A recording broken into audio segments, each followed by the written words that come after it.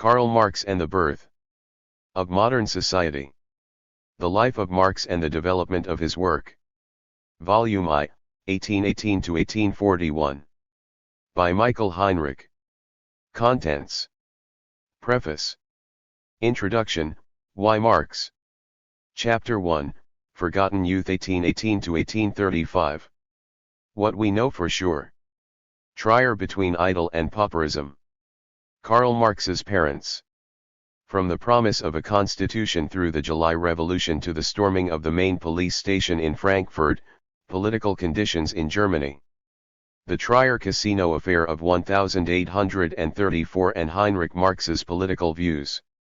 The fatherly friend, Johann Ludwig von Westphalen. Karl Marx at Gymnasium. Bonds and impetuses. Chapter 2, Awakening and First Crisis 1835-1838. Interlude in Bonn. Jenny von Westphalen. The first year in Berlin. The first intellectual crisis, the turn away from poetry and transition to Hegel's philosophy. Conflicts with Jenny and Marx's father. Chapter 3, The Philosophy of Religion, the beginnings of young Hegelianism, and Marx's dissertation projects, 1838-1841. Marx's life in Berlin. 1838-41. The critique of religion in the 18th and early 19th century. Hegel's philosophy of religion and the debates of the 1830s. The beginnings of young Hegelianism. Bauer and Marx. Marx's dissertation projects. Appendix, How is biographical writing possible today? On the methodology of a Marx biography. Glossary of names. Marx family tree. Bibliography. Index. For Karen, with whom so much began. Preface. For instance, Meyer's Conversations Lexicon wrote a long time ago asking me for a biography. Not only did I not send one, I did not even reply to the letter. Karl Marx, Letter to Ludwig Kugelmann, October 26, 1868. Karl Marx probably would not have wanted a biography, and certainly not one planned for multiple volumes. He emphasized to Wilhelm Bloss in Hamburg that neither of us cares a straw for popularity. Let me cite one proof of this. Such was my aversion to the personality cult that at the time of the International, when plagued by numerous moves originating from various countries to accord me public honor, I never allowed one of these to enter the domain of publicity, nor did I ever reply to them, save with an occasional snub. This work is not concerned with the cult of personality. Marx is neither placed on a pedestal, nor is he condemned. Nor is history, not even the history of the creation of important theories, reduced to the influence of great men. It is concerned with the historical process in which Karl Marx developed as a person, as a theorist, as a political activist, and as a revolutionary. This was a process in which Marx intervened not only through the publication of his analyses and commentaries, but also through the founding of newspapers and his efforts to reshape organizations such as the Communist League or the International Working Men's Association. Already in the last decade of his life, a broad and increasingly international reception of his work began that has continued up to today. In the 20th century, multiple revolutions and state formations aimed at overcoming bourgeois-capitalist relations referred to Marx's theories. A huge number of political parties and groups that exhibited large differences and in part vehemently fought one another referred to themselves in the 20th century as Marxist. This enormous political influence was accompanied by a transformation of Marx the person by adherents as well as opponents into a positive or a negative icon. At the same time, Marx's extensive work was usually only taken up very selectively. That which Marx published himself was only the tip of a gigantic iceberg that only saw the light of day gradually in the 20th century. Every generation was familiar with a different set of complete works from which one could cherry-pick. Only now, at the beginning of the 21st century, are we close to having an overview of Marx's complete works with the aid of the new, but not yet completely published, Marx-Engels Gesamtausgabe. Whereas Marx emphasized again and again how time-bound all intellectual production is, his own work was frequently extricated from the conditions of its creation and regarded as a system of timeless statements. Marx's enormous learning processes, which repeatedly led to theoretical new beginnings and revisions, and above all left behind unfinished work, were often not really noticed. Marx had to always already be Marx. In contrast, in the last few decades a necessary historicization was often spoken of, the necessity of placing Marx's life and work in historical context. This was in part an act of defense. The historicized Marx was to be an object of history with nothing more to say to us today. In part, this was also an obligatory exercise in order to continue on as before. But an adequate historicizing requires not only a change of one's line of vision, to the extent that one devotes more attention to the historical background, it's also a real research task in which this or that certainty is left by the wayside. When reading many Marx biographies, one can get the impression that the statements about Marx were decided beforehand, and the biographical material merely serves to buttress already existing results. In contrast, I admit that the work on this biography over many years led to changes in my picture of the person, as well as his work and its development. And this research process is far from finished. This first volume of this book deals with Marx's youth in Trier and his studies in Bonn and Berlin, with his doctoral dissertation as his first independent work. In some Marx biographies this is the material for one or two brief introductory chapters. Things first appear to get interesting after that. I hope to disprove this judgment.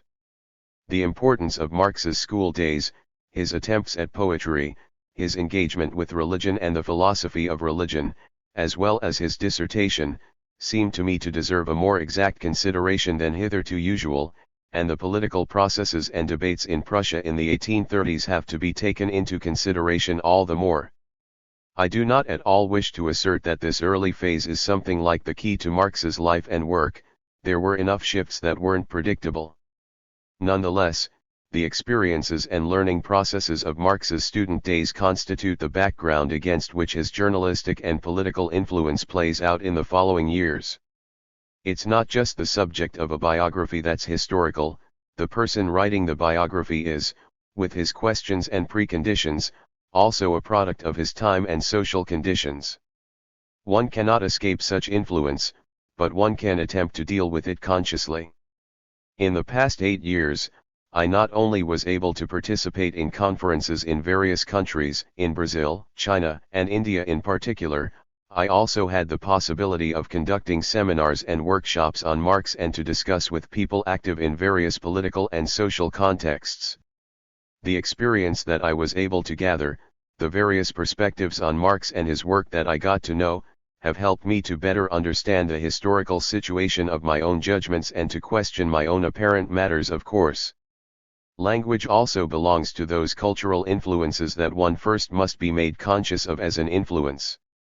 It has often been criticized that in German as well as other languages the male form is at the same time regarded as the universal one, encompassing both genders. Despite various attempts to overcome this, no alternative has been successfully established. I will attempt to explicitly state repeatedly that social struggles were led not only by men but also by women. I would not have been able to write this book without help from others. For reading parts of the manuscript, for numerous suggestions, encouragement, and critique, I thank in particular Valeria Bruschi, Anna Das, Andrei Dragasai, Raymond Feld, Christian Frings, Pia Garsk, Jorge Grespan, Rolf Hecker, Jan Hoff, Ludolf Kuchenbuch, Martin Kronauer, Sophia Lalapoulou, Christoph Lieber, Kalgia Lindner, Urs Lindner, Janis Milios, Hanna Muller, Antonella Mujapapa, Arno Netzband, Sabina Nuss, Oliver Schlad, Dorothea Schmidt, Rudi Schmidt, Hartwig Schuck, Kim Robin Staller, Ingo Stutzel, Anne Wiesenthal, Patrick Ziltner. I thank Michael D. Yates and Martin Patio at Monthly Review Press for their cooperation, patience, and understanding. Finally, I wish to thank Alexander Locasio for an excellent translation. I thank the Stadtmuseum Simeons Tift Trier for the kind permission to use the portrait of Marx drawn by Heinrich Rispach, as well as Johann Anton Ramboe's painting of Johann Hugo Wyttenbach. On citation. Texts by Marx and Engels are cited according to the new Marx-Engels Gesamtausgabe appearing since 1975 and the Marx-Engels collected works. For the mega, the Roman number refers to the section, the Arabic number to the volume, and then the page. So mega 3/1, 15 means the third section, first volume, page 15. In the case of the MECW, the volume number is followed by the page.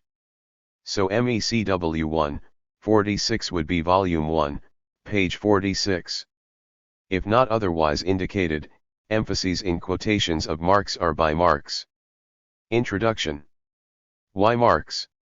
A journey by sea and a book. The trip lasted more than 2 days. On April 10, a Wednesday, the John Bull had left London at 8 a.m., on Friday, the steamship arrived in Hamburg at noon. The passage was stormy, and most of the passengers had taken to their bunks with seasickness. Only a small group had braved the storm in the common room, where they listened to a German passenger tell adventurous stories. He had spent the last 15 years traveling through eastern Peru and had gone into territories that had barely been explored. With a cozy frisson, the audience listened to the anecdotes about his encounters with the indigenous inhabitants and their for Europeans so foreign customs. One of the passengers entertained by these stories later wrote, "So cannibalic jolly, as 'twere 500 hogs." Whoever is wondering about this strange formulation should know that it comes from Goethe's Faust, one of this passenger's favorite books. The man in question was of neat appearance, about 5 foot 6 inches tall, and slightly stocky. His still very full but already grayed hair covered his head in even waves combed backwards, which emphasized his already broad brow. The only things as black as his hair used to be were his bushy eyebrows, from under which a pair of attentive dark brown eyes twinkled. His face was covered by a thick full beard, in which black and gray were mixed. The man was in his late 40s, but the amount of gray in his hair and beard made him look about 10 years older. He was an imposing presence. When he spoke, one could still hear the jovial inflection of the Mosul region, which indicated where he had spent his youth.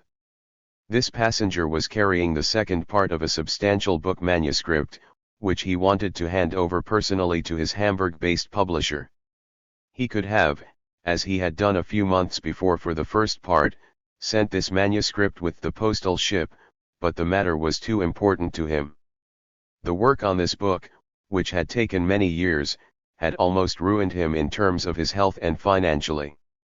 And even worse, his wife and children had also suffered heavily under the constant strain and destitution, and were still suffering. In a letter, he had written that he had sacrificed his health, happiness, and family to this work.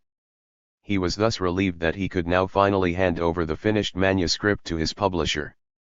After a few delays in the preparation and correcting of the galley proofs, the work was published in September of 1867, its title, Das Kapital, Kritik der politischen Ökonomie. 23 years earlier, in 1844, Karl Marx had begun preparatory work for a fundamental critique of economics. In 1845, he even had a contract with a publisher to write a 2-volume work of Kritik der Politik und Nationalökonomie. At the time, Marx was an up-and-coming young author, who in 1842-43 as editor-in-chief of the liberal Rheinischen had run-ins with the Prussian authorities, until the newspaper was finally banned. The young Marx was regarded as witty and educated in equal measure. While his pointed pen was regarded critically by Prussian censors, some publishers had an open-minded attitude toward him.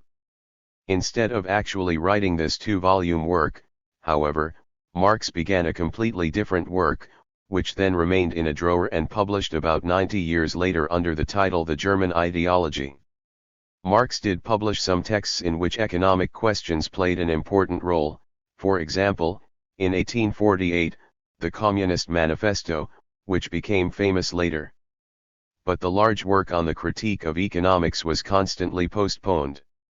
During the turbulent times of the 1848 revolution, in which Marx played an important role as the author and editor-in-chief of the Neue Rheinische-Zeitung, he didn't have time for long theoretical treatises. After the defeat of the revolution, Marx needed to leave Germany with his family as quickly as possible. As was the case for many other political refugees in this period, London was for him the last, rather miserable, resort. The Marx family was only able to survive there thanks to the generous support of their friend Friedrich Engels. In London, Marx also followed his plan of composing a comprehensive analysis of the capitalist economy. In a certain sense, it was in London, then the center of capitalism, that Marx recognized the amount of material that would be necessary for this analysis, and thus it would be years before he could even think of a finished publication. Not without difficulty, Marx found a publisher, but then delivered only a brief overture to the planned large work, 2 chapters dealing with the commodity and money, published in 1859 under the title Zur Kritik der politischen Ökonomie. Erstes Heft. When Marx was on his way to Hamburg, to a different publisher, this work had already been published 8 years before. From the viewpoint of its impact, the short book published in 1859 proved to be a considerable misfire.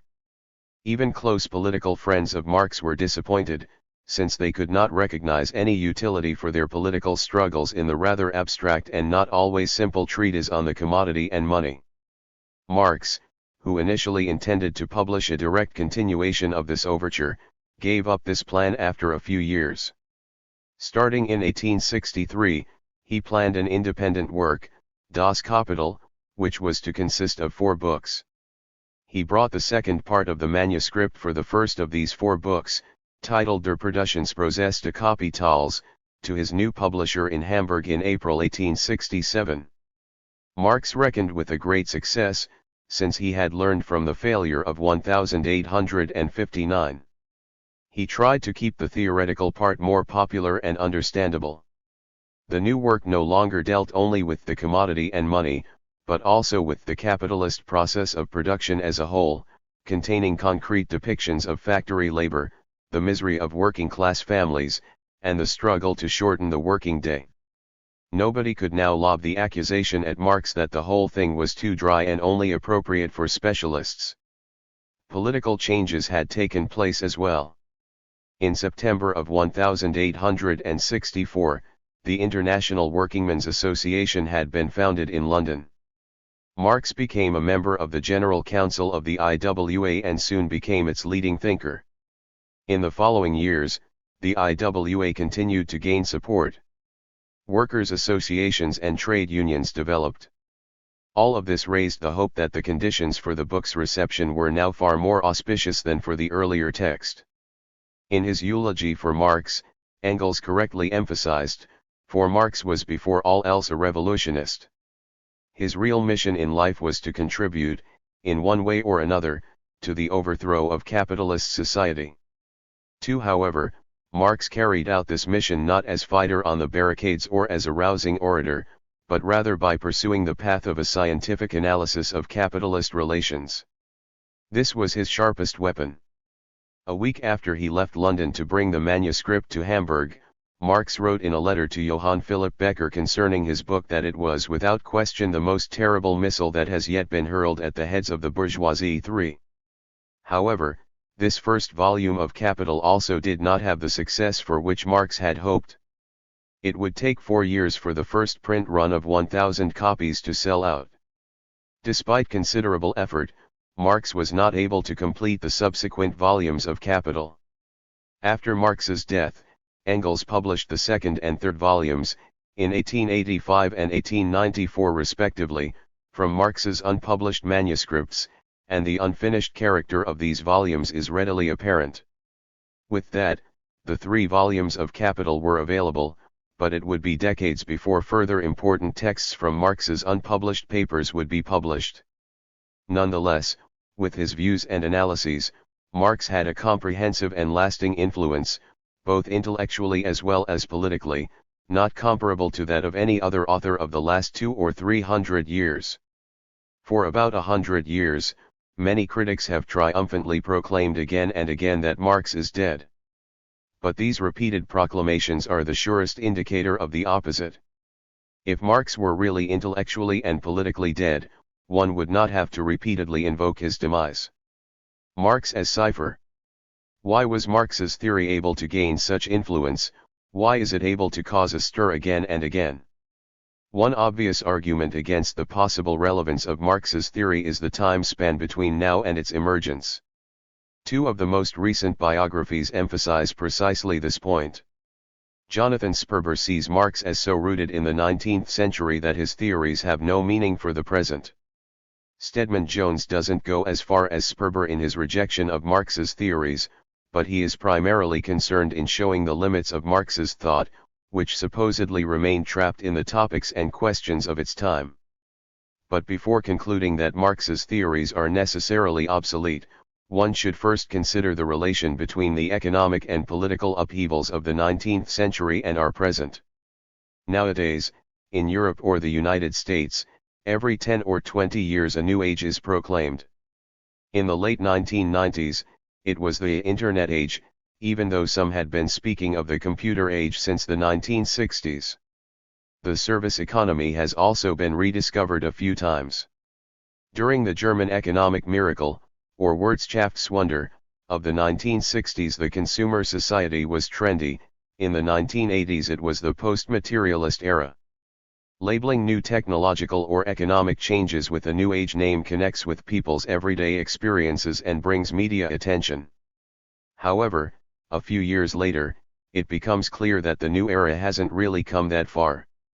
In light of crisis, unemployment, and precarious employment, the all-too-pretty constructions of a post-materialist and post-capitalist era have lost much of their earlier plausibility. It's all too easily forgotten how many fundamental social and economic structures, despite all changes, have remained the same, or have developed further within a predefined and discernible framework. Many of the technical, economic, social, and political foundations of modern European societies and of modern capitalism were created during the phase of upheaval that occurred between 1780 and 1860. Knowing how close the last phase of this time of upheaval is to those of us in Western Europe and North America, and how far we are from the period before 1780, can be made clear with a little thought experiment. Let's imagine that an educated person from France or England in the year 1710 woke up 150 years later in France or England in the year 1860. This person would not only marvel at the many changes, but it would be difficult to explain to him or her what, for example, a telegraph or a steam engine is. After many millennia in which the horse and the sailing ship were the fastest means of movement, now previously unimaginable quantities of people and goods were transported by locomotives and steamships in a much shorter time. Whereas this person from the year 1710 would only be familiar with small cottage industries, which were not much more than a continuation of handicraft workshops, now there would be enormous factories with gigantic machines and smoking chimneys at which to marvel. Whereas earlier, wage workers had only existed in the form of simple day laborers, and the vast majority of the population lived in the countryside, now an immense process of revolutionary change would be underway. The countryside would be emptying out while the cities would be constantly growing. The number of wage laborers employed in industry would be increasing with tremendous speed. However, this new working class would not just be increasing numerically, it would be organizing itself in clubs and political organizations, demanding political participation. The divine right of kings was still being asserted, but it was radically doubted by broad swathes of the population. Even religion itself had been losing considerable ground. Instead, the demands for popular sovereignty and universal suffrage were becoming widespread. The visitor from the year 1710 would have been familiar with newspapers, but primarily as an irregular medium published in small print runs, providing curious news for a small educated stratum of the population. In 1860, regularly published daily newspapers with large circulations were firmly established. They were the first instance of mass media. Papers not only provided news but acted as a forum for publicly held important political debates. People's outward appearance also had changed radically. With a powdered wig, breeches, and silk knee stockings, a wealthy member of the bourgeoisie or aristocracy would not be particularly noteworthy in the year 1710 in England or France, in strong contrast to the year 1860. Such clothing would still be known, for example in the English court, but only for official occasions, and as a quotation from a past era. It would be an entirely different case, on the other hand, if we would take a similarly educated person from the Western Europe of 1860 and transport him or her 150 years later to the year 2010. This person would also find himself or herself in an initially foreign and surprising world, but would have far fewer problems understanding contemporary conditions. If this person were a man, his clothing wouldn't deviate too much from ours. A man dressed like Karl Marx would hardly arouse attention walking through the streets of Paris or London today. Even the internet could be made understandable to this person rather quickly, as a more developed telegraph system, in which everyone has a telegraph connection at home and in which not only Morse code, but also pictures and sound could be transmitted. Steam locomotives had developed into electric locomotives and were even faster. And just as the steamship revolutionized travel by sea, airships have made possible the conquest of the air. Capitalist industrial enterprises have in part gotten even bigger and have more efficient machines. Popular sovereignty and universal suffrage are no longer regarded as radical political concepts but are recognized in principle in many parts of the world, and more or less implemented. Mass media exist not only in print form, but also as electromagnetic broadcasts in the form of radio and television. Whereas for the person transported from 1710 to 1860 the changes would constitute a deep break with pretty much everything he or she previously regarded as obvious and immutable, most of the changes could still be integrated into his or her range of experience. To a considerable extent, they are improvements and developments in that which is already familiar. If one considers the qualitative difference of the before and after to just take one sphere, steam locomotives, steamships, and the telegraph are fundamental historical changes with regard to human mobility and communication over large distances. They mark a greater change than the airplane and internet do compared to the steamship and telegraph. It's not an exaggeration to see in the economic and political upheavals that took place between 1780 and 1860, initially in Western Europe and North America, an epochal rupture in the history of humanity. The economy was increasingly dominated by a modern capitalism, which not only dominated trade, as in earlier centuries, but also production, accompanied by recurring economic crises. Concomitantly, in Western Europe and North America an increasingly secular society emerged in the 19th century, one based upon the formal equality and individual freedom of citizens with considerable material inequality. This epochal rupture is still determinant for contemporary social and economic conditions, even if, considered at a global level, there's considerable differentiation in terms of varieties of capitalism as well as political systems. Marx was a child of this epochal rupture, and his reflections on it were among the most outstanding ever made. With the expression modern society, which I use in the title of this book, Marx aimed precisely at the difference between pre-capitalist, pre-bourgeois societies, and capitalist, bourgeois societies. In the preface to Capital, he writes, "It is the ultimate aim of this work to reveal the economic law of motion of modern society."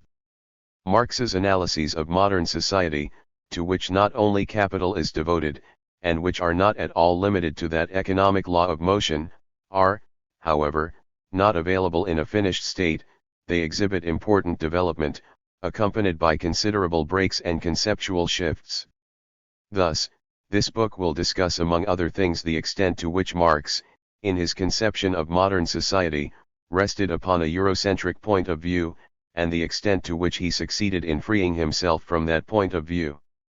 The assertion of capitalist relations in production was the fundamental motor of previously unknown social and economic changes in Europe as well as worldwide. Capitalism as a mode of production, once it emerged, had the tendency to expand and undermine pre-capitalist relations. However, the result of this process of expansion was and is not uniform. In the process of its historical consolidation, the capitalist mode of production was based not only on free wage labor, but also upon slavery and other forms of unfree labor, which have not completely disappeared today but are reproduced again and again. The political forms that accompanied capitalism were also extraordinarily diverse, and did not always develop in the direction of a parliamentary system, the separation of powers, and human rights, as, for example, the fascist regimes in Europe in the first half of the 20th century made clear. Considered in a global context, modern capitalism shows itself to be anything but homogeneous. In Capital, Marx examines the basic structures of modern capitalism, and not only in the limited economic sense that characterizes the doctrine of the field of economics today, but rather as a social relation, as the foundation of the dynamic of class relations and class struggles. These basic structures of capitalism, which Marx had analyzed more comprehensively than anyone else, are of fundamental importance for most societies today. Yet his analysis is not at all limited to the conditions of British capitalism. These serve, as he emphasized in the preface to the first volume of Capital, only as an illustration of his theoretical development.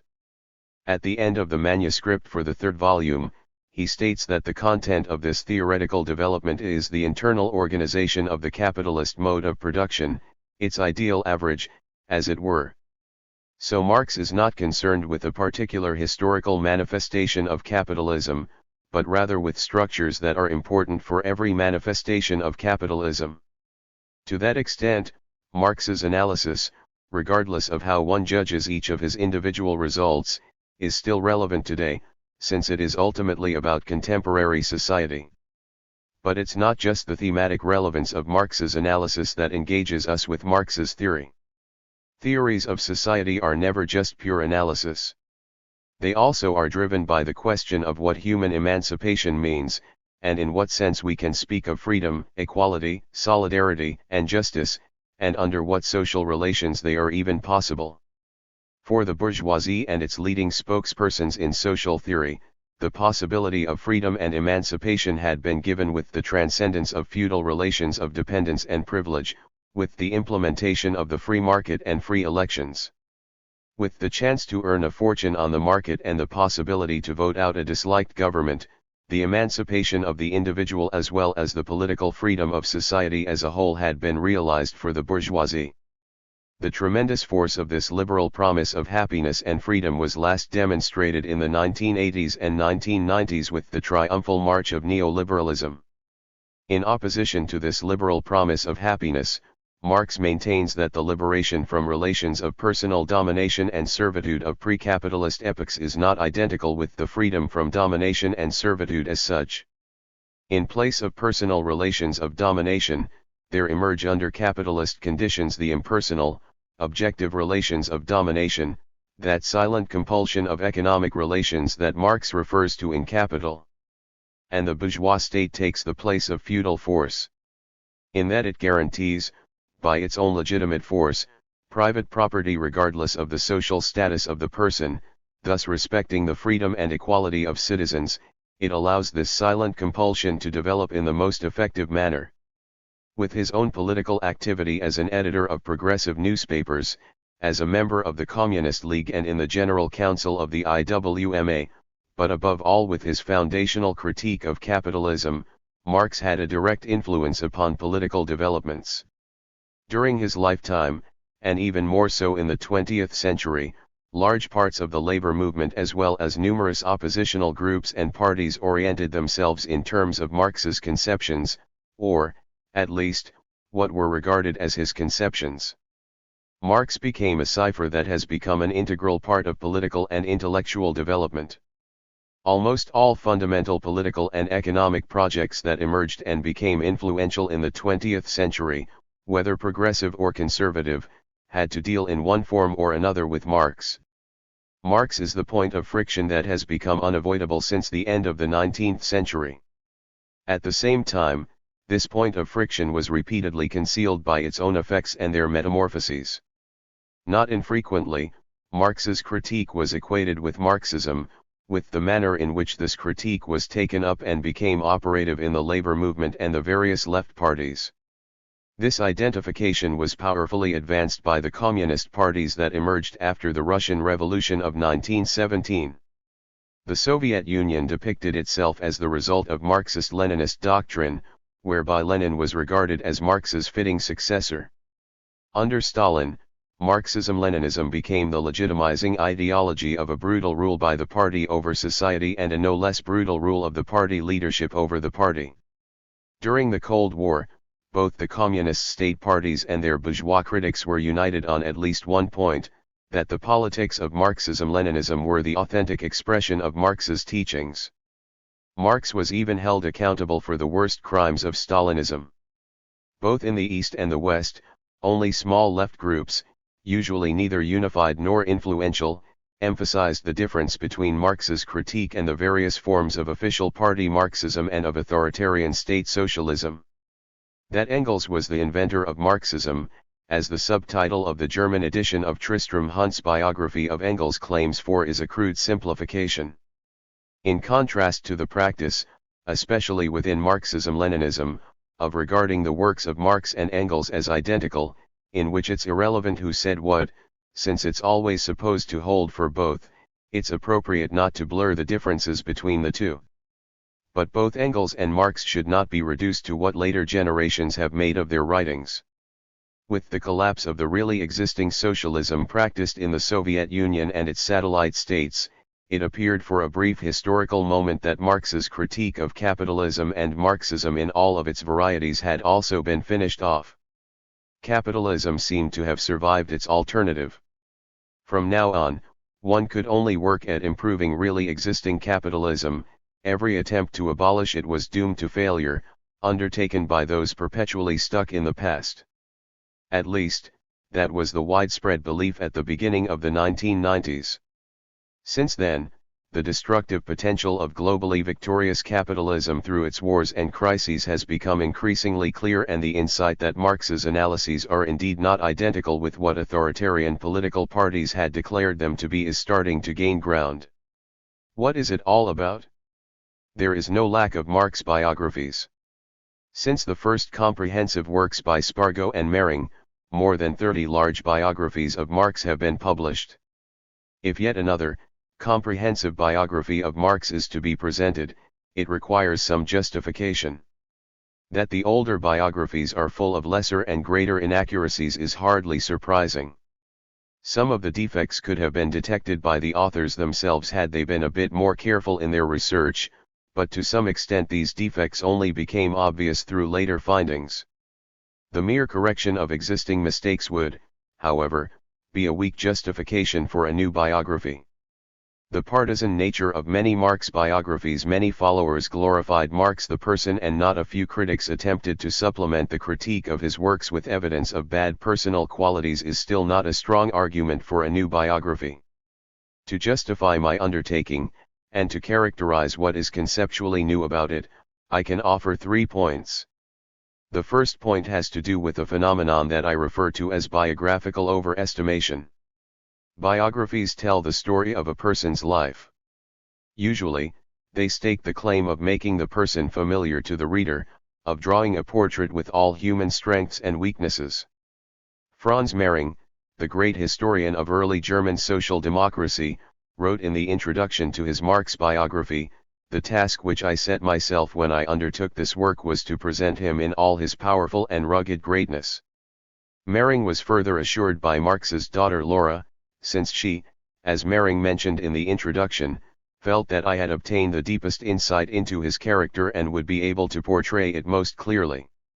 Other biographers might not state things so clearly, but often have the same pretension of being able to enter into the character of the person whose life they are depicting.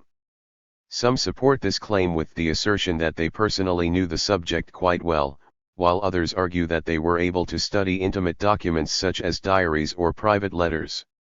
Thus, in the 1930s, the complete letters of Marx and Engels, which had just been published for the first time, served as justification for the work of many Marx biographers, because now, finally, one had access to the private Marx.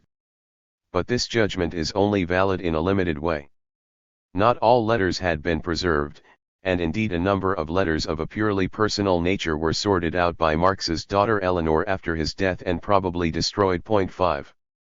Many readers take the comprehensive claims of biographers at face value and believe after having read a biography that they know not only the profiled author, artist, or politician, but also the person. Although John Spargo and Franz Mehring, for example, had not known Marx personally, a biography can only fulfill the claim of revealing the essence or character of a subject in a fragmentary way. Every person has a sphere of thoughts, feelings, and desires of which he or she is more or less aware but does not share with anyone or with very few trusted people. As we all know from experience, our fears and hopes, vanities or longings for revenge, play an important role in what we do, without us necessarily revealing that to others. Through the careful evaluation of letters, diaries, and statements by friends and relatives, a biography can illuminate certain backgrounds or make it clear that a work or public intervention perhaps came to be in a way different than was previously commonly assumed. But we can never be sure whether we have found out all the motives and intentions of the depicted person. I am not referring here to a sphere of the unconscious, but rather to that which is conscious to the person in question, what the person perhaps discussed within a close circle, but concerning which there is no longer any testimony. The claim to present the essence of another human being is a massive overestimation of the possibilities of a biography. However, it's an overestimation that comes naturally to mind. Dealing comprehensively with a person's life, reading their most intimate letters, penetrating their public and private conflicts, this all creates the impression in the biographer of having achieved a deep familiarity with the profiled person. One believes that one knows the person depicted exactly, what they felt, why they reacted one way and not another. That's why many biographers tend to regard the suppositions that appear to them to be plausible as facts and to present them as such. That is fatal for the reader. If an author makes clear that he or she is expressing a supposition, then the critical reader is challenged to evaluate the plausibility of this supposition according to the state of his or her own knowledge. If, on the other hand, an author presents a matter as a fact proven by sources, then the reader tends to accept the matter, assuming that the author has carefully evaluated the sources. If the author does not distinguish between somewhat secure knowledge, more or less plausible suppositions, and mere speculation, and even augments them with vulgar psychology, then the border between biography and biographical fiction has been crossed. This is then the first starting point of the present biography, avoiding any biographical fiction. That does not mean I will dispense entirely with suppositions. I will distinguish exactly, however, between that which we can more or less assume to be true on the basis of the existing sources, that which we can only suppose, and what we simply don't know. The demand to distinguish between relatively secure knowledge on the basis of sources and mere supposition might sound obvious to some readers, whereas others who are familiar with more recent epistemological debates might object that the strict demarcation between secure historical facts and mere suppositions is not at all as simple as it sounds. But my point is not to give a green light to naive positivism, which believes that science can be reduced to the affirmation of facts. Rather, my concern is the manner of dealing with sources and reflecting upon the status of statements that are made on the basis of these sources. If one writes, for example, of the intentions connected with a specific act, then it makes a huge difference whether the ascertainment of this intention is based upon a self-description by the person in question, or whether it is merely a conclusion arrived at from certain clues. Such a difference should not be blurred in the presentation. In many Marx biographies, the way in which sources are dealt with is questionable. Some authors, like Friedenthal, for example, do not cite detailed sources at all for some statements, thus preventing them from being checked. Others provide sources, but do not work critically with those sources, satisfied that they are able to provide any kind of source at all for a specific statement. But when the source turns out to consist simply in a reference to an assertion in another biography, which in turn does not name a source, then the citation isn't worth much. In some Marx biographies, such as Wien's, there are a number of products of fantasy that are simply given without a source. In contrast, Sperber has provided the Marx biography with the greatest number of sources thus far. On almost every page, there are multiple notes with bibliographic references, so that one has the impression that even the most minor statements are proven by sources. Unfortunately, this is not always the case. If one checks the references, then not unfrequently it turns out that the sources do not provide proof of the assertion in the respective passage. I will also deal with some of Sperber's fictions. In this biography, I have attempted to provide the most reliable source possible for every important biographical assertion and, if necessary, discuss how reliable the source is. Furthermore, I've made the effort to distinguish exactly between that which the source proves and that which can perhaps be supposed on the basis of the source. Whereas many biographies are similar to an Entwicklungsroman, written from the perspective of an omniscient narrator, the present biography is at times more like a crime novel. What does a certain text say? How reliable is the statement of a third party? What can actually be concluded on the basis of a certain clue? These investigations do not always lead to a clear result. The second starting point with which this biography can be justified concerns the relationship between life and work. There is still not a Marx biography that takes both life and work into account in equal measure. Most biographies make do with a short excursion into the work. Many biographers only have a superficial knowledge of Marx's theory, which doesn't stop some of them from making far-reaching judgments. One exception is McClellan's biography, which attempts a systematic consideration of Marx's work based on the author's expertise. A further exception is the 3-volume double biography of Marx and Engels that was published by Augusta Cornu between 1954 and 1968, but which only goes up to the year 1846. For this period, Cornu's work has not yet been surpassed in terms of both comprehensiveness and detailed knowledge, even if in a number of individual points it contains factual errors and at times questionable judgments.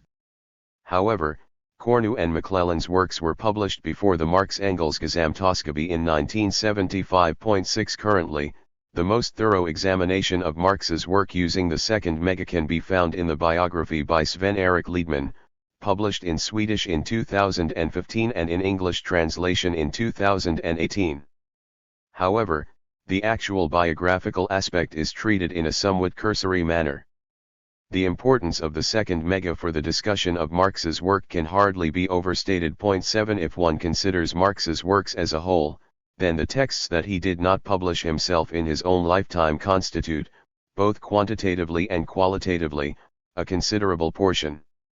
Their posthumous publication occurred with, in part, very long interruptions, so that since the end of the 19th century, every generation not only posed different questions to Marx as the problems changed with the times, but was also familiar with the different complete works of Marx. The individual editions were of widely varying quality in terms of faithfulness to the texts. The texts not published by Marx were worked out to different degrees. The early editors, starting with Friedrich Engels, who published the second and third volumes of Capital, attempted to make the posthumous texts more readable and, above all, more systematic, so that the edited text would more closely resemble the form for which Marx had been striving. But the editorial interventions, rearrangements, and reformulations were accompanied by shifts in substance. Above all, the ambivalences and ruptures that one finds in the original manuscripts were overlaid. The reader received a more or less strongly edited text without clarifying the extent of the editing. Point 8 For that reason, with the second mega, the works of Marx and Engels are for the first time actually available. They are complete, since all manuscripts and excerpts are published, and they are original, since the manuscripts are available in their original state, without editorial interference. Point 9 With the mega, for the first time we can deal with the works of Marx and Engels on the basis of a secure textual foundation. For each text, the apparatus volume outlines the condition of the text's emergence and transmission, and thus the mega provides a wealth of biographically relevant information. Point 10. But why should someone primarily interested in Marx's work read an extensive biography of Marx at all? Isn't it enough to deal with the arguments that Marx made? Despite all Marxist attempts at constructing a system, it cannot be overlooked that Marx's work remained a torso. Most of the fundamental works are unfinished, and in part they consist of unpublished manuscripts. In this situation, it is common to refer to Marx's extensive letters, which partially provide substantive additions and explanations. But letters are completely different than published texts or unpublished manuscripts. In letters, one engages with friends, one attempts to explain something to acquaintances, or to convince publishers of a certain project. We must rely therefore on the biographical context to have an adequate understanding of letters and that which is stated in them or what, in fact, cannot be stated in them. But that isn't the only reason to occupy oneself with the biography, even if we are primarily interested in Marx's theories. Marx's work is not just a torso, it is a succession of torsos. It consists of a continuous sequence of attempts that were broken off, of new beginnings that were not continued, or continued in another form. These different approaches contain not only thematic shifts and substantive tangents, but also, again and again, new theoretical conceptions and breaks with previous conceptions. Marx did not accept his own work from critique. If we survey the development of his work as a whole, then both important continuities as well as multiple strong ruptures can be recognized. In the last 70 years, many discussions revolved around whether Marx's intellectual development must be regarded as a continuous enterprise, in which no fundamental changes occurred after the economic philosophical manuscripts of 1844, or whether there was a rupture in the development, which is usually dated from the Theses on Feuerbach or the German ideology from 1845. It appears to me that both the continuity hypothesis as well as the notion of a break, with the widespread contrast between a young Marx and a mature Marx, miss the complexity of Marx's work and his development. Marx always followed multiple thematic trajectories. Even if he became strongly occupied by political economy after 1843-44, this development did not necessarily progress toward capital as the major work. Alongside the critique of political economy, Marx was concerned, after 1843, with a critique of politics and the state. His investigations range constantly across multiple fields. And alongside the main lines, there is an abundance of intermittently appearing and disappearing offshoots. Among other things, Marx dealt extensively with mathematics and the natural sciences, with anthropology and linguistics, and again with historical questions. The breadth of this thematic diversity is made clear by the consideration of the countless newspaper articles that Marx wrote and, above all, his excerpt notebooks, which will be published in their entirety for the first time in Section 4 of the Mega. Beyond that, Marx was not only a scholar who conducted research, but also a political journalist who composed an enormous number of articles for newspapers and journals. And he was a revolutionary political actor who entered into alliances, who participated in the construction of different organizations, and who was caught up in political conflicts that led to deep differences with former allies and to persecution by the state. However, scientific work, journalistic interventions, and political engagement were never neatly separated. The scholarly insights achieved by Marx influenced the direction of his journalistic and political activities.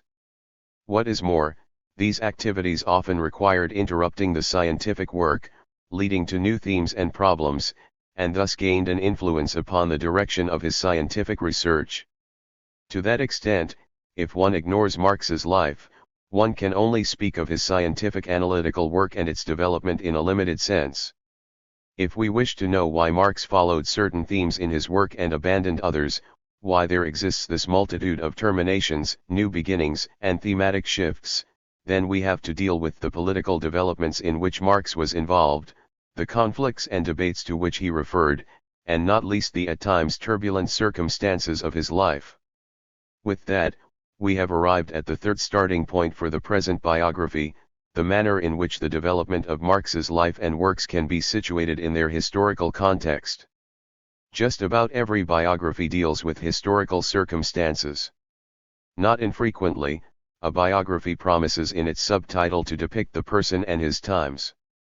There is no Marx biography that doesn't address the history of the 19th century, though frequently this remains limited to political history and doesn't constitute much more than the general background for telling the story of Marx's life. Precisely because the big milestones in the development of Marx's life and work are known, a more or less strong necessity of this development is assumed. But if one wishes to approach the breaks and contingencies, then their conditions need to be made clear. That is not just the case for the conditions of the story of Marx's life in the narrow sense, but also for the general conditions within which Marx's intellectual scientific development occurs. Thus, not a few critics of Marx tend to disdain the originality of Marx's achievements and turn him into a second-class student of Ricardo, Hegel, or Feuerbach, without examining in detail the relation of Marx to these authors. In an exact inversion, many Marxists tend to inflate Marx. Ricardo, Hegel, and many others are named as sources, but their contributions are assumed to pale next to Marx's. Not infrequently, Marx's judgments not only about Smith, Ricardo, Hegel, and Feuerbach, but also earlier companions such as Bruno Bauer and Ferdinand Lassalle or later opponents such as Michael Bakunin are uncritically adopted and made the measure of the presentation. But Marx's attitude toward the people named changed, sometimes multiple times. A simple judgment is not enough. And not least, Marx's judgments must also be subjected to critical scrutiny. Marx's life and work can only be presented adequately if the contemporary conflicts in which Marx was involved do not shrink into mere background, and if both Marx's friends and enemies don't just become extras. That a biography of Marx must also deal in depth with the life and work of Friedrich Engels, who not only provided Marx with enormous material support, but was his most important discussion partner and comrade in arms for almost 40 years, is a matter of course, as is the fact that his wife, Jenny von Westphalen, also played an important role. However, in a few phases of his life, other people as well were of great importance for Marx, and they also deserve detailed consideration. To situate Marx comprehensively in the conflicts of his time, to make clear his original contributions as well as his intellectual dependencies and limits, is a task that has not been adequately performed in previous biographies. Point 11. For that reason, I will deal extensively not only with the politics, but also the science of the 19th century, with Marx's sources and his contemporaries, including a few that did not have any close relationship to him. This reaches a fundamental problem of biographical writing. Is it in fact possible to pick out a single person, a single life from history? For historicism, the dominant form of historiography, primarily in Germany, in the 19th and early 20th century, this was self-evident, since one assumed that history was made by great men with which the biographer empathized in order to understand their actions. Biography thus became a central component of historical research and explanation. If, however, we take into consideration the importance of structural conditions within which social life occurs, then the matter is no longer so simple. In the debates that were conducted in the 20th century concerning the possibility of biographical writing, a considerable skepticism developed, which in the case of the famous French sociologist Pierre Bourdieu led to a fundamental antipathy, since according to Bourdieu every biography rested upon the illusion of a demarcated life. What is correct about this critique is that one cannot separate human beings from the conditions under which they act. Nonetheless, neither their actions nor thoughts are completely determined by the respective conditions. Some things are made possible while others are made impossible, some things are suggested by circumstances while others can only be achieved by overcoming great hindrances. The preconditions of our thoughts and actions are not static, they are changed by human activity, which leads to the emergence of new possibilities for action, while the existing possibilities are altered. A person is not simply a fixed unity that, on the one hand, receives influences and from which, on the other hand, effects emanate. But a three-part presentation based upon such a simplifying scheme often forms the foundation of many biographies. After the shaping of the person in youth and early adulthood, the focus is placed upon the direct effects upon the mature adult, and finally upon the last stage of life and the person's legacy of the person in question. Point 12. But the person is not a fixed unity, but the result of a permanent process of social constitution occurring at different levels. To that extent, a biography is not just concerned with understanding a person, but also with the historical conditions, the course and the consequences of this constant, unconcluded constitution process, and the work that always emerges anew and differently from it. In the present biography, I have avoided the division into such crude life phases. In the division into chapters, I orient myself, on the one hand, upon the respective external conditions under which Marx lived, in which cities, with what activities, and, on the other hand, upon the development of his thoughts and work. Temporal overlapping between the chapters as well as looks ahead and looks back cannot be avoided. The fact that this biography encompasses multiple volumes is due to the scope of the material. But the division into individual volumes in no way involves presenting discrete phases of Marx's life or work, which is why I have numbered the chapters continuously through all 3 volumes. 1. Forgotten Youth 1818 to 1835. The young man made an impression, a tremendous impression. Be prepared to meet the greatest, perhaps the only real philosopher living now. When he will appear in public, he will draw the eyes of all Germany upon him. Is still a very young man, hardly 24 years old, but he will give the final blow to all medieval religion and politics. He combines the deepest philosophical seriousness with a cutting wit. Can you imagine Rousseau, Voltaire, Holbach, Lessing, Heine, and Hegel combined, not thrown together in one person? If you can, you have Dr. Marx. Moses Hess, who wrote these lines in 1841 to his friend Bertold Auerbach, was 6 years older than Marx, and the author of 2 books in which he had attempted to give the most recent philosophy a political twist. The young Marx, in contrast, had at this point not published anything other than 2 poems. Nonetheless, his friends regarded him as a future star in the philosophical firmament. The young man did not just make an impression upon his friends. Just 24 years old and without practical experience in any profession, in October of 1842 he was made part of the editorial staff of the Rheinische-Zeitung in Cologne. This was not a small local rag, but rather the mouthpiece of the liberal Rhineland bourgeoisie. Well appointed with capital as a joint stock company, the Rheinische-Zeitung was on its way to becoming one of the most important German newspapers. How could it be that the young Marx was able to make such an impression upon his environment so early in his life? Marx was born in 1818 in Trier, at the time a tiny little city in the far western part of the Kingdom of Prussia.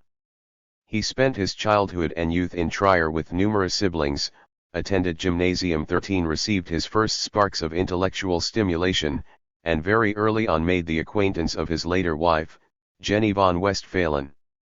Family, school, friends, the environment in which one grows up, experiences and conflicts during one's youth and childhood, all of this has a considerable influence upon a person's development.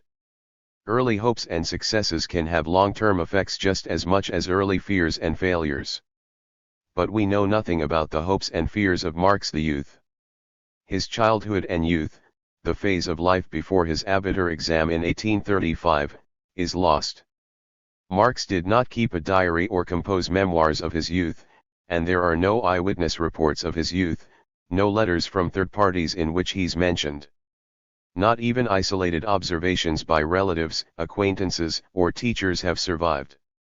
Even later, when Marx was a well-known personage, none of his fellow pupils published any kind of recollections concerning him. Only his youngest daughter Eleanor shared 2 small anecdotes after his death, both unspecific in terms of time period. Otherwise, only a few pieces of information can be gleaned from official documents. What we know for sure: Karl Marx came into this world in Trier on May 5, 1818, a Tuesday, around 2 o'clock in the morning, as the child of Heinrich Marx and his wife, Henriette, née Presburg. That's what is recorded in the birth register of the city of Trier, which gives the child's first name as Karl. 14 Marx usually wrote Karl, the double name Karl Heinrich that shows up in many biographies was used only during his time as a student. 15. Karl was not his parents' first child. In 1815, their son Moritz David and in 1816 daughter Sophie had been born. However, Moritz David died in 1819. In the years following, further siblings were born: Hermann, Henriette, Louise, Emily, Caroline, and Edward, so that Karl grew up with 7 siblings total. However, not all of them would go on to live long lives. Edward, the youngest brother, was 11 when he died in 1837. 3 other siblings were hardly older than 20 at the time of their death. Hermann died in the year 1842, Henriette in 1845, and Caroline in 1847. In all cases, the cause of death was given as consumption, a widespread illness in the 19th century. The 3 remaining sisters lived considerably longer. They also survived their brother Karl. Sophie died in 1886, Emily in 1888, and Louise in 1893. Parents Heinrich and Henriette had married in 1814. Both came from Jewish families that converted to Protestant Christianity. Karl Marx was baptized on August 26, 1824, along with his then 6 siblings. At this point, his father had already been baptized. The exact date, however, is not known. His mother was baptized a year later, on November 20, 1825. On the occasion of the baptism of her children, according to the entry in the church register, she wanted to wait with her own baptism out of consideration for her still living parents, but she wanted her children to be baptized. Marx's father was a well-regarded lawyer in Trier, and his income allowed his family a certain affluence. Both the house on Brücking Ass, which the family rented and in which Karl was born 16, as well as the somewhat smaller, but centrally located house on Simeonstrasse that the family purchased in the autumn of 1819 and in which young Karl grew up, were among the better bourgeois homes of the city. As the school tuition payments verify, the 12-year-old Karl was accepted in the winter semester of 1830-31 to the Quarta, that is, the 3rd grade, of the Trier Gymnasium. He took the Abitur exam in 1835, at the age of 17. His Abitur tasks are, except for a poem that's probably even older, his earliest texts. We don't know whether Karl attended an elementary school. Elementary schools at this time were not particularly good, and since Karl began with the 3rd grade of gymnasium, he presumably received private instruction before his admission. The bookseller Edouard Montigny mentions in a letter to Marx from the year 1848 that he had once given him writing lessons. Personal information about Marx's youth is only available from 2 anecdotes handed down by his daughter Eleanor. 12 years after Marx's death, she wrote, "My aunts say that as a little boy he was a terrible tyrant to his sisters, whom he would drive down the Markusberg at Trier full speed and, worse, would insist on their eating the cakes he made with dirty dough and dirtier hands.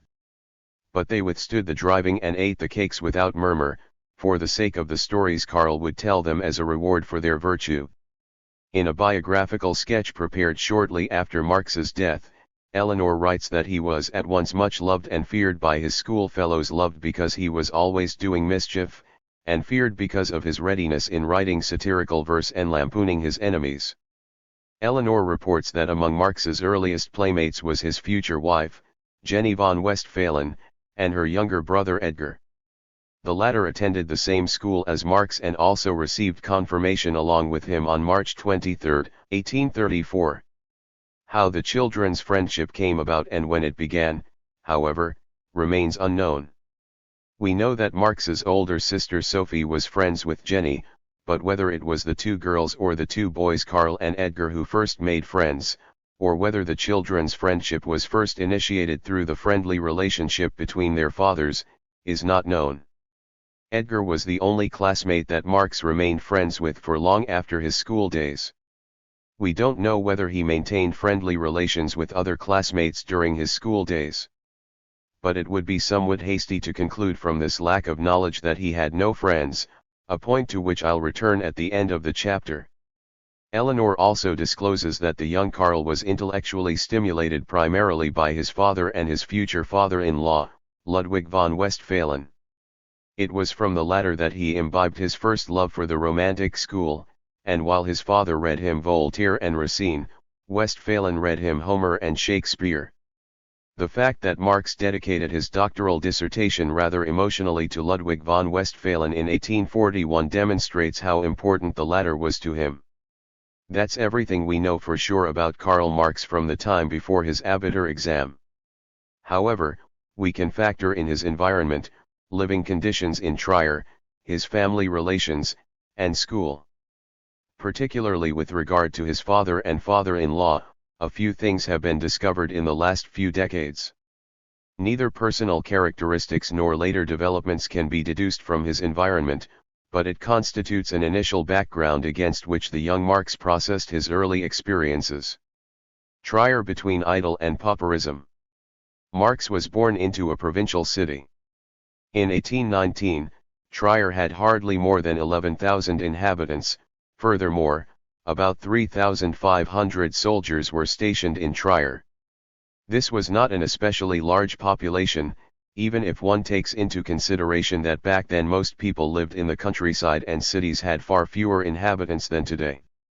Despite its small number of inhabitants, Trier, which was surrounded by a town wall until well into the 19th century, had a considerable spread. Construction was extensive, with many open spaces, which were used inside the city as farmland and gardens or as pastures. In 1840, the undeveloped spaces in Trier still outnumbered the developed ones, and alongside houses made of stone were one-story houses made of wood. In one neighborhood there were even barracks the likes of which nearly no other tiny country town has. The Trier in which Marx grew up was characteristically rural. It had only two main streets, the rest of the town consisting of side alleys and little streets. How the conditions of buildings and hygiene must have been is made clear by the prohibitions of a police order from 1818. The order said that from now on house construction would be allowed only along an established alignment, houses in danger of collapse had to be torn down, flues and stovepipes could no longer lead directly to the street but had to be extended to the roof, diverting sewage from kitchens, stables, and commercial enterprises onto the street was prohibited. Also prohibited was pouring wastewater and emptying chamber pots onto the open street, and it was no longer permissible to slaughter pigs and calves on the street. Within Trier, there were important remnants of Roman buildings. Outside of the city there was an impressive landscape. Both were important for Marx's youth. Comprehensive lessons in Latin found vivid illustration in the Roman buildings and collections of classical antiquities, and the landscape was inviting for strolls and hikes. As can be gleaned from the dedication of his dissertation, the young Karl had undertaken extensive hikes with his future father-in-law, Ludwig von Westphalen. The city's appearance at the time is depicted by Ernst von Schiller, the second oldest son of the poet Friedrich von Schiller and a judge at the district court of Trier between 1828 and 1835. In a letter from June 1, 1828, to his sister Emily, he wrote, "Rather long, interrupted by many gardens, the city stretches along the right bank of the Mosel River, over which there runs a stone bridge of 8 arches. At the northern end, the city is closed by the Porta Nigra, a gigantic building. Within the city, on the eastern side, there stands on a gigantic square the palace of the 30th Infantry Regiment. In the southeastern corner of the city there still lie the very large ruins of the Roman baths and the amphitheater. In the south and the north of the city are the splendid buildings of formerly wealthy abbeys under imperial immediacy. On the left bank of the Mosel, right behind the bridge arise jagged rocks, red in color, between them are large almond and chestnut trees. Upon these rocks, one sees a hermitage and at its highest point, a lonely cross, from which one glances into the steep depths. Behind these rocks, high mountains project, with a beautiful high forest of chestnut, oak, and beech trees. Between the rocks, there's a forest stream that flows into the Mosel which, from a distance of 15 minutes from its outlet, plunges from a height of 70 feet into a ravine where the sun never shines. Here it is splendid, constantly cooled, and with no sound other than the fall of the forest stream. On the mountains and rocks, one looks down upon the city as if upon a map. It is a quite beautiful valley. All of these natural beauties are so near that one can reach them and return within a few hours. Trier's history and cultural life. Trier, founded by the Romans around 16 BC, is one of the oldest German cities. In the first few centuries after Christ, Trier developed into one of the largest Roman cities north of the Alps, and in the 4th century was one of the residences of the Western Roman Emperor, with around 80,000 inhabitants. In the immediate vicinity of the most famous Roman building in Trier, the Porta Nigra, in Simeonstrasse, was the house in which Karl Marx grew up. In the medieval and early modern periods, the population of Trier declined drastically due to wars, plagues, and famine. In 1695, it contained fewer than 3,000 people. Since the Middle Ages, Trier and its surrounding territories had constituted an electorate. The Archbishop of Trier was one of 3 spiritual electors who, along with the 4 secular electors, chose the German kings. Not only many churches and monasteries, but also the palace mentioned by Schiller, originate from the period of the electorate. Starting in the 12th century in Trier, a prestigious relic was preserved, the Holy Tunic, supposedly the tunic worn by Jesus. When this tunic is exhibited publicly, which is rarely, it attracts massive numbers of believers. Karl Marx's wife, Jenny, saw such an exhibition in 1844 during her visit to Trier, which she reported on. The strong position of the Catholic Church in Trier was not shaken by the Reformation. At the beginning of the 19th century, Protestants in Trier were an infinitesimally small minority. The architectural consequences of Catholicism were characterized by Johann Wolfgang von Goethe, who got to know Trier in 1792, as follows: "The city itself is striking, it lays claim to possessing more ecclesiastical buildings than any other town of the same size, this it would be difficult to deny, for inside the walls it is crowded, nay, overwhelmed, with churches, chapels, monasteries, convents, colleges, and other buildings for knightly orders and fraternities to meet. Outside it is beset by abbeys, institutions, and Carthusian monasteries." Goethe had participated in the first military campaign against revolutionary France. The armies of the old monarchist Europe, the Europe that looked down on the new France with contempt, had to retreat before the cannonades of the Battle of Valmy, which would become famous. During the retreat, Goethe spent some time in Trier, where he made the acquaintance of a young teacher from whom he learned about the city during their walks together and with whom he enjoyed many pleasant talks on scientific and literary subjects. This young teacher, Johann Hugo Wyttenbach, was for a good 40 years or so after Goethe's stay the director of the Gymnasium of Trier, where he taught the young Karl. We will return to him. When Karl Marx was born, 26 years after Goethe's visit, the cityscape had changed considerably. In 1794, Trier was occupied by French troops. Revolutionary France had not only beaten back the monarchist powers but had made considerable territorial conquests. French rule brought a decisive revolutionary break to Trier, which fundamentally changed life in many areas. In 1798, French law, which was very progressive at the time, was introduced, followed in 1804 by the Napoleonic Code Civil. With that, aristocratic privileges were abolished, and all citizens were equal before the law. The hereditary subservience of the peasantry and guilds was abolished and the freedom to exercise a trade of one's choosing was introduced.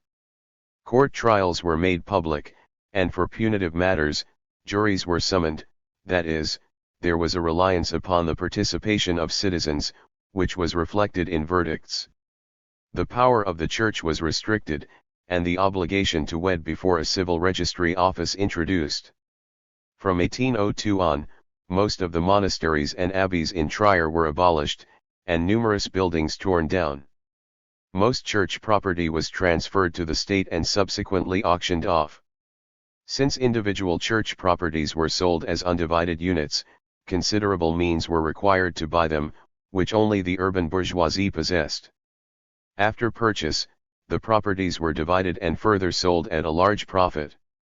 The consequence was an enormous growth in wealth of the already well-heeled ruling class. Above all, after 1800 the French occupation was advantageous for industry and trade.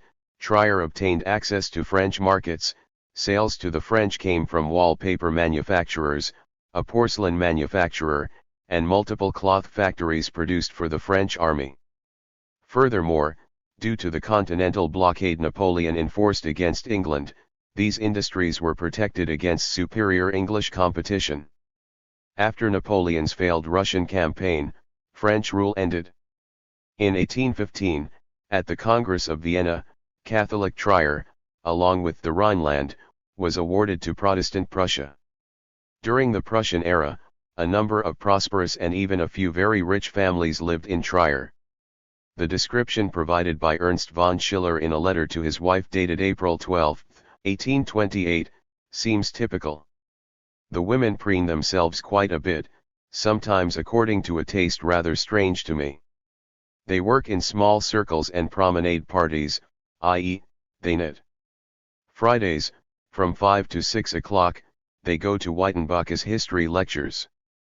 Wednesdays during the summer, one spends the time from 5 to 8 o'clock in Gilbert's garden, where one drinks coffee and wine, listens to music, smokes, and knits. Now and then on other days of the week, families, or sometimes the women alone, go to Wettendorf's cottage and enjoy coffee or chocolate. Every 14 days, there's an evening entertainment with women hosted by the casino, where one mainly dances. Usually, however, one visits a family, at least once a week, that is to say one visits good friends. There we drink tea and beer, play whist, smoke, and knit, and at 8:30 we eat salad, roast, tongue, cheese, and the like and drink wine with it. After the meal, a pipe is smoked and then around 10 or 10:30, one goes home. Gross estimates the top of Trier society during this period as 10 to 12 people, the generals of the garrison, the presidents of the district government and the courts, a few rich merchants, bankers, and landowners, and last but not least the Catholic bishop, Joseph von Amer. They often met over long Sunday dinners with exquisite ingredients, the reputation of which reached as far as Berlin. Despite its small population, Trier had a diverse cultural life. The Society for Useful Research, founded in 1801, played an important role. In 1817, the society was divided into natural history/physical sciences and historical antiquarian sections, the latter dedicated, among other things, to the research and preservation of antiquities in Trier. Weitenbach, mentioned by Goethe, was a co-founder and for many years secretary of the society. His archaeological studies made him well known far beyond Trier. He also founded the Trier City Library, for which he rescued thousands of volumes from the secularized monasteries and abbeys of the immediate and distant environs, so that the library contained numerous manuscripts and old editions.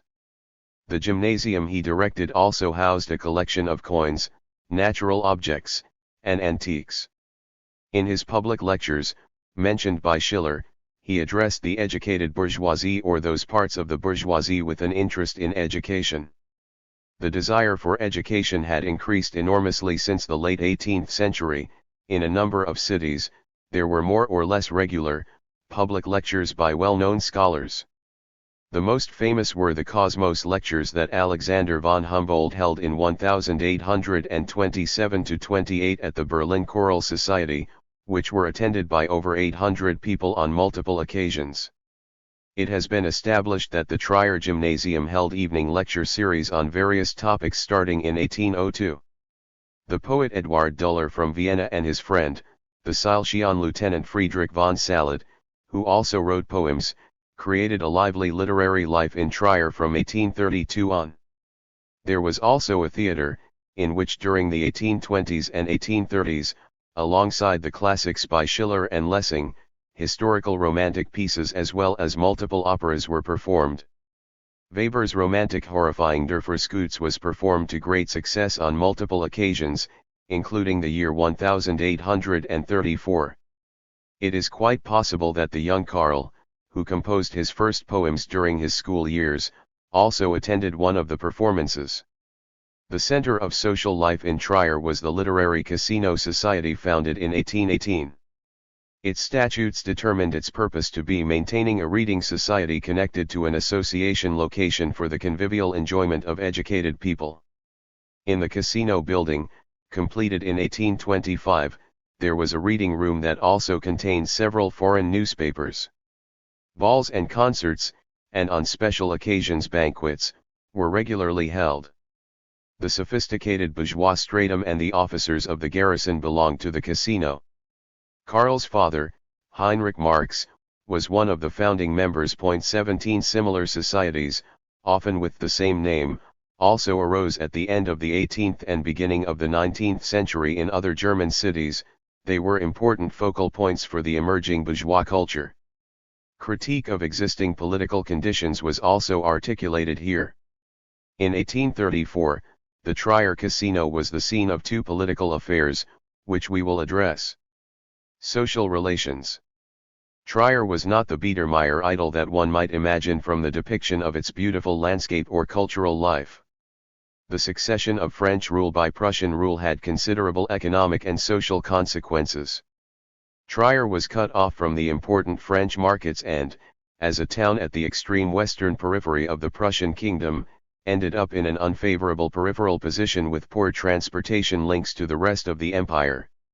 The Prussian government regarded the newly acquired Trier area primarily from a military strategic viewpoint, as a deployment zone for troops in the case of a conflict with France. State means to support the local economy were not provided, especially as the government increasingly followed the precepts of economic liberalism. The free market alone would take care of economic development. Many public authorities that had their headquarters in Trier under the electorate or the period of French occupation were moved to Cologne or Koblenz. The university closed under French occupation was not reopened. Instead, a university for the Rhineland was founded in Bonn in 1818. Compared to the period of French occupation, the tax burden also increased considerably. Prussia had to finance the costs of war, and disproportionately burdened the Rhine province.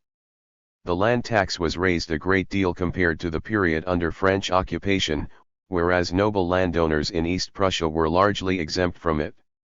The newly introduced taxes on milling and butchering led to an increase in the price of foodstuffs, primarily affecting the poorer sections of the population. All this did not exactly contribute to making the primarily Catholic population of Trier, which had accommodated itself well to French rule, into adherents of Protestant Prussia. Conversely, the Prussian government had a great distrust of the city, which it suspected of strong sympathies for France. At the beginning of the period of Prussian rule, the Rhineland experienced strong economic decline, as did the Sarmosel area. Trier and the Trier countryside were hit particularly hard. The cloth trade, which had earlier produced for the French army and employed over 1,000 workers, a porcelain manufactory that had employed over 100 workers, and a woolen blanket manufactory now no longer had sufficient sales volume and had to cease production. Only small businesses remained. The sales difficulties were not just a consequence of the loss of French markets. After the repeal of the Continental Blockade, which had prevented the sale of English goods on the continent, local producers were exposed to superior competition. Thus, the iron industries in the Eifel and Hunsrück regions, the two largest industrial areas in the vicinity of Trier, registered steep declines.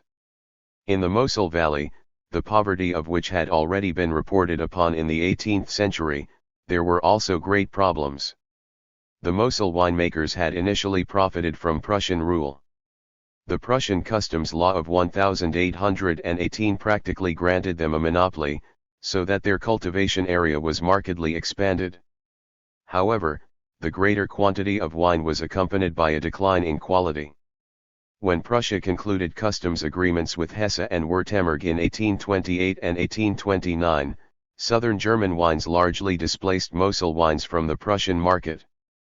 Poverty increased considerably among Mosel winemakers and, in the 1830s, their situation worsened considerably because of the founding of a German customs union. In the early 1840s, Marx made the poverty of Mosel winemakers widely known through his reporting for the Rheinische-Zeitung. So, since the end of the 1820s at the latest, the entire Trier region found itself in drastic economic decline. The situation of small-scale business in Trier was also impaired, since the surrounding region was its primary market. The well-off strata in Trier were confronted by numerous impoverished artisans and a broad mass of poor and partially unemployed workers, who lived in overpopulated residential areas.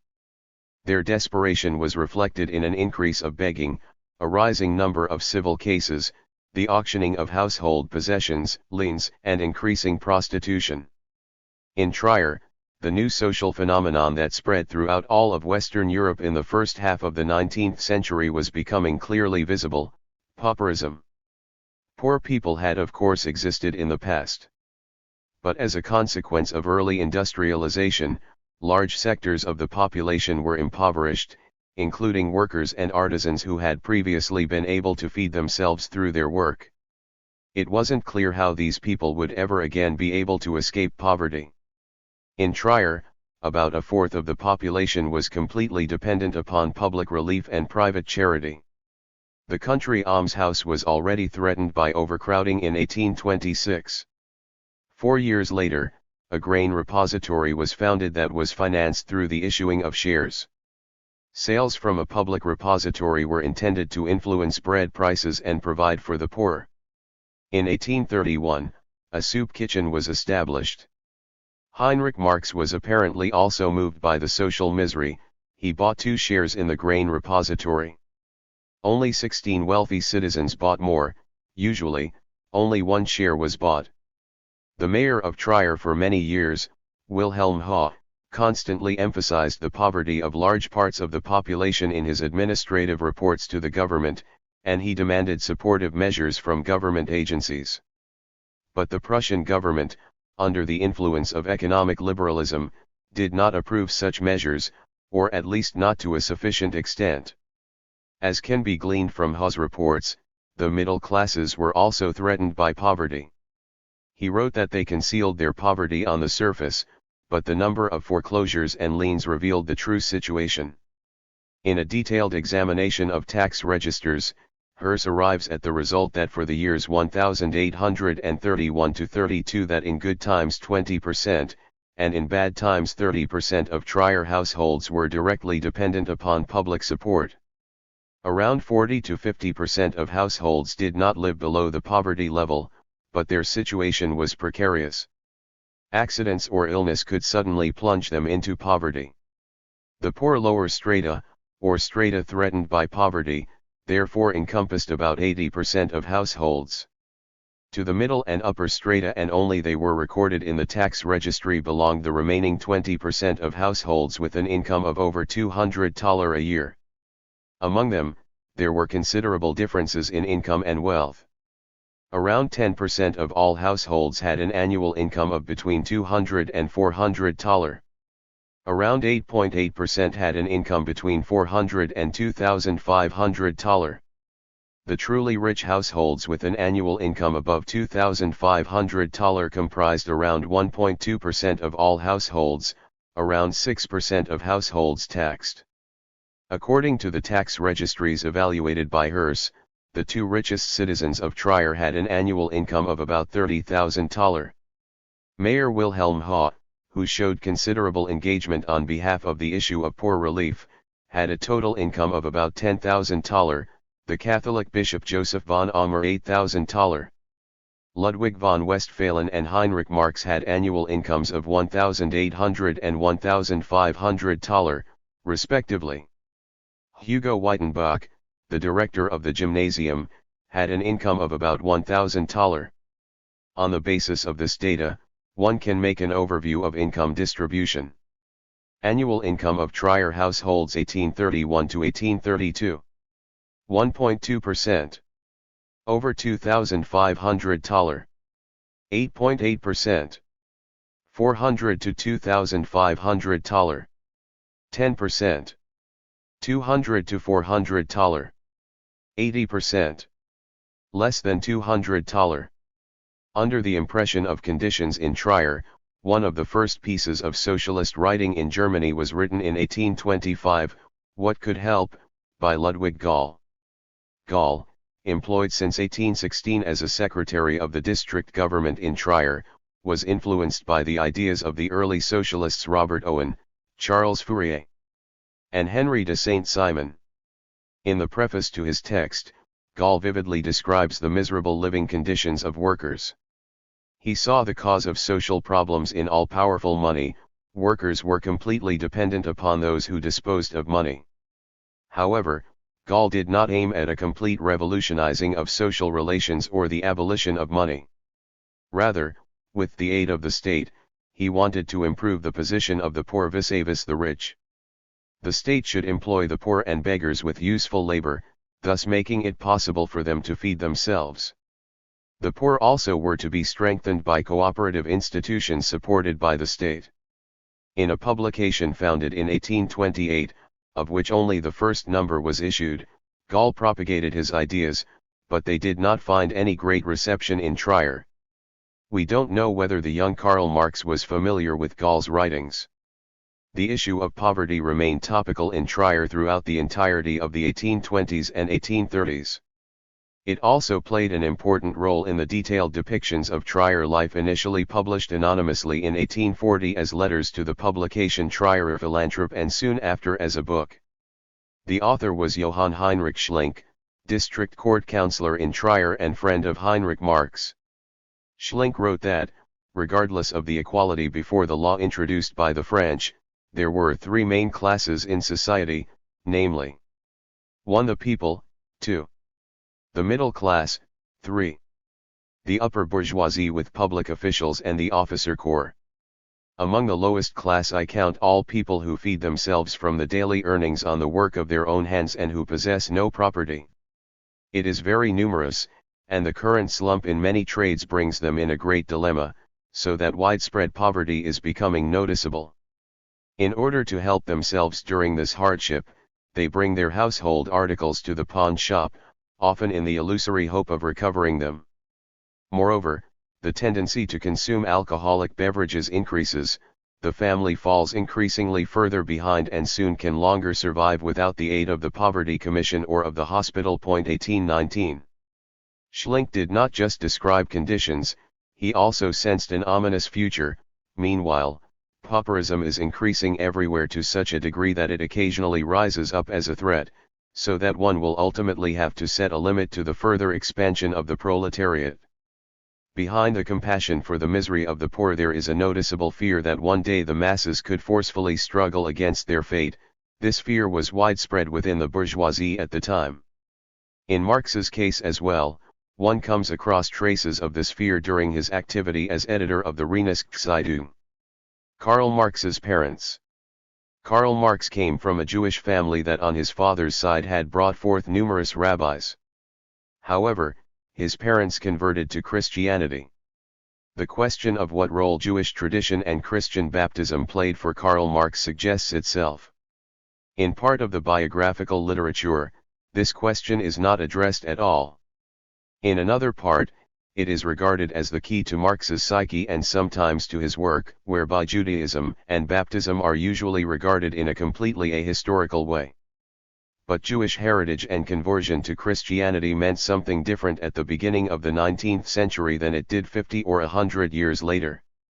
Before we can deal with Karl Marx's family in greater detail, it is necessary to address the political and social upheaval experienced by Jewish communities in Western Europe at the beginning of the 19th century. The position of Jews in the 18th and at the beginning of the 19th century. In the estate-based society of the 18th century, unequal access to power, influence, wealth, and income were not determined solely by inherited wealth, but also by estate codes and legal regulations. Not just one's concrete conditions of life, but also what one was allowed or forbidden to do, largely depended upon whether one was born into the estate of the nobility, bourgeoisie, or peasantry. In everyday life, there were numerous privileges and prohibitions, which even regulated questions of clothing. For example, only dignitaries of the city, such as doctors, aldermen, council members, and mayors, were allowed to wear velvet and silk. All other citizens, regardless of their wealth, had to content themselves with cloth. In this estates-based society, most Jews lived under extremely precarious conditions. Due to regulations of the guilds, which did not admit Jews, they were denied the possibility of practicing a number of trades. Since Jews were prohibited from owning land, agriculture was also out of the question as a way of making a living. So only commercial and financial transactions remained as an option. The legal status of Jews was also insecure. Jews were regarded as foreigners who were only tolerated to the extent that one could hope to gain economic advantages from doing so. Their right to take up residency in a place had to be bought again and again through payment of dues, protection money, and special taxes. Within the Jewish population, there were considerable social differences.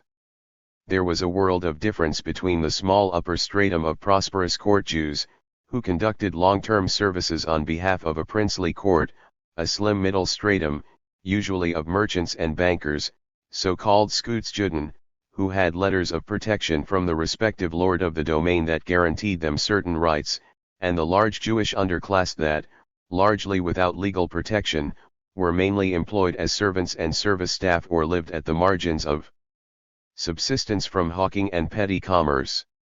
A vivid impression of the treatment of Jews in the 18th century is conveyed by an order issued by Friedrich II in 1744 concerning Jews in the Silesian capital of Breslau. Consider that this Prussian king, who had invited Voltaire to his court, was actually one of the more progressive rulers of his day. He had heard, it says, that an effusive swarm of all manner of Jewish people had crept in and spread out, and that there have arisen from the practices of the same, both as secret trade and transformation, not only considerable disadvantages for our royal coffers, but also manifold detriments to the loyal estate of merchants found in our capital of Breslau. He therefore resolved to deal with this miserable state of affairs by means of the present law, to expel the entire dissolute Jewish people from the city, except for those well-regarded Jews who conduct trade honestly that are indispensable and necessary to the mint of Breslau, and who also might be useful to maintaining the important trade with Polish Jews. Their trade and change shall be limited in such a way that essential disadvantages cannot arise therefrom for our merchants. The contempt with which Jews were met is made very clear here. The Jewish people as a whole are classified as dissolute, and are to be expelled, regardless of how long they have lived in the city. But even those that are admitted to conduct trade honestly are only allowed to do so to the extent that they are useful to the state and no disadvantage arises for our merchants, that is, established German merchants. 20. The majority of the Christian population regarded Jews with a deep distrust rooted in the centuries of anti-Jewish tradition during the Middle Ages. The everyday life of the great majority of the Jewish population was not only characterized by their insecure legal status, but also by greater and lesser humiliations and affronts at the hands of their Christian neighbors. It was regarded as a truism that with few exceptions, Jews were morally depraved or were morally far inferior to their non-Jewish neighbors. This truism was still shared by those Enlightenment thinkers of the late 18th century who, like Christian Wilhelm von Dohm, were engaged on behalf of improving conditions for Jews. What was new about this conception was that it regarded Jews given improvements to their poor legal and social situation as being at all capable of such civic improvement. A fundamental change was introduced with the French Revolution. In France, it initially brought full legal equality for Jews. In 1791, the National Assembly abolished all special laws regarding Jews and granted all Jews the rights and obligations of French citizens. In the course of French conquests, legal equality for Jews was extended to other territories in Western Europe, for example, the formerly German territories on the left bank of the Rhine, to which Trier belonged. However, this equality was largely retracted by 1808 by Napoleon. As a reaction to the accusation that Jews engaged in land speculation and dubious financial transactions, debts owed to Jews were reduced or even entirely abolished. Furthermore, Jews were now required to obtain patents to practice many professions, and these were only granted to those possessing a good reputation. In Jewish and Christian liberal circles, this was referred to as the decret infame, since individual accusations were not investigated. Rather, Jews were again accused as a collective of being dishonest and usurious. In other states as well at the beginning of the 19th century, there was increasing discussion about equality for Jews, in which economic considerations played an important role. In Prussia, after the devastating defeat against Napoleon in 1806, a process of modernization of the economy, administration, and legislation was set into motion, which led in 1807 to the abolition of serfdom and in 1810 to the freedom to practice a trade of one's choice. After Wilhelm von Humboldt had demanded in a report from 1809 immediate, and not just gradual, legal equality for Jews, an edict was issued in 1812 that granted partial equality to Jews. Jews living in Prussia were declared to be Prussian citizens, supposed to receive the same rights as the Christian majority. Jews were permitted to practice any profession, as well as to purchase land, as well as to teach, if they had the necessary qualifications. Whether Jews were to be allowed access to all parts of the civil service was left open by the edict, deferring the issue to a regulation to be issued in the future. In general, the early 19th century in Western Europe showed signs of a societal opening. Jews could practice many more professions than earlier and were subject to considerably less legal discrimination. They no longer had to stand at the margins of society leading a merely tolerated and endangered existence. Now they had the prospect of really belonging to society. Within the Jewish community, there were considerable changes during the turn of the century. In the second half of the 18th century, a Jewish current of the Enlightenment had emerged, the Haskalah, the most important representative of which was Moses Mendelssohn. The Jewish upper class, comprising well-off merchants, bankers, and factory owners, increasingly converged upon the values, culture, and patterns of behavior of the Christian bourgeoisie, which was forming at the same time. This development reached a high point around the turn of the century in the Berliner salons. Primarily women from rich families invited well-known personalities from the fields of literature, science, and philosophy to their homes, where a comparatively unconventional conviviality was possible beyond the limits of estates or religions, and one could debate without coercion over literature and philosophy. Not a few of these salons were started by young Jewish women. The most famous were Henriette Herse and Rahel Varnhagen. Jews were still excluded from the emerging clubs and societies, reading societies, and Masonic lodges through which German bourgeois society developed. But at the beginning of the 19th century, the possibility existed to a far greater extent than previously for Jews to begin an academic education and acquire social recognition through their professions and educations. Among the first generation of Jews who made use of these new possibilities for educated middle-class social ascent was the father of Karl Marx, who during Napoleonic rule studied law and became a lawyer. With the defeat of Napoleon and the restoration that followed, the extensive legal equality for Jews in the German territories formerly occupied by France was partially revoked. The validity of Napoleon's discriminatory edict from 1808 was confirmed under Prussian rule, and the Prussian Edict of 1812, which had granted Jews partial equality, was now applied more restrictively. Jews were excluded from the civil service, whereby civil service was understood rather broadly. Jews were not only prohibited from becoming teachers, judges, and officers, they also were not allowed to be lawyers or pharmacists. The Prussian Interior Minister, Friedrich von Schuckmann, even fundamentally called into question the Edict of 1812. There are certainly individual Jews that are lawful and respectable, and I know some myself, but the character of this people as a whole still constantly consists of perfidious vanity, filthy avarice, and cunning swindling, and it is impossible for any other people that respects itself with national spirit to regard this people as equal. As can already be gleaned from this statement, not only did the legal situation of Jews worsen after 1815, in Germany, fundamental opponents of the emancipation of Jews increasingly expressed themselves. Particularly influential was an essay published in 1815 by the Berlin historian Friedrich Ross, which was reprinted in 1816 in a second, expanded edition. Russ conceived of the German nation as a community based upon ancestry, customs, language, and ultimately religion. Since Jews allegedly stood outside of this community due to their religion, they could not be granted equal participation in social and political life.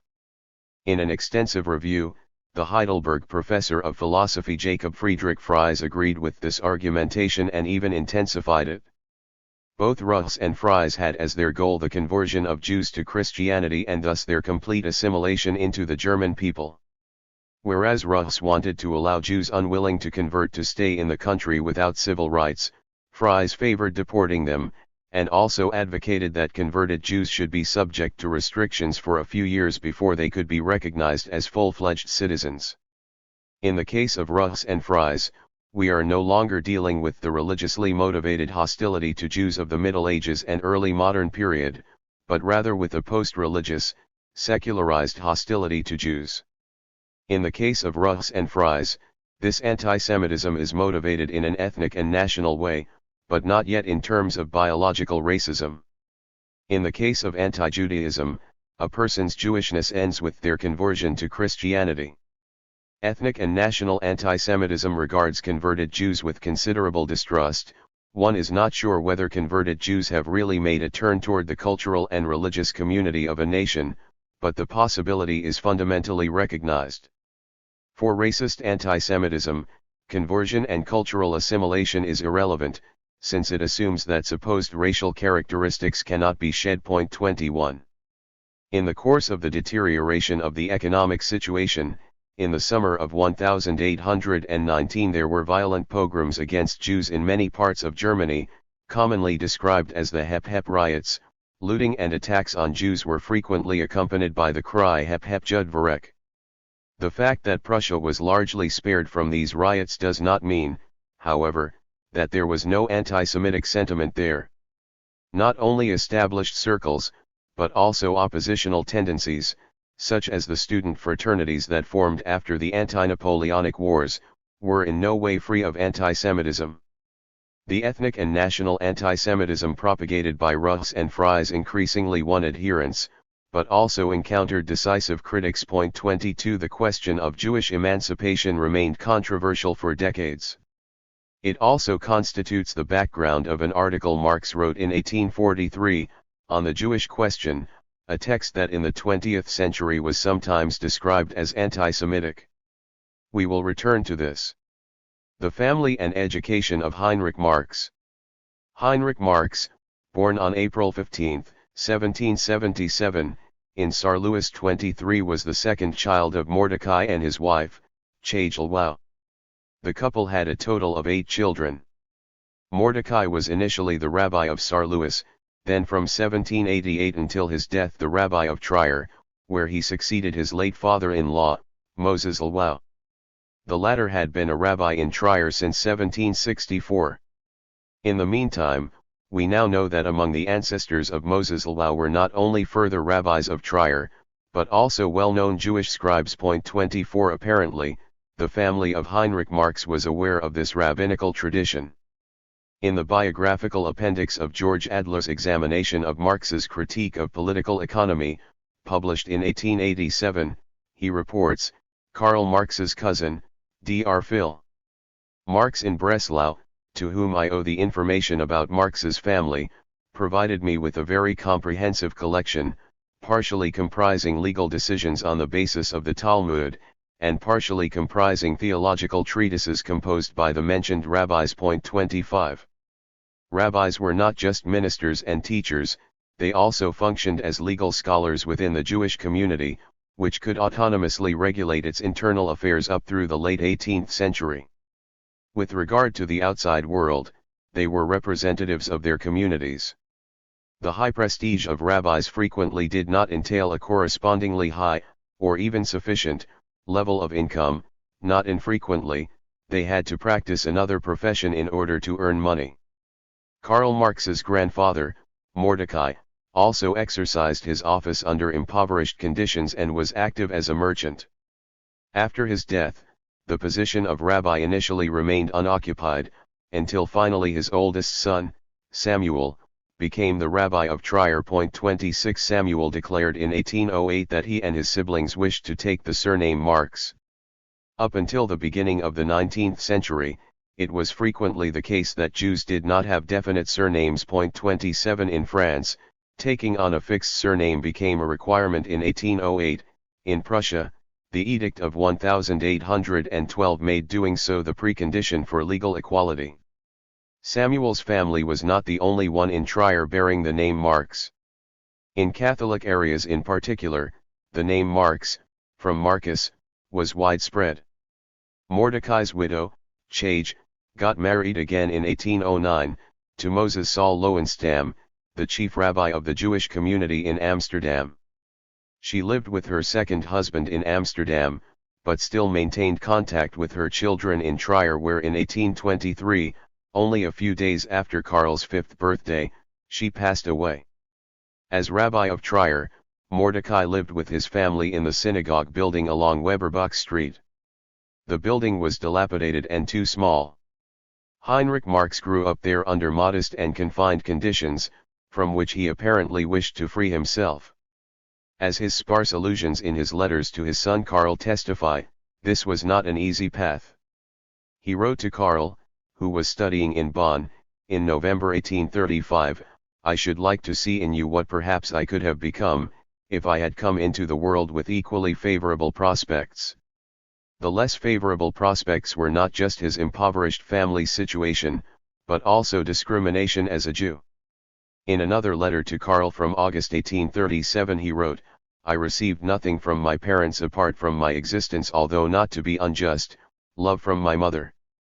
Apparently, with the exception of motherly love, Heinrich lacked emotional support for his path in life. His relationship to his father was probably not close, otherwise he would have spoken of the love of his parents and not only of that from his mother.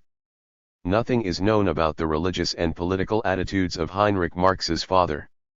We know a bit more about Heinrich's brother Samuel, who followed his father as the rabbi of Trier. In 1807, Samuel participated in the Grand Sanhedrin in Paris, an assembly of Jewish notables, called by Napoleon, concerned with questions of religious rights as well as the future development of the Jewish communities and the expansion of professional possibilities for Jews. Samuel was apparently so impressed that in the same year, during a celebration of Napoleon's birthday in the main synagogue of Trier, he called upon the Jewish youth to learn skilled trades, agriculture, and the sciences. Samuel's younger brother Heinrich apparently wanted to follow this call. Nothing is known about his youth and early adult life. What is certain is that Heinrich was secretary of the Jewish consistory in Trier between 1809 and 1810. In 1811–12 he worked as a translator at the legal court of Osnabrück. There, he attempted in vain to receive permission to take the required exam for aspiring notaries. In 1813, he studied at the law school of Koblenz, which was established in 1806 under French rule, and obtained the Certificat de Capacité on November 8, 1813. This was the lowest qualification offered, requiring merely 1 year of study of criminal and procedural law. However, Heinrich did not enroll during the first, but rather the second trimester, which indicates that he already had prior juridical knowledge. This is also indicated by another document. In January of 1811, the Jewish Consistorium of Trier complained to the French administration about the setbacks encountered by Jews. One of the examples given was that of Heinrich Marx. Although he had successfully graduated from the Zentralschule in Koblenz, he could not find employment. So Heinrich Marx must have enjoyed legal training prior to 1811.28. Heinrich Marx's activity as an avoué in Trier from January 1814 is attested. Avoués were tasked with preparing courtroom trials and writing legal documents. Advocates, who had finished a longer course of study, then pleaded before a court.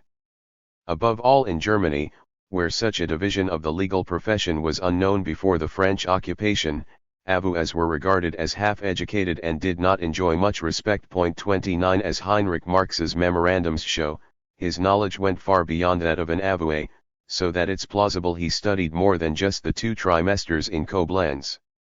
His knowledge was obviously recognized. Since 1816, Heinrich Marx was an advocate. In 1820, he was appointed as an attorney. There is no surviving picture of Heinrich Marx, but he looked similar to his son Karl.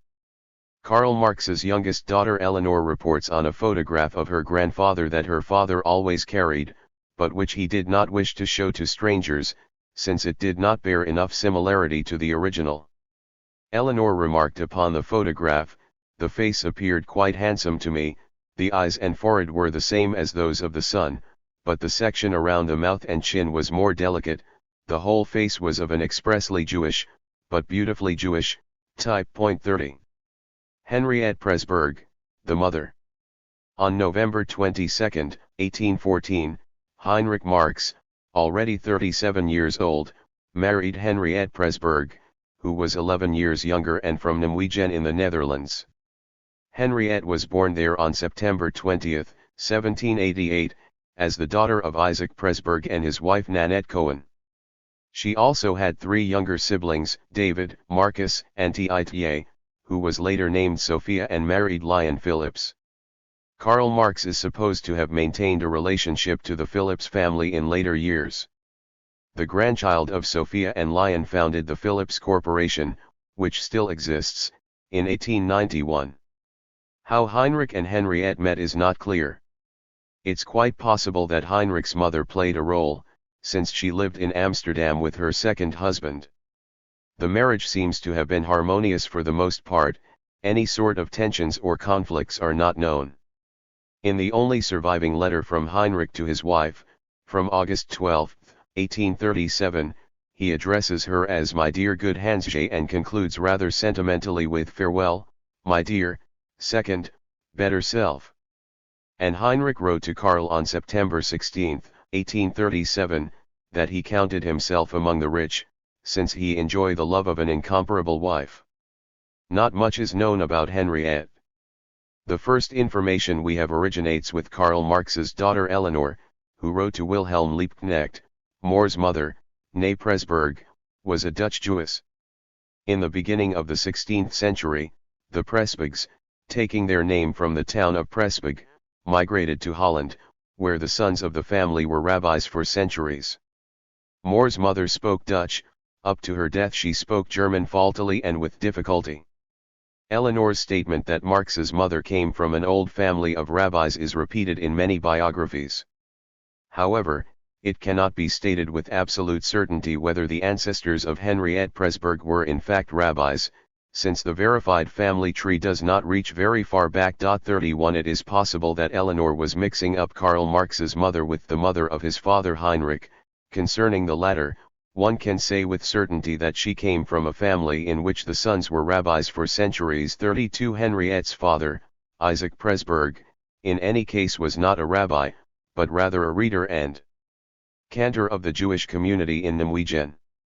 He was a textile merchant, money changer, and seller of lottery tickets, and apparently became rather wealthy from these activities.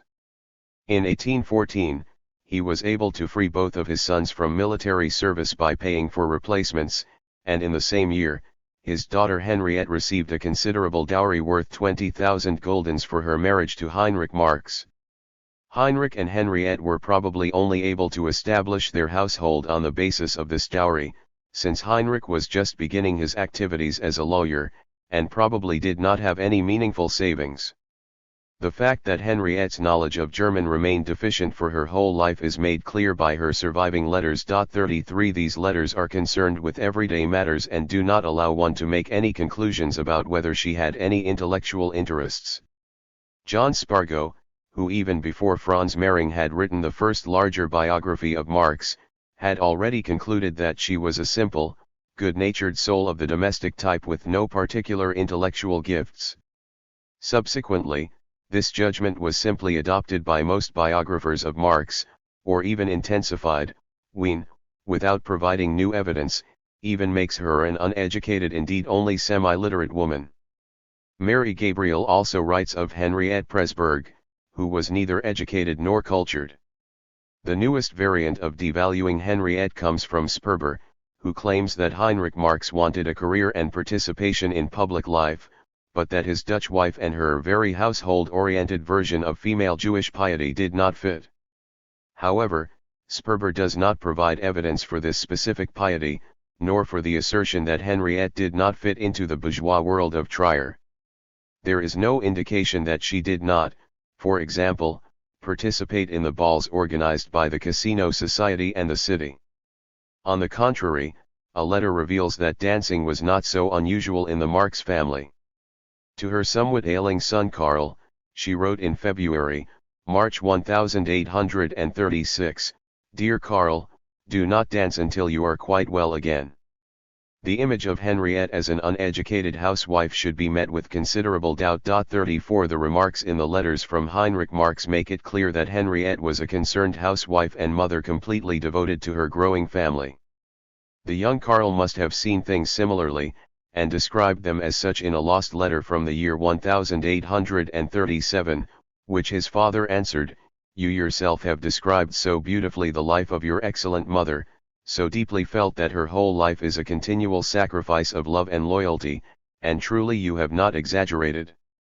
In the first letter by Karl still available to us today, from November 10, 1837, she is described as an angel of a mother and a grand and wonderful woman. Karl's sister Emily also wrote in 1865 concerning her mother, "She cared, trembled, and suffered so much for her children."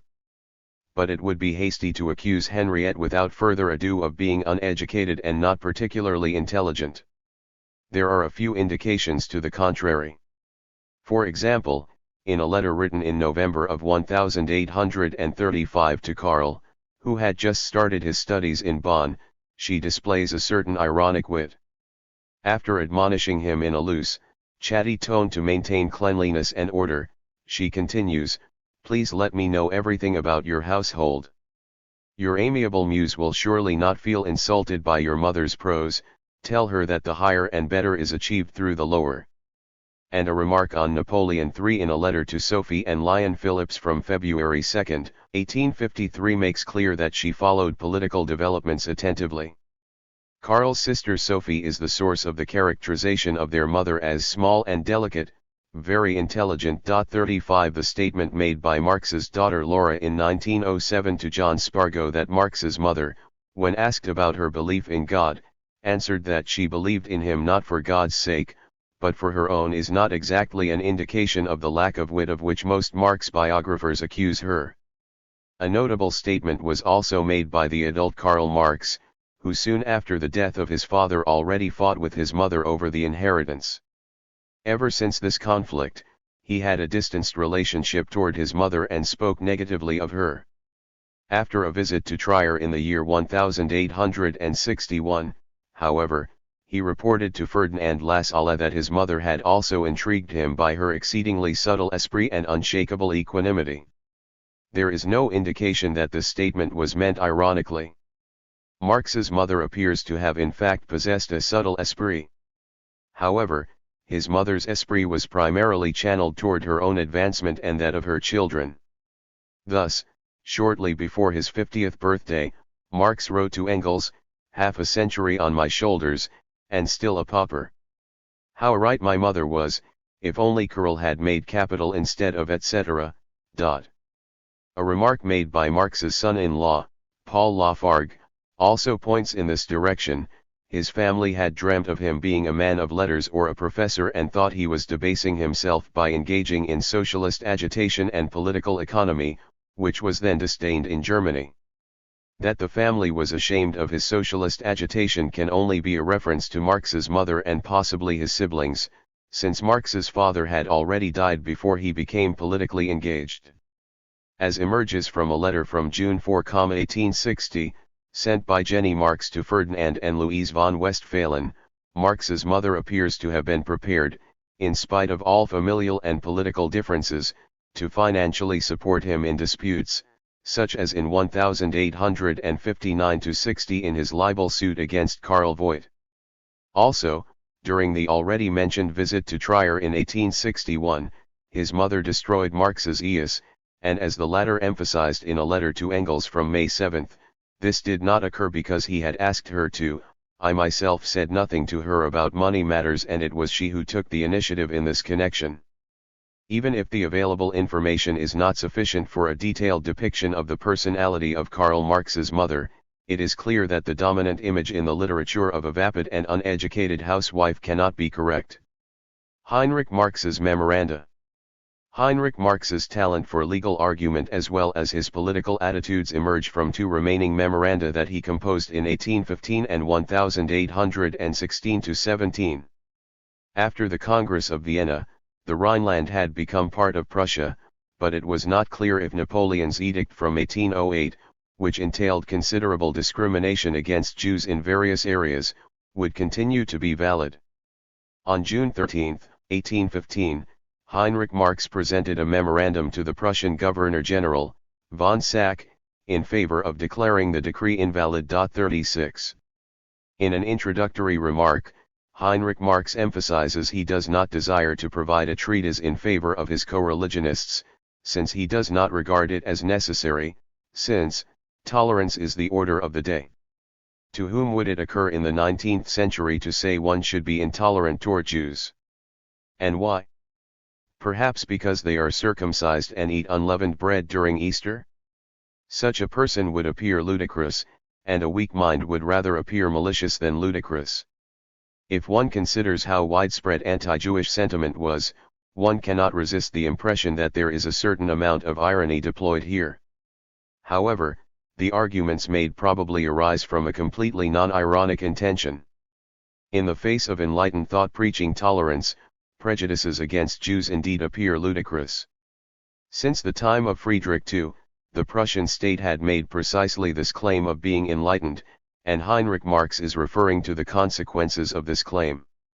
However, he does not only refer implicitly to the claim to enlightenment by the Prussian monarchy. In his cover letter to the appeal, he refers to the Prussian king as the most enlightened statesman. The consequence suggested by Heinrich Marx is therefore that this monarch would appear ludicrous were he to yield to prejudice against Jews. Concerning those who propagate prejudices against Jews, he states clearly, human well-being and public spirit float on the tongue of every scoundrel, even if these scoundrels have accumulated treasures at the cost of helpless widows and orphans and abandoned good, hard-working families to misery.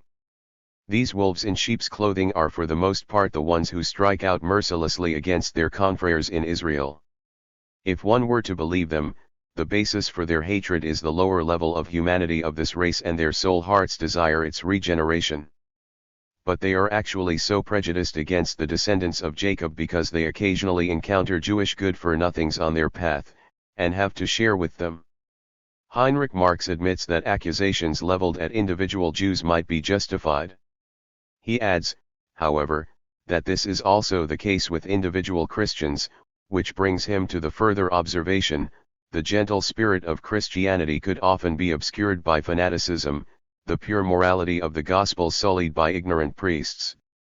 A similar argumentative strategy is already found in his cover letter, where he initially concedes, I am far from claiming that no measures are necessary in order to make my co-religionists worthy of the fortune of being citizens. He then adds almost angrily, but not by stifling every seed of good with degrading treatment does one arrive at a laudable goal. On the contrary, the good must be encouraged, and evil destroyed at the root. But only a fatherly government can and will do so. Heinrich Marx analyzes Napoleon's edict in detail and shows that it contradicts a number of elementary legal principles. Above all, he decisively opposes the notion of misbehavior on the part of individuals leading to the punishment of an entire group. A wise lawmaker would find means of determining the guilty party. And if he is unable to, then he would prefer to throw a veil over petty vices than issue a condemnation of thousands of his subjects. But a punishment that affects an entire sect can have as its motive only the most abhorrent intolerance. And he adds that if there is usury, then the absolute severity of the law should be applied, which would presuppose that there are laws against usury, which, incidentally, would be a very salutary restraint for some uncircumcised individuals as well. This memorandum shows Heinrich Marx as somebody who is not only well versed in the law, but who also knew how to argue in a clever and quite self-confident manner. An answer has not been preserved. Since the decree was retained, Heinrich Marx probably did not make any friends in the government with his words, since he had made it very clear what he thought of any monarch who would confirm the decree he criticized. Heinrich Marx presented a further piece of writing at the turn of the year 1816-17 to the immediate Justice Commission for the Rhine provinces. This commission was supposed to examine how the Rhenish law valid in the Rhine provinces could be aligned with Prussian law. For this purpose, it called for proposals. Heinrich Marx sent the commission a position statement on the commercial courts. The commercial courts inherited from French rule were only occupied by merchants. They were supposed to issue judgments exclusively with regard to the commercial disputes of merchants and bankers. Heinrich Marx spoke out against the commercial courts, since he regarded it as an ill that there were special courts at all. According to him, the commercial courts were privileged courts, only there for a specific class. Furthermore, it was problematic that the courts were led by juridical laymen, who also pursued their own economic interests. Thus that advocate who had the misfortune of reprimanding one of these crow's uses would have his words fall upon deaf ears. The commission was impressed by the arguments and recommended that the author publish his text in the renowned publication Niederrheinisches Archiv für Gesetzgebung, Reichswissenschaft und Reichspflege, which only occurred in a few cases. Heinrich Marx agreed to the publication but asked that his name and home city not be disclosed, since he feared that this piece of writing would not be advantageous to him in Trier. In light of the content of the text, which aimed to take away some of the privileges of the merchants, as well as its not exactly friendly characterization of those crow's uses, this fear was not entirely unfounded. In his letter, all his bitterness concerning the experience of constant affronts as a Jew is expressed, but unfortunately, my conditions are such that as the father of a family I have to be somewhat cautious. The sect to which nature chained me does not, as is known, enjoy any particular esteem, and the local province is not the most tolerant. And if I had to endure much some of it bitter and use up almost the entirety of my small fortune until one could resolve to believe that a Jew might have some talent and be legitimate, then it can certainly not be held against me that I have become somewhat shy. His wish was granted, and the article was published anonymously in 1817. Heinrich Marx sent a further memorandum, dealing with usury, to the Minister of Justice, Friedrich Leopold von Kirchisen, on June 30, 1821. In the cover letter he writes, "The ardent wish to contribute to the elimination of such a low as well as harmful vice, namely that of usury, had occasioned the short treatise." So far, this piece of writing has not been found. What remains is merely the brief answer by Kirchisen from July 27, 1821, in which its receipt is confirmed and the minister notes that he had recognized with pleasure the goodwill to proceed against the sins of your race. Since one can assume that Heinrich Marx was not concerned in particular with Jewish usury but rather with usury in general, the answer by the Minister of Justice, reducing usury to a sin of the Jews, is an example of the nastiness with which Jews were constantly confronted. Baptism. The legal changes experienced by the Rhineland as a new province of Prussia had a direct effect upon the Marx family. Since Jews were no longer admitted to the civil service and the profession of lawyer was considered part of the civil service, Heinrich Marx's future was uncertain. The president of the higher regional court, Christoph Wilhelm Heinrich Sethe, who gave a report on April 23, 1816, on the number of Jews in the Rhineland judicial system, recommended that the government issue a special permit for the activity of the 3 Jewish lawyers, one of whom was Heinrich Marx.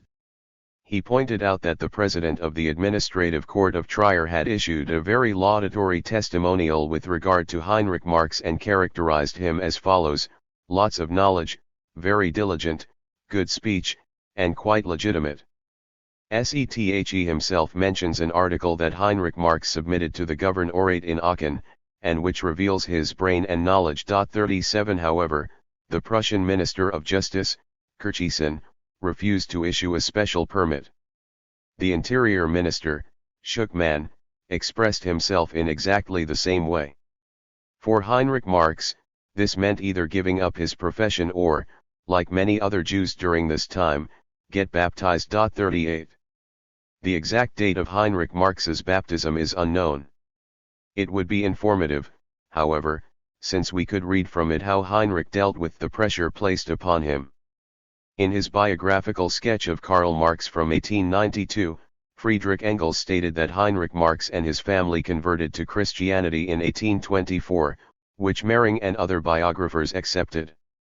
In 1824, however, only the children were baptized.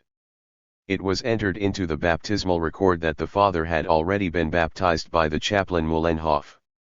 From 1817 to 1820, Mühlenhof was a military chaplain in Trier, so the baptism must have occurred in this period. Stein suspects that the baptism had already occurred in 1816-17, after the report by Higher Regional Court President Sethe from April 23, 1816, and before the founding of the Lutheran Evangelical Congregation in Trier in the middle of 1817, since after its founding there would have been no need to be baptized by a military chaplain. This period of time for the baptism is accepted in all newer biographies.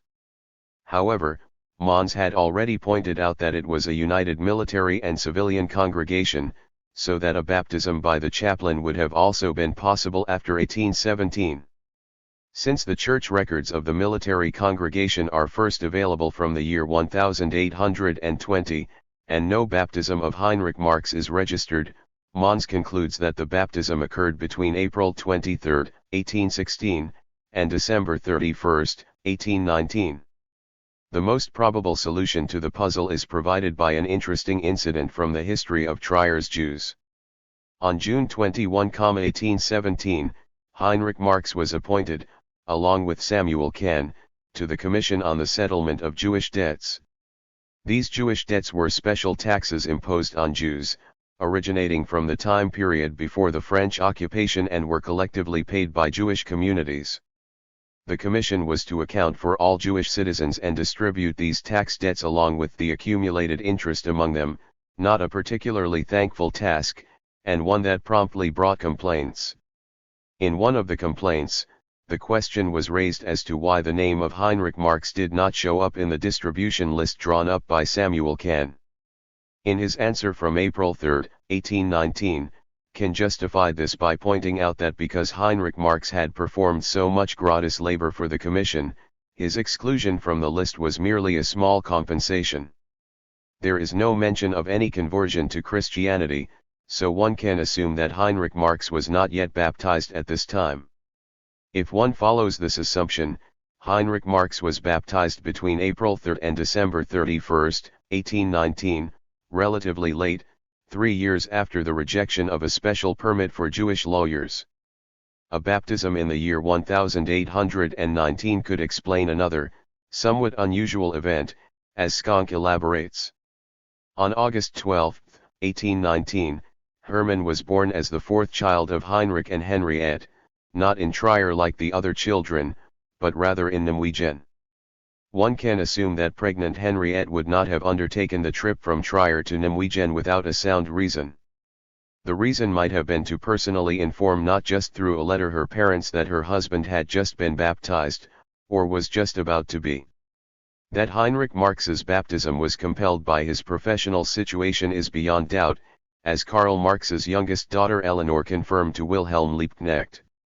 If Heinrich Marx had refused baptism, his endeavor over many years to obtain a legal education and a career as a lawyer would have been for nothing. Without this profession, he also would not have been able to feed a family. To that extent, he really had no alternative than to be baptized. But the question remains as to how difficult it was for him to make this step, and whether the baptism constituted a break with his family and the foundation of a conflict with his son Karl, as some authors claim. Apparently, Heinrich Marx attempted to delay the baptism.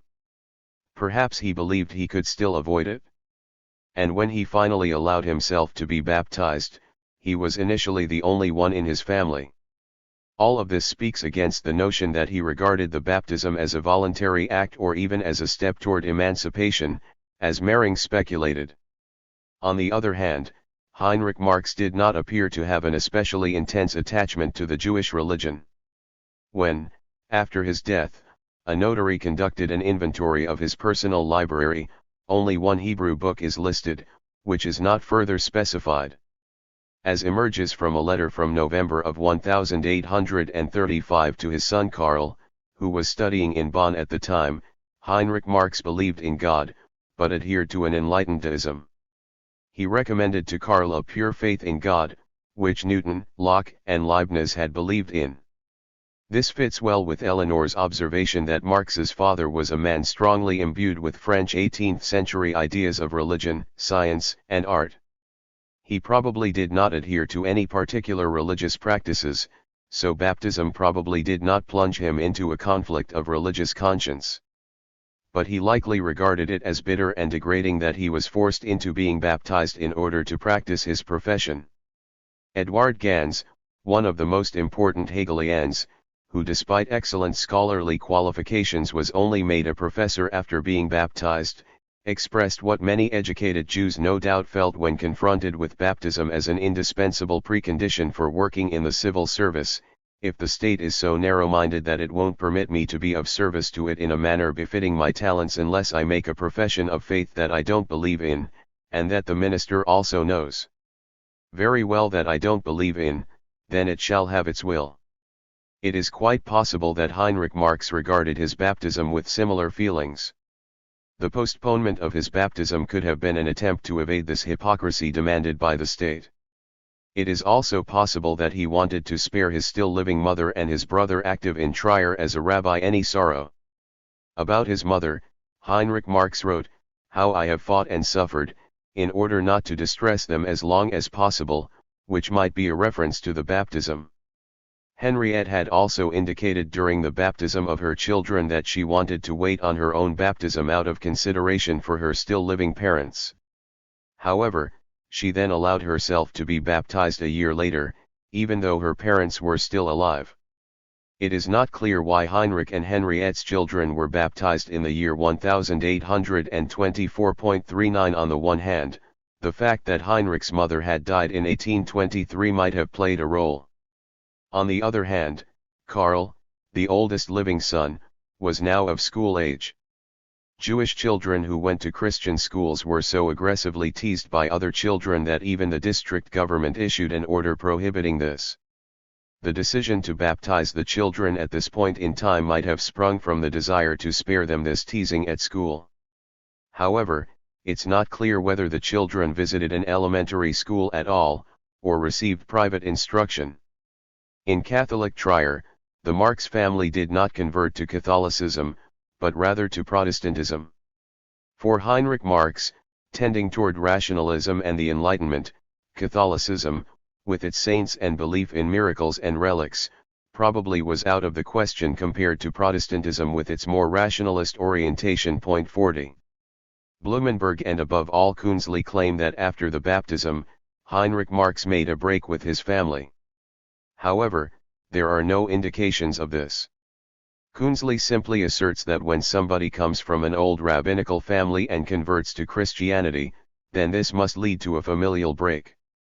The only hint regarding familial relationships is from August 1837. From the spa in Bad Ems, Heinrich Marx wrote to his wife, "Give warm greetings and kisses to the dear sister-in-law and her children." Künzli cannot dispute that familial relations at this time were untroubled, so he suspects that Heinrich Marx was seeking closer contact again due to the apostate's feelings of guilt. However, this talk of a rapprochement assumes that a break occurred in the first place. But Künzli is unable to provide any evidence for this break or for the alleged feelings of guilt. Heinrich Marx had a close relationship not only with his brother's family, but also with other members of the Jewish community. The distinguished Jewish Dr. Lion Bernkastel was the family doctor to the Marx family. Furthermore, Heinrich Marx and Bernkastel shared ownership of a vineyard in Mertesdorf. Professional success and social recognition. Heinrich Marx was a reputable lawyer in Trier. He must have had good relationships with his professional colleagues. The godfathers and godmothers of most of his children were lawyers and their wives. Karl's godparents were the attorneys Johann Friedrich Bach-Koltz and Johann Paulin Schack. In a letter to his son Ferdinand from January 1838, Ludwig von Westphalen reported that Heinrich Marx was ill, but that he was so popular that his colleagues would take over his cases for him. Karl Marx later mentioned that his father was for many years Batonier of the Barreau there, that is to say, the president of the bar in Trier. Heinrich Marx probably had especially close relationships with the attorneys Ernest Dominic Leus and Johann Heinrich Schlink, already mentioned in this section on Trier. In 1824, Leus and his wife were among the godparents to the children. In 1834, Leus and Schlink had Heinrich Marx's death certified at the registry office, and in 1842 both were among the witnesses when Marx's sister Sophie married the lawyer Wilhelm Robert Schmalhausen. After Heinrich Marx's death, Schlink became the legal guardian of the children who were not yet of age, Karl among them. Back then, one became a legal adult at the age of 21.41. When in 1825 Mayor Wilhelm Haw, in his capacity as chair of the Commission on the Settlement of Jewish Debt, was sued by some Jewish citizens because of their payment obligations, Heinrich Marx was Haw's lawyer, which also indicates his high reputation. Finally, in the year 1831, Heinrich Marx was granted the title Judicial Council by the provincial government. Only 15 jurists from the courts of Trier, Cologne, Aachen, and Koblenz obtained this title. Heinrich Marx's own ethos, inspired by Kant and Fichte, is expressed especially clearly in one of his letters to his son Karl, who was studying in Berlin. The first of all human virtues is the strength and will to sacrifice oneself, to set aside one's ego, if duty, if love calls for it, and indeed not those glamorous, romantic, or hero-like sacrifices, the act of a moment of fanciful reverie or heroic feeling. Even the greatest egoist is capable of that, for it is precisely the ego which then has pride of place. No, it is those daily and hourly recurring sacrifices which arise from the pure heart of a good person, of a loving father, of a tender-hearted mother, of a loving spouse, of a thankful child, that give life its sole charm and make it beautiful despite all unpleasantness. Professional success was also reflected in a certain level of affluence. In 1819, Heinrich Marx was able to buy a house on Simeonstrasse. According to the tax information evaluated by Herse, Heinrich Marx was assessed in 1832 as having an income of $1,500 annually, thus belonging to the upper 30% of the Trier middle and upper class that had a yearly income of more than $200. Since this middle and upper class only comprised around 20% of the population, the Marx family, in terms of income, belonged to the upper 6% of the total population. With this income, the family was also able to accumulate a certain level of wealth, owning multiple plots of land used for agriculture, among which were vineyards. For wealthy citizens of Trier, ownership of vineyards was a popular retirement provision. The Marx family also employed servants. In the year 1818, there was at least one maid. For the years 1830 and 1833, 2 maids are documented. However, Heinrich Marx was not at all satisfied with what he had achieved in life. He wrote to his son Karl, "In my position I have also achieved something, enough to have you, but not enough by far to satisfy me." From the promise of a constitution through the July Revolution to the storming of the main police station in Frankfurt, political conditions in Germany. In January 1834, Heinrich Marx was caught up in a political affair that reveals a bit about his political views. Karl, not yet 16, might have experienced it with awareness. In order to understand the political relevance of the events in Trier depicted in the next section, it is important to deal extensively with political developments between 1815 and 1834. These developments also constitute the background for some of the debates and conflicts addressed in the following chapters. In the last years of Napoleonic rule, discontent grew increasingly in the German territories ruled by France and the states dependent upon France. Due to constant wars, tax burdens rose, borne by the population, and an increasing number of young men were forced into the French army. More than ever, the French were seen as occupiers, and a German national consciousness became widespread.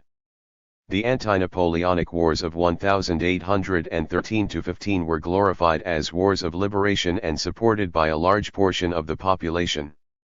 The declaration of war by Prussia in 1813 against a France that had already been weakened by the Russian campaign was accompanied by a call by the Prussian king, Friedrich Wilhelm III, to "my people," in which he asked Prussians and Germans for support for his struggle against Napoleon.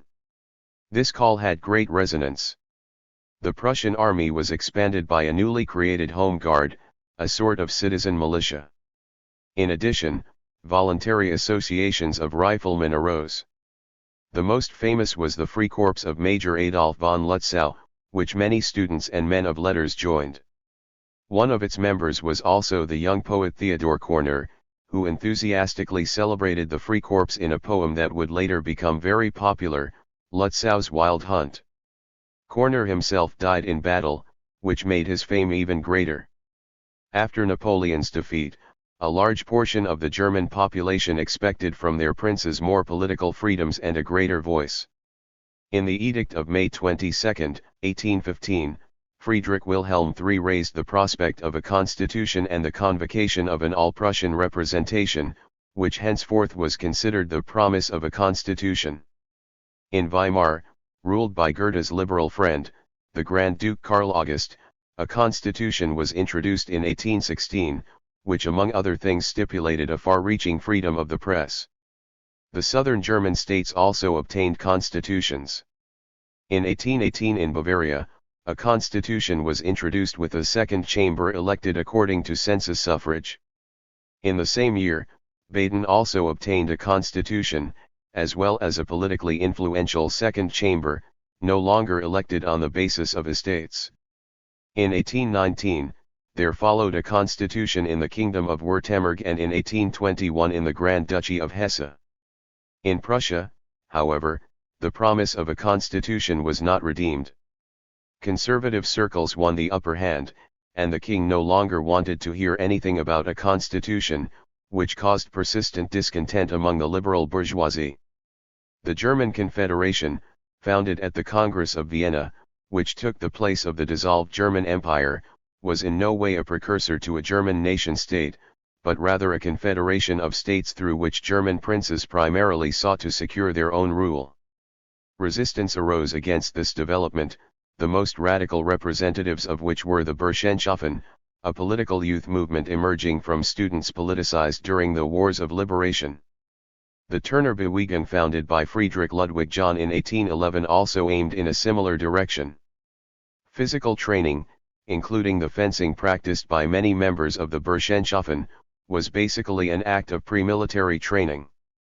The simple grey gymnastics clothing and the use of the familiar second person were expressions of a bourgeois equality aiming at transcending different social strata as well as the diverse intra-German borders. These nationalist movements were not fundamentally anti-monarchist, but they placed the unity of the nation above monarchist and princely dynasties. With the Wartburg Festival, which took place at the indulgence of the Grand Duke of Weimar on October 18, 1817, at the Wartburg Castle near Eisenach, and in which hundreds of students participated, the Burschenschaffen organized a large political event that was without precedent in Germany.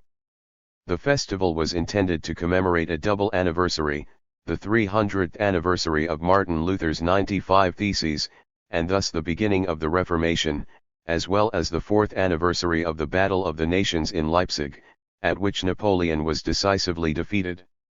Both events were regarded by the Burschenschaffen as milestones of German liberation, from Roman papal foreign domination on the one hand, and French foreign domination on the other. A highlight of this festival was the burning of the insignia of the Prussian, Hessian, and Austrian armed forces. Not dynastic rule, but a German nation-state was the goal, as well as un-German writings. Among these texts were dramas by the poet August von Kotzebue, who had attacked the Burschenschaffen and Turnerbewegung as hotbeds of revolution and was regarded as an agent of the Russian Tsar, and the Germanomania, in which the Jewish publicist Saul Asher opposed the increasing hostility to Jews within the national movement. Primarily under the influence of Jacob Friedrich Fries and his students, folkish antisemitism had become an important component of the nationalism of the Burschenschaffen. The only explicitly non-anti-Semitic current was that around a student of Hegel from Heidelberg, Friedrich Wilhelm Karov, who openly advocated admitting Jews to the Burschenschaffen.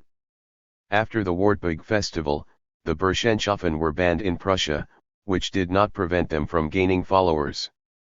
A year and a half after the Wartburg Festival, on March 23, 1819, August von Kotzebue was murdered by theology student and Burschenschaft member Karl Ludwig Sand. This served as a pretext for the German Confederation to issue the Karlsbad decrees, which were intended to combat national and liberal tendencies. Such ideas were now considered sedition and their originators dangerous demagogues. Students and professors were more closely monitored, nationally or liberally inclined professors were banned from employment, and public gymnastics grounds were closed. For newspapers and printed works not exceeding 20 printed sheets, prior censorship was introduced. Prussian reform policies implemented after the defeat of 1806 now came to a definite end. Wilhelm von Humboldt was dismissed from all state offices due to his criticism of the Karlsbad decrees. However, the Prussian government had problems imposing its policies of repression in the courts. Not because the courts sympathized with the liberal and national ideas of those being persecuted, but because many judges insisted upon adhering to legal provisions. They did not wish to penalize sentiments, but rather crimes that had actually occurred. E.T.A. Hoffmann satirically described the spirit of incipient repression in his fairy tale Master Flea. Hoffmann, today known primarily as a poet of the Romantic movement, was, as a counselor of the Court of Justice in Berlin from 1819 to 1821, a member of the Immediate Commission for the Investigation of Associations of High Treason and Other Dangerous Activities, was confronted with appalling prosecutions. The hero of his fairy tale is accused of kidnapping a distinguished lady. Responding to the objection that no kidnapping has occurred, the investigating Privy Councillor, Narpanti, a caricature of the Berlin police commissioner Karl von Kamps, answers that once the culprit had been identified, the crime would follow automatically. Even if the principal charge could not be proved, owing to the obduracy of the accused, only a shallow and superficial judge would be incapable of introducing issues into the inquiry that would blemish the accused somehow and justify his arrest. On the basis of the accusation of quoting from trial documents, Master Flea was censored, and disciplinary proceedings against Hoffmann initiated. Hoffmann died in 1822, before these proceedings were concluded. His fairy tale was first published in uncensored form in 1908. Long after the southern German states had obtained constitutions and representative bodies with certain democratic rights, the provincial estates were established in Prussia in 1823. These were estate-based bodies limited to individual provinces, representing the nobility, cities, and rural communities. Only those owning land could vote. These provincial landage were not intended as parliamentary representation, there was no real say involved. They were supposed to merely advise provincial governments, as quiescently as possible. In large parts of the population, disappointment reigned regarding the broken promise of a constitution by the Prussian king and authoritarian policies. Political assemblies were banned and political statements in newspapers were censored. Under these conditions, developments abroad, of which one could speak more openly about than the political conditions in Germany, were followed with great interest. In particular, the Greek struggle for independence against the Ottoman Empire was regarded with great sympathy. Since the second half of the 18th century, in Germany in particular, ancient Greece was stylized as the lone summit of classical art, and through Prussian educational reforms, importance had been placed upon the preoccupation with Greek antiquity at the gymnasium. Furthermore, ancient Athens was regarded as a refuge of freedom and democracy. Conservatives and liberals were united in their enthusiasm for ancient Greece. Philhellenism was widespread among educated people, and was expressed in practical support for the Greek struggle for independence. 42 The Prussian king and his government viewed such endeavors with suspicion. They feared agitators everywhere and distrusted in particular the population in the Rhenish province newly obtained in 1815. In this repressive epoch of restoration, the Paris July Revolution of 1830 hit like a bolt of lightning out of the blue. These days, this revolution, which took place between the Great French Revolution of 1789 and the European revolutions of 1848–49, has largely disappeared from public awareness. For contemporaries, however, it was an enormously important event. The French king, Charles X, had exploited the weakness of the Ottoman Empire and conquered Algiers in 1830. After this military success, in July of 1830, he dissolved Parliament, tightened census suffrage, and restricted freedom of the press even further. In Paris, protests occurred, which ultimately culminated in barricade fights. After 3 days, Charles X had to abdicate the throne and flee to Great Britain. In Eugene Delacroix's most famous painting, Liberty Leading the People, this event is glorified. The bare-breasted Marianne, leading the people, holds the tricolor band by the Bourbons and wears a Jacobin cap. But, in reality, radical, Jacobin-oriented forces were not able to prevail in France. The politically moderate Grand Bourgeoisie accomplished having Louis Philippe of Orleans, a distant cousin of Charles, crowned as king. Louis Philippe came to terms with the Parliament and went down in history as the bourgeois king. However, it was quickly revealed that he was only concerned with the interests of a part of the grand bourgeoisie. Strikes and workers' uprisings, such as the uprisings of the silk weavers of Lyon in the years 1831 and 1834, were brutally suppressed. 44 The corrupt policies of Louis Philippe and his myrmidons were caricatured by Honore Daumier in countless periodicals. The great era of political caricature began, as well as its persecution by the government. The German public was kept up to date on French developments by Ludwig Born, with his letters from Paris, as well as by Heinrich Heine's series of articles, initially published in the Augsburg Allgemeine Zeitung and then as a book, Französische Zustände. After interventions by Friedrich von Gentz, for a long time a close collaborator of the Austrian State Chancellor, Clemens Wenceslaus von Metternich, who was still the head of German reaction, Heine's articles were no longer allowed to be published starting in mid-1832, they were too critical in their analytical acuity. Heinrich Heine was not only an important poet, in his essays and polemics, he also showed himself to be a clear-sighted analyst of society. We will see later that the young Marx, who befriended Heine in Paris in 1844, was also influenced by him with regard to theory. Although the July Revolution of 1830 had neither the importance nor the repercussions of the French Revolution of 1789, it made clear that one had to reckon with revolutionary uprisings, and that these could have a certain level of success. For monarchs and princes, the July Revolution represented a terrible case of déjà vu, to which they reacted with increased repression and surveillance. In the Rhenish province, the district administrator, Heinrich Schnabel, on behalf of the Prussian Interior Ministry, constructed a spy system that for a decade monitored not only the population, but also the local public agencies. For many oppositionists, the July Revolution was a source of hope, and a revolutionary impulse emanated from it that seized other parts of Europe. In 1830, after being separated from the Netherlands, Belgium became an independent state with a relatively liberal, constitutional monarchy. In the mid-1840s, this liberal Belgium would also become a place of refuge for Marx.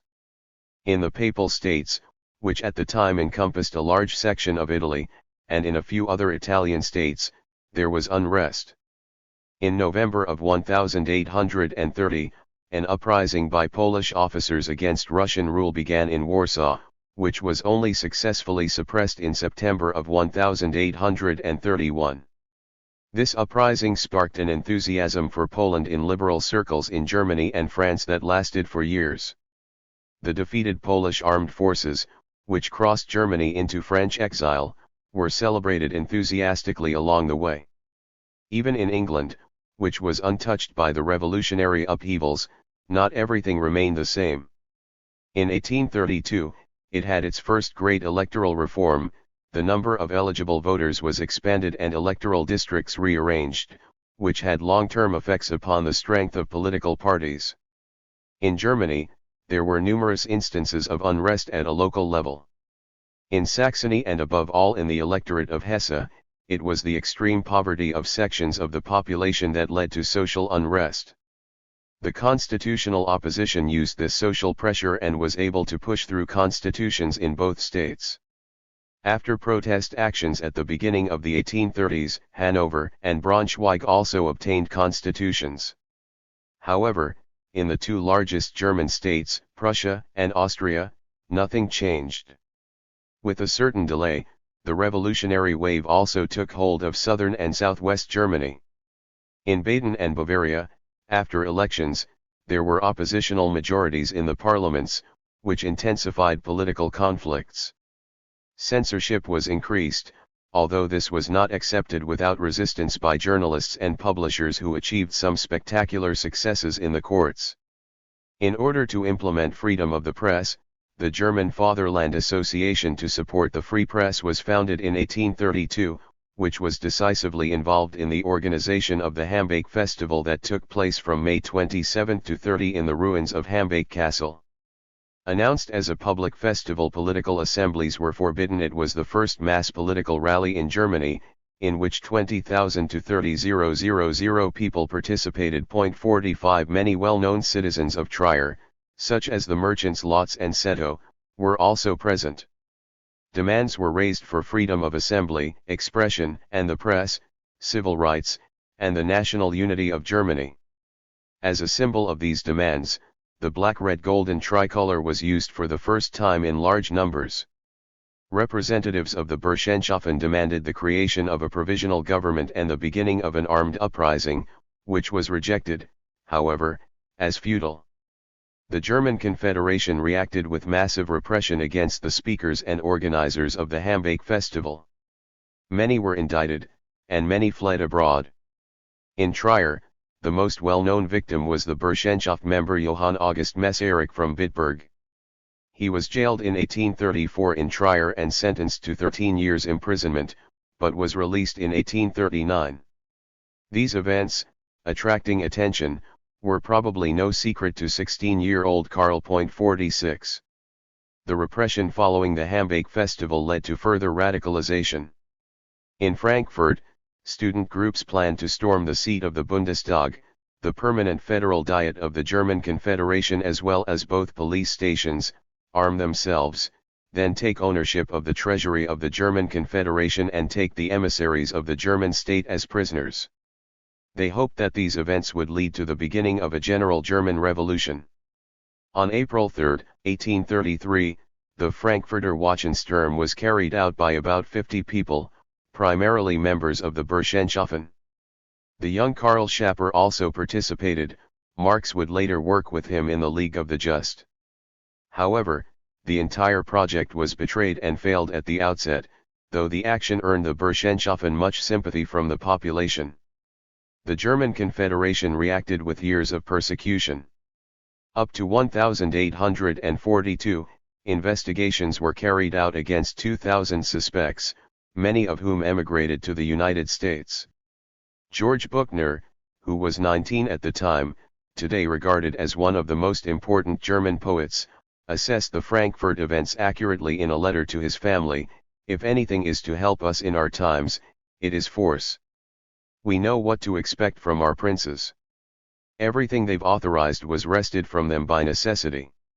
Our estates are a parody of common sense. The young people are accused of the use of force. But are we not in a permanent state of force? What do you refer to as a condition of legality?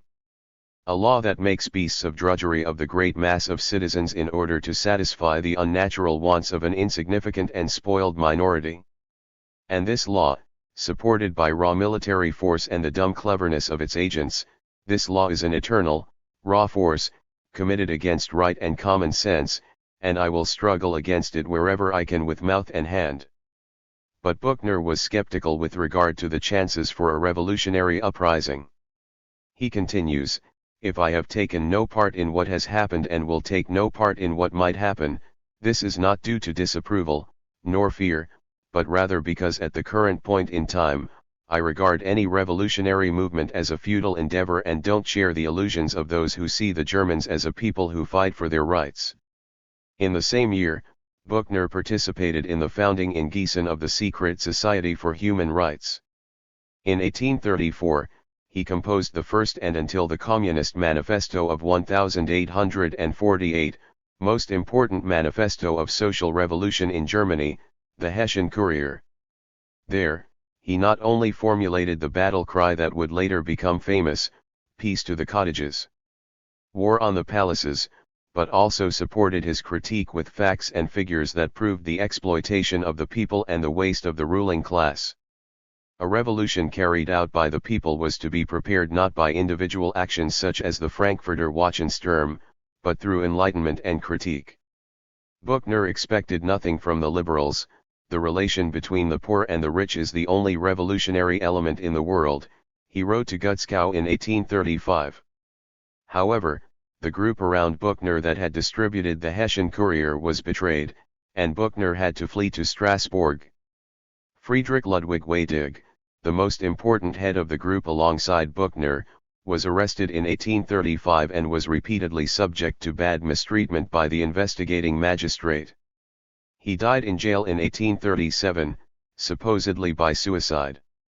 Only a few days earlier, the 23-year-old Buchner had died of typhoid fever in Zurich.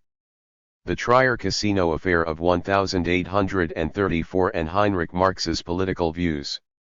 In Trier as well, poor economic development, the king's unkept promise of a constitution, and the imperious behavior of the Prussian military led in the 1820s to increasing dissatisfaction with Prussian rule. The July Revolution in Paris had given a boost to liberal tendencies. Höfel quotes a government report that mentions anonymous appeals, lively debates, and booksellers offering laudatory accounts of the Paris events. In an anonymous letter delivered in September of 1830 to the directorates of the casino societies of multiple Rhenish cities, under the heading "The State Constitution Lives," demands were raised for a constitution, reforms, and a far-reaching separation of the Rhineland from Old Prussia. Such a critique was not just the concern of marginal groups or individuals, but was widespread as well among the bourgeoisie and urban officials. The district president of Trier even suspected that the letter was a concoction of the judiciary. In October of 1830, the district president complained to Mayor Hau that municipal officials were providing disparaging opinions on domestic and foreign political subjects in full view of the public. When the city administration hosted a banquet to honor the retiring city commander, General Lieutenant von Rissell, on December 29, 1830, only 79 out of the 278 invited guests accepted the invitation. The Prussian government distrusted the Rhenish population, fearing they might seek annexation by France. Smaller, more symbolic acts of criticism were also noted, very precisely, for example, in August of 1832, during a banquet honoring the retiring president of the commercial court, which Mayor Hau of Trier also attended, 8 toasts were made, but none to the well-being of the king. The degree to which the government was dissatisfied with a large part of the Trier district court is indicated by an ordinance of the Justice Minister von Kampf's from January 26, 1833, in which the Trier judiciary is accused of not prosecuting political machinations consistently enough, of granting too much freedom to political detainees, and of accepting statements by the accused without confirming whether they corresponded to the truth. The Casino Society, originally founded to make possible an unforced conviviality, developed after 1830 into a center of oppositional thought, which is not surprising if one considers that liberal tendencies critical of Prussia were present not least in the upper bourgeoisie, among public officials, lawyers, merchants, doctors, etc., that is, precisely in those strata to which most of the members of the casino society belonged. These oppositional tendencies found clear expression in multiple events of the year 1834. On January 12, 1834, there was a celebratory banquet to honor the returning trier delegates to the Rhenish Provincial Diet. It was initiated by about 40 citizens, who had elected an organizational committee of 5, to which both Heinrich Marx and the above-mentioned Judiciary Council, Schlink, with whom he was friends, belonged. Not only the Trier press, but also Cologne newspapers reported on it, since such a banquet honoring the delegates was unusual, and 160 people took part in it. Since political assemblies were forbidden, in southern Germany people had begun organizing banquets as substitutes. This custom was new in Prussia. 47. Heinrich Marx played an important role in the organizational committee, as can be seen by the fact that he gave the welcoming speech, which was followed by further speeches. 48. When one reads Heinrich Marx's speech today, at first glance it appears rather harmless and even deferential. 49. He thanks the returning delegates for the work they've done and the king for the creation of the provincial diet. But if one examines the speech a bit more and situates it within the context of the language regime of the time, it becomes clear that it formulates a decisive critique of the prevailing political conditions. 50. The public reception for the delegates and the arrangement of a festive banquet to honor them was already an oppositional act. From the viewpoint of the king and the government, the members of the estate assemblies were not elected to represent the interests of the people. They were elected in order to function as advisors to the royal government. They were therefore not responsible to their voters, but to the king. With the reception by their voters and public praise for their work, however, they were treated as representatives of the people, exactly what the king did not want. Heinrich Marx's speech also began with a small but clear affront to the king. He is not thanked first, rather, the representatives of the city are. He subsequently thanks the king for the first institution of popular representation. But an institution of popular representation is what the Estates Assembly was not supposed to be. In speaking as well of the first institution, Heinrich Marx implies that further institutions are to follow, a clear reference to the convocation of an all-Prussian diet, desired by many citizens. The observation that the monarch had established the assembly so that truth can ascend to the steps of his throne, because where justice sits enthroned, truth must also find a point of entry, is also not without a critical barb. The monarch needed the assembly in order to hear the truth, and only by hearing the truth could he rule justly. This means conversely that plans to abolish the provincial diets would prevent the monarch from hearing the truth, so that a just government would no longer be possible. In this speech, Heinrich Marx does not take a republican or fundamentally anti-monarchist position. He still hopes for an improvement of political conditions from above, by an enlightened monarch. But he expresses his criticism very clearly within the framework of the linguistic regime of the time, and as the reaction of the Minister of Justice von Kampf made clear, the government had very much understood the criticism and regarded it as dangerous. Von Kampf wrote, "The city of Trier has provided the first example that the lunchtime societies of private persons brought together through subscription have taken it upon themselves in an ignorant and unauthorized way to observe and take to task the proceedings and indeed even the principles and votes and the behavior of individual members of an assembly responsible to His Royal Majesty the King, and at the very most only to him. It is already the case that the great majority of deputies to the Diet do not regard themselves as German deputies to the Diet on the basis of estates, but rather as representatives of the people, and are strengthened in this madness by the public when they, as in England, receive and hold speeches in taverns concerning their service in the Diet and the dangers and plans threatening the Diet that they have averted, receiving the civic crown from the guests." The reception for the delegates was not the only event to reveal the oppositional attitude of the casino members. 2 weeks later, on January 25, the founding day of the Casino Society, a well-attended dinner took place there. There was drinking, and at a late hour, when most of the guests had already left, there was singing in French. An army captain stationed in Trier reported to his division general that various participants in the event, among them Heinrich Marx as well as Johann Gerhard Schneemann, one of young Karl's teachers, had begun to hold speeches and sing revolutionary songs, including La Marseillaise. Also present was Robert Schleicher, the family doctor of the Westphalen family and later a friend of Karl and Jenny. The army captain continued to note that things did not just remain at singing.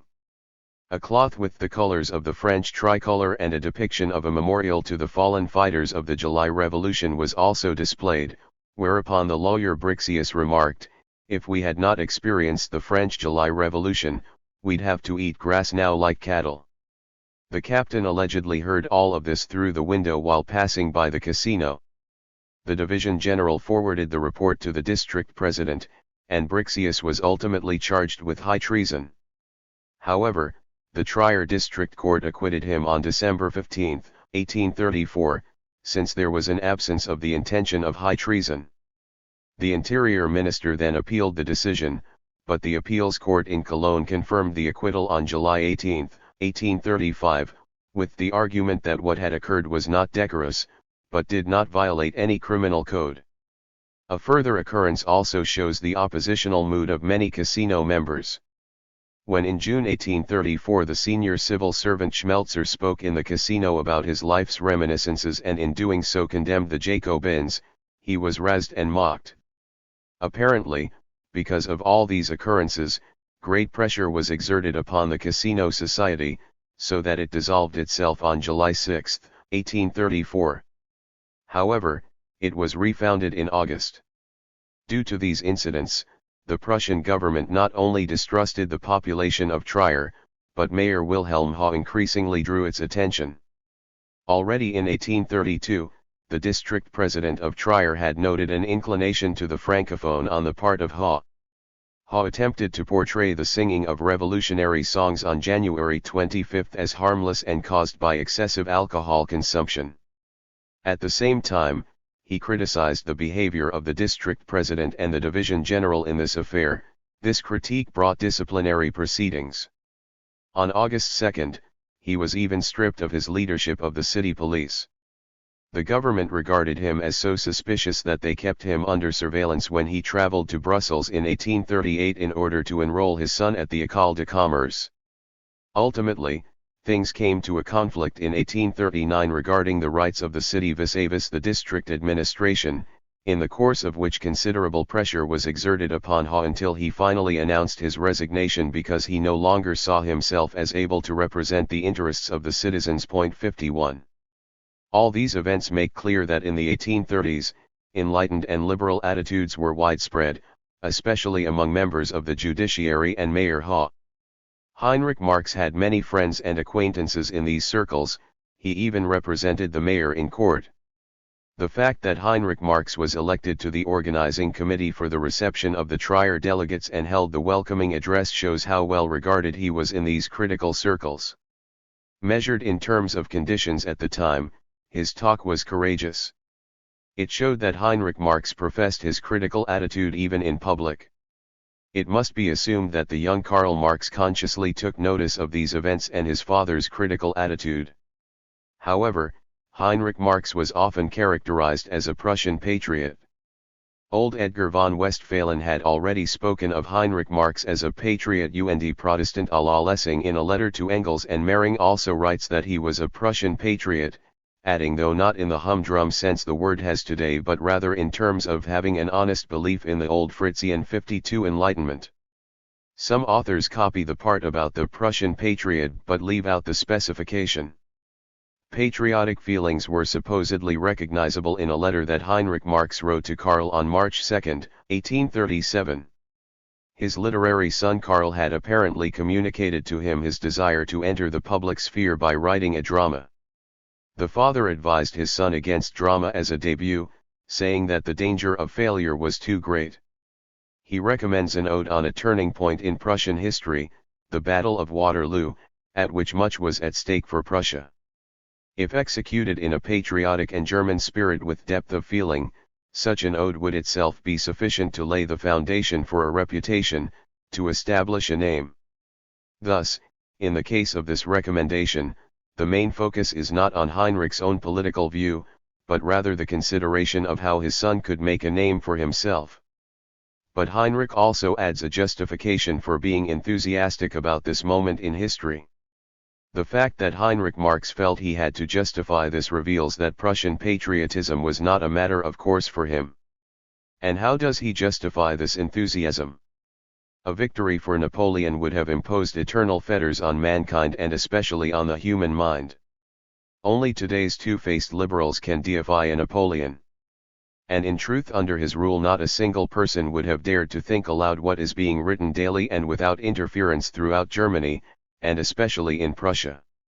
And anyone who has studied the history of Napoleon and what he understood by the absurd expression of ideology can rejoice greatly and with a clear conscience at his downfall and the victory of Prussia. It's noteworthy that what Heinrich Marx holds against Napoleon the most is his way of dealing with ideologues. In the 1790s, Destutt de Tracy coined the term ideology to describe a science of ideas and perceptions. It was a project of the Enlightenment that analyzed human thoughts in an empirical manner and criticized the various forms of obscurantism, that is, the obscuring of the world, springing from superstition or the dogmatic clinging to tradition. Politically, Destutt de Tracy and his pupils were moderate Republicans. For them, intellectual and civil liberties were the most important achievements of the revolution. The young, aspiring Napoleon had initially sought the support of these respected ideologues. To the extent that he became an autocratic despotic ruler, and on his path to the imperial throne sought the support of the Catholic Church, the relationship deteriorated. He was not interested in independent research into topics having to do with politics or moral philosophy that an opposition to his rule could build upon. Ultimately, the ideologues served him as scapegoats who were made responsible for everything bad that befell France since the Revolution. The negative connotation that the word ideology still has today goes back to Napoleon's hounding of the ideologues 53, so it was precisely Napoleon's anti-Enlightenment, illiberal side that Heinrich Marx criticized, and in light of this side, he preferred Prussian victory. So Heinrich Marx was anything but an uncritical lover of Prussia. 54. In his final text as well, a draft written in 1838 intended as a contribution to the Kölner Kirchenstreit, to which Karl had made some corrections, Heinrich Marx took the side of Prussia. The occasion of the Cologne conflict was the question of the religious education of children whose parents belonged to different religions. According to Prussian law, the religion of children was determined by the religion of the father. But the Catholic Church, which was dominant in the Rhineland, demanded that before a marriage a bride should promise to raise the children as Catholics, so that children of all mixed marriages would be raised Catholic. The Archbishop of Cologne, Clemens August Droste-Ziewisching, who had taken office in 1836, advocated the Catholic position uncompromisingly. A few months before, he had taken a position against Hermesianism, the doctrine of the theology professor George Hermes, who had come out of the Catholic Enlightenment. Overstepping his authority, the Archbishop prohibited Catholic theology students at the university from attending corresponding lectures. At the high point of the conflict over mixed marriages, the government arrested the bishop in November of 1837 and placed him under house arrest, which made him a martyr in conservative Catholic circles and generated strong anti-Prussian sentiment. The harsh approach of the Prussian government was due not only to the fact that religion played a large role in everyday life and that the Prussian state understood itself to be a Protestant state. Equally important was the fact that the Pope, as ruler of the Papal States, which at the time encompassed large swathes of Italy, also constituted a secular power, one closely allied with Catholic France, and the relationship between Prussia and France was still tense. Furthermore, after the Revolution of 1830, in Belgium, a Catholic and liberal state had come about that the Prussian state feared could become an attractive model for the Rhineland. The arrest of the bishop led to numerous public statements. This conflict also had an important significance for the political formation of the young Hegelians. In his brief draft, Heinrich Marx justifies the approach of the Prussian government as a defense against the political danger emanating from an aggressive Catholicism. 55. In both cases the praise of Prussia's victory over Napoleon as well as his statement on the Cologne Church conflict. Heinrich Marx showed himself to be not at all a blind proponent of the Prussian authoritarian state. He took the side of the Prussian state where he regarded it as a defender of enlightenment and liberality. The fatherly friend Johann Ludwig von Westphalen. As Eleanor Marx emphasized in her biographical sketch, Karl Marx in his youth was strongly stimulated intellectually not only by his father, but also by his future father-in-law, Johann Ludwig von Westphalen. Heinrich Marx and Ludwig von Westphalen had a friendly relationship over the course of many years. There were multiple points of contact, both were members of the small Protestant congregation in Trier as well as the Casino Society. Furthermore, it's quite possible that the lawyer Marx in the course of his legal proceedings came into contact professionally with the government official Westphalen. For various reasons, both could have initially stood somewhat outside Trier's society of Catholic dignitaries, Heinrich Marx as a Jew baptized as a Protestant, and Ludwig von Westphalen having moved to Trier as a Protestant, Prussian official. This might have also had an effect in bringing the two together. However, it's unclear how and when the relationship between the two fathers began.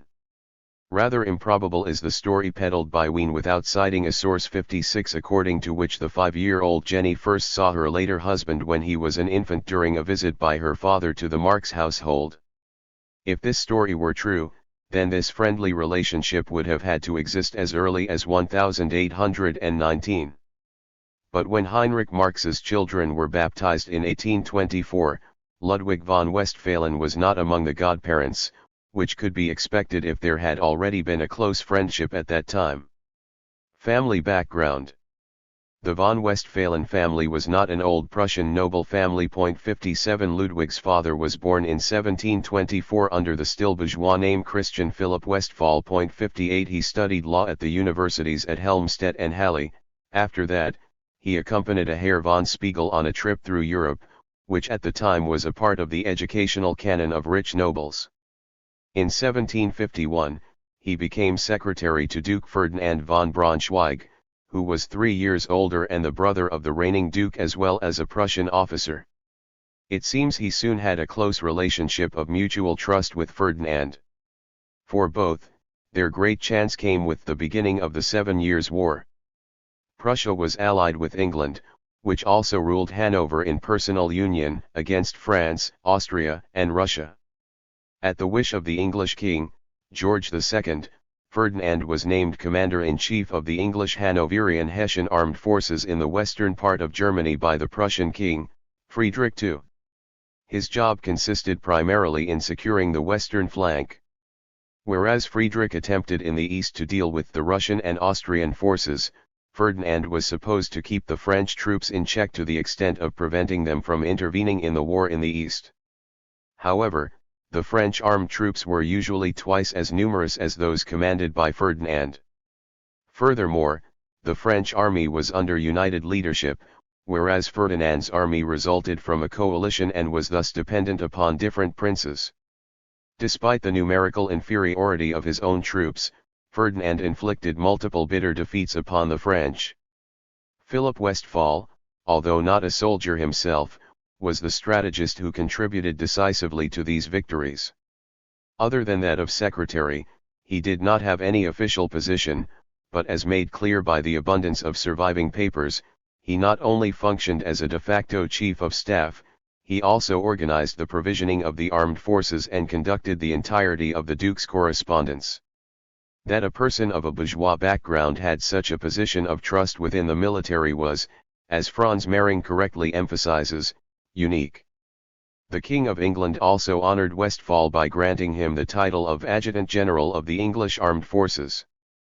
Philipp Westphal met Jeannie Wishart de Pitereau, his future wife and 18 years his junior, in a military camp. She was visiting her sister, who was married to an English general. Her ancestors descended from old Scottish nobility. An ancestor of her father's, George Wishart, was burned at the stake in 1547 in the struggle to introduce the Reformation in Scotland. Archibald Campbell, 9th Earl of Argyll, an ancestor of her mother's, led the rebellion against the English King James II, and was beheaded in Edinburgh. Later, Jeannie wrote a history of her ancestors, which her son Ludwig translated. Every one of his children received a copy of this translation. Jenny, and through her, Karl was also informed about this line of ancestors. 59. Probably in order to allow Jeannie a wedding befitting her social status, Philip Westphal took on a title of nobility in 1764 that Ferdinand obtained for him. Philip Westphal became Philip Edler von Westphalen. He married Jeannie in 1765. After the war, he left the service of the Duke and lived as a landowner, first in what is now Lower Saxony, then in Mecklenburg, where he died on September 21, 1792. He was not able to complete his plan to write a history of Ferdinand's military campaigns. It was his grandson, Ludwig's oldest son Ferdinand, who became the Prussian interior minister, who issued this work posthumously in 1859, supplementing it with some biographical information on the Westphalen family. Profession and political attitudes. Philip and Jeannie had 4 sons. Ludwig, who was born on July 11, 1770, in Bornum near Braunschweig, was their youngest son and the only one who founded a family and had children. He studied law at the University of Göttingen, which at the time was one of the most important in Germany. Among his academic instructors were, according to the obituary by his son Ferdinand, Gustav Hugo, one of the founders of the German Historical School of Jurisprudence, the famous publicist and historian August von Schlosser, who on the occasion of the final Swiss witch trial in 1782 coined the phrase judicial murder, as well as George Christoph Lichtenberg, famous today primarily for his aphorisms. Ludwig began as an assessor in 1794 but left the civil service at his own wish in 1798. He bought an estate and tried his luck at agriculture. In the same year, he married Elisabeth Louise Wilhelmine Albertine von Veldame, who was 8 years younger. He had 4 children with her. Ferdinand was born in 1799, Louise in 1800, Karl in 1803, and Franziska in 1807. In 1807, at the age of only 29, Elizabeth died, so that Ludwig was a widower at the age of 37 with 4 children. The daughters moved in with relatives of their mother, while the sons stayed with Ludwig. That was not at all unusual at the time, since sons usually left the household early on, while daughters usually lived with their parents until marriage. Ludwig's household was led by his mother Jeannie, who died in 1811. His second wife, Caroline Hubel, who was born in 1779, was not from a noble family, but rather came from an upscale family of civil servants from Thuringia. Ludwig had 3 children with her. Jenny was born in 1814, Laura in 1817, and Edgar in 1819.60. Very positive descriptions of Ludwig by both wives have been passed down. His first wife characterized him as being of a very English gentleness of character, rare kind-heartedness, and an always constant emotional state. In a letter from December 21, 1826, to her cousin, his second wife wrote, "Fate has supplied me with a man to whom few can compare in terms of greatness of the soul and intellect. A delightful character through which I enjoy heaven on earth.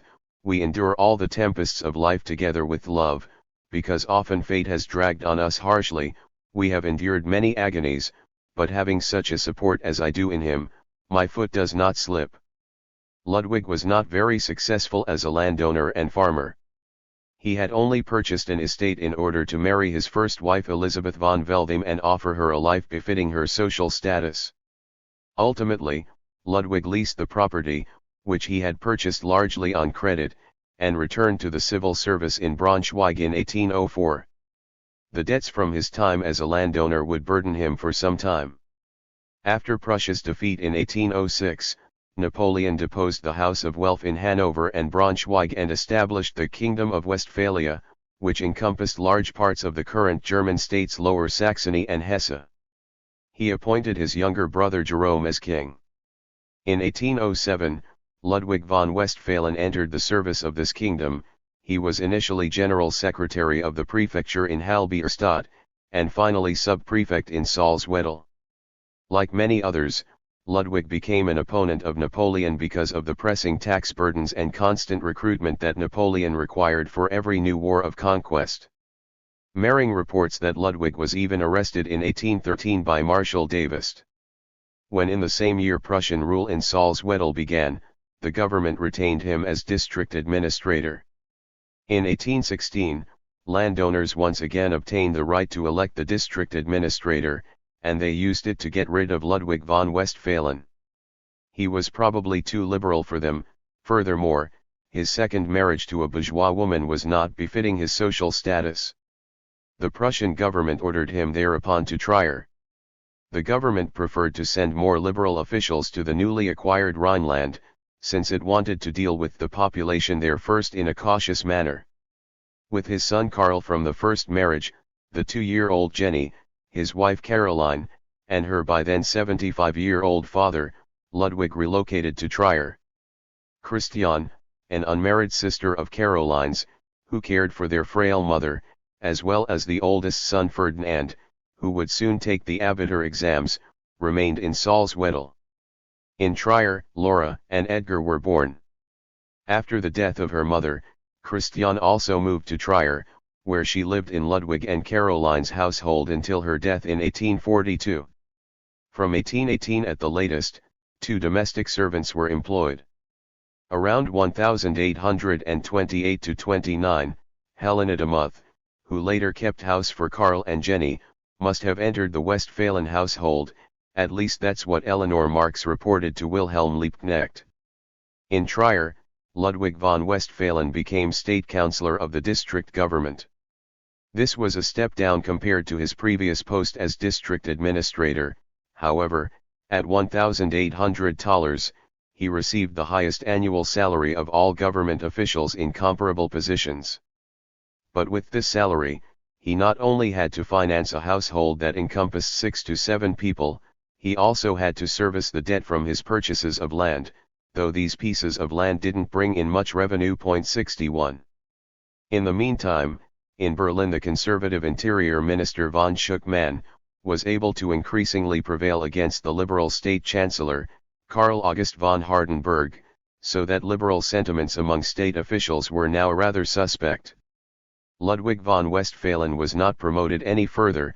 Only in 1834 during his retirement did he obtain the title of Privy Senior Civil Servant, Geheimer Regierungsrat 62. In Trier, Ludwig von Westphalen was responsible among other things for the gendarmerie, prisons, charitable institutions, statistics, and the official journal. So he was directly confronted with all the social problems that existed there. In the evaluations of his superiors, he was on the one hand praised for being an indefatigable worker and for being very knowledgeable. On the other hand, he was criticized for his statements that were supposedly too verbose and distracted from what was essential. In 1831, the district president of Trier proposed to the government in Berlin that Westphalen be retired without the latter's knowledge.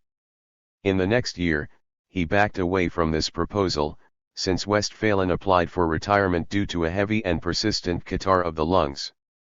He then retired in 1834.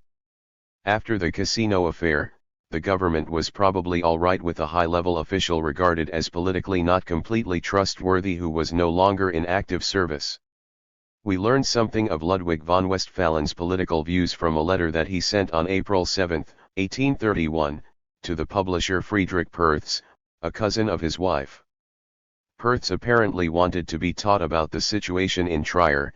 After the July Revolution of 1830, there were all kinds of rumors about French agitators that had come to Germany and about German sympathizers of France who would allegedly call for overthrow. In this letter, Ludwig acknowledged Trier's economic problems, as well as complaints about the onerous, almost unaffordable taxes and the great state of emergency really present in most areas. A special devotion to the Prussian state had not yet evolved. But supposedly there was still trust in the government and above all great respect and love for the most just of kings. An inclination toward France in Trier was found only in the upper classes of bourgeois society, namely among lawyers, bankers, merchants, doctors, notaries, etc. The pupils at the gymnasiums and university students are also infected by this Francomania. Ludwig von Westphalen's own views are expressed most clearly in the passage that follows. Under contemporary political conditions, two irreconcilable principles were in conflict, the old one of divine right and the new one of popular sovereignty. Regarding the convulsions emanating from this conflict, he writes, only one notion can ensure calm, namely that the dreams of Republican do-gooders no longer fit a generation that has matured in the school of misfortune and of deeper meaning, and in this awareness I still gladly surrender myself despite the threatening manifestations of a condition of anarchy in the fermenting west and south of Europe to better hopes to which the enthusiasm of my youth was dedicated, that from the immeasurable world event that produced a general commotion for 8 months and from the current confusion of an unhinged political world, true freedom, inseparably in league with order and reason, will emerge like a phoenix from the ashes.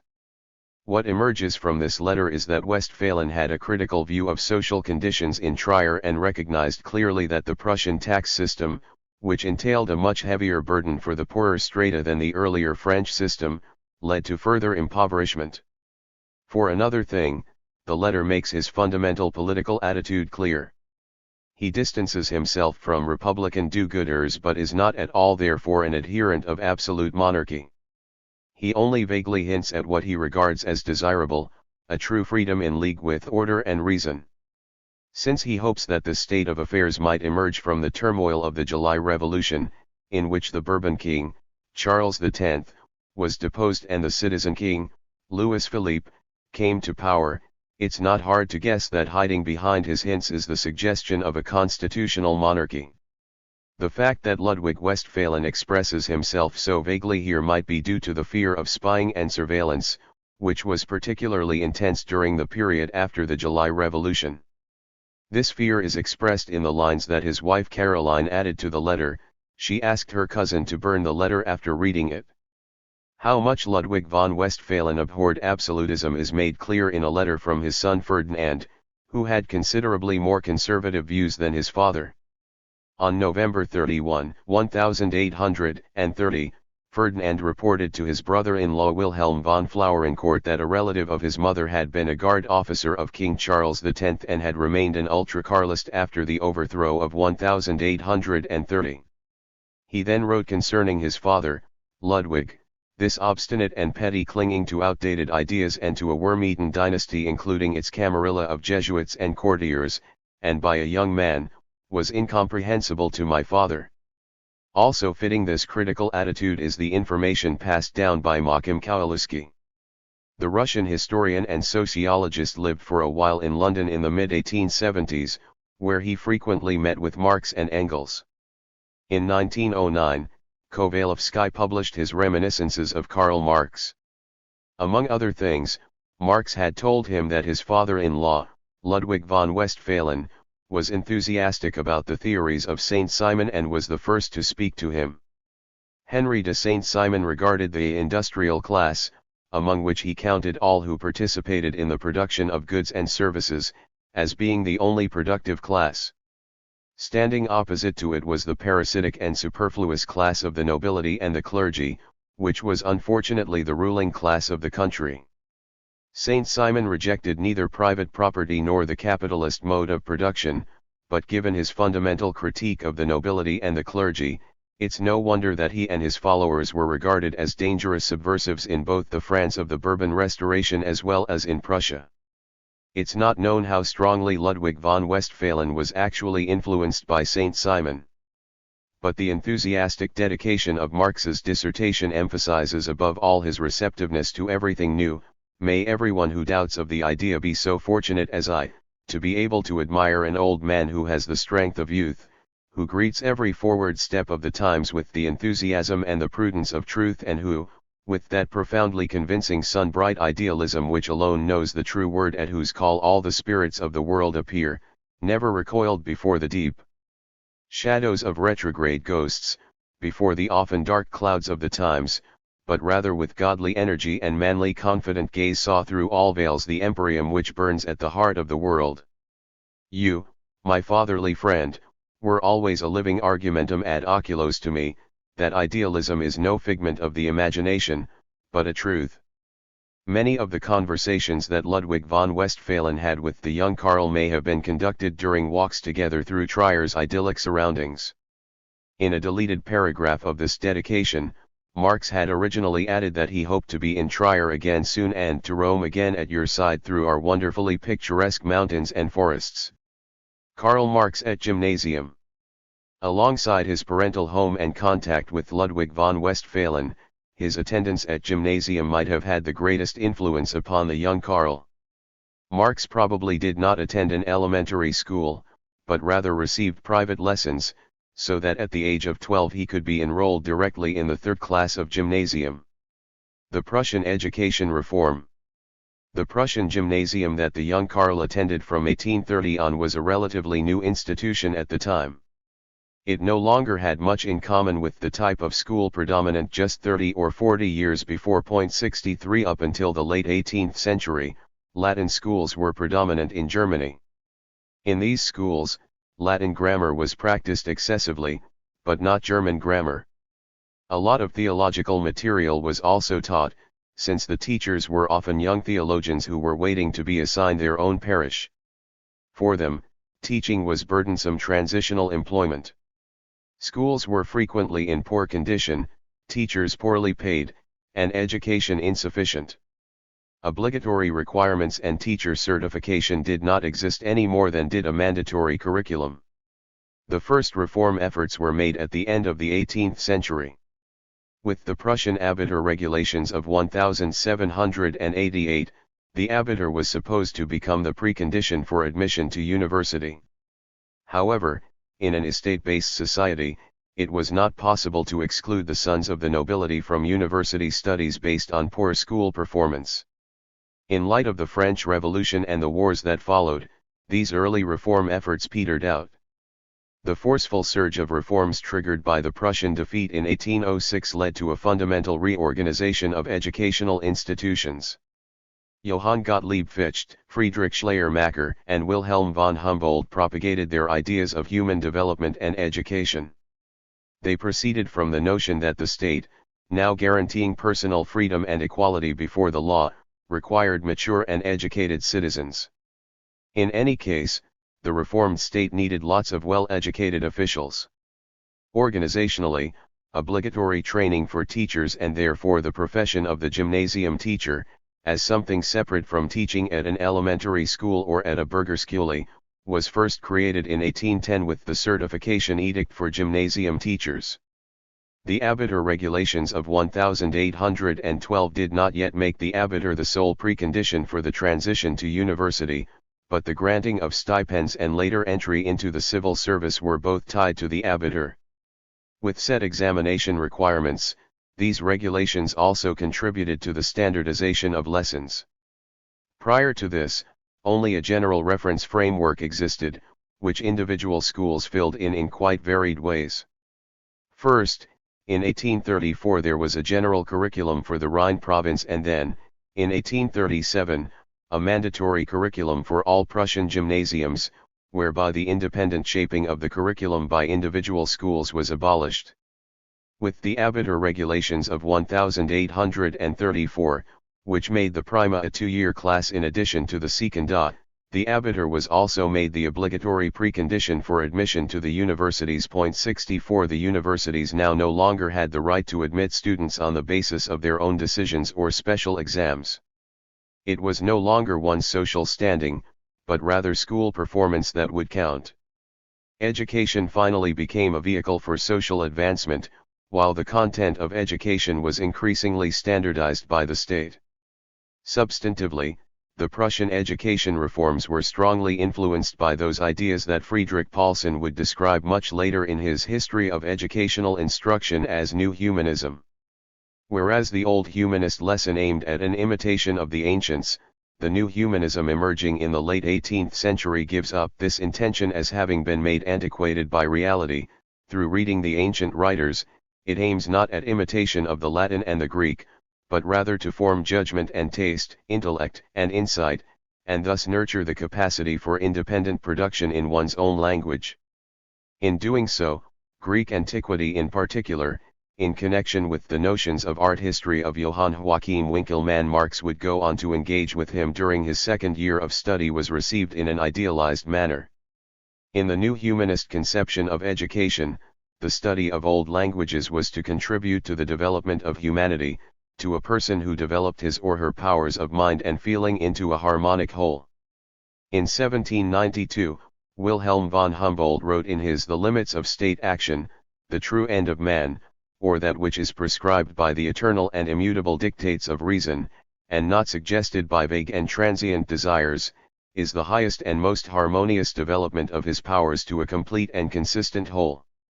He also made clear the precondition of such an education: freedom is the first and indispensable condition which the possibility of such a development presupposes. 65 Schiller's letters, on the aesthetic education of man, also point in such a direction and became an important source for new humanist ideas about education. Humboldt, who in 1809-10 directed the section of cultural affairs and education for the Prussian Ministry of the Interior, began to reform schools and universities in Prussia on the basis of the new humanism.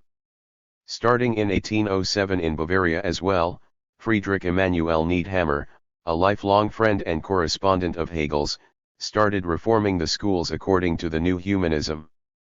The school should no longer simply impart practical, useful knowledge, but rather also the general shaping of human development, to be achieved primarily through engagement with the culture and languages of antiquity. Ancient Greek now took its place alongside Latin, which had been taught for a long time, and one was expected to learn not only the grammar of both languages, but to engage with the classics of ancient philosophy, historiography, and literature. Language, philosophy, and art stood at the center of this conception of education. Reinhold Bernhard Jackmann programmatically formulated the aim of this education in the Archiv der Nationalbildung that he published with Franz Passow: "The educator must proceed from the ideal of physically and mentally perfected humanity. The pure aim of reason of humanity is therefore also the aim of pedagogy. What humanity should become, every single individual must also be educated toward. You, like everyone else, should present the ideal of perfected humanity in yourself." Humboldt and his fellow campaigners, who like Jackmann were assembled in the scholarly deputation of the ministry, did not think of education as something only for a social elite. In a report on the work of his section, Humboldt maintained, "There is absolutely certain knowledge that must be general, and even more a certain formation of attitude and of character that no one may lack. Everyone is obviously only a good craftsman, merchant, soldier, and businessman, when he is intrinsically, and without regard to his particular profession, a good, decent, and according to his status enlightened human being and citizen." Weller correctly emphasizes the ambivalence of the bourgeois concept of education at the beginning of the 19th century, when it was not only a battle cry against the privileges of the nobility and the propertied bourgeoisie, but also served as a means of segregation and defending one's social position against those below. However, it is precisely against this background that the emancipatory dimension of the conception advanced by Jackmann and Humboldt becomes clear. The gymnasium, which had already become an important institution of segregation from those below and still is today, was conceived by Jackmann and Humboldt as a comprehensive school, as a school for all, proceeding from the assumption of a fundamental perfectibility of human nature. Independent of the social classes that pupils came from, the perfectibility of human beings through education was pursued, whereby the highest aim according to which human nature should be formed lay in the ideal of harmonically educated and perfected humanity. One limit was not touched by this conception, however. That the gymnasium was to be a school exclusively for boys was so self-evident that it did not even have to be mentioned separately. There was a world of difference, however, between the noble objective transcending class boundaries and the reality of Prussian gymnasiums. Nonetheless, not a few of the first generations of gymnasium teachers were influenced by these notions. The young Marx was instructed by such teachers, and as we will see, was strongly influenced by these ideas. The gymnasium was never able to impose itself as a comprehensive school, but it soon enough offered the emerging educated middle class opportunities for advancement, through both the education obtained in gymnasium, as well as through the profession of the gymnasium teacher, the prestige of which increased considerably. Instead of becoming a school for all, after a few decades a gymnasium education served as a marker of distinction. Better school education also reflected practically in a shorter period of military service. Whoever had concluded middle school or had reached the Obersekunda of gymnasium could, instead of fulfilling 3 years of military service, serve for the shorter and less stringent 1-year voluntary service, which, however, also included the obligation of bearing the costs for one's weaponry and clothing, thus remaining reserved for the economically better off strata.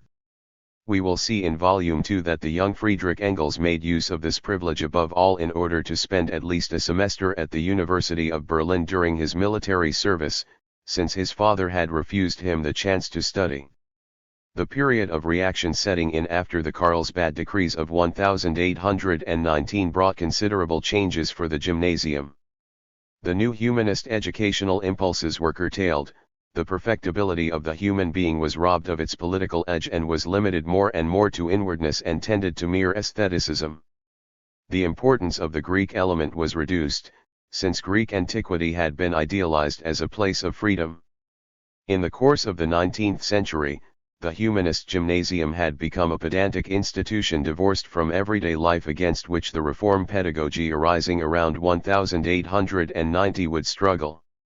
However, this frequently caricatured institution is in no way identical to the gymnasium of the early 19th century.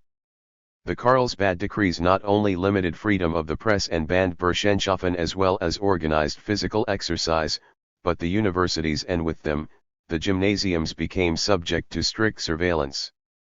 The behavior of teachers, whom it was assumed had significant influence upon the thought and action of their pupils, wasn't just regimented in terms of their official duties.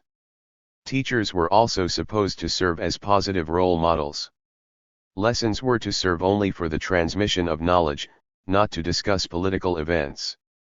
A decree from October 30, 1819, thus states that no teacher through the tendency of his lessons causes arrogant presumptuousness among the youth, as if they were entitled to their own judgment of current events and public affairs, and as if they were particularly qualified to intervene in the shaping of public life, or even to bring about a dreamed of better order of things. In history lessons, no comparisons with the immediate present were to be employed, and all unnecessary argument and discussion with the youth was to be avoided, so that they learn early to follow compulsory laws without question, and submit willingly to the present authority.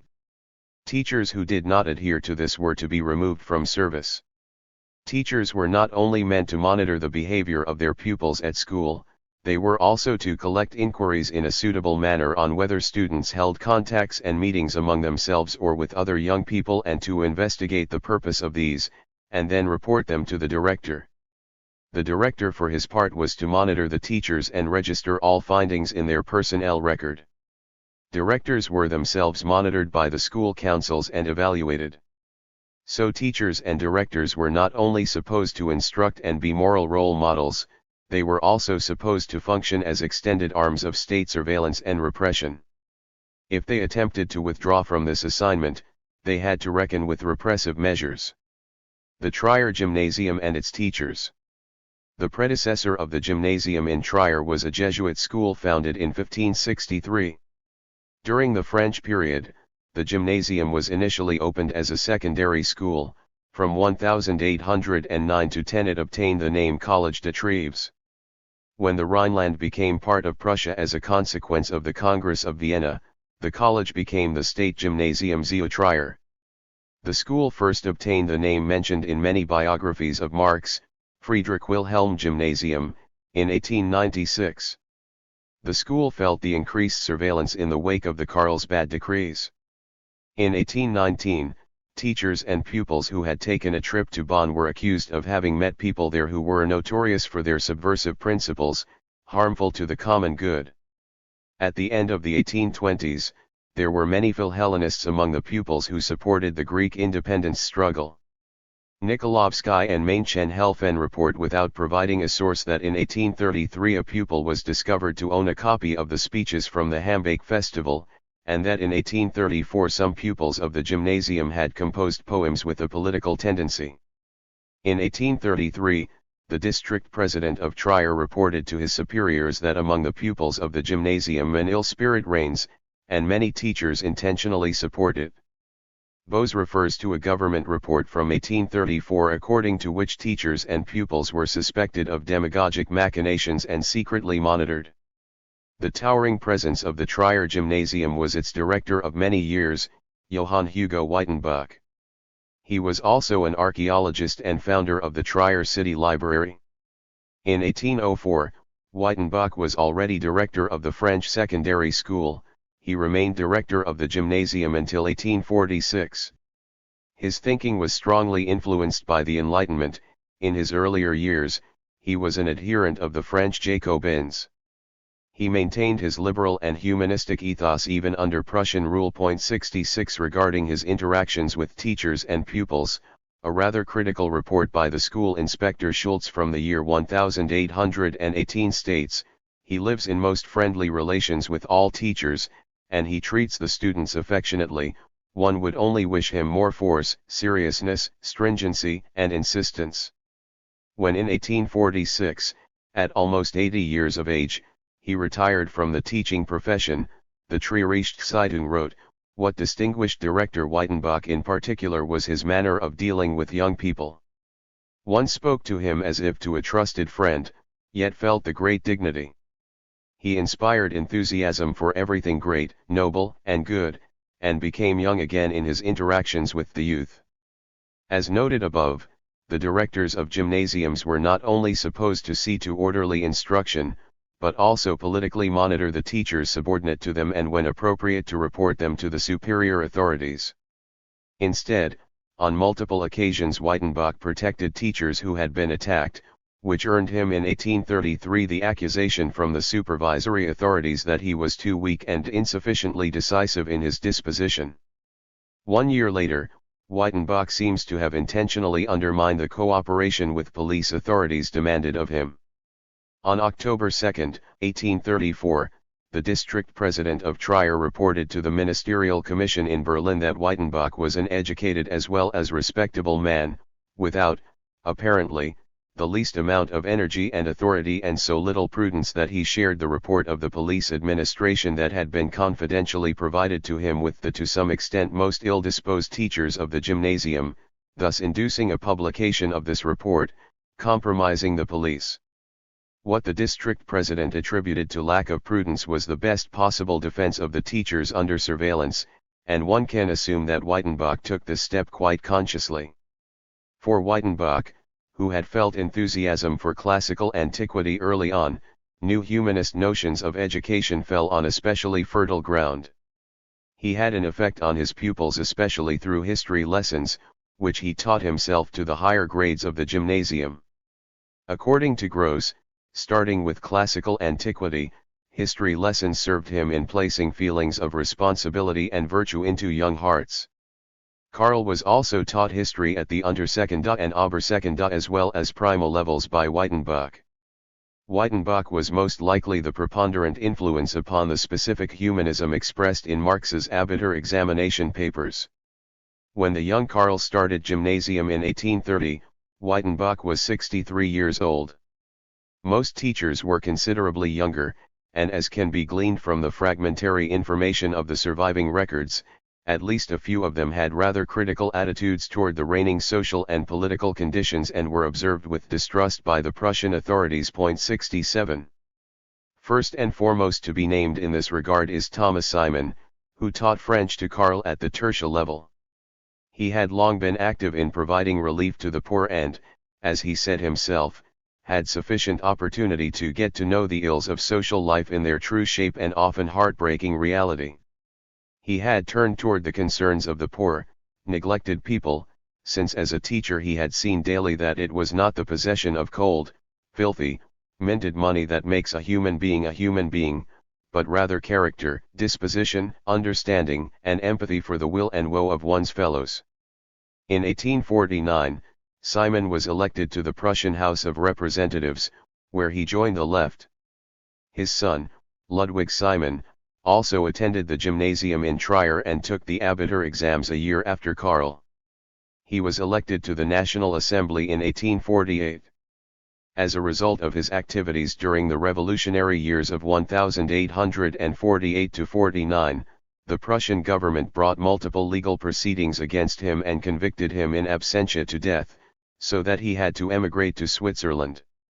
Heinrich Schwendler, who taught French to Marx at the Obersekunda and Prima levels, was suspected in 1833 by the Prussian government of being the author of an insurgent leaflet.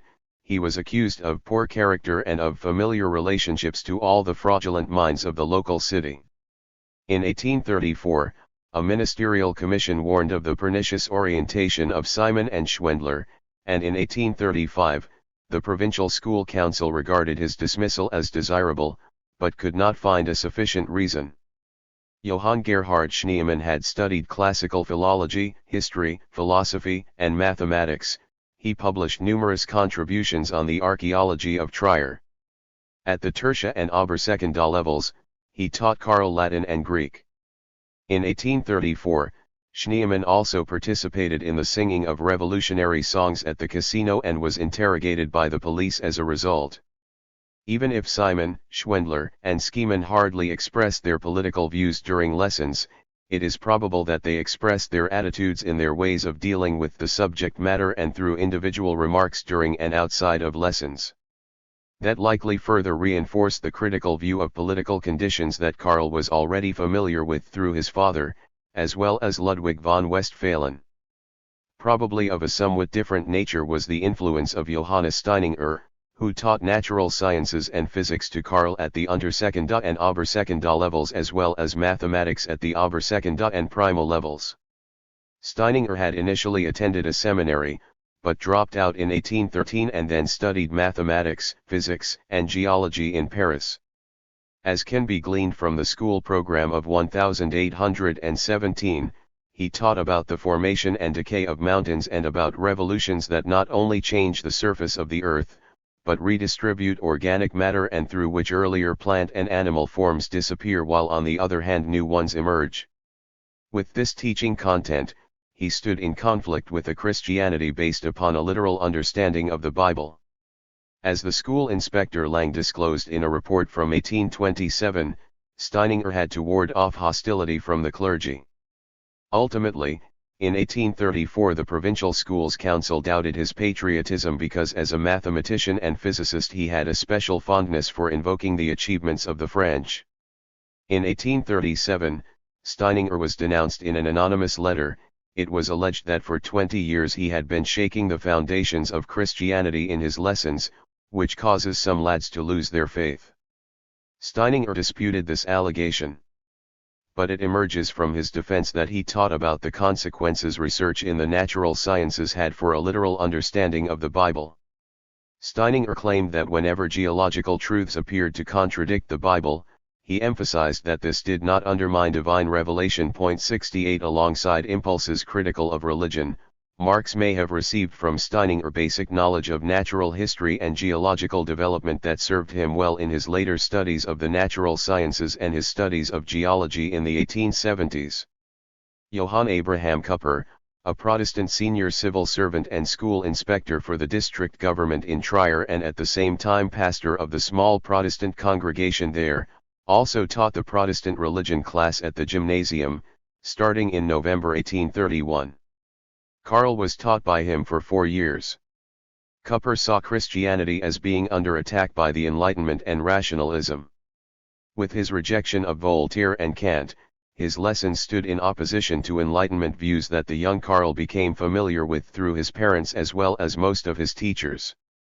For Kupper, true religiosity required recognizing human sinfulness and the insight that human beings could not free themselves of this sinfulness on their own, but rather through a Redeemer, Jesus Christ.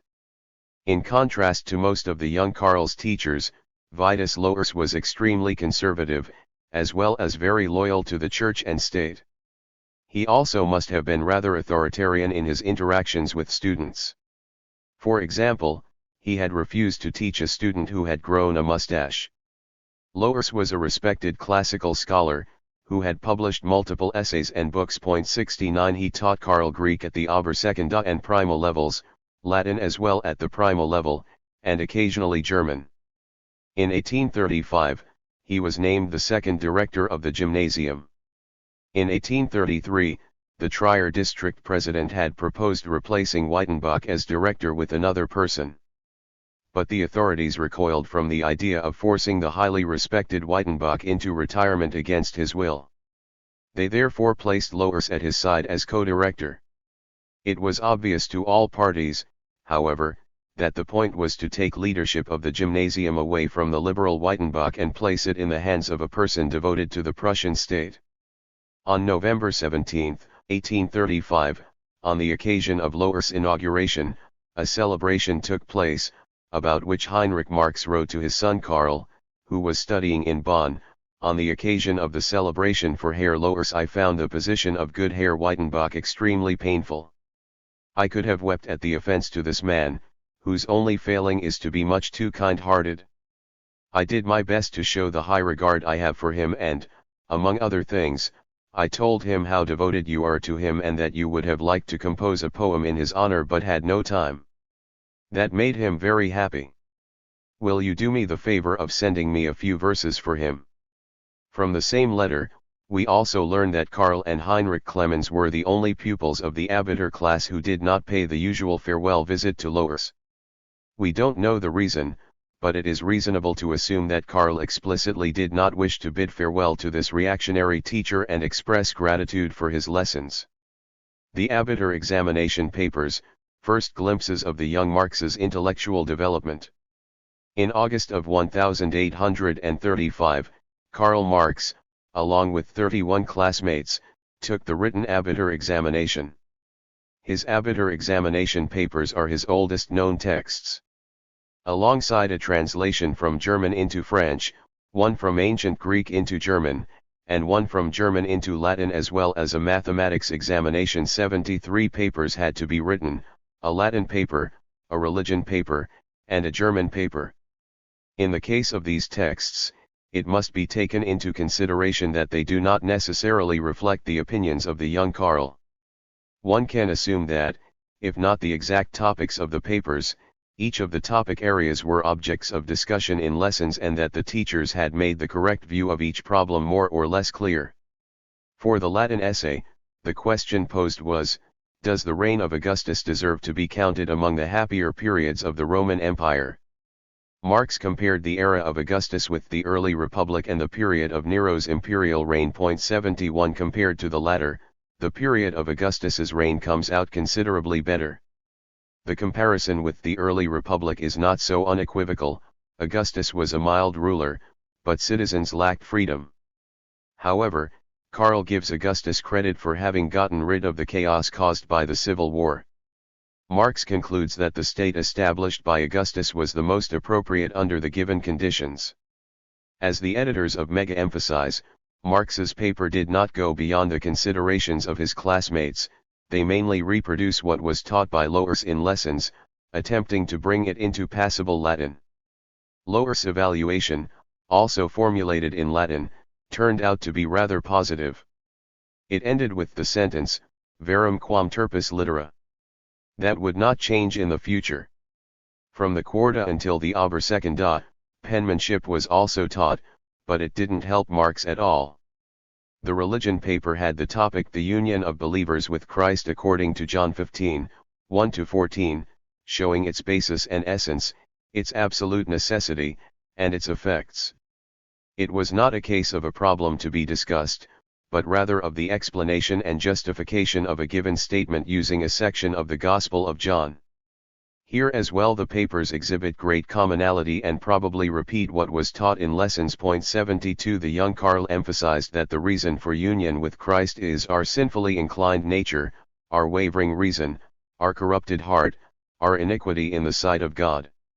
If we are united with Christ, then we are virtuous solely out of love for him, then we have a heart which is open to love of mankind, to all that is noble, to all that is great, not out of ambition, not through a desire for fame, but only because of Christ. These statements stand in the lineage of Karl's religion teacher Kupper's theological views as reconstructed by Heinrich, but they are missing a few aspects, such as the significance of the act of redemption by Christ.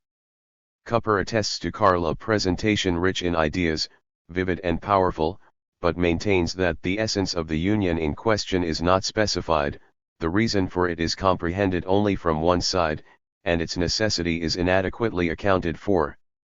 He evaluated Karl's classmates in a similarly critical way. Marx's Abitur certificate states, his knowledge of the Christian faith and morals is fairly clear and well grounded, he knows also to some extent the history of the Christian Church. This sentence has little informative value, since it only formulates largely verbatim what is required of pupils as stipulated in the Abitur examination regulations of 1834. Whether the young Marx was a devout Christian at this time cannot be clarified on the basis of the religion paper, though it's rather clear he wrote exactly what was required to pass the examination. Compared to the German paper, which we will discuss shortly, one has the impression that he did not go about it with anywhere near the same level of engagement. The concluding section comes across as downright amusing, where Marx writes, "Therefore union with Christ bestows a joy which the Epicurean strives vainly to derive from his frivolous philosophy or the deeper thinker from the most hidden depths of knowledge." Whether Marx is just repeating the platitudes proclaimed by Kupper during lessons, or whether a trace of irony is already mixed into the formulation, cannot be decisively determined. In any case, just a few years later, his judgment on Epicurean philosophy will turn out to be quite different. The most interesting document is the German paper, Reflections of a Young Man on the Choice of a Profession. Here, the young Karl made an effort, both in terms of substance and style. The teacher correcting the exam, Hamischer, who had only been teaching for a short time, opined somewhat derogatorily in his evaluation that the writer succumbed here as well to the error quite common to him of an excessive quest for a rare expression rich in imagery. To modern readers, the paper might come across as a bit excessively impassioned, but one should take into consideration that during this period, texts were formulated in a much more passionate way than today, and that we're dealing with an enthusiastic 17-year-old. Ever since Marx's German paper was published for the first time in 1925, it has occasioned numerous and in part far-reaching interpretations. The text was usually understood as the direct expression of the thoughts and feelings of the young Marx. Künzli and Hillman want to draw conclusions about psychological conflicts within the young Marx on the basis of this paper. A serious interpretation of this paper must first of all distinguish between Marx's original contribution to the text and that which can be regarded more as the result of the school lessons. This distinction is possible if one compares Marx's paper with the papers of his classmates. Mons has published these papers in full, but they remain largely disregarded in the biographical literature. Loers had temporarily taken over German lessons in the first half-year of the primal level. In the second half-year they were taken over by Wilhelm Hamischer, newly arrived at the school. The rather general terms of the topic of the paper may have been, as Mons suspects, a stopgap solution. It had frequently been the subject of graduation speeches by Weitenbach. 73 He had probably already dealt with it in a general manner in the classroom, as indicated by the similar basic structure of the papers written by both Marx and his classmates. The important biographical significance of the choice of profession is pointed out, the terrible consequences of the wrong choice, the danger of being blinded by the brilliant appearance of a profession, the necessity of precisely examining one's own inclinations and abilities is stated, and the recommendation is given to seek advice from experienced people. Also appearing in multiple papers is the consideration that a profession should not only serve the one who takes it up, but other people as well, and that one becomes a useful member of society by doing something for the well-being of fellow human beings. However, Marx's text is distinct from the others not only in its clear structure, but also in numerous special characteristics of its content. Right at the beginning, Marx places the question of choosing a profession in a broad, anthropological context, not addressed by any of his classmates. Animals have a fixed sphere of activity, only human beings have a choice between various activities, and this particularity of human beings is the result of divine creation. The deity, according to Marx, gives humanity its general aim of ennobling mankind and itself, and also never leaves mortal man wholly without a guide. He speaks softly but with certainty. Marx mentions the deity a total of 5 times, more frequently than his classmates, including those who had given pastor as their desired profession. Over half of those taking the exam did not mention God at all. The fact that Marx mentions the deity so often and also refers positively to religion at the end of the paper, without these being essential to the topic, are strong indications that Marx was devout at the time. It's noteworthy that he does not speak of God, but rather in a more distanced way of the deity. In the religion paper, he mentions the deity twice at the beginning, and subsequently refers to God 5 times, which is more in keeping with the usual Protestant usage. A sinfulness rooted in human nature, referred to in the religion paper, also no longer plays a role here. This could be an indication that the young Karl no longer assumed the personal God of Christianity, but rather tended toward the kind of deism widespread during the Enlightenment. A belief in a God who created the world is maintained, but this God is no longer conceived of in the concrete shapes implied by individual religions. Heinrich Marx's letter from November 1835 indicates that he adhered to such a conception. In discussing the difficulties that arise in choosing a profession, Marx writes a sentence that in the literature has become the object of far-reaching interpretations, but we cannot always attain the position to which we believe we are called. Our relations 74 in society have to some extent already begun to be established before we are in a position to determine them. Other classmates also wrote of individual conditions and that one's profession must fit them. But none of them arrived at such a remarkable generalization that conditions determine us before we can determine them. Franz Mehring saw in this the first germ of the materialist conception of history in unconscious anticipation. Others have more or less followed him. In contrast, the objection has been raised that the insight into the restricting effect of circumstances upon the individual is an insight of the 18th century. Other more or less subtle interpretations of this passage can be found in the literature. A much simpler explanation for this sentence appears plausible.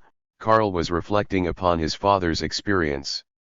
Heinrich Marx had grown up in materially humble conditions and as a Jew, so that both material and legal limits were set to his choice of profession, and it cost him considerable strain to even partially overcome these limits. Heinrich Marx may have spoken with his son over the limiting circumstances of his youth while at the same time making clear that he, Karl, was subject to far fewer limitations. Like most other examination candidates, Marx also emphasized how harmful the effects of choosing the wrong profession can be upon oneself. But whereas his classmates only wrote about the feeling of unhappiness, Karl went far beyond that. If we're not capable of fulfilling a profession, we must say to ourselves that we are useless created beings. The consequence is self-contempt. According to Marx, this is worse than and sets in without any rebuke from the outside world. Marx thus expresses more sharply and existentially than any of his classmates the consequences of failing due to one's own inability. At the same time, he makes clear that passing muster according to one's own judgment is far more important than praise or rebuke from others, an attitude that would also have an impact later in his life. If one has the opportunity to choose any desired profession, however, then there are 3 criteria for choosing which the young Karl cites. We should first of all choose the profession that assures us the greatest worth, which second of all is based upon ideas whose truth we are convinced of, and which third of all offers the greatest possibilities to work for mankind, and for ourselves to approach closer to the general aim for which every profession is but a means perfection. Concerning the first criterion, worth, Marx writes that it is that which most of all uplifts a man, that it makes him admired by the crowd and raised above it. In this desire to stand out from the crowd, to be raised above it, one hears a bourgeois elitism that the young Karl presupposes as a matter of course. He assumes that the great crowd cannot achieve the worth aspired to, it is only granted to a minority standing above the crowd. But which profession assures such worth? but worth can be assured only by a profession in which we are not servile tools, but in which we act independently in our own sphere. With that, it's clear why the great crowd is excluded from the worth aspired to. With the possible exception of master craftsmen, traders, or independent farmers, no one in the lower classes employed as domestic servants, day laborers, or in the newly arising factories can act independently. Marx raises the question of a dignified profession for gymnasium graduates who can strive for careers as doctors, lawyers, or scholars, in which acting independently is paramount. Marx does not mention which professions he would exclude as without worth. However, one can think of two professional fields for gymnasium graduates where people might become servile tools: the military and state administration. Both cases involve strict hierarchies, where the subordinate authority has to carry out the directions of the higher one, regardless of whether the person carrying them out regards them as correct and appropriate or not. Marx may have regarded such authoritarian structures as degrading. It is similarly terrible for the young Karl if the profession that one seeks is based on ideas that we later recognize to be false. Then the only remaining salvation is self-deception. Here it also remains an open question as to which activities he had in mind. Again, one thinks of the civil service, if for example the state is based upon a form of government that one considers wrong. The final criterion, the welfare of mankind and our own perfection, Marx highlights as the most important. It must be the chief guide. The notion that through one's profession, one should work for the welfare of society or humanity as a whole, mankind, is mentioned a total of 6 times, was already part of Enlightenment thought. This thought is also found among many of Marx's classmates, so that one may assume it was part of the lesson. However, it is not further specified what is meant by welfare. The moment of one's own perfection was an important topos of the sophisticated bourgeois culture of the time. It played a central role in Schiller's On the Aesthetic Education of Man, and it is the main theme in Goethe's Wilhelm Meister's Apprenticeship. It was also a central point for the new humanist conception of education. Education should aim to perfect individual human beings and therefore humanity as much as possible. Even if one doesn't know whether Marx was familiar with the texts mentioned at the time of his Abitur exams, one can assume that the idea of one's own perfection and the improvement of humanity played an important role in Wytenbach's German and history lessons. In his speech to graduates from 1834, he described the school as the institution in which young people are educated in the sacred belief in progress and ennoblement. We will later see that the aim of developing individual capabilities also plays a central role in Marx's various conceptions of communism. One's own perfection was also mentioned as an aim, or at least hinted at, by other pupils. Thus, Franz Ludwig Blaise expected the right choice of profession to benefit human society as a useful member to the best of one's abilities, and to provide for one's own ennoblement and that of one's fellow human beings, which is the final goal of all human endeavor. Edgar von Westphalen emphasized that one should promote not only one's own happiness, but also that of the state and fellow human beings as much as an individual is capable of doing so.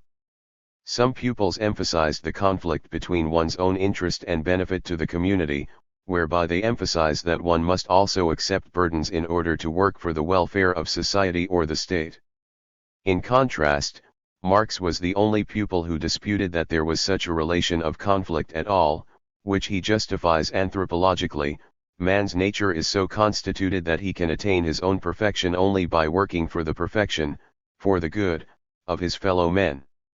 If he works only for himself, he may perhaps become a famous man of learning, a great sage, an excellent poet, but he can never be a perfect, truly great man. Here, the difference from the religion paper becomes clear. There, striving for that which is noble and great is supposed to follow from union with Christ, but here there is no mention of such a union. Man's nature is already sufficiently arranged. With the position that one's own perfection not only goes hand in hand with work on behalf of the welfare of humanity, but also depends upon it, the young Marx went beyond the arguments of both his classmates as well as those of Wytenbach. However, it's not accurate to say that he had thus already left behind the bourgeois environment of many of his classmates, as Mons does. In the Abiter paper, there is not the slightest indication that young Karl saw a conflict between working for the welfare of humanity and the bourgeois world. On the contrary, as was made clear by his wish to elevate himself above the crowd as a dignified human being, he did not call into question the given hierarchy of classes that completely denied the majority a dignified profession. He wanted to contribute to the welfare of humanity within the bourgeois world, as a member of the bourgeois elite. Marx does not name any specific profession as being the best one to work for the welfare of humanity. In the sentence last quoted, he mentions numerous examples, but what's interesting is which for a gymnasium graduate, obvious professions he does not name: merchant, civil servant, officer, or lawyer. More obvious to Marx are clearly the man of learning, the sage, and the poet. If these would orient their activity toward the welfare of humanity, then a truly great man could be made of them. It can hardly be doubted that the young Marx strove to be one, according to the passionate final sentence of his paper: if we have chosen the position in life in which we can most of all work for mankind, no burdens can bow us down, because they are sacrifices for the benefit of all, then we shall experience no petty, limited, selfish joy, but our happiness will belong to millions, our deeds will live on quietly but perpetually at work, and over our ashes will be shed the hot tears of noble people. Here, finally, recognition by others is mentioned as an inevitable, if perhaps late consequence of action on behalf of humanity, bound by one's own guiding principles. Oral exams took place in September. Of the 32 examination candidates, 22 ultimately passed. Mons attempted to translate the qualitative evaluations into the grading system common today, and arrives at the conclusion that Marx, along with another pupil, had the 8th best Abiter, while Edgar von Westphalen, along with another pupil, came in at 3rd place. In the Abiter certificate issued on September 24, Marx's diligence is noted: he has good aptitudes, and in ancient languages, German, and history showed a very satisfactory diligence, in mathematics satisfactory, and in French only slight diligence. This does not sound like a consistently diligent model pupil. Regarding his handling of the Latin classics read during the lessons, it says that he translated and explained the easier passages well even without preparation, and the difficult ones with some assistance, especially those where the difficulty consists not so much in the peculiarity of the language as in the subject matter and train of thought. The case was similar with Greek classics. At the end of the certificate, it's noted that the examining commission discharged him cherishing the hope that he will fulfill the favorable expectations which his aptitudes justify. What sounds like a standard formulation for better pupils might contain subtle assessments. Jemkow reproduces the corresponding sentence from Edgar von Westphalen's certificate, that he will fulfill the good expectations which his aptitudes and his hitherto demonstrated diligence justify. In the case of Edgar, who had a better certificate than Marx, the expectations are not just favorable, 75, but good, 76, and most important, his diligence is mentioned. This mention is absent in Karl's case. The graduation ceremony took place on September 27. In the different classes, the best pupils in individual subjects were honored with a book award. In addition, there were commendations. 2 commendations of Marx from earlier years are known, in 1832 in ancient and modern languages and 1834 in German. From Marx's Abiter class, Jacob Fuchsius made a speech in which he compared the death of Socrates with that of Seneca, Comparatio Mortis Socrates Acla Seneca, and another classmate, Heinrich von Notz, held the valedictory address for the pupils. At the end came the annual graduation speech by Wyttenbach, whose subject this year was the connection between lessons conveying knowledge and moral education. Bonds and impetuses. Family life. According to everything we know, Karl Marx spent a rather carefree childhood and youth in Trier. He grew up in relatively affluent, educated middle-class conditions. In terms of income, the Marx family did not belong to the richest 1.2%, but was still part of the upper 10% of Trier households, and as a matter of course, service staff was employed. That only one of 9 children died at an early age speaks for the care they must have received. There are no indications of greater conflicts in the parental home or at school, nor of corporal punishment. Karl's relationship to his siblings also appears to have been harmonious, by and large. On the basis of the style of the surviving letters to the studying son, it's clear that the parents were frequently concerned and also didn't spare on admonitions, though they were anything but authoritarian. 77. After the firstborn Moritz David died at an early age, the parents' hopes were pinned entirely on Karl. He was a good pupil, intelligent and open-minded. One could assume of him that he would be successful at university and his future professional life, whereby in this period before state social welfare systems this was always bound up with the hope that a successful son would later financially support siblings and if necessary his parents in old age. In November of 1835, his father wrote to him, "I should like to see in you what perhaps I could have become, if I had come into the world with equally favorable prospects. You can fulfill or destroy my best hopes. It is perhaps both unfair and unwise to build one's best hopes on someone and so perhaps undermine one's own tranquility. But who else than nature is to blame if men who are otherwise not so weak are nevertheless weak fathers?" This remark shows the high expectations placed upon Karl, and also that a certain pressure to fulfill these expectations burdened him. But it also becomes clear that his father dealt with these expectations in a somewhat reflective manner. It's clear to him that they are burdensome to his son and he admits this. This reflection upon one's own demeanor was at that time not necessarily typical. When we encounter the young Engels in the next volume, we will find a very different type of father. In any case, every effort was made to support Karl. Above all, in his father and later father-in-law, he had 2 mentally and politically interested adults who not only provided him with much encouragement, but who early on took him seriously as an interlocutor, which might have had an extremely advantageous effect upon his intellectual development.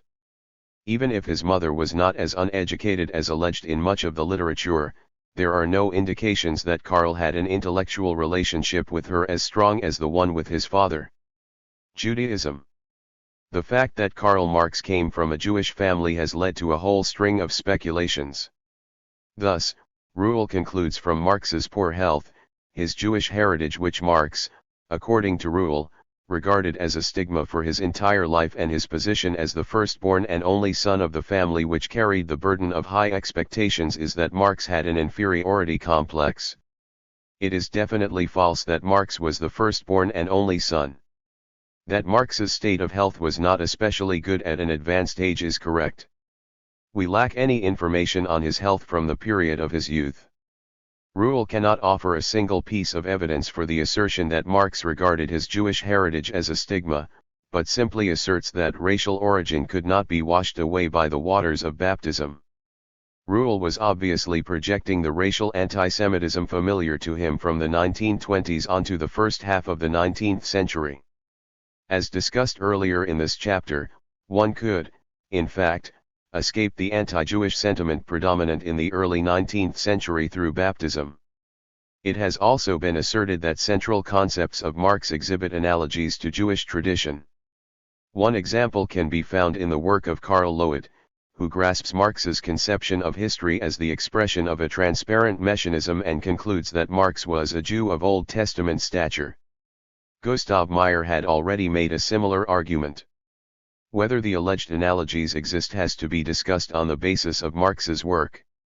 What is of interest here is the assumption that descent from Jewish parents would ensure that the young Marx was equipped with Jewish tradition and Jewish thought.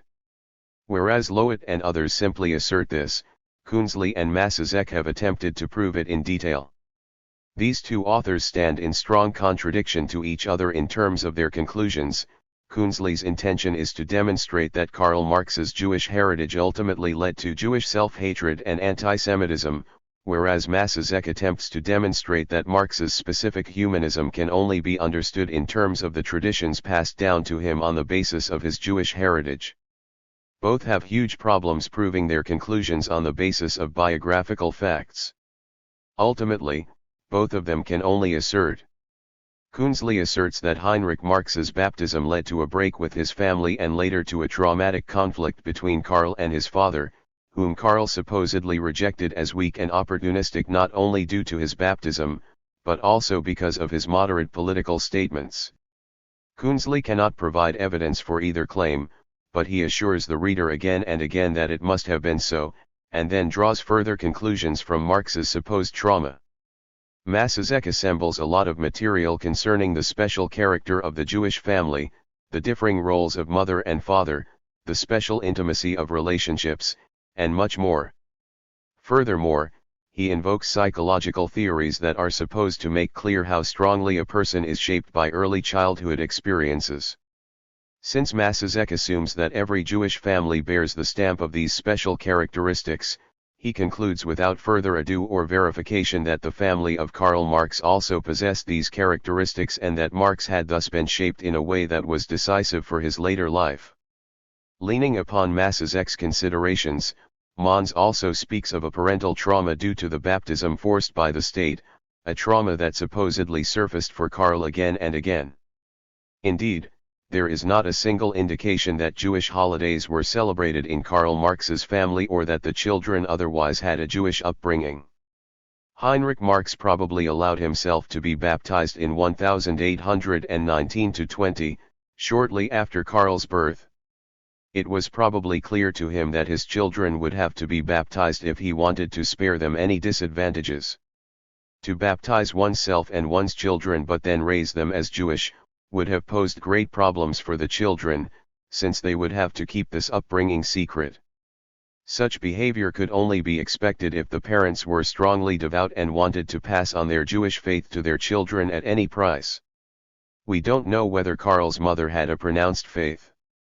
As emerges from the already mentioned letter from Heinrich Marx to his son from November 1835, he had a rather rationalist deist attitude.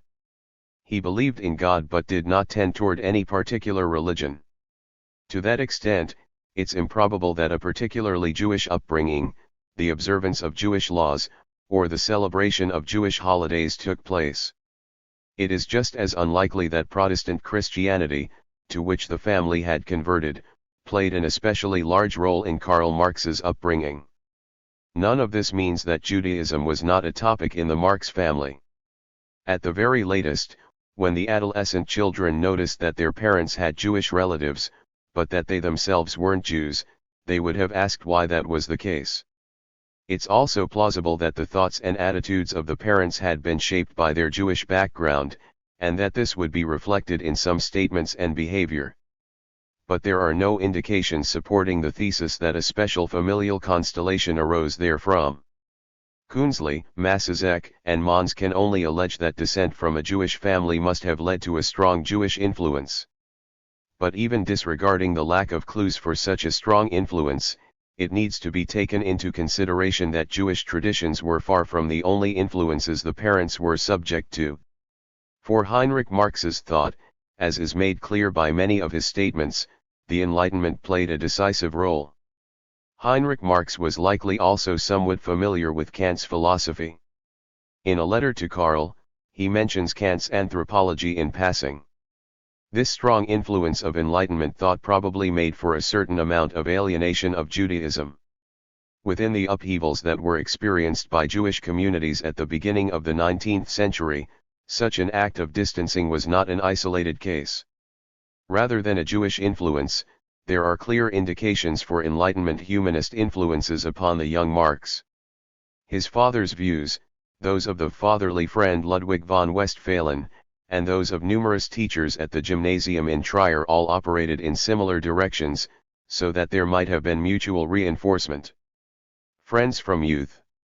It's known that the young Karl was friends with Edgar von Westphalen.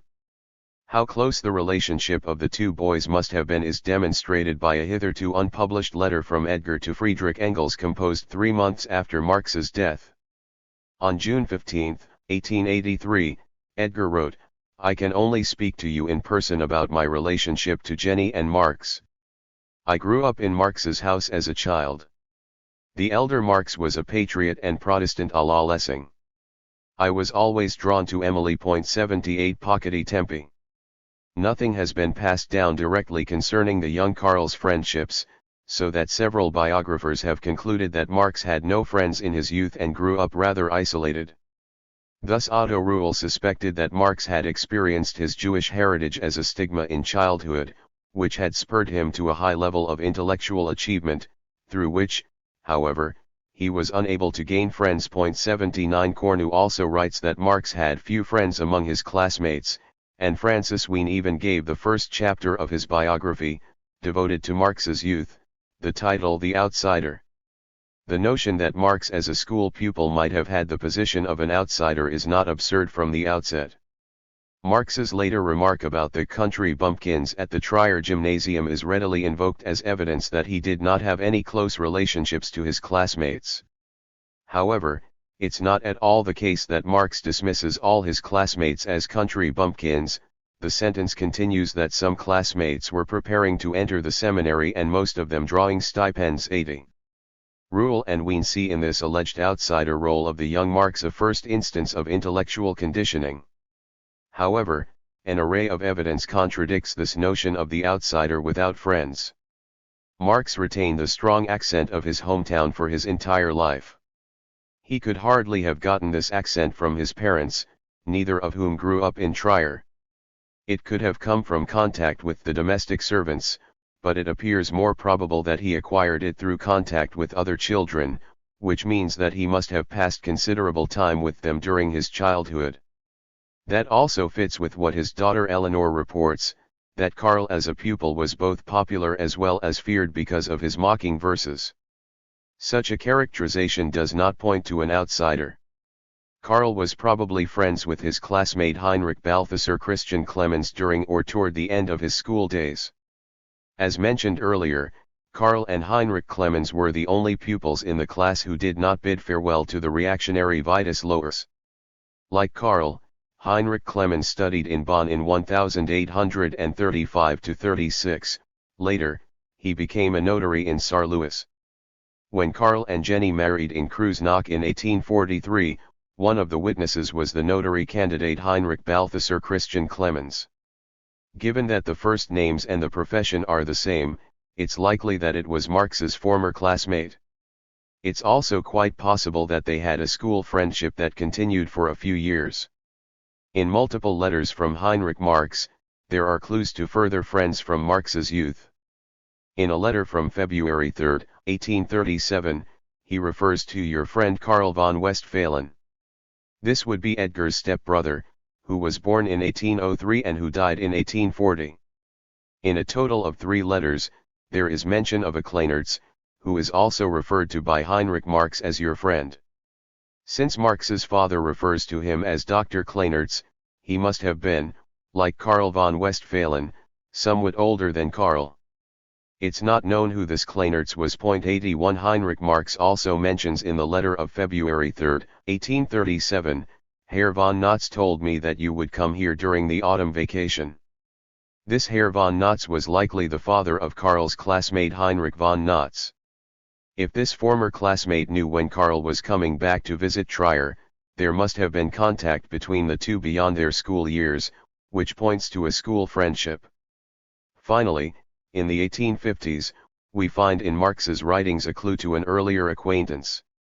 When Engels wrote an article about the Crimean War mentioning a former Prussian officer named Grach serving on the Turkish side, Marx wrote to him that this was an acquaintance of mine from Trier, not one of your Prussian instructors, but a talented adventurer who went to Turkey as much as 19 or so years ago to seek his fortune. This was Friedrich Grach, born in 1812 in Trier. 82 If Grach had been in Turkey for 19 years in 1854, that is, since 1835, then Marx must have known him during his school days. Victor Waldenaer also comes into question as a possible school friend.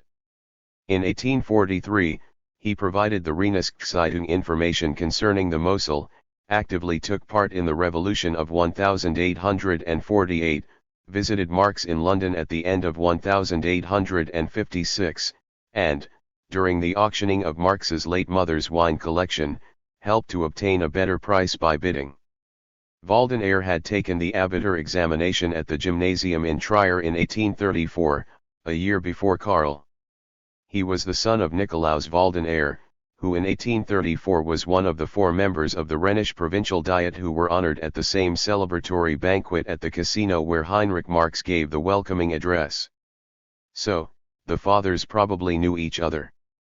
It's possible that the friendship between Karl and Victor began during their years at the gymnasium. Besides Edgar, 6 people can already be identified from the few surviving sources with whom an early friendship was more or less probable. Furthermore, if it's true that Karl was elected one of the presidents of the Trier Student Corps during his 2nd semester in Bonn, then this also speaks for him already having had friends and good acquaintances in Trier and was anything but the outsider that Wien claims he was. Writing poetry, fencing, dancing. The invigorated political and social mood after the July Revolution also had literary effects. To this day, several young authors, most of whom began publishing in the early 1830s, are collected under the label Young Germany. However, these authors didn't constitute a real group. It was the banning of their writings by the German Confederation in December of 1835 that made them into 1.83. The first literary and journalistic attempts by the young Friedrich Engels were also influenced by Young Germany. This invigorated literary mood also left traces in Trier. As mentioned earlier in the outline of the cultural life of the city were the poet Eduard Duller, who had emigrated from Vienna due to the conditions of censorship there, and the Silesian lieutenant who wrote poems, Friedrich von Salet, who had been stationed in Trier since 1832, and who had been sentenced twice to confinement in a fortress due to his disrespectful verses. A circle of young people interested in theater and poetry formed around these two. Belonging to this circle were, among others, the son of Johann Hugo Wyttenbach, the painter Friedrich Anton Wyttenbach, as well as 2 younger teachers at the gymnasium, Nikolaus Saal and Franz Philipp Laverne. In 1834-35, Levin edited the literary entertainment newspaper Trev Iris, which was published twice a week, in which alongside articles from many fields of knowledge, art, and technology, he also published his own poems as well as those of Salet and other members of the literary circle. It is not known how long this circle existed. In 1834, Duller moved to Frankfurt am Main, where he published the magazine Phonics, the literary review of which was edited by Karl Gutzkow, an important representative of Young Germany. An advanced publication of Buchner's revolutionary drama Danton's Death appeared in Phonics in 1835.84. Due to his age alone, the young Karl probably did not belong to the circle, but he might have been aware of its existence and interested in its debates, since he wrote poems in his school days. His sister Sophie, who collected some of his poems in her notebook, dates the oldest one to 1833. It is possible that Karl knew some of the members of the circle personally, given that many of them were graduates of or teachers at the gymnasium in Trier. There is also a further indication. When, in 1843, shortly after Friedrich von Salet's early death, there was a dispute in the press about his layman's gospel, Marx, who was editor of the Rhenisch-Zeitung at the time, got involved in the debate. Although he regarded Salet's religious views critically, he formulated an engaged defense of Salet as a person, whereby he took aim not only at Salet's critics at the Rhein-Mosel-Zeitung, but also his half-hearted defenders at the Trierische Zeitung. 85 The background to this decisive advocacy could have been not only familiarity with Salet's work, but acquaintance with him in Trier. Another area of possible importance to the young Karl was gymnastics. In 1816-17, organized gymnastics had begun in Trier under the direction of Franz Heinrich Rumschattel, a student of John's. After the Karlsbad decrees of 1819 and the ban on organized gymnastics, however, it had to be discontinued, and Rumschattel was monitored for years. In 1831, Trier's mayor petitioned to reauthorize gymnastics, which the government approved. From 1834, possibly from 1832, Rumschattel again started organized gymnastics in Trier, in which not only school pupils, but also adults took part. In 1842, After the official lifting of the ban on gymnastics, Rumschodel mentions fencing for the first time in his gymnastics report. Schnitzler regards it as plausible that fencing, as an important part of John's conception of gymnastics, was part of Rumschodel's gymnastics program from the very beginning and was simply not mentioned in official writings. We don't know whether the young Marx participated in these gymnastics and fencing exercises. As a student in Bonn, he was an enthusiastic fencer. It's possible that Karl had already learned fencing in Trier, in the gymnastics lessons directed by Rumschodel. Furthermore, he had the opportunity not only to meet a few classmates, but also to make the acquaintance of young people who were a few years older than he. Perhaps he met the above-mentioned Kleinertz and Grach there. Finally, the young Marx must have been an enthusiastic dancer. If this weren't the case, his mother would have hardly given him the advice in the letter quoted earlier from February, March 1836 that he shouldn't dance as long he wasn't completely healthy. The young Karl probably didn't first discover dancing in Bonn. Precisely in the educated middle class, as well as among the nobility, dancing was among the indispensable social qualifications of young adults, since at balls, such as those organized by the Trier Casino Society, one could casually meet partners befitting one's own social class. Experiences and views of a gymnasium graduate. Widespread poverty was in evidence in Trier. Social conditions, the tax burden, and municipal measures for poor relief led repeatedly to public debates, and as the example of Ludwig Gall shows, also initial socialist sketches. The young Karl probably became familiar with the poverty of a large part of the population through his own observation. It might have been a subject of conversation with Ludwig von Westphalen, who dealt with social conditions professionally, as well as conversations in the Marx household. The poverty of clients might have played a role in some of the legal proceedings his father litigated. That the father's legal proceedings and experiences were the subject of discussion, and thus were part of the young Karl's field of experience, is documented by a letter that Marx wrote to Engels on March 25, 1868, where he mentions such conversations. When the July Revolution occurred in France in 1830, Karl was just 12 years old, an age at which sometimes one's first interest in political events awakens.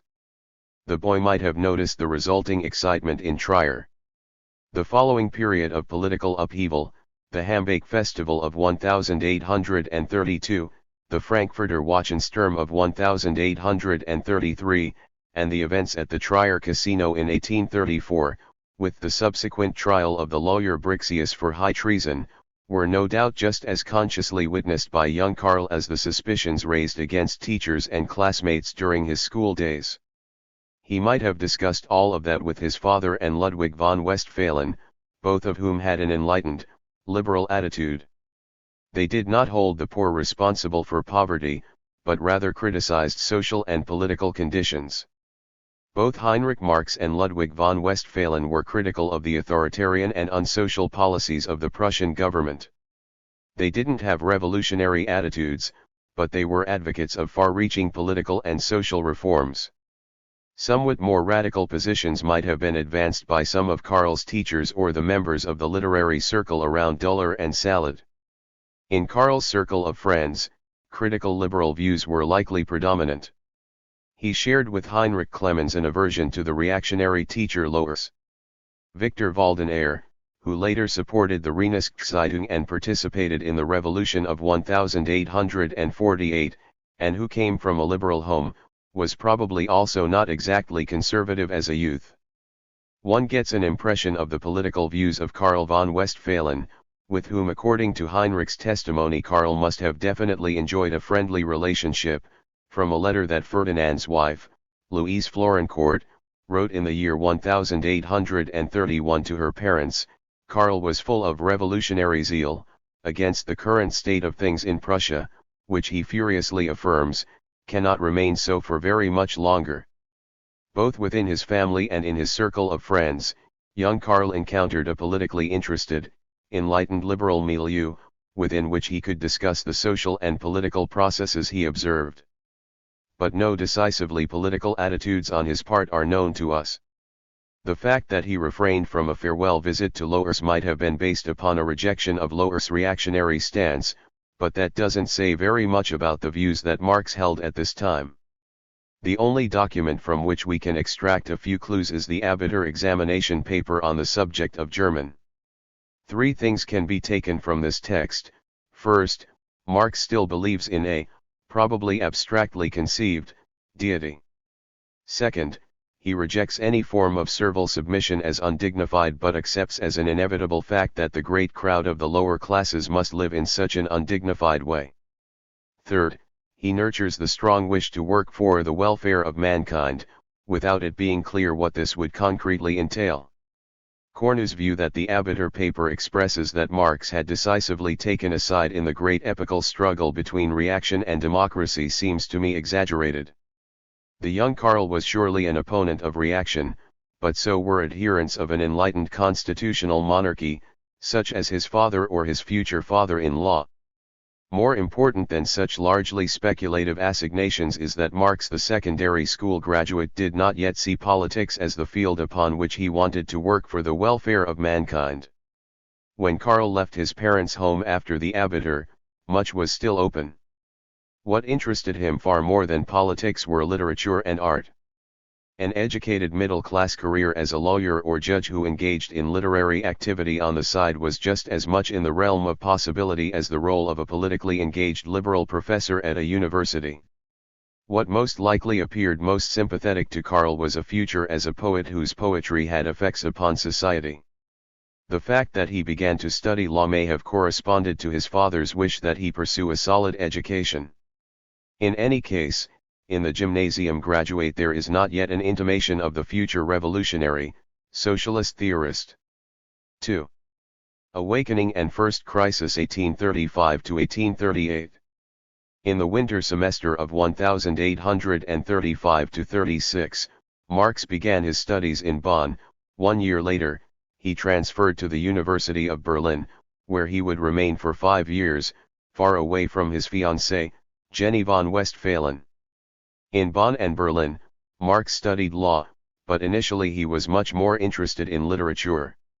He wrote poems, fragments of a humorous novel, began a drama, and sought opportunities for publication.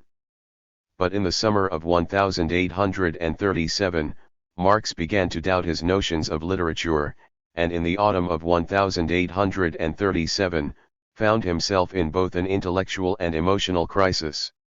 He had serious conflicts with his father about the course of his studies and his future. At the beginning of 1838, his father's health deteriorated. In May, shortly after a visit from his son, he died. Karl thus lost his most important familial contact. Only a few texts have survived from Marx's time as a university student. The first surviving letter from this period is from November 10, 1837, when he had been living in Berlin for over a year. This piece of writing usually serves as a source for the issues that Marx was dealing with in his first year in Berlin. However, this letter also documents the crisis of the 19-year-old, an aspect that has been fairly ignored in the literature.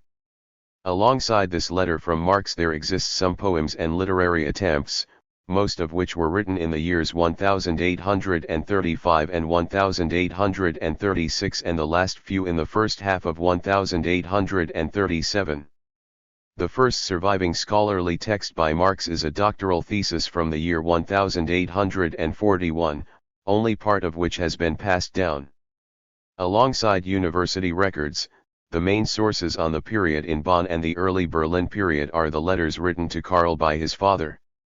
Despite rather sparse sources, in many biographies one finds vivid depictions of Marx's student life, up to and including a duel in which he supposedly sustained a head injury. Many of these detailed depictions originate more in the imagination of the biographers than in the available facts. Interlude in Bonn.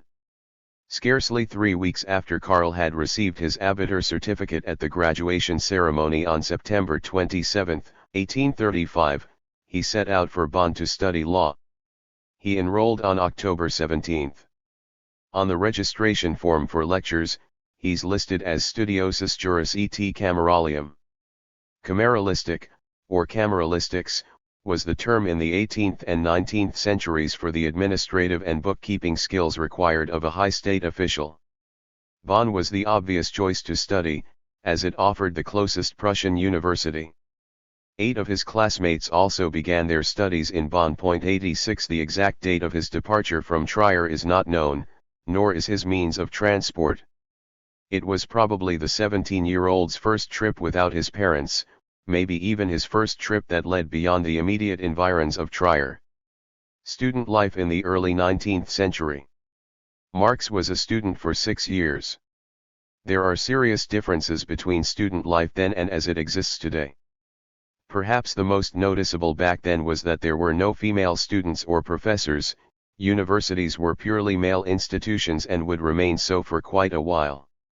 Whereas in Switzerland women could enroll at the University of Zurich beginning in the 1860s, it wasn't until the end of the 19th century that women were admitted as regular students to German universities. Prussia only allowed women to study universally starting in 1908. Another important difference, not only in terms of absolute numbers, but also as a percentage of the population, there were far fewer students than today. In 1840, there were barely 12,000 students in all of Germany, about 0.4% of the total population. In contrast, German institutions of higher education in 2013 had about 2.6 million students, which is about 3.2% of the population. In other words, whereas in 1840 there was 1 student for every 250 inhabitants, the contemporary ratio is about 1 to 31. In contrast to today, the universities weren't mass operations, and a university degree almost always guaranteed a high professional status, although even in the 19th century there were instances of academic gluts. The third most important difference is that to a much greater extent than today students were recruited from the propertied classes of the bourgeoisie and nobility. There were a few students from poorer artisan families, but hardly any from working class families. The great majority likely came from the upper 10 or 15% of the population in terms of income. That students mostly came from prosperous families and could spend a lot of money, relatively speaking, made them an important economic factor in smaller university cities. Correspondingly, they were prized, but not necessarily beloved. The concrete life circumstances of students were also different than those of today. Most students did not have their own apartments. Usually, they were tenants of small artisans, frequently also of widows. For the person renting out the room, this provided important supplementary income. Not infrequently, the student tenant had the best room in the home. Usually, the landlord or landlady also performed services, bought provisions, took care of the washing, and in part prepared meals for the students. 87 Students not only brought in money, on the basis of their family background and social interactions with professors, who normally belonged to the local upper class, they stood considerably higher in the social hierarchy than their landlords and landladies and the retailers and innkeepers they dealt with. They were usually treated with corresponding respect. Conversely, most students had grown up in households with service staff, and many had gotten used to behaving in a lordly way. Frequently, a certain academic arrogance was added to this. One felt far superior to the Philistines, that is, to normal citizens, artisans, and merchants, not to speak of the common people, the rabble. Since one could usually recognize people of status on the basis of their expensive clothing, it wasn't cheap for students to lead lives befitting their social status. During the Bonn period, Karl's father complained about his high level of spending, and in Berlin, Karl was even sued for debts, as his leaving certificate noted. A good part of these expenditures were presumably for clothing. The frock coat he wore in the only picture from his time in Bonn probably wasn't cheap. For most students, the beginning of studies was the first phase of life without direct parental control, which in the 19th century was exercised in a far more authoritarian manner than today. Thorough advantage was taken of this new freedom. In many cases, students caroused in taverns together until late in the evening, and sometimes concluded by walking the streets singing and causing an uproar. Every now and then, they engaged in skirmishes with other groups of students, and sometimes with residents of the city. If the residents wished to complain, or report students for unpaid bills or other miscellaneous damages, they had to contact the university. Students had, as a remnant of the feudal order, a special status. They were not subject to the general judicial system. Special university magistrates had jurisdiction over them. Universities not only had their own jurisdiction, but with the so-called pedel, they had their own small executive authority. The pedel were something like marshals and special constables. Evenings, they had to patrol the taverns and ensure that the students left at the hour of curfew, deal with rowdy students, and, when necessary, bring them before university judges. Frequently, university magistrates were rather lenient with students. In the 1830s, however, when students were judged to be politically suspect by the Prussian government after the Hambake Festival and the Frankfurter Wachensturm, the regime of university magistrates was tightened in many places. The Bonn University magistrate, Friedrich von Salomon, was known well beyond Bonn for his strictness. He earned the derisive nickname Salamander and was also caricatured as such. Karl Marx also made his acquaintance in the case of a rather harmless affair. The University and Studies in Bonn. In the middle of the 1830s, Bonn, with its barely 14,000 residents, was hardly bigger than Trier. However, it had a university with around 700 students, a considerable number at the time. The University of Bonn was not old. In the course of the Prussian education reforms, the universities of Berlin and Breslau were founded in 1810 and 1811, respectively. In 1818, the University of Bonn, named for the new Rhine province, followed. Among the early professors in Bonn were some names that were well known in their time. Among them was the classicist and archaeologist Friedrich Gottlieb Welcker, who had participated as a volunteer in the anti-Napoleonic Wars. After the Carlsbad decrees, he was arrested but was able to continue his teaching activities. His brother was the noted liberal constitutional law expert, Karl Theodor Welcker, who taught in Freiburg and who, together with Karl von Rotteck, published the 15-volume Lexicon of the State between 1834 and 1842, a work famous in Germany in the 19th century and in which the political knowledge of the time was presented from a liberal perspective. In Prussia, this work was banned. The then well-known writer Ernst Moritz Arndt, whose ardent nationalism went hand in hand with a deeply felt hatred for the French and Jews, became a professor in Bonn in 1818. However, in 1820, he was suspended after the Carlsbad decrees and first rehabilitated in 1840 by King Friedrich Wilhelm IV after the latter's ascension to the throne, so that he could teach again.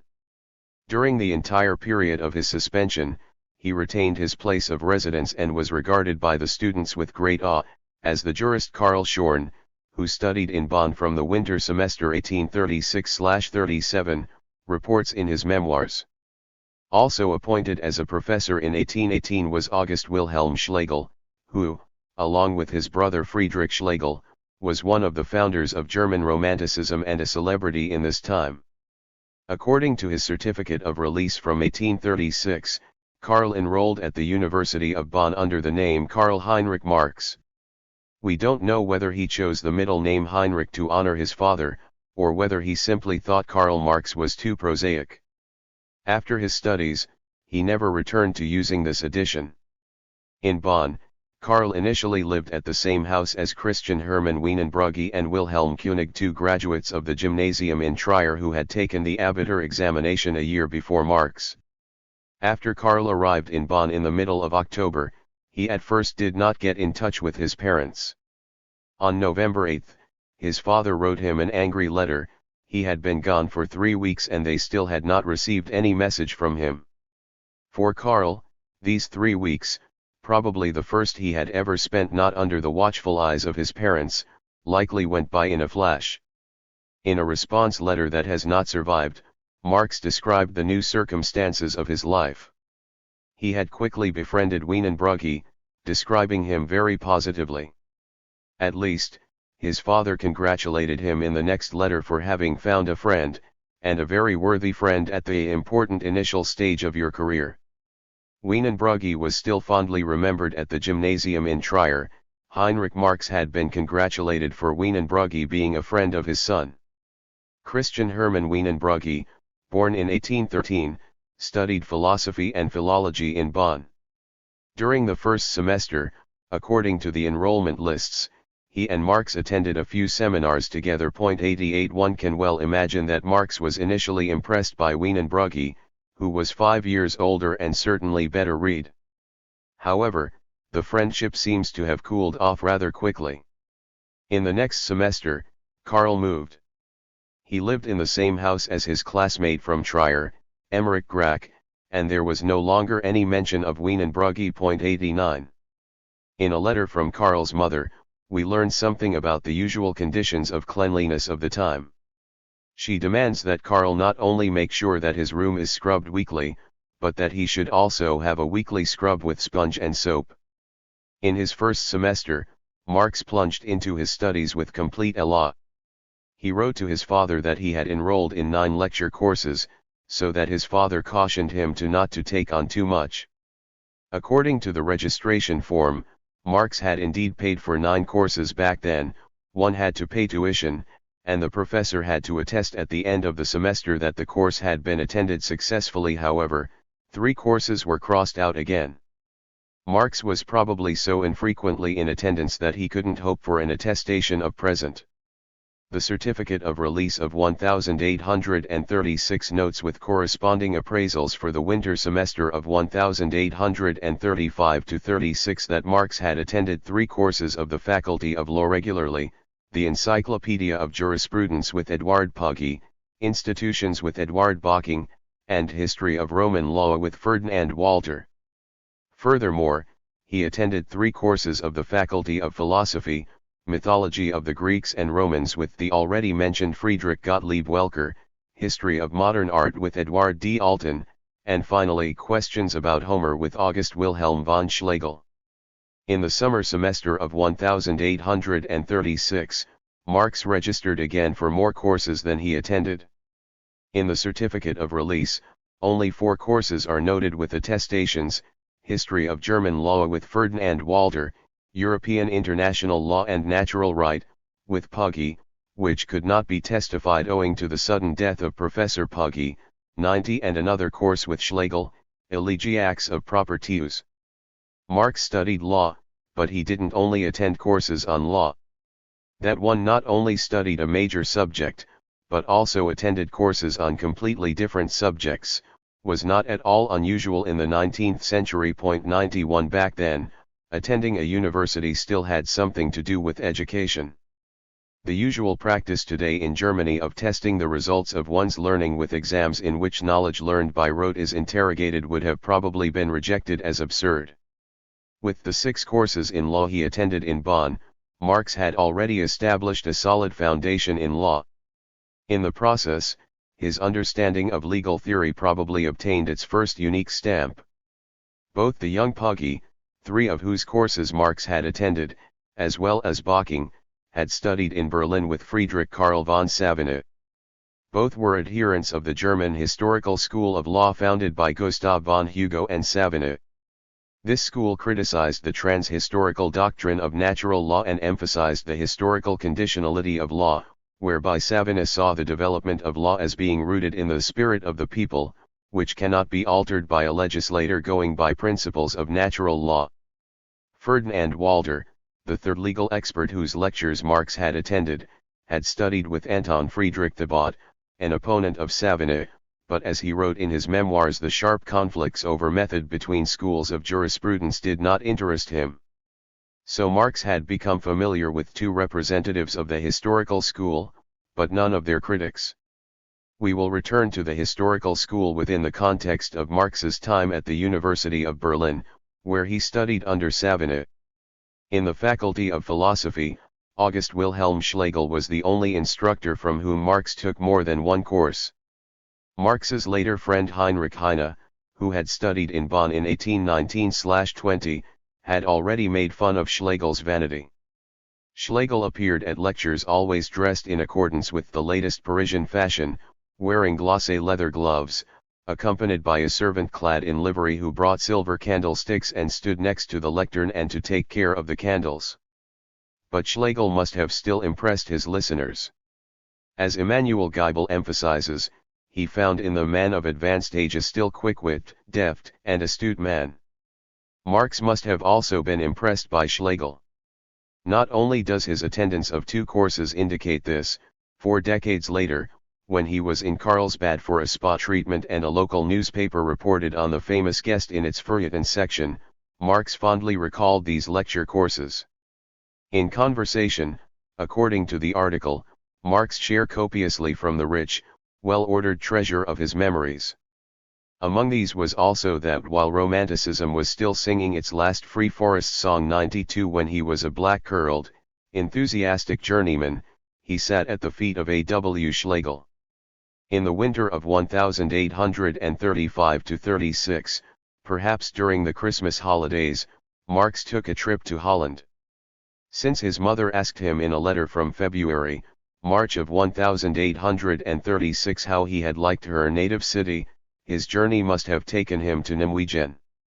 Martin Presburg, his mother's brother, still lived there, their parents were already deceased. In the summer of 1835, Karl's sister Sophie had visited their Dutch relatives and had stayed in Maastricht, Ludik, Aachen, Nimwegen, and Zaltbommel. 93. It's possible that Karl made a similar trip. In the letter from February, March 1836, however, his parents are astonished that he only told them about this trip retrospectively, and his father asks with concern, "You haven't eked out your existence by cadging, I hope?" 94. Apparently, the son had very quickly gotten used to acting completely independently from his parents. The Literature Circle. Marx's parents' letter from February, March 1836 offers the only contemporary evidence of fondness concerning 2 memberships of Marx's. Heinrich Marx wrote, "Your little circle appeals to me, as you may well believe, much more than alehouse gatherings." That this circle was a poetic circle is suggested by the rest of the letter, where Heinrich Marx agrees with his son that he should wait a while before publishing his own literary works. On the basis of police records which are not verified, Nikolaevsky and Menkenhelfen stated that the founders of the Association of Poets were the student Fenner von Fenneberg, one of the most active revolutionaries in 1848-49, first in Vienna and then in Baden, and Biermann from Trier, who had been accused when he was a gymnasium pupil of having written subversive poems. This is apparently Johann Michael Biermann, who had completed his Abitur in 1832 at the gymnasium in Trier and who was the target of an investigation for writing political poems. 95. The police had allegedly monitored the circle, which had not led to any results. Bach points out that Fenneberg and Biermann studied at the University of Bonn only until the summer semester of 1835. They left before Marx arrived, so could not have been members of this circle at the same time as Marx. Apart from that, it's unclear whether the circle founded by Fenneberg and Biermann continued to exist after their departure, and if so, whether it was the same one frequented by Marx. In any case, there is no evidence. A further source on this circle are the memoirs of Maurice Carrier, who had studied in Göttingen starting in 1836 and later taught art history in Munich. Among his friends in Göttingen were Karl Ludwig Bernays, who worked with Marx in the 1840s in Paris, as well as the poet and historian of literature Theodor Kreisenach. Carrier noted, concerning his circle of friends, "We exchanged letters with Bonn, where Geibel, Karl Marx, later a famous agitator and sharp thinker, and Karl Grun had an association of poets, and competed with each other to write poems.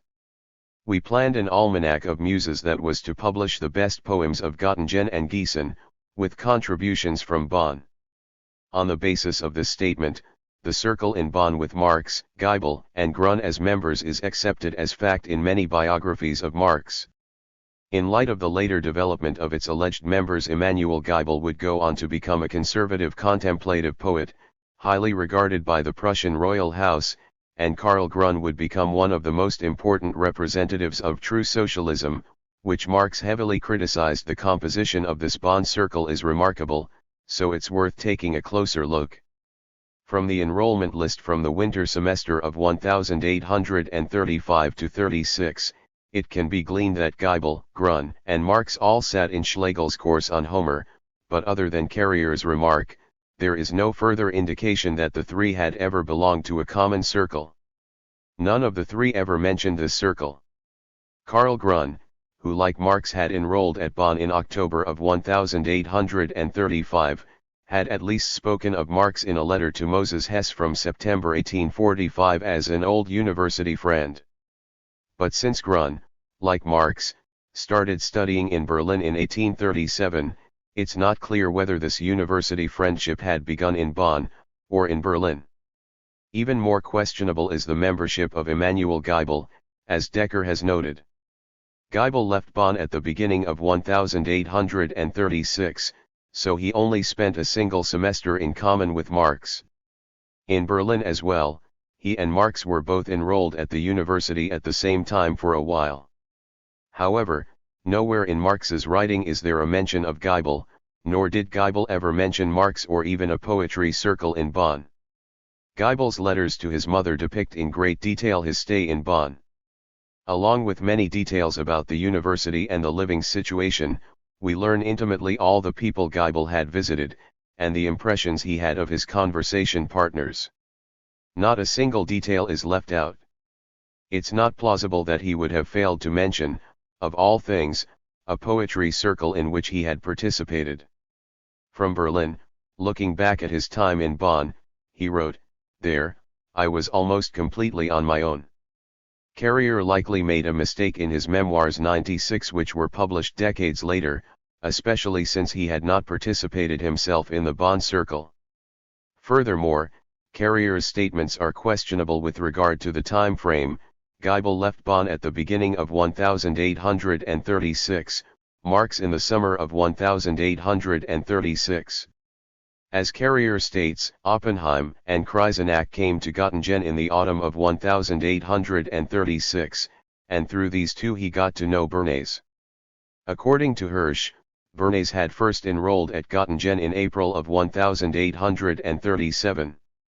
The circle in Göttingen that Carrier mentions could therefore only have been formed after Geibel and Marx had already left Bonn. Thus who corresponded and competed with whom is unclear. Marx might have been a member of a literary circle in Bonn in 1835–36, but it's rather improbable that Karl Grun and Emanuel Geibel were also members. Tavern life and an alleged duel. Things look a bit better with respect to information on the Ale House 97 mentioned by Heinrich Marx. After the July Revolution of 1830, not only had the long-forbidden Burschenschaffen been persecuted, but also the rather unpolitical student corps. This persecution appears to have been particularly intense in Bonn. 98 Heinrich Burgers, who studied in Bonn shortly after Marx and later worked closely with him for a short time, remarked in his memoirs from 1876 concerning the situation after the persecution, everything narrowed down to tavern life in the corps associations, which were actually banned and stood under the strict surveillance of the curator and university magistrates as a tolerated nuisance. When Marx arrived in Bonn, student life had already become largely apolitical. It either took place in table societies, loose associations of students from the same hometown or region, or in the more formally organized student corps. There were 3 table societies in Bonn at the time, the Trier, Cologne, and Aachen. There were also 3 corps in 1835, the Rhenania, the Guestphalia, and the Borussia. The Saxonia was founded in 1836. The Ale House referred to by Marx's father was probably the Trier Table Society, which in 1838, after Marx left Bonn, became the Corps Palatia. The Trier Table Society was devoted extensively to fencing. From the Corps Chronicle of the Palatia from the year 1899, one learns about its predecessors. At the head of the Trier Society stood 5 presidents, who alternated weekly within the Presidium at the tavern evenings. Visiting the common fencing hall was obligatory. The Marx Chronicle published by Chobel in 1934 states, with reference to a letter from Professor Dr. F. Lenz, relying upon the records of the Palatia Corps, that Marx had been one of the 5 presidents of the Trier Society in the summer semester of 1836.99. For a long time, the only known picture of Marx in his youth was from a drawing made in 1836, which shows the Trier Table Society in front of the guest house Weiss's Ross 100 in Godesberg. This drawing is a typical semester picture of a tavern society. These pictures were commissioned works. Usually, the students were portrayed against a landscape, and frequently their heads were drawn on a previously drawn figure, so that those depicted did not all have to be present at the same time. On the basis of this drawing, prints were then made and sold to the students depicted. A lithograph of the picture of the Trier Table Society still existed in the 1920s in the Palatia Corps house. According to Gerhardt, in 1890 the names of the people depicted, among them Karl Marx, were noted on the back of the print by a judicial counsel, Schneider, who had been Senate president in Cologne. Schneider also identified 5 of Marx's classmates from the Abitur. From a perusal of university records, Boch was able to establish that in the winter semester of 1836-37, a Friedrich Schneider from Mayen had enrolled at the University of Bonn. This is probably the judicial counsel named by Gerhardt.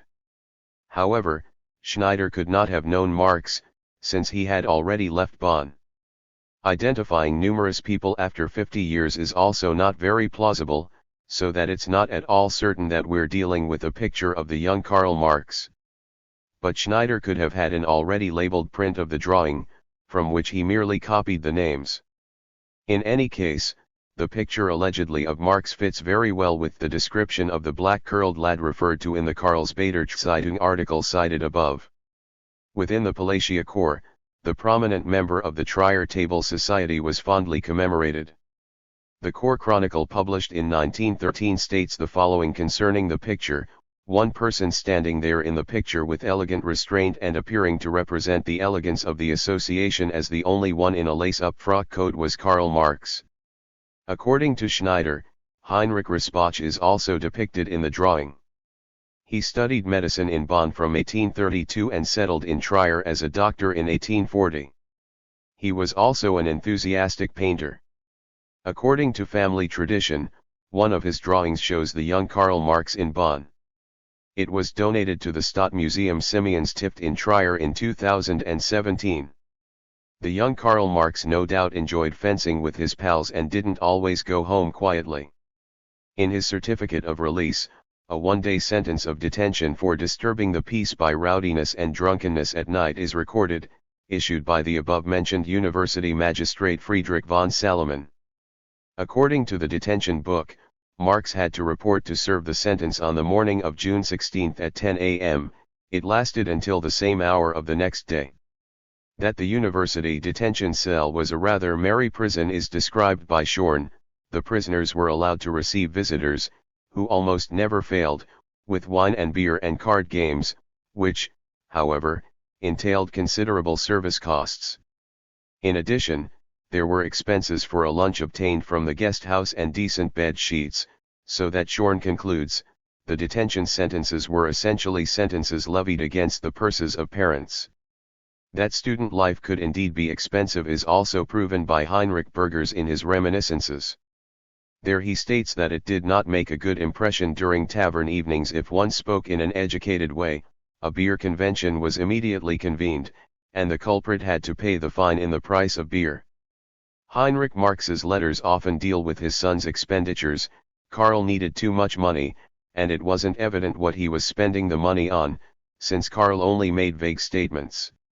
In any case, he probably had some expenditures for clothing befitting his station and for books. 101 Ultimately, Karl must have made some kind of confession. An undated letter from his father, written in either May or June of 1836, states, "Dear Karl, your letter, which I received only on the 7th, has strengthened my belief in the uprightness, frankness, and loyalty of your character, which means more to me than the money. However, it appears that Karl had not yet confessed to everything.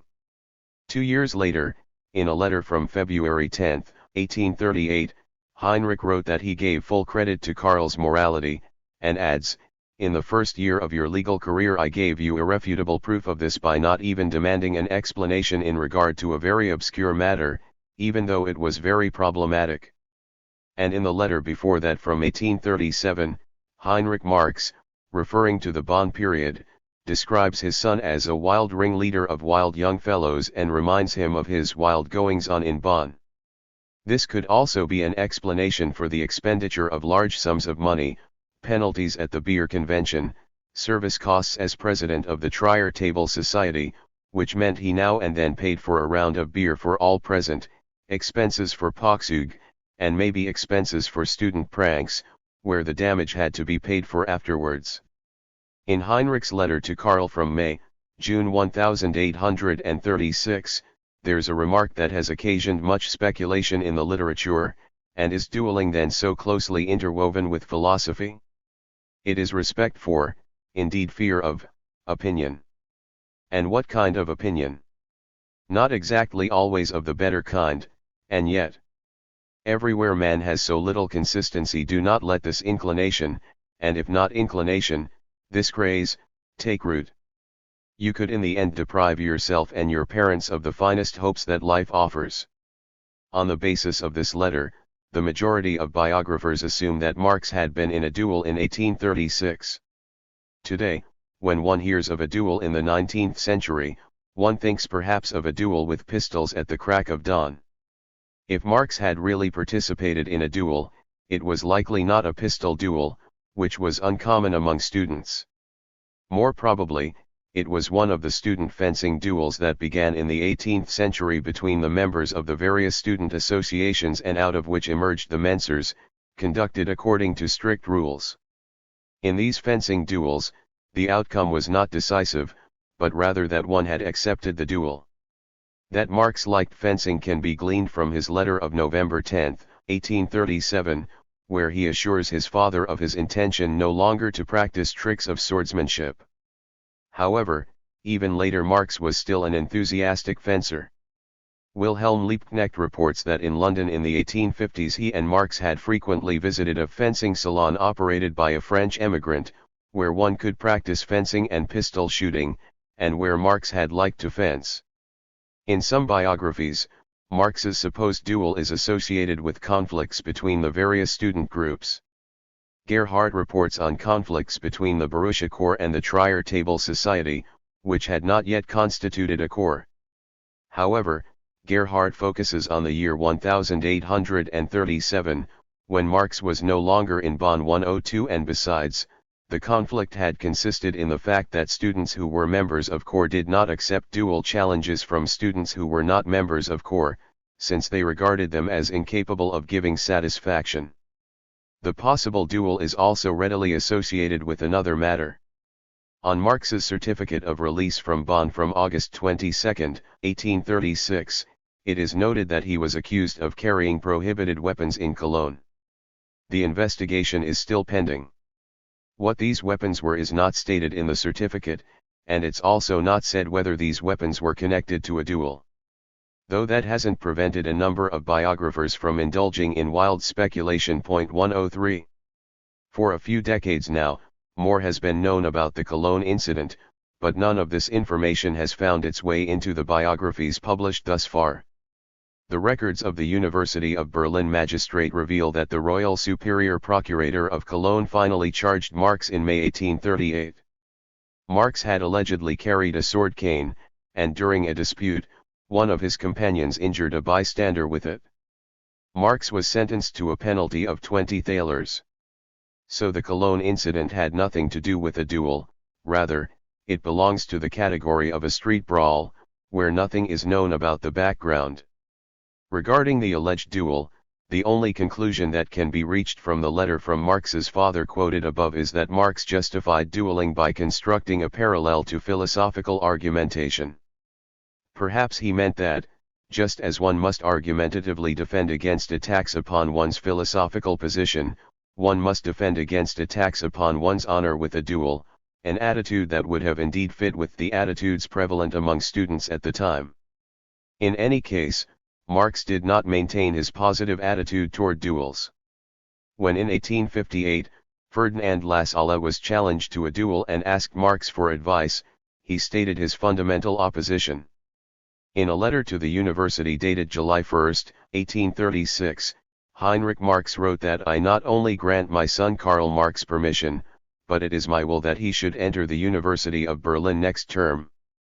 This has frequently led to the conclusion that Heinrich Marx wanted to end his son's wild goings-on in Berlin detention due to drunkenness, excessive spending, a possible duel, and send him to the more strictly controlled environment of Berlin. If one considers the tone of his letters, then it's hard to imagine that Heinrich Marx put his foot down and sent his son to Berlin against his will.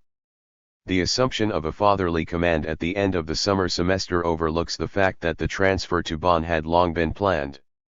In the letter written in February or beginning of March, Heinrich writes that if the natural sciences were so badly taught in Bonn, then you will indeed do better to attend these courses in Berlin. If the transfer to Berlin is mentioned so casually, then the decision for Berlin must have already been made before February, March 1836. In his father's previous letter from November 1835 the topic wasn't raised, so again we can assume that the transfer had been planned from the beginning of Marx's studies. Karl would spend the first year in Bonn, which was nearer and cheaper, and then transfer to Berlin, in order to end his studies at the leading Prussian university. Jenny von Westphalen. Before Karl relocated to Berlin, he moved back to Trier, where he supposedly, as claimed overwhelmingly in the biographical literature, became secretly engaged to Jenny von Westphalen. Childhood and youth. Jenny was born on February 12, 1814, in Salzwedel and christened Johanna Bertha Julie Jenny. She was the first child of Ludwig von Westphalen and his second wife, Caroline. The name she went by, Jenny, is reminiscent of that of her grandmother, Jeannie Wishart. However, Jenny never got to know her grandmother, who died in 1811. Jenny probably also didn't have any memories of Salzwedel. When she was 2 years old, her parents moved to Trier, where the Prussian government had transferred her father. In Trier, Jenny grew up with her stepbrother Karl, born in 1803, her sister Laura, born in 1817, and her brother Edgar, born in 1819. A sister of her mother's also lived in the household. There were also service personnel, a matter of course for the upscale bourgeoisie. From 1818 at the latest, 2 maidservants are verifiable. As mentioned in Chapter 1, Ludwig Westphalen had, with $1,800, the highest annual salary of all government officials in a comparable position, but he not only had to provide for a large household, he also had to pay the debt on earlier land purchases and pay a lifelong annuity to his older brother Heinrich. The financial situation was frequently tense, so that the prospect of a large inheritance was a cause of considerable excitement within the family for some time in the 1820s. However, this inheritance never came. Jenny had a close relationship to her younger brother Edgar for her entire life, though her relationships to her step-siblings, the children of Ludwig von Westphalen's first marriage, varied. Her relationship to Karl, who came along to Trier and with whom she grew up, appears to have been good, up to his early death in 1840. And Karl Marx was a friend of his. Jenny's relationship with Ferdinand, the oldest child from her father's first marriage, was sometimes difficult. 104 In 1816, when the family moved to Trier, Ferdinand stayed in Salzwedel to finish his Abitur. After that, he began studies in Halle. In 1819, he made a first visit to Trier, and everything seems to have proceeded harmoniously. During his second visit in 1820, he appears to have taken a somewhat negative attitude toward his stepmother, whose education and aptitude was so completely different from his, referring to his father, Ludwig. In particular, he criticized the manner of her parenting. The mother's guiding principle was to allow the children their own wills. They were praised by her, one could say, to their faces, even when they played stupid pranks. When Lisette, Ludwig's oldest daughter, married Adolf von Krosigk in 1821, Ludwig and Karl traveled to Hohenerksleben, but not his wife, Caroline, or her 7-year-old daughter Jenny. The fact that only Ludwig and Karl attended the wedding can be gleaned from the description of Lisette's life written by her daughter Anna. Limrath mentions a reference by Jemkow to an unpublished letter, which reveals that it was the expressed wish of Ferdinand that Caroline and Jenny not be invited. Ferdinand's bourgeois stepmother appears to have become increasingly embarrassing to him. In a letter from December 1, 1829, to his fiancée, Louise von Flaurencourt, he describes her as a repugnant person.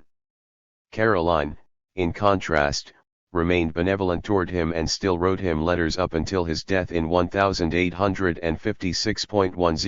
Ferdinand, who had a noteworthy career after his father's death and became the Prussian interior minister during the period of reaction after the defeat of the revolution of 1848–49, appears to have still regarded her as a blemish. When in 1859 he published the papers of his grandfather on the campaigns of Duke Ferdinand during the 7 Years' War and introduced them with a brief family history, his father's second marriage and the children issuing from it are not mentioned. 106 What might have added to his aversion to his bourgeois stepmother in the meantime was that her daughter had married Karl Marx, who was regarded in Prussia after the revolution of 1848–49 as a dangerous subversive, an unpleasant fact for a conservative interior minister. It is not known whether Jenny attended a school. The gymnasium that her brother Edgar had attended with Karl Marx was, as usual for those times, a boys' school. It's possible that Jenny attended one of the schools in Trier for daughters of the upper class. In any case, her mother was very satisfied with Jenny's development.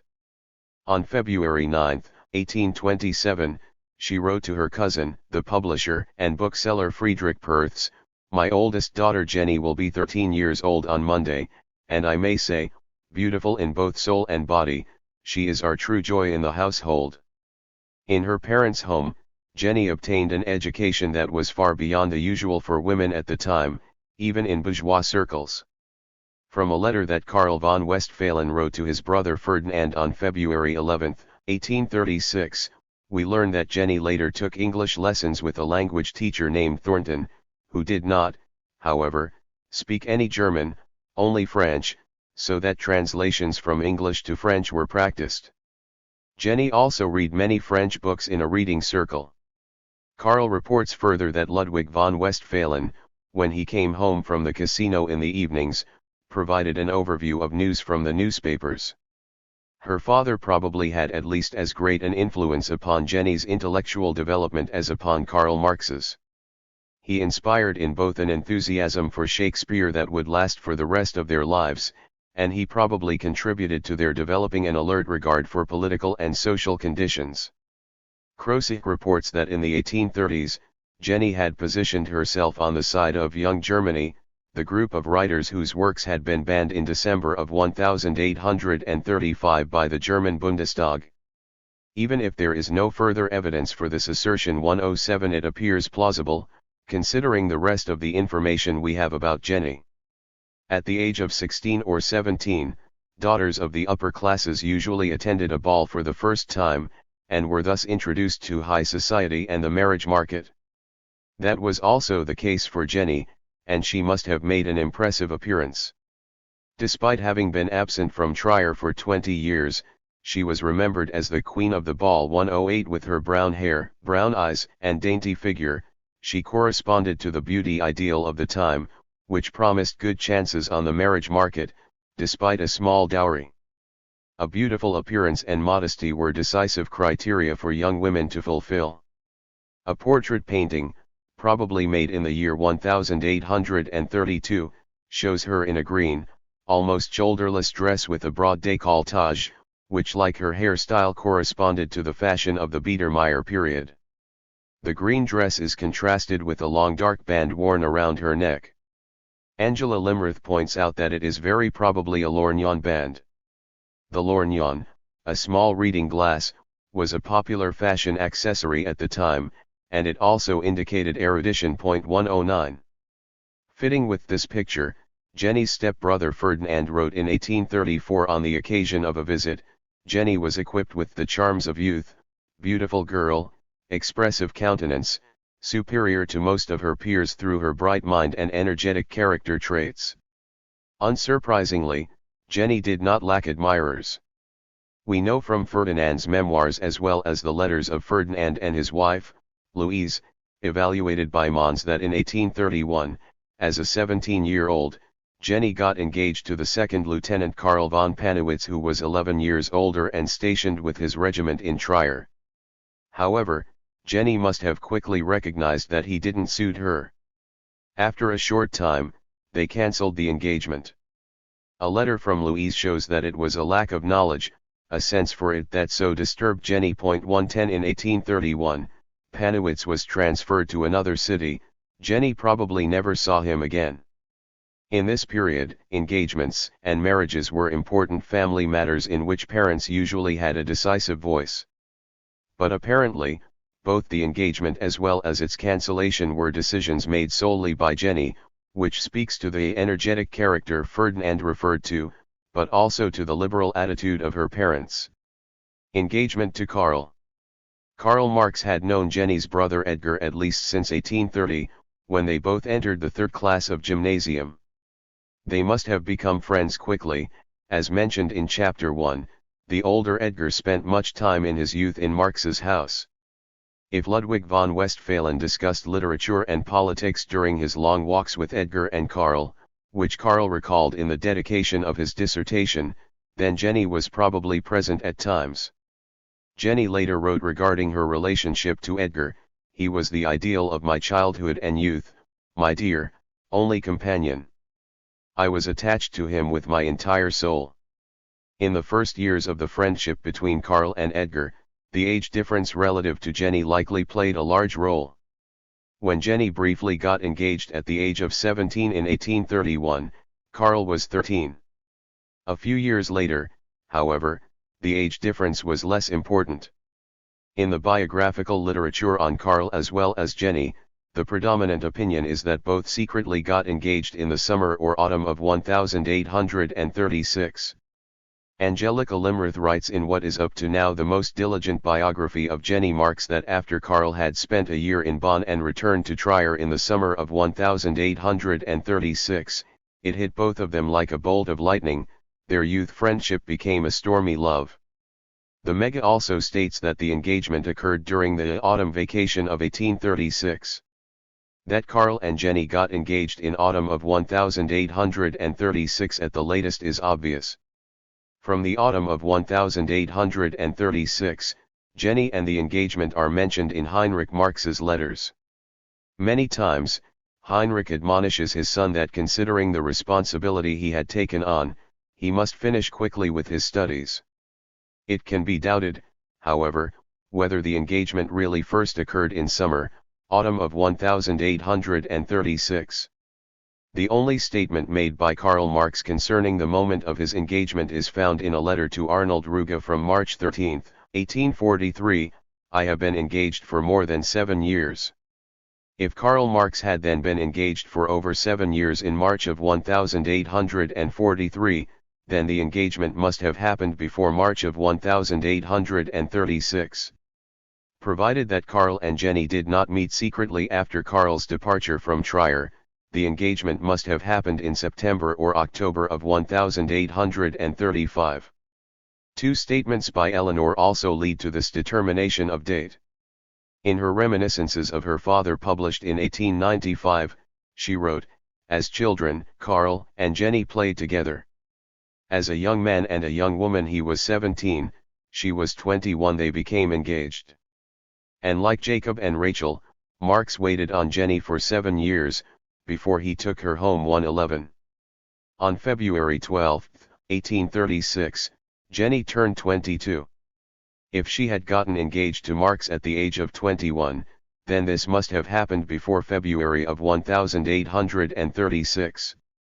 If the engagement had occurred in October of 1835, shortly before Karl's departure from Trier, Then at the wedding in June of 1843, 8 years had not yet elapsed from the time of engagement, and the statement that the engagement had lasted 7 years would still be correct.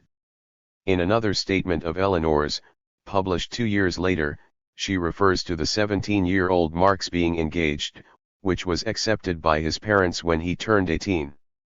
If it is not the case that all the direct statements made by Karl Marx and Eleanor concerning the moment of engagement are false, then Karl and Jenny must have been secretly engaged for a year in the summer of 1836. It appears plausible that the engagement occurred in the barely 3 weeks between the oral Abitur examinations and Karl's departure from Trier. The tension accompanying the examinations was over, and the time was approaching when the two childhood friends would have to be separated for a longer time. Both were probably unsure of how the other's feelings would develop. Perhaps Jenny, who was at her most marriageable age, would meet a young man during one of the winter balls. Perhaps Karl would encounter another woman in the unfamiliar city. The impending farewell might have scared them and led to a secret engagement. We don't know if Karl and Jenny had the opportunity during the first year of secretly exchanging letters. It can no longer be determined whether even Karl's trip to Holland in the winter of 1835-36, which we know about because of statements made in his parents' letters, served to accommodate a secret meeting with Jenny. In the summer of 1836, in any case, for the first time they were together again for a few weeks 112 and could consider the state of their love. Not only were both a year older, when Karl left Trier in 1835, he was a recent secondary school graduate, and Jenny was already a young woman. The year in Bonn had probably made him a more independent young man, who now came across differently to Jenny. In any case, their relationship appears to have become more intense during this summer. When Marx passed over the previous year in review in that famous letter to his father from November 10, 1837, he wrote concerning his departure from Trier in October of 1836, "When I left you, a new world had come into existence for me, that of love." The first person let in on this secret was Karl's father. According to Eleanor's report, it must have led to rather heavy scenes. "My father," Eleanor writes about Marx, "used to say he was a veritable furious Roland. 113 As emerges from the letters of Heinrich Marx, however, he must have accepted the engagement rather quickly and kept the secret from Jenny's parents. It is understandable that Karl and Jenny initially kept their engagement secret, though it went considerably against the conventions of the time. The problem was not, as one still reads, that a large social gap existed between Karl and Jenny's families or the fact that Karl came from what was originally a Jewish family. 114 Religion probably played the least role. Converted Jews, particularly when they belonged to the upper classes, were quickly socially accepted in the period before the rise of racist anti-Semitism. 115 The fact that Jenny's father was a nobleman, whereas Karl came from a non-noble family, was also not too important. The noble status of the Westphalians was not very old, it was a case of service nobility. Ludwig was not at all a baron, and he had himself married a bourgeois woman in his second marriage. On the other hand, Heinrich Marx was one of the most well-respected citizens of Trier. The social position of both fathers was rather similar. With regard to the wealth of both families, the Westphalians were the ones with problems. After Ludwig requested retirement for health reasons in 1834, he obtained a modest retirement pension of $1,125 annually, as well as a minimal amount of interest from a Scottish inheritance, whereas Heinrich Marx earned about $1,500 annually. Things were different with regard to the age difference between Karl and Jenny and Karl's unsettled professional future. The image of the bourgeois family of this time was unambiguous. The man was supposed to provide the money necessary to keep a home at the level befitting his social station by practicing a respected profession. The woman was to keep house and raise the children. It was therefore usual within the bourgeoisie that men, if they didn't come from a very wealthy family, first started looking for wives at the age of 25 or later, that is, when they had finished their education and had a profession that could support a family. The husband was therefore usually 6 or 7 years older than the wife. Even an age difference of 10 years or more was not uncommon. For the 21-year-old Jenny, therefore, a 27 or 28-year-old lawyer, merchant, officer, or civil servant would have been the socially proper marriage candidate, but not a 17 or 18-year-old student. Marx entailed a double social risk. For one thing, it wasn't known when he would graduate university, and how things would then look for his career chances. For another thing, there was the danger in the case of an 18-year-old lad that his first love might not endure for so long. If Karl were to cancel the engagement after 3 or 4 years, it wouldn't have any great influence upon his own marriage prospects. Jenny's, however, would have worsened considerably. It might sound odd from a contemporary perspective, but in her mid-20s, she would have already been far beyond the best age for marriage. At the beginning of the 19th century, the majority of bourgeois women married between the ages of 17 and 22. Heinrich Marx perhaps saw the problem more clearly than his son. On December 28, he wrote to Karl in Berlin, "I have spoken with Jenny and I should have liked to be able to set her mind at rest completely. I did all I could, but it is not possible to argue everything away. She still does not know how her parents will take the relationship. Nor is the judgment of relatives and the world a trifling matter. She is making a priceless sacrifice for you. She is showing a self-denial which can only be fully appreciated in the light of cold reason. Woe to you, if ever in your life you could forget this." Despite many tempests as well as some marital problems, Karl and Jenny held firmly to each other, and throughout the next 45 years until Jenny's death. They had a first ally in Heinrich Marx. The first year in Berlin. When Karl departed Trier for Berlin in October of 1836, he could not make use of a railroad, he had to take a postwagon pulled by horses. The trip lasted 5 to 7 days and was expensive, besides about $20 for the carriage, overnight stays, and catering during the trip also had to be paid for. Travelers had to cross multiple borders between different German states. Thanks to the German Customs Union, which started in 1834, the duties that had existed previously had been dropped. Before the construction of the railroad network, travel was extraordinarily expensive and time-consuming. For that reason, Karl's parents never visited him in Berlin, and during his time in Berlin, he probably only visited Trier once. The city and the young Karl's rounds. Berlin was the first big city in which Marx lived. Berlin was then considerably smaller than it is today, both in terms of population and surface area. Many of today's Berlin districts were still independent towns until the beginning of the 20th century. The horse-drawn carriage went from Potsdam to Berlin through the municipalities of Zehlendorf, Steglitz, and Schöneberg, which at the time were not part of Berlin.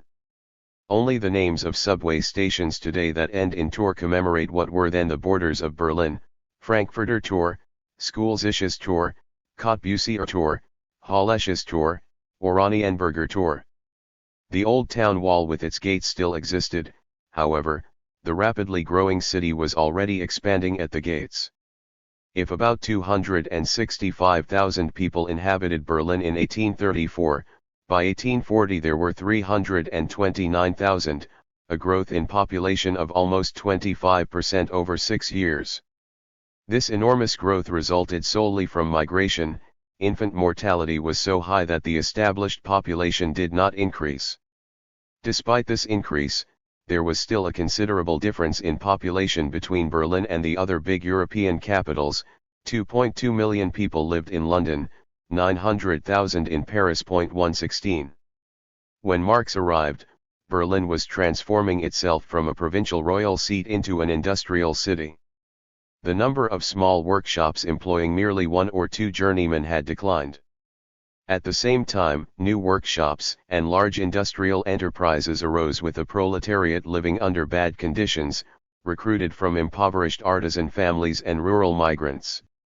On the basis of location, the Spree crossed an old trade route that led from Aachen to Königsberg. Berlin had always been a commercial city, but not a very rich one. In the center of the city stood the massive city palace of the Hohenzollern, a not particularly sightly Baroque building, which was constructed in the 17th and early 18th centuries. Besides this, there were a number of urban palaces belonging to the Prussian nobility.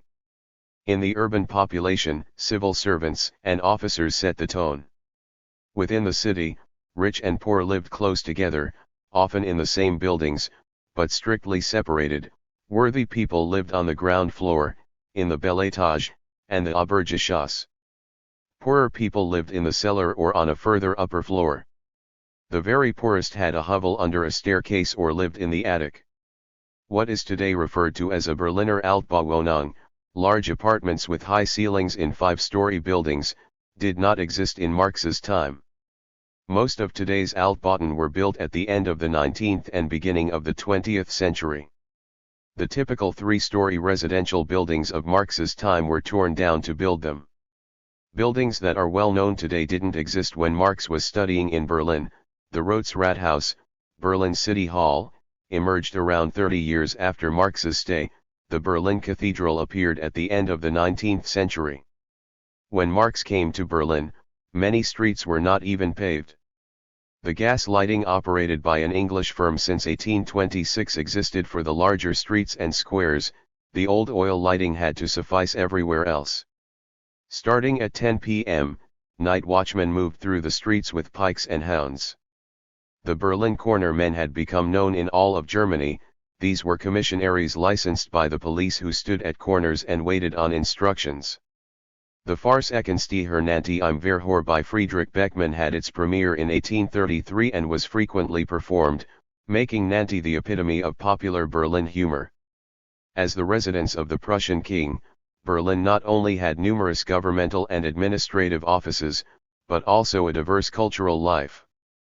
There was an opera established by Friedrich II, a royal capella with numerous violinists and cellists, which was able to perform operas and symphonies, a ballet, a playhouse encompassing about 1,400 people, as well as numerous public and private theaters.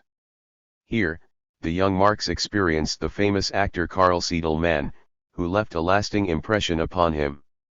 Wilhelm Liebknecht reports that in London, the Marx family often discussed literature during Sunday outings and fondly declaimed from the works of Dante Alighieri and Shakespeare. When Marx was in the highest of high spirits, he represented Siedelmann as Mephisto. He adored Siedelmann, whom he had seen and heard in Berlin as a student, and Faust was his favorite German poem. Alongside the Allgemeine Preußische Staatszeitung published by the government since 1819, there were two newspapers that had been published daily since the 1820s, the Vossische Zeitung, and the Spinnersche Zeitung. After the Carlsbad decrees, they were subject to strict censorship, which was intensified in the 1830s after the Hambach Festival.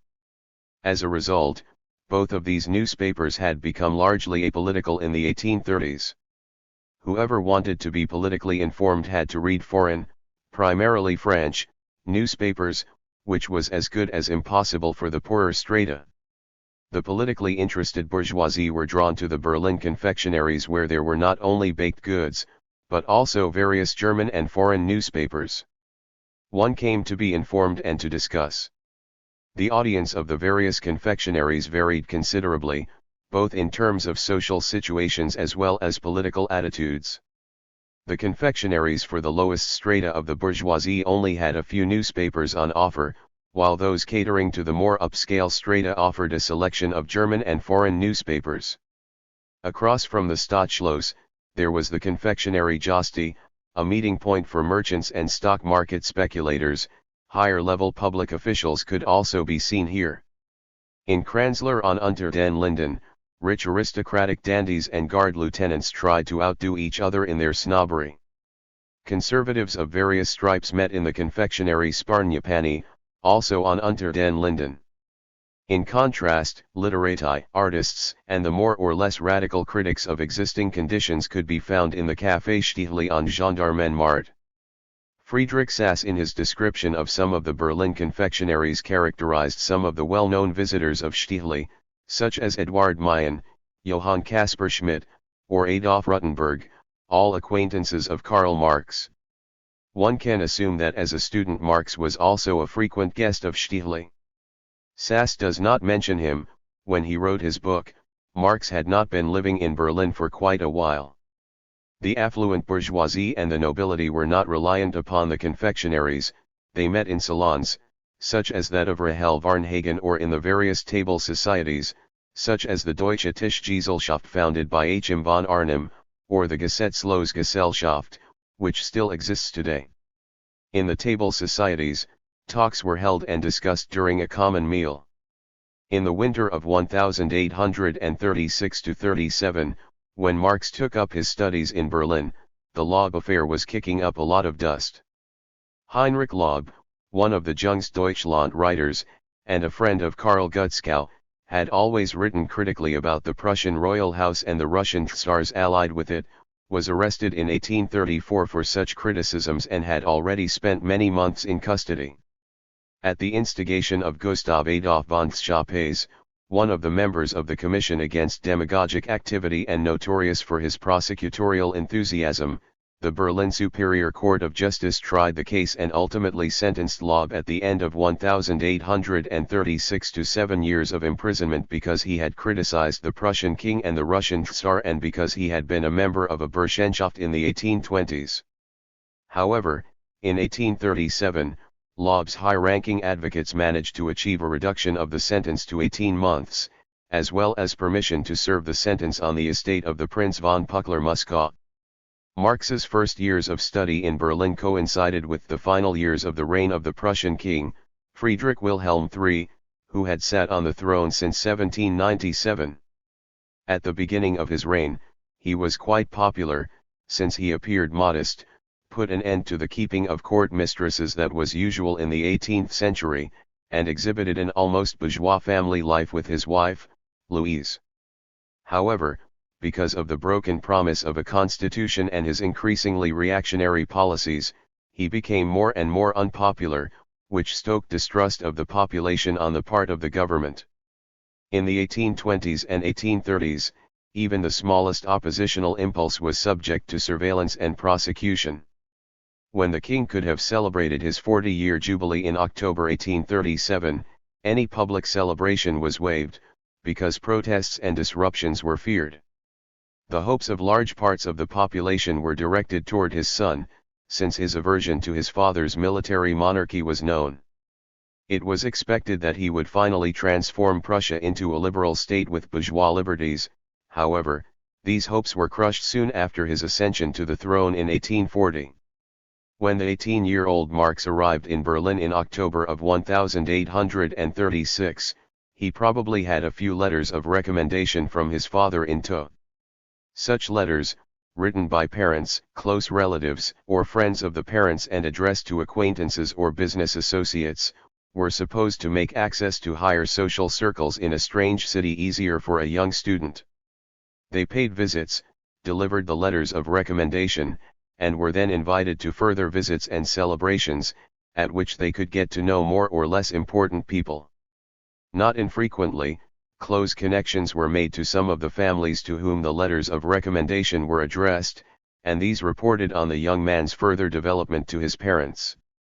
His father's letters reveal that Karl made initial visits to multiple Berlin jurists. Among them were a few who indeed had important positions, the Privy Auditor Council Johann Peter Esser, and the Privy Superior Auditor Council Franz Ludwig Jenigen sat in the Presidium of the Rhenish Appellate and Cassation Court, the highest court for the Rhenish law that was still valid in the Rhineland provinces and based upon the Code Civil introduced by Napoleon.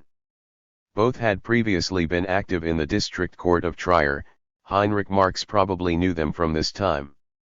Another acquaintance of Marx's father, Privy Councillor Murin, who Karl also visited, was connected to this district court. He was the director of the Exchequer. Two further members of the Rhenish Appellate Court, Friedrich Karl von Savigny and August Wilhelm Hefter, taught at the university. In the winter semester of 1836–37, Karl Marx attended a lecture course of Savigny's, and 3 of Hefter's in the summer semester of 1837. There was a pending case against Heinrich Marx at this Rhenish Appellate Court. The municipality of Ersk, which had been represented by Heinrich Marx in 1832, had sued him for exceeding his mandate. This suit was dismissed by the District Court of Trier on February 7, 1833, but accepted on June 12, 1833, by the Appellate Court of Cologne. Heinrich Marx thereupon filed an application to dismiss with the Berlin Appellate Court. The matter was still sitting there in the winter of 1836 and was not progressing. That's why Heinrich Marx gave his son the task of inquiring about the state of the proceedings to Judicial Counsel Reinhard, who represented him before the court, as well as to Judicial Counsel Sant, the attorney of the counterparty. When nothing was decided 10 months later, Heinrich asked his son to see Reinhard and request that he speed up the matter, the outcome having become of secondary importance. Win or lose, I have cares enough and should like to have this worry off my mind at least. But everything was already underway, since only a few days later, on September 23, there was a judgment. The Cologne judgment was scrapped, that is to say, the decision was in favor of Heinrich Marx. When Heinrich Marx brokered contact between Karl and Berlin jurists, he not only had his own legal proceedings in mind, but above all his son's professional advancement. As emerges from his letter of November 9, Jenigen and Esser had expressed themselves positively about Karl. Karl even seems to have had a closer relationship to the Jenigen family for a while, for when he became ill in the summer of 1837, Frau Jenigen wrote to Jenny multiple times. However, Karl seems to have broken off contact, since his father points out with regard to Jenigen that Karl had missed a lot and that perhaps you could have acted more wisely. What exactly happened, we don't know. Of particular importance for Karl's later juridical career would have been the Privy Auditor Council Esser, who was also a member of the Immediate Justice Examination Commission. This commission had the task of examining those jurists who wished to be employed by the state justice councils or also by the larger lower courts throughout the kingdom. But Karl resisted building his own career by making contacts. His career wishes were not directed toward one in the judicial service. However, Esser appears to have maintained his good opinion of Karl. As Marx reports in a letter from March 3, 1860, to Julius Weber, Esser had offered Marx a job in the summer of 1843, after the Reinigungszeitung, which Marx had directed, was banned.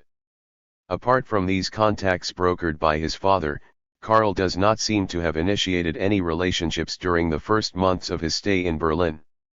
In the letter from November 1837, in which he looks back on his first year in Berlin, he writes, "After my arrival in Berlin, I broke off all hitherto existing connections, made visits rarely and unwillingly, and tried to immerse myself in science and art." It's not known what connections these were. Hegel and the University of Berlin. At the beginning of the 19th century, there was no university in Berlin, even though it was the capital of the increasingly powerful Kingdom of Prussia. Theologians and state officials were educated at the University of Frankfurt, and more prestigiously at the University of Halle. However, scientific research was being conducted in Berlin at the Academy of Sciences founded by Gottfried Wilhelm Leibniz in 1700. There had long been proposals to found a university in Berlin, but these only took concrete form after Prussia's defeat in 1806, when French troops occupied Halle and closed the university there. In the course of a wide-ranging process of reform that followed the defeat, the University of Berlin was founded in 1809, and officially started teaching activities in 1810. In 1828, it was named after the Prussian King Friedrich Wilhelm. After the Second World War it obtained the name it has today, Humboldt University, in honor of the Humboldt brothers.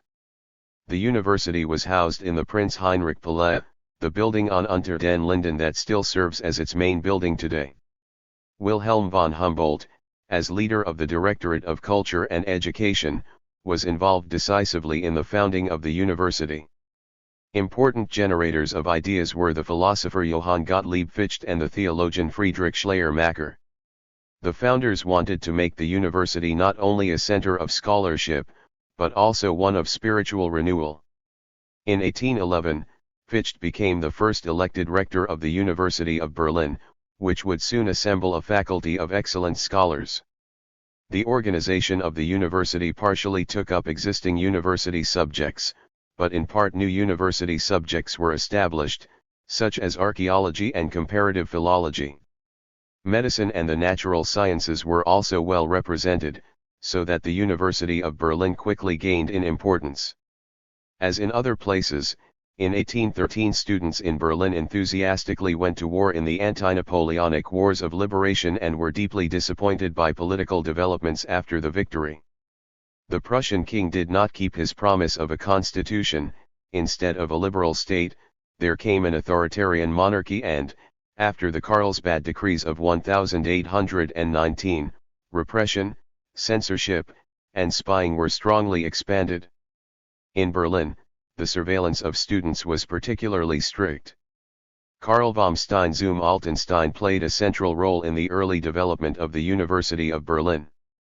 In 1817, he was named as the first Prussian Minister of Culture, retaining this office until his death. During his time in office, he fundamentally reformed the Prussian educational and school system. Among other things, in 1825 he expanded compulsory schooling to all of Prussia, and in 1834 introduced a uniform curriculum for the gymnasiums. After Humboldt's resignation in 1819 and the death of the state chancellor, Karl August von Hardenberg, Altenstein was the last reformer with a high-level position, but he had to defend himself against attacks from conservative circles, above all from the Crown Prince Party, that is, the friends of the Crown Prince and later King, Friedrich Wilhelm IV.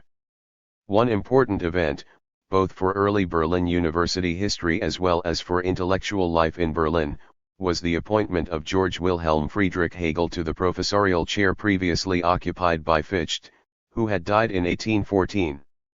As one of his first acts in office, Altenstein in December 1817 invited Hegel under rather favorable financial conditions to come to the University of Berlin.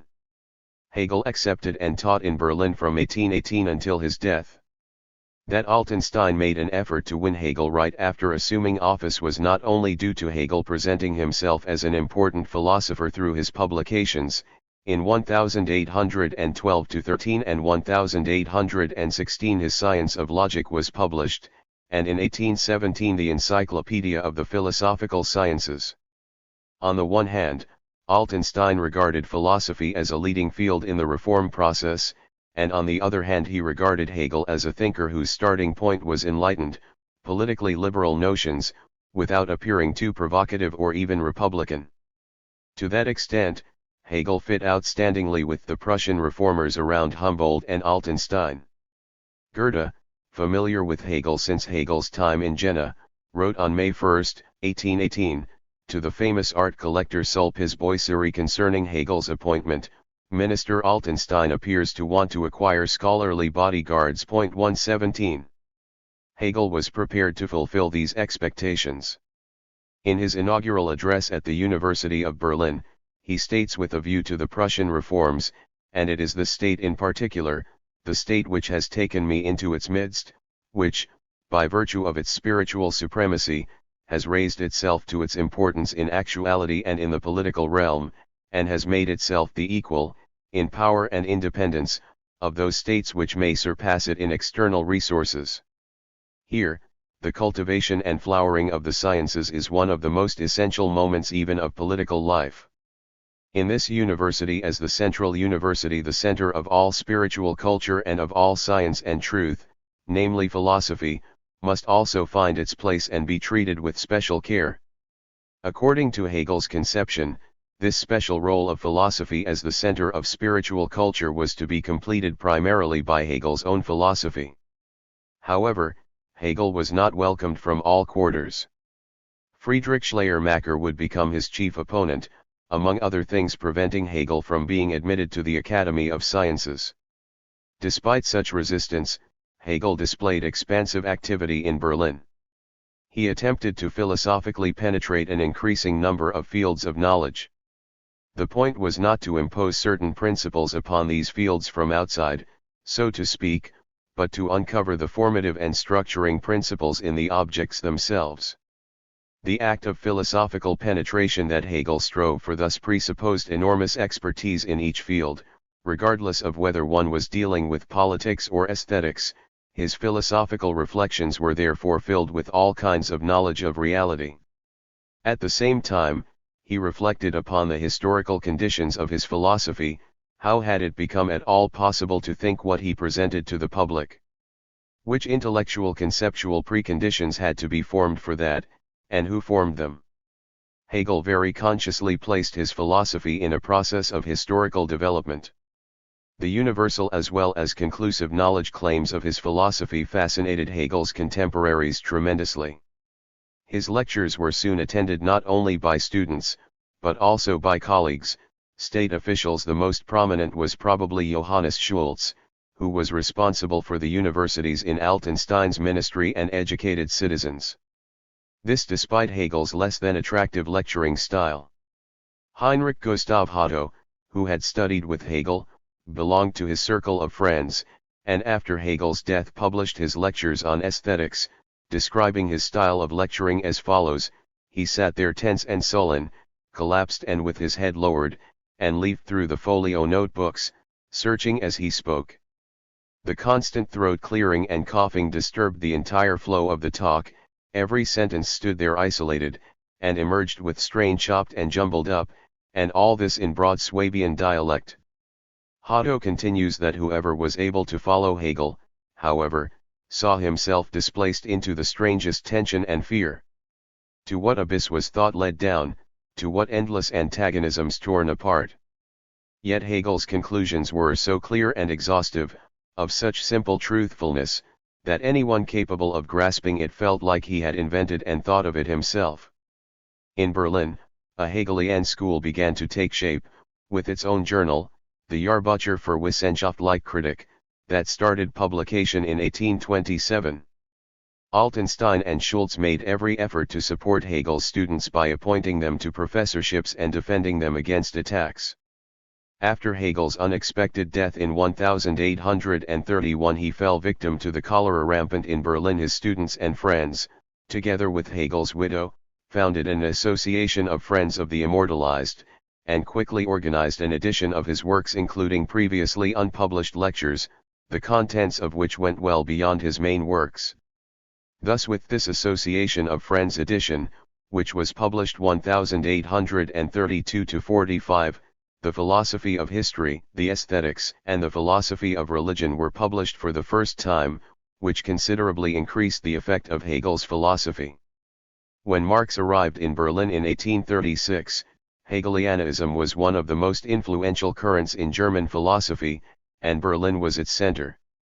The young Marx was also not able to escape the impact of this philosophy. I became ever more firmly bound to the modern world philosophy, he wrote his father in a letter from November 10, 1837. However, Marx did not only engage once with Hegel's work. During various times of his life, he did the same, and formulated critiques that by no means always had the same thrust. To this day there has been controversial discussion over how strongly Marx was influenced by Hegel. Judging Marx's relationship to Hegel, however, cannot be conducted independently of how one evaluates Hegel's philosophy. Judgments of Hegel vary as widely as those concerning Marx, with widely divergent evaluations found by both Marxists as well as critics of Marx. Similar to the case of Marx, the discussion of Hegel in the last 50 years has profited considerably from the historical critical edition of his works. 118 The image of Hegel predominant among the general public has, however, remained largely untouched by these debates. The same is the case for how the various Marx biographies deal with Hegel, generally drawing a rather simplistic picture of him.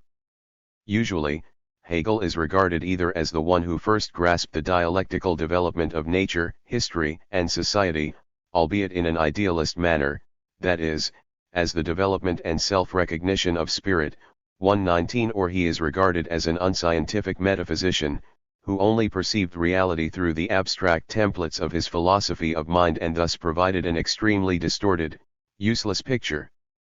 Correspondingly, Hegel's influence on Marx is evaluated in very different ways, by some as an important impetus in the formation of Marx's own investigations, by others as an enticement to unscientific speculation, which Marx this is again subject to differing judgments either succumbed to or did not. Here, I will forego a rushed outline of Hegel's philosophy of the sort that one encounters in many biographies of Marx, since usually such summaries promote misunderstandings. 120 I will deal more closely with individual elements of Hegel's philosophy when necessary to follow the development of Marx's work. Here, it should merely be made clear that a few of the widespread opinions of Hegel are more like preconceptions. Engaging with Hegel isn't very easy, his characteristic linguistic style is foreign to us, the complex of philosophical and political problems that he was reacting to are no longer common currency, and not infrequently, Hegel only hints at the positions he criticizes and assumes that the reader is familiar with them. At first reading, Hegel's texts give the impression of not only being incomprehensible, but downright impenetrable. The notion of Hegel as a perhaps deep, but largely inaccessible philosopher is widespread. It's also supported by a painting that one can hardly avoid, even if one has engaged only superficially with Hegel, the portrait by the artist and restorer Johann Jacob Schlesinger, who knew Hegel well, shortly before Hegel's death in 1831. Without further objects such as books or manuscripts, Hegel is depicted against a dark red, almost black background, in a high-necked white shirt worn under a green coat with a brown fur collar. All of this serves only to frame the head, which stands fairly at the center of the picture, immediately drawing the attention of the viewer. Schlesinger's portrait appears to embellish nothing. It shows the 61-year-old Hegel marked by effort, with noticeable bags under his slightly red eyes. His skin is in places droopy and wrinkled, his hair gray and thin. The few remaining strands of hair on his head fall forward, nestled closely to the head, where they insufficiently cover the bald forehead. The most expressive aspect of this portrait is Hegel's look, clear and concentrated. He is absolutely present.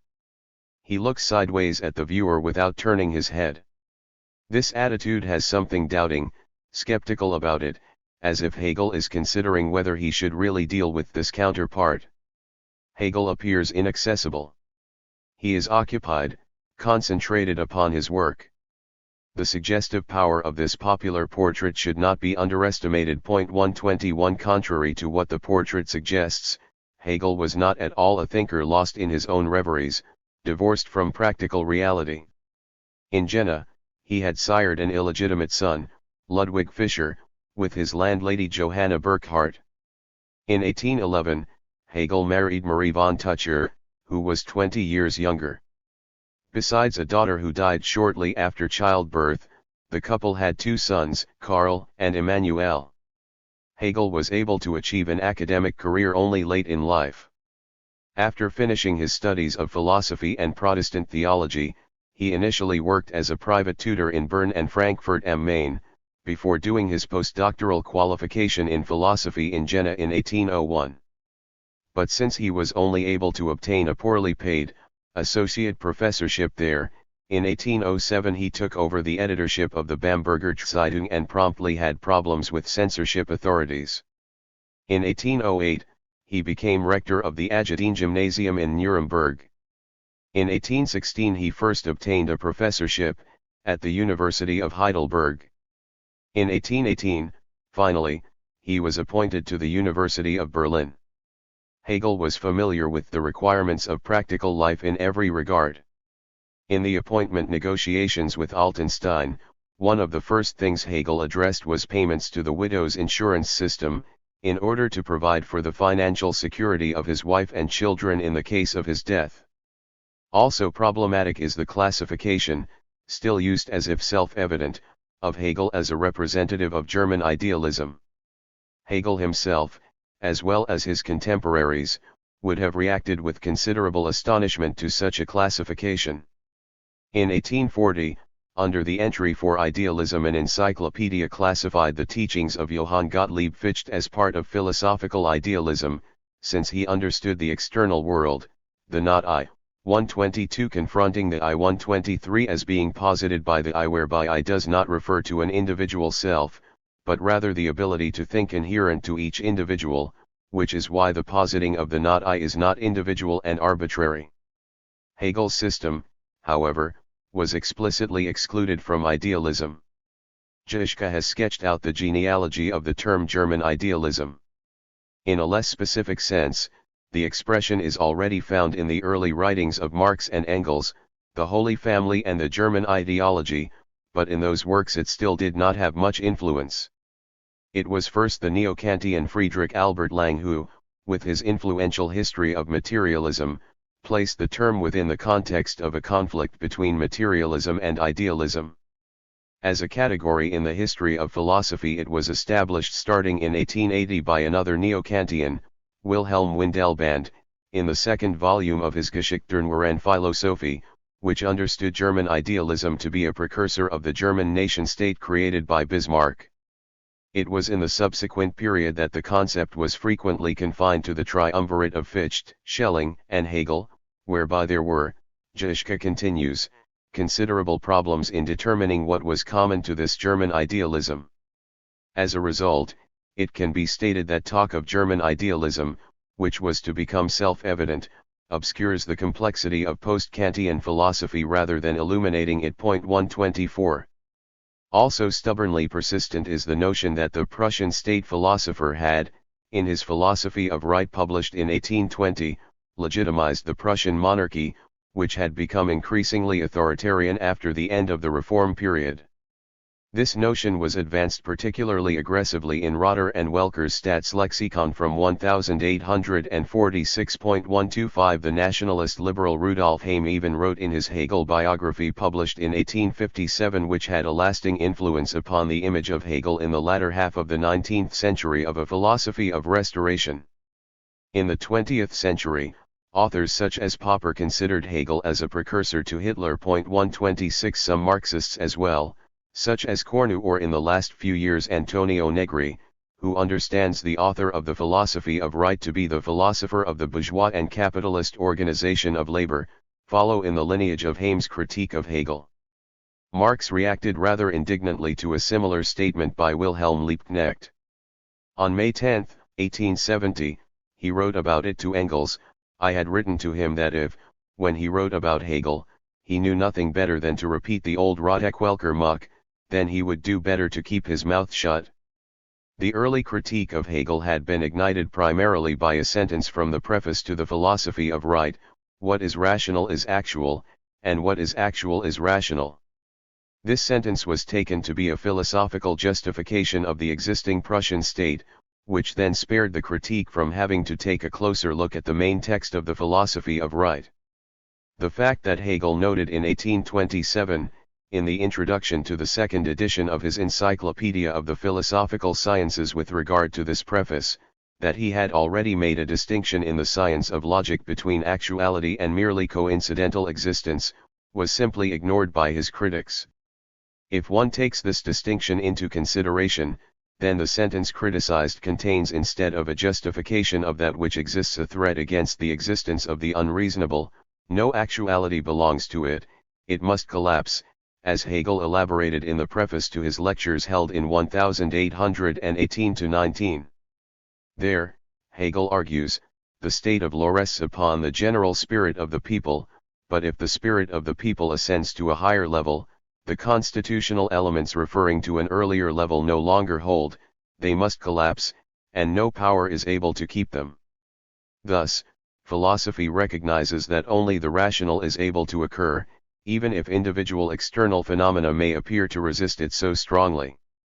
The late Engels as well, in Ludwig Feuerbach and the End of Classical German Philosophy, summarizes the contested sentence from the preface in a rather critical sense, undermining that which exists, and laconically characterizes the history of its influence. No philosophical proposition has earned more gratitude from narrow-minded governments and wrath from equally narrow-minded liberals.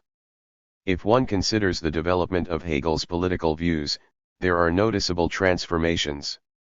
The young Hegel was not only enthusiastic about the French Revolution, showing republican tendencies, in a text written in 1796 or 1797, even anarchistic notes, critical of the state, can be heard.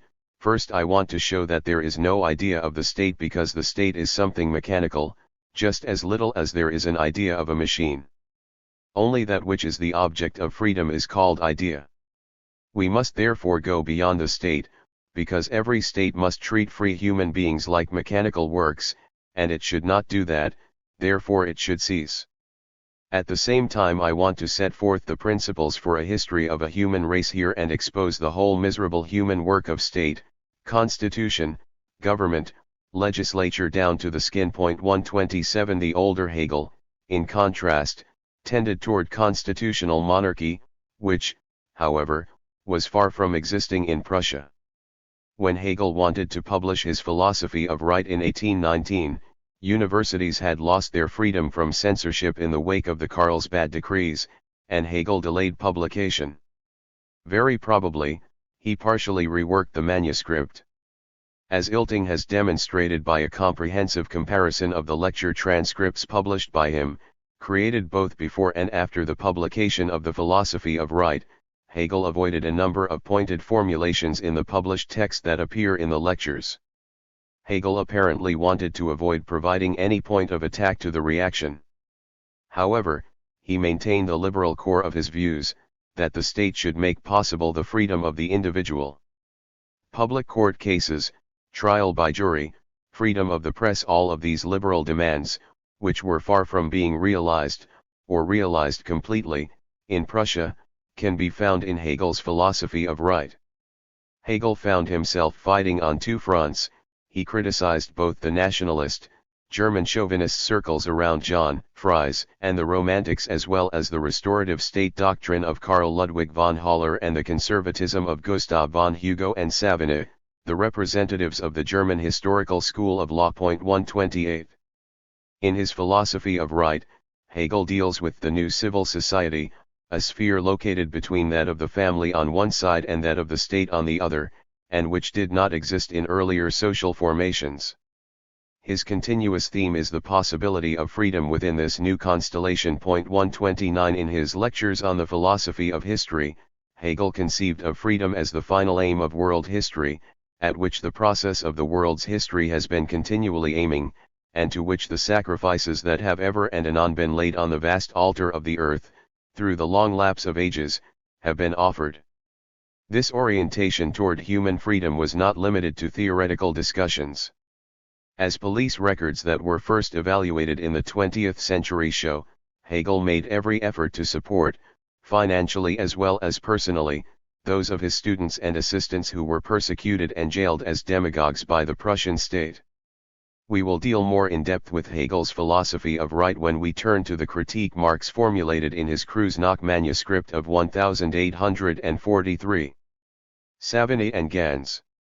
The debates concerning Hegel's philosophy of right also influenced the young Marx's study of law in Berlin, probably without this being clear to him initially.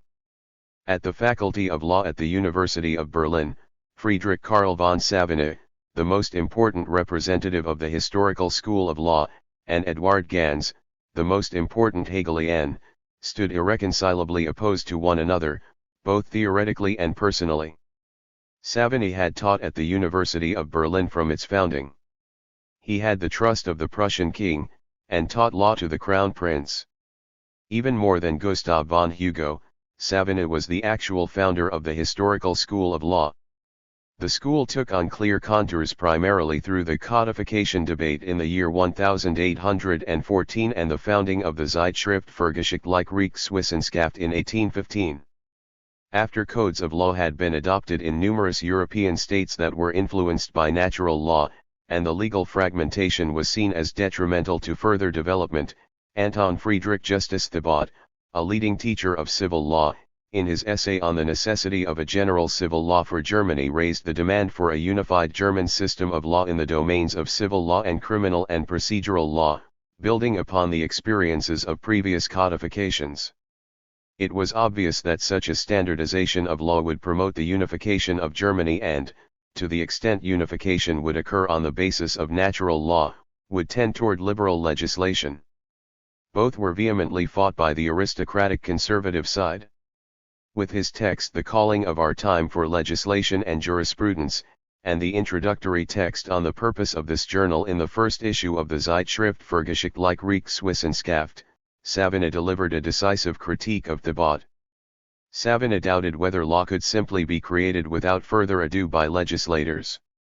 Against this, he emphasized the historical, traditional character of law, which just like language was rooted in the history and customs of a people, the spirit of the people, and could not simply be arbitrarily formed by legislators. Savigny thus contested that our time was calling for legislation. Instead, all legal material should be traced back to its historical roots, in order to systematically arrange it in the whole ensemble of law. Roman law played a central role for both. For one thing, Savigny wanted to prove that Roman law had been valid throughout the entirety of the Middle Ages, whereby the point wasn't the existence of corresponding records or formal application, but rather its correspondence to the spirit of the people. For another thing, Roman law was to provide the clear terminology and system for the ordering of law. Savigny's appeal to the spirit of the people does not at all imply any kind of democratic tendencies. The people are not able to recognize the juridical spirit of the people, only trained jurists are capable of doing so. However, the spirit of the people is not simply given in the sources, it requires interpretation. For this difficult act, as Hannah Steinke emphasizes, Savigny could ultimately only offer the trained feeling of the researcher, but not a methodologically clarified research operation. It is the paradox of the method of the historical school that precisely the objective validity or non-validity of legal clauses is to be found by means of trained feeling. This paradox, however, makes understandable how the German historical school of law was able to furnish conservative legal content with the nimbus of objectivity. With his historical research focused upon the German Middle Ages, Savigny also took up motifs of late Romanticism, which had become conservative. He maintained close personal relationships to important representatives of late Romanticism. His wife, Kunigunde, was a sister of Clemens Brentano, and Savigny had been a friend for many years of H. M. von Arnim, the husband of the famous Bettina von Arnim, another sister of Brentano's, to whom we will return.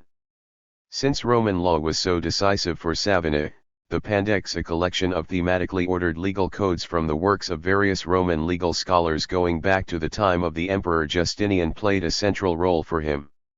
He offered regular lectures on the subject that were widely known and were also attended by Karl Marx. The legal science that Savigny strove for was supposed to recognize the true concepts of law, developed over the course of the history of a people in an organic process. A codification, according to Savigny, is first possible when the historical development of law has reached a certain summit. But then it would be superfluous, since it would no longer yield any progress. Savigny advanced these positions with a great deal of erudition, an exact line of thought, and a style extraordinarily impressive to his contemporaries. In primarily juridical circles, he was downright venerated. In 1850, Bethmann Hollweg dedicated his Festschrift for the 50-year celebration of Savigny's doctorate to the Prince of German Teachers of Law. The historical school of law also dominated German jurisprudence for decades after Savigny's death in 1861, which contributed to the fact that toward the end of the 19th century a book of civil law was first developed for the German Empire. It went into effect on January 1, 1900.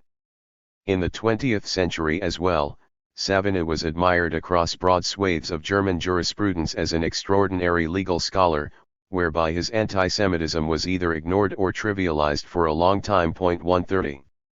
To summarize, Savigny's arguments were at their core directed against the emancipatory impulse of the Enlightenment, that people could take control of and shape their social relations and therefore their legal relations. In contrast, Savigny defended maintaining traditional law as well as the relations of domination legitimized by such law. However, Savigny and the historical school of law cannot be reduced to this conservative aspect. Hermann Klenner has emphasized that Savigny's orientation toward pure Roman law, which, inter alia, encompassed the first comprehensive legal ordering of an economy of commodity exchange, also contributed to driving back the feudal hybrid law then dominant in Germany and developing a civil law compatible with capitalist commodity production. Hegel's philosophy of right stands in sharp contrast to the conceptions of the historical school of law. Right at the beginning, in 3, the school is criticized fundamentally on the basis of a textbook by Gustav Hugo. Hegel accuses it of mixing up the explanation and comprehension of law with the history of its emergence. Hegel does not mention Savigny anywhere by name, but he writes in 211, in a passage clearly aimed at Savigny's position in the codification debate, to deny a civilized nation, or the legal profession within it, the ability to draw up a legal code would be among the greatest insults one could offer to either. The main burden of conducting the debate was not, however, borne by Hegel himself, but rather by his student Eduard Gans. 131 The widespread use of the word student is not quite correct, since Gans had never been among Hegel's students. He came from a formerly prosperous Berlin Jewish family, which, during the turmoil of French occupation, had lost most of its property. Gans had studied law and in 1819 obtained his doctorate in Heidelberg under Thibaut in Prussia. At this time it was almost impossible for Jews to obtain doctorates. After his doctorate, he returned to Berlin and, through reading Hegel's writings, above all the philosophy of right, became a Hegelian. He quickly gained access to the circle of friends and students of Hegel and in 1826 played a decisive role in the founding of the Jahrbucher für Wissenschaftliche Kritik, which started publication in 1827. In Berlin, Gans attempted to become a professor starting in 1820, pinning his hopes upon the Emancipation Decree of 1812, which, while excluding Jews from the civil service, did allow them to take teaching positions, to the extent that they had the necessary qualifications.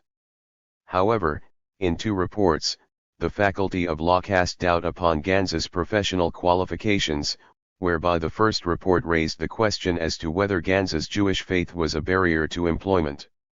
The driving force behind this rejection was Savigny.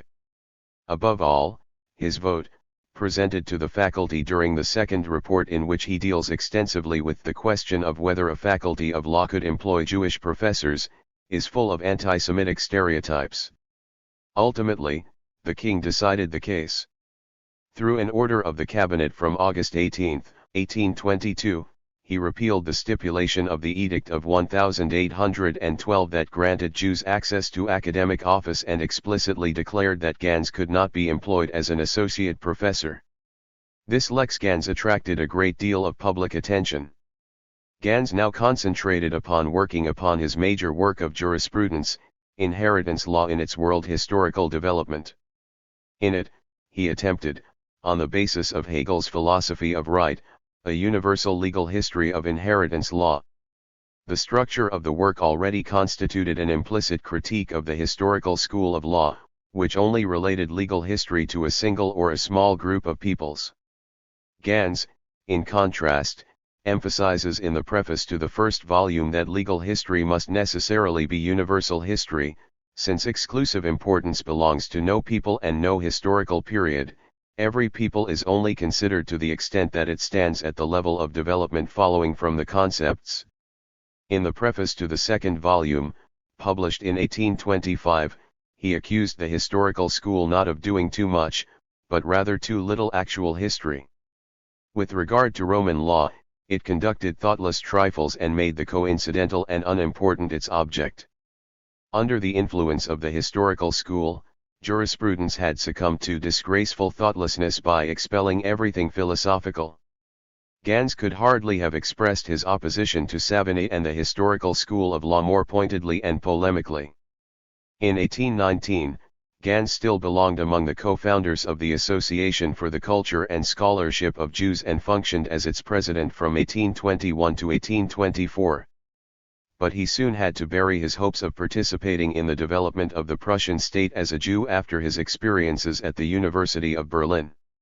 In December of 1825, he allowed himself to be baptized. 132 This removed the formal barrier to becoming a professor, but a professorship would have foundered upon the resistance of the faculty. Altenstein, however, who regarded Gans as a comrade in arms in the struggle against conservatism, made him an associate professor in March of 1826 without Gans having to fulfill a postdoctoral qualification, which was possible without the faculty's assent. At the end of 1828 he accomplished something still greater when the king appointed Gans to a full professorship.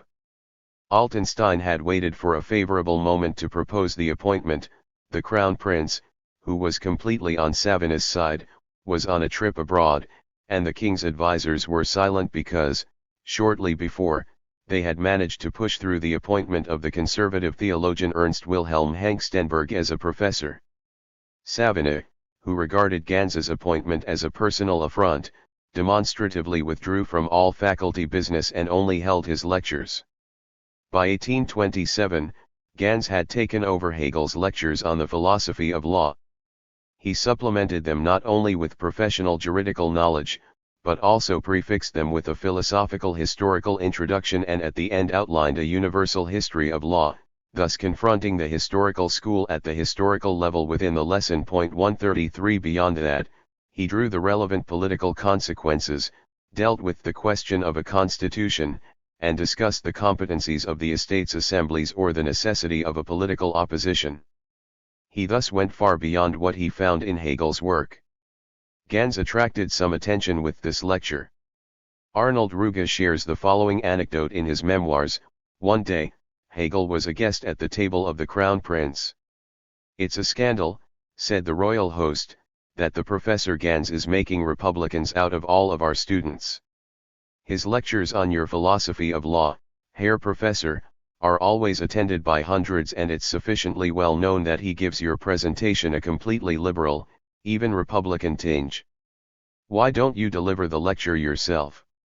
Hegel did not contradict this account, apologized, said he had no knowledge of what Gans was presenting, and committed to giving his own lecture on his philosophy of law next semester. Ruge does not name a source for this account. We don't know whether this conversation occurred as presented, but it's possible. In any case, during the winter semester of 1831-32, Hegel again took up his lecture on the philosophy of law, but he died during the second week of the semester. It became clear after Hegel's sudden death that Gans played a decisive role within the Hegelian school. Gans not only wrote the obituary for Hegel in the Allgemeine Preußische Staatszeitung, for the Association of Friends edition, he also edited two key political texts, The Philosophy of Right and the Lectures on the Philosophy of History. Furthermore, Gans was supposed to write the official Hegel biography, so to speak, which was prevented, however, by his early death, as noted by Karl Rosenkranz, who then took over this task. In the preface, Gans supplemented The Philosophy of Right with additions, marked as such, from lecture notes. These additions were frequently more politically pointed than the published text of the first edition. In his preface, Gans highlighted the liberal content of Hegel's philosophy of right and defended him against the accusation of having philosophically legitimized the Restoration. It was the edition published by Gans that was referred to in the reception of the philosophy of right well into the 20th century. Marx also used this edition. 134. Alongside his academic lectures, Gans also held public lectures, for example on the history of the last 50 years, that is, history since the French Revolution, which were met with extraordinary interest. As Lentz states, these lectures attracted audiences of more than 900 from all social backgrounds. Here as well, Gans aroused displeasure at the highest level. Altenstein, the Minister of Culture, was told by a cabinet colleague that a lecture announced for the winter semester 1833-34 on the history of Napoleon would appear offensive to His Majesty. Gans cancelled the lecture. But he did not give up. Starting in the summer of 1832, Gans held a lecture on European constitutional law, and German in particular, and one starting in 1834 on international law, both topics that made it easy to address topical political questions.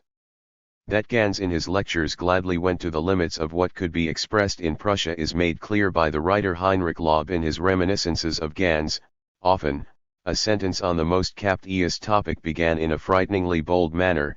Everything was listened to silently by both concerned friend and lurking enemy, in the expectation that the limit of convenience would be transgressed, but the extraordinary rhetorical fencer parried the thrust so skillfully that everything was done. And he was just as covered at the end of the sentence as at the beginning. A book that had been announced by a publisher, the history of the last 50 years, could no longer be published due to Gans's early death, and the manuscript was lost. However, another book was published in the summer of 1836, shortly before Marx came to Berlin, Rückblick auf Personen und die Zustände. There, Gans dealt among other things with Saint Simonism, which he had become acquainted with during his stays in Paris in 1825 and 1830. Prepared by Hegel's analysis of civil society in the philosophy of right and his own insights into the industrial conditions of England, which he had gained during a longer trip to England in 1831, Gans arrived not only at a critique of Saint Simon's authoritarian social utopia, but also at a remarkable insight into the history and present class relations that went far beyond Hegel. 135 They have correctly noted that slavery is still not over, that it was formally abolished, but materially present in the most complete shape. Just as previously master and slave, later the patrician and plebeian, then the feudal lord and vassal confronted one another, now the idle one and the worker do. One visits the factories of England, and one finds hundreds of men and women who are emaciated and miserable, who sacrifice their health, their enjoyment of life in the service of another merely in order to maintain themselves in this impoverished condition. Is that not called slavery, when one exploits a human being like an animal, even when he would otherwise be free to die of hunger? Cornu had already emphasized the possible influence of these insights on Marx, and Braun calls attention to how much the second sentence of this quotation recalls the beginning of the Communist Manifesto: freeman and slave, patrician and plebeian, lord and serf, guildmaster and journeyman, in a word, oppressor and oppressed, stood in constant opposition to one another. 136 We don't know whether Marx had read Gans's book. But since he had attended his lectures, Gans being at the center of public attention, and being a voracious reader, it's quite possible Marx knew the book. At the end of the 1830s, he was still lacking the economic knowledge to fully understand the scope of Gans's considerations, but the notion that bourgeois society, with regard to the exploitation of working people, was far less distinct from pre-bourgeois societies than generally assumed by liberals, probably fell on fertile soil in Marx's case. Gans was also directly politically engaged, such as in the case of the Göttingen 7, which created a huge stir in Germany. In 1837, due to different regulations for succession to the throne, the personal union between Great Britain and the Kingdom of Hanover, existing since 1714, came to an end. Victoria, who was just 18 years old, was crowned Queen of the United Kingdom of Great Britain and Northern Ireland, which she remained until her death in 1901. The Victorian era, unbeknownst to anyone, began. In Hanover, Ernst August ascended to the throne and abolished the relatively liberal constitution of 1833. When 7 professors from Göttingen, among them Jacob and Wilhelm Grimm, protested against this, they were dismissed and some of them were even expelled from the country. In Germany, there was broad solidarity with them, expressed among other things in donations. Gans was also engaged in Berlin on behalf of such fundraising, which, once again, attracted the suspicion of the government. We know from Karl August Varnhagen von Enns 137 that Gans cleverly extricated himself from the affair by making use of the surveillance of his position, which he could assume almost with certainty. In a letter sent by post to Marquise Arconati, Professor Gans expressed himself in such a manner concerning his fundraising on behalf of the Göttingen professors that the authorities should become informed of the matter as he desired. A couple of days ago, Minister von Rochow said to Privy Councillor Boeck, the current rector of the local university, they now knew exactly how things were. Gans had done something displeasing, but in such a way that they had nothing on him, and then reported it in Gans's own words. Gans's esteem on the part of the students at the University of Berlin is made clear by another occurrence noted by Varnhagen. On March 22, 1838, around 600 students held a birthday serenade in front of Gans's residence. In doing so, they celebrated not only Gans, but also the Göttingen 7. Coincidentally, living in the same apartment house was the same privy councillor, Schape, who distinguished himself by prosecuting all those alleged to have held oppositional views. When Schape showed himself at his window, a student shouted a pariat at him. A vivat for the Göttingen 7 and a pariat for a Prussian official was a scandal. The police as well as the university magistrates investigated, and Gans once again had to explain himself. Gans was not to survive this incident for long. On May 5, 1839, the 21st birthday of Karl Marx, he died from the results of a stroke. In the previous winter semester, Gans had once again held a lecture series aimed at a larger audience, the history of the period from the Peace of Westphalia onward, with special consideration of constitutional and international law. 138. The lectures were extraordinarily well attended and likely engaged with numerous political questions. In his memoirs, the mineralogist Karl Cassar von Leonard reports on a meeting with Gans in Dresden in 1833 and also mentions without providing a source Gans's supposed last words at the lectern. It's quite possible it was the final sentence of this lecture series. The history of the modern period is that of a great revolution. In the past, the nobility made revolutions, or the privileged in general. Then the French upheaval had been created by the aristocracy of the Third Estate, with the help of the people, meaning the poor people, the rabble. But a third revolution will be made by this rabble, the entire great mass of those without privilege and property. When it occurs, the world will shake. Juridical and non-juridical studies of young Marx. On October 22, 1836, Karl Marx enrolled at the University of Berlin. That information is given in his leaving certificate from March 30, 1841. At the time, 1,700 were enrolled at the University of Berlin, with over 500 students. The Faculty of Law was the largest. Berlin thus counted more than double as many students as Bonn, but there were 20 times as many inhabitants. The share of students in the total population was small, they therefore did not play as large an economic role as in smaller university towns. The intensive surveillance of the students and their far lesser importance to the city also had an influence upon the character of student life. Ludwig Feuerbach, who had studied in Berlin in the 1820s, wrote on July 6, 1824, to his father, "Nobody thinks about drinking sessions, duels, or group trips at all here. At no other university does such a general diligence predominate, such a sense for something more elevated than student stories, such a striving toward science, such calm and quiet. The University of Berlin was a veritable workhouse." In Marx's leaving certificate, the lectures Marx attended, including evaluations, are listed. In the winter semester of 1836-37 he attended Pandects by Friedrich Karl von Savigny, Criminal Law by Eduard Gans, and Anthropology by Henrik Steffens. In the summer semester of 1837, there were 3 different lecture series by August Wilhelm Hefter, Ecclesiastical Law, Common German Civil Procedure, and Prussian Civil Procedure, which were all graded with diligent. Since Marx had attended a lecture on the history of Roman law in Bonn, attendance at Savigny's Pandect lectures was not mandatory. Perhaps Marx did not want to miss the luminary lecturing on his most well-known field. Marx completed Criminal Law by Eduard Gans, but did not attend his classic lectures on natural law and universal legal history. Probably Marx wasn't very familiar with the name Gans when he arrived in Berlin, and he had already attended lectures on natural law in Bonn by Savigny's student Puggy. Henrik Steffens advocated a philosophy of nature strongly influenced by Friedrich Wilhelm Joseph Schelling.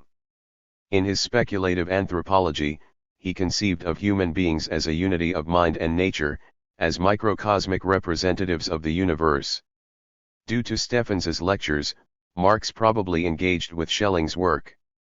Regarding August Wilhelm Hefter, Lentz writes that he was initially strongly influenced by Savigny but took an independent position with regard to other students of Savigny and moved closer to Hegel's philosophy. It's unclear what the last assertion is based upon. Hefter was a practical jurist. Before he obtained without a doctorate his first professorship in Bonn, he was an associate judge in Dusseldorf. He had taught in Berlin since 1833 and was also, as noted above, a member of the Rhenish Appellate Court. The fact that he did not clearly take the side of Savigny in the conflict between Savigny and Gans does not mean he moved closer to Hegel's philosophy. In his publications and courses, he dealt less with the philosophy of law and more with practical legal problems, as is made clear by the title of the lectures attended by Marx. In Berlin, Marx did not take up his studies as enthusiastically as he had in Bonn. There, he had completed 6 courses in the first semester, and 4 in the second. But he soon worked on his own elaborations of legal theory. He must have sent an initial text, or at least longer expositions, in a letter to his father in December of 1836, since his father answered on December 28, "Your views on law are not without truth, but are very likely to arouse storms if made into a system, and are you not aware how violent storms are among the learned? If what gives offense in this matter itself cannot be entirely eliminated, at least the form must be conciliatory and agreeable." But these first considerations were just the beginning of an enormous productivity, about which we are informed in his longer letter from November 10, 1837, which is the only preserved letter from his time as a student. Looking back, Marx writes, "I had to study law and above all felt the urge to wrestle with philosophy."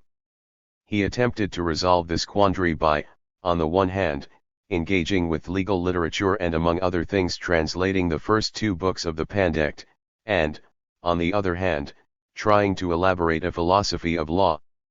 A work of almost 300 pages.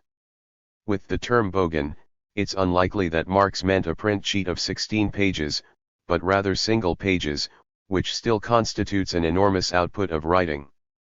As an introduction, he had prefaced this with some metaphysical propositions. The choice of words suggests the influence of Kant, who had published his philosophy of law in 1797 under the title The Metaphysics of Morals, the first part of which was titled Metaphysical Elements of Justice. By metaphysical propositions, Marx likely meant nothing more than a philosophical introduction. This was followed by the philosophy of law, that is to say, according to my views at the time, an examination of the development of ideas in positive Roman law. This attempt at systematization oriented toward Roman law shows the influence of Savigny, to whom Marx refers in the next paragraph, when he writes that he shares with him the error of separating the form and content of jurisprudence. Marx outlines the attempted classification of law for his father, but then breaks off and explains, full of self-criticism, the whole thing is replete with tripartite divisions, it is written with tedious prolixity, and the Roman concepts are misused in the most barbaric fashion in order to force them into my system. At the end of the section on material private law, I saw the falsity of the whole thing, the basic plan of which borders on that of Kant, but deviates wholly from it in the execution. As a result, it became clear to him that there could be no headway without philosophy. And what did he do? He drafted a new system of metaphysical principles, but at the conclusion of it I was once more compelled to recognize that it was wrong, like all my previous efforts. Marx does not appear to have undertaken any further attempts at formulating a philosophy of law. The works of jurisprudence that Marx finished in his first semester or shortly afterward are strongly influenced by Kant and Savigny. Marx undertook attempts at a systematization of law, but he recognized how superficial and formal they remained. Hegel's philosophy of right does not appear to have played a role in either their elaboration or the critique thereof. In the letter, a Hegelian critique can be heard, but this is a retrospective assessment, formulated after the transition to Hegel's philosophy. In the biographical literature since Mehring, it has been repeatedly asserted that Eduard Gans was the most important university teacher for Marx, but there is no indication at all that Marx had been lastingly influenced by Gans during this first semester. In the next 2 semesters, he did not attend any of Gans's courses, and in his letter to his father, Gans is not even mentioned once. It was first in the summer semester of 1838 that he completed Prussian law with Gans. 139 In the summer semester of 1837, Marx attended the 3 courses by Hefter mentioned above, and in the winter semester of 1837-38 he attended only a single course, Criminal Legal Procedure, again with Hefter. Young Marx was not, however, exhausted by the legal studies of his first year in Berlin. Along with his attempts at poetry, he managed a massive reading workload. In the course of this work I adopted the habit of making extracts from all the books I read. Marx maintained this habit until the end of his life. In the Mega, the surviving extracts would fill a total of 31 volumes. Marx made extracts of Lessing's Laocoon, Salger's Irwin, Winckelmann's History of Art, Leden's German History. At the same time I translated Tacitus' Germania, and Ovid's Tristia, and began to learn English and Italian by myself, i.e., out of grammars, but I have not yet got anywhere with this. I also read Klein's Criminal Law and his Annals, and all the most recent literature, but this last only by the way. Marx's habit of passing time by reading authors of classical antiquity in their original languages and sometimes translating them, was maintained in later years. Nothing remains of the Tacitus translation. In the work Germania, the Roman historian Tacitus had presented the culture of the Germanic peoples as an antithesis to what he regarded as a corrupt and decadent Roman society. A loose translation, in verse, of the first elegy of Ovid's Tristia is contained in the collection of poems that Marx gave to his father as a birthday present in 1837. In Tristia, Ovid, who was banished to the Black Sea by Emperor Augustus, laments his loneliness. Nothing remains of the early extracts. However, the titles named are very revealing. The Geschichte des Invokes by Heinrich Leden that Marx mentions was published between 1825 and 1837 in 12 volumes. It was the newest work of German history on the market in 1837. In 1841, Leden was a member of the philosophical faculty of the University of Jena, from which Marx obtained his doctorate. Particularly interesting are the 3 titles of art theory that Marx names first. The works of Winckelmann and Lessing belonged at the time to the canon of members of the educated middle classes with an interest in art. In Laocoon, an essay on the limits of painting and poetry, Gotthold Ephraim Lessing had criticized Winckelmann's interpretation of the famous Laocoon group of sculptures in the Vatican Museum, in doing so emphasizing the fundamental differences in the possibilities of depiction of the visual arts and poetry.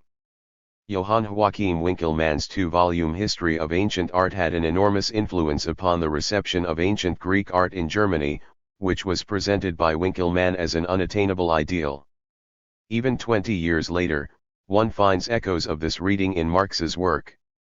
In the introduction, written in 1857 for the planned critique of political economy, Marx presupposes Winckelmann's idea of Greek art as an unattainable ideal but poses the question as to why this is the case today, but the difficulty lies not in understanding that Greek art and epic poetry are bound up with certain forms of social development.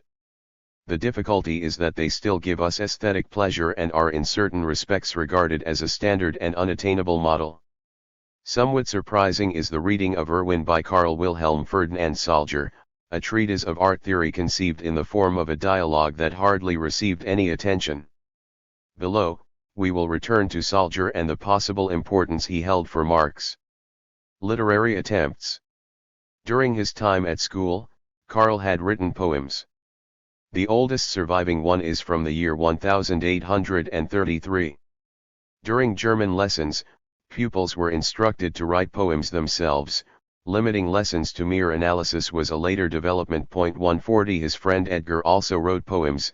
A poem of his from the year 1830 when he was 11 has even survived. Within the bourgeoisie, writing poetry was far more usual and widespread than it is today.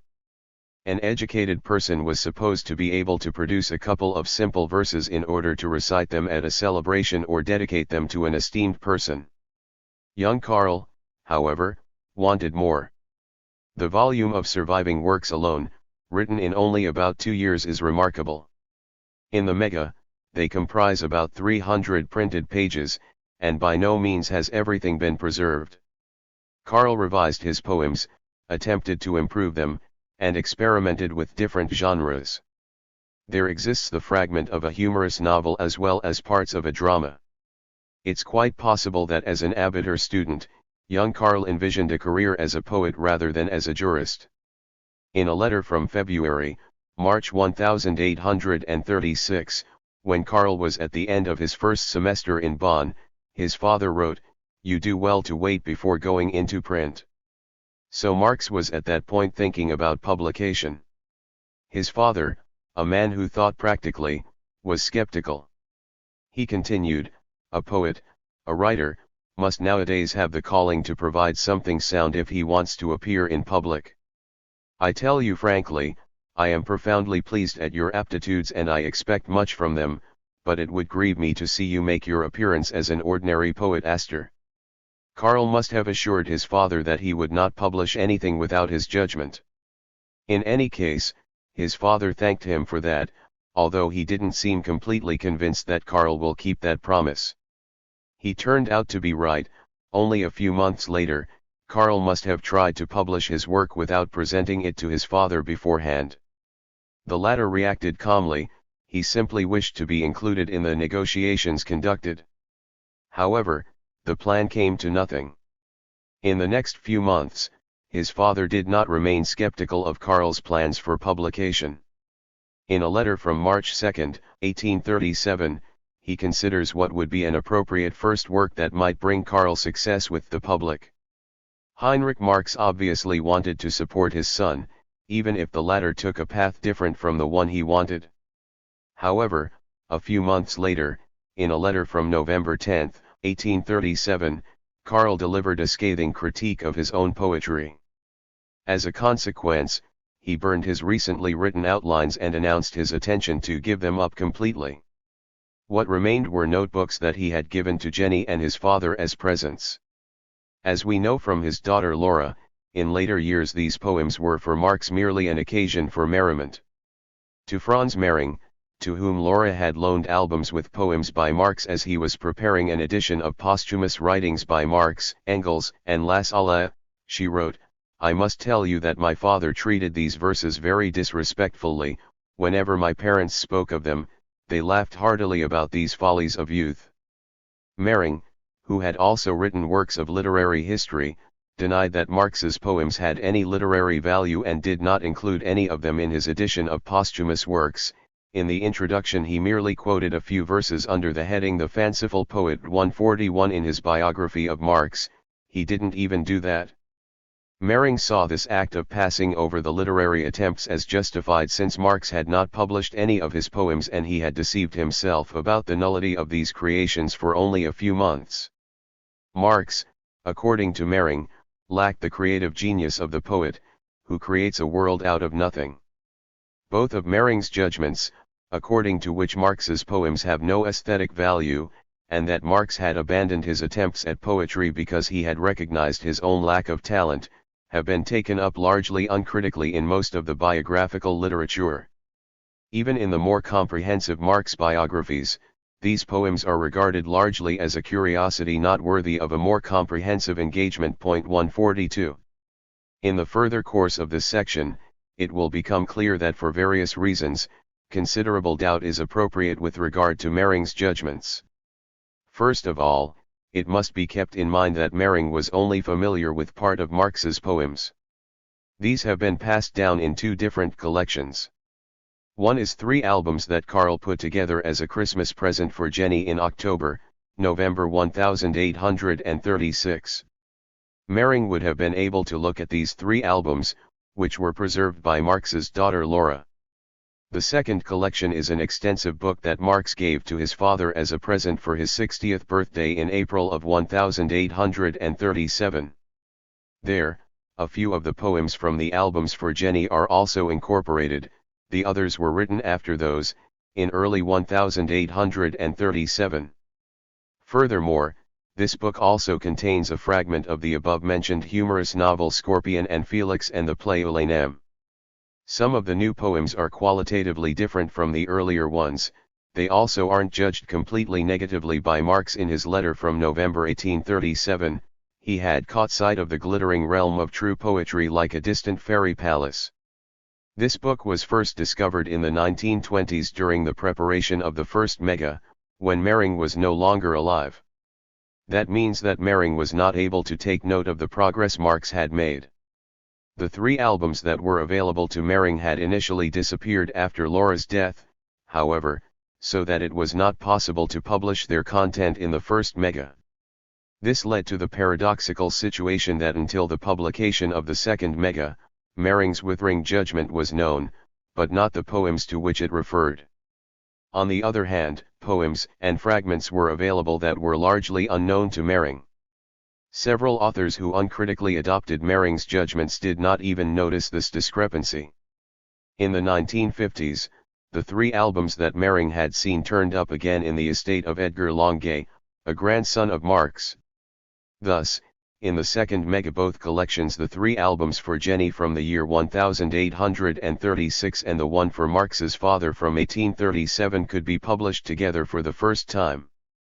Furthermore, there is an album put together by Karl's sister Sophie containing poems written from 1835 to 1836, as well as parts of her notebook, in which even older poems are found. In the next section, I will deal more extensively with Marx's literary attempts. For one thing, poetry constituted an important initial orientation for the young Marx, and for another, Marx's turn away from poetry was not at all, as Mering assumed, due to a recognition by Marx of his own lack of talent. His reasons for this turning away are completely different, and may indeed contain the key to solving a further problem of the young Marx's intellectual development, namely his transition toward Hegel's philosophy. Marx's poems can be easily associated with Romanticism. The contemporary, colloquial usage of romantic must be distinguished from the literary Romanticism meant here, which lasted from the end of the 18th century through the middle of the 19th. And we should not conflate the latter with the political Romanticism of the early 19th century. The characterization of literary Romanticism is contested. There is widespread agreement that a large role is given to subjectivity, that Romanticism is concerned with the world of feelings, inner experience, the longing for an ineffable other, that it expresses suffering in a world that is too rational and businesslike, and that it frequently makes use of a distancing, ironic attitude, a romantic irony. It's also undeniable that in late Romanticism, tendencies toward glorifying the Middle Ages and Catholicism were at work, and many Romanticists in this phase tended toward politically conservative positions. However, the character of Romanticism as a whole, its relationship to the Enlightenment, and in particular its political content have been interpreted in very different ways in the last 180 years. The Young Germany movement had already seen in Romanticism primarily something Catholic and backwards, a critique that finds its initial culmination point in Heinrich Heine's The Romantic School. This critique was continued in the Hallesjahrbucher of Theodor Ichtermayer and Arnold Ruge, with their manifesto Protestantism and Romanticism.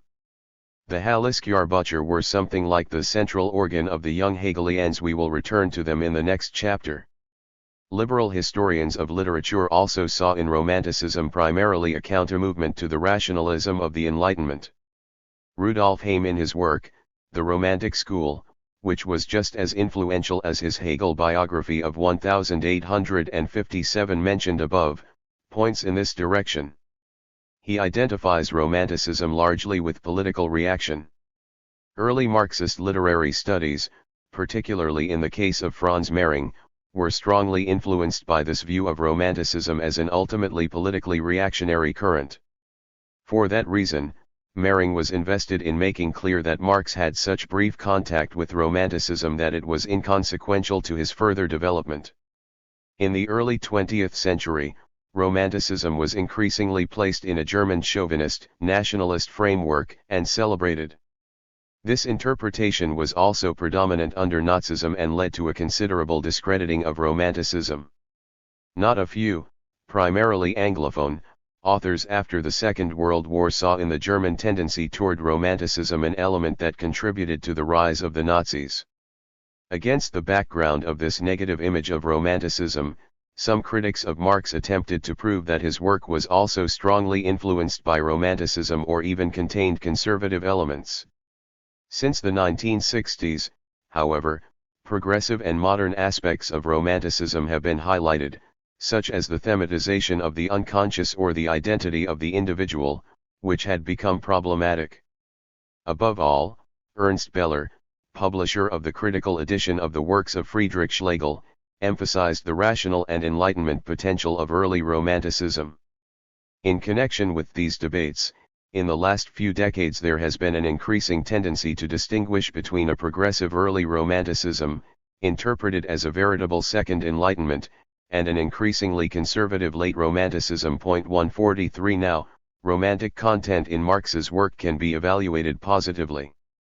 I will return later to the question of the extent to which Romantic motifs continued to have an effect on Marx's work, for example in the economic philosophical manuscripts of 1844. Here, the focus is only on his attempts at poetry. The albums for Jenny, the first two are captioned with Book of Love and the third with Book of Songs, are devoted to Karl's love for her. He draws strength from this relationship, but at the same time fears losing her. In the first poem, Die zwei Himmel, he writes at the end, "If you break the bond, I will plummet / the flood envelopes me, the grave swallows me / both heavens have been submerged / and the bleeding soul has withered away." 144. In human pride, the euphoric element has won the upper hand. Everything appears to be possible, everything can be achieved, indeed Karl feels like unto a god. Jenny. Do I dare avow that in love we have exchanged our souls? That as one they throb and glow? And that through their waves one current rolls? Then the gauntlet do I fling, scornful in the world's wide open face. Down the giant she dwarf, whimpering, plunges, cannot crush my happiness. Like unto a god I dare, through that ruined realm in triumph roam. Every word is deed and fire, and my bosom like the Maker's own. In a poem written later, found in the second album 145, Karl is no longer so exuberantly euphoric, rather, he reflects upon his own temperament and striving. Since this poem probably expresses Marx's self-image from that period, it is reproduced more extensively here. Feelings. Never can I do in peace that with which my soul's obsessed. Never take things at my ease. I must press on without rest. Heaven I would comprehend. I would draw the world to me. Loving, hating, I intend that my star shine brilliantly. All things I would strive to win. All the blessings gods impart. Grasp all knowledge deep within. Plumb the depths of song and art. So it rolls from year to year. From the nothing to the all. From the cradle to the bier. Endless rise and endless fall. Therefore let us risk our all. Never resting, never tiring. Not in silence dismal, dull. Without action or desiring. Not in brooding introspection. Bowed beneath a yoke of pain.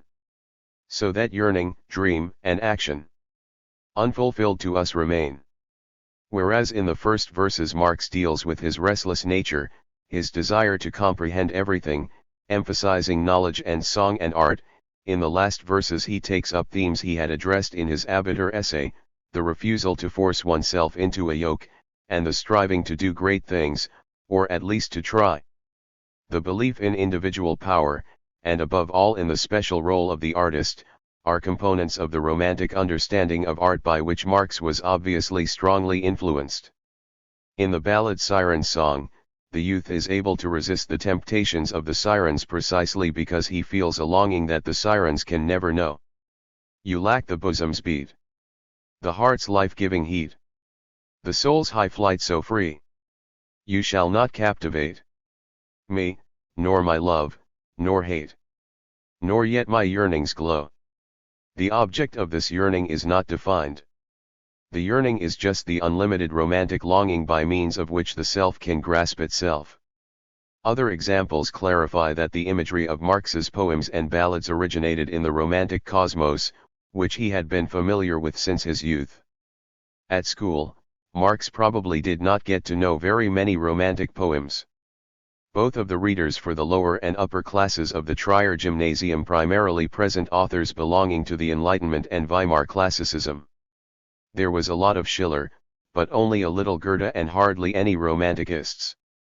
However, as his daughter Eleanor reports, Marx's first love for the Romantic school was awakened rather early by Ludwig von Westphalen. The poems, particularly those in the albums intended for Jenny, leave a lot to be desired in formal terms. That many of them have a somewhat clumsy and awkward effect should not be surprising given that the author was only 18.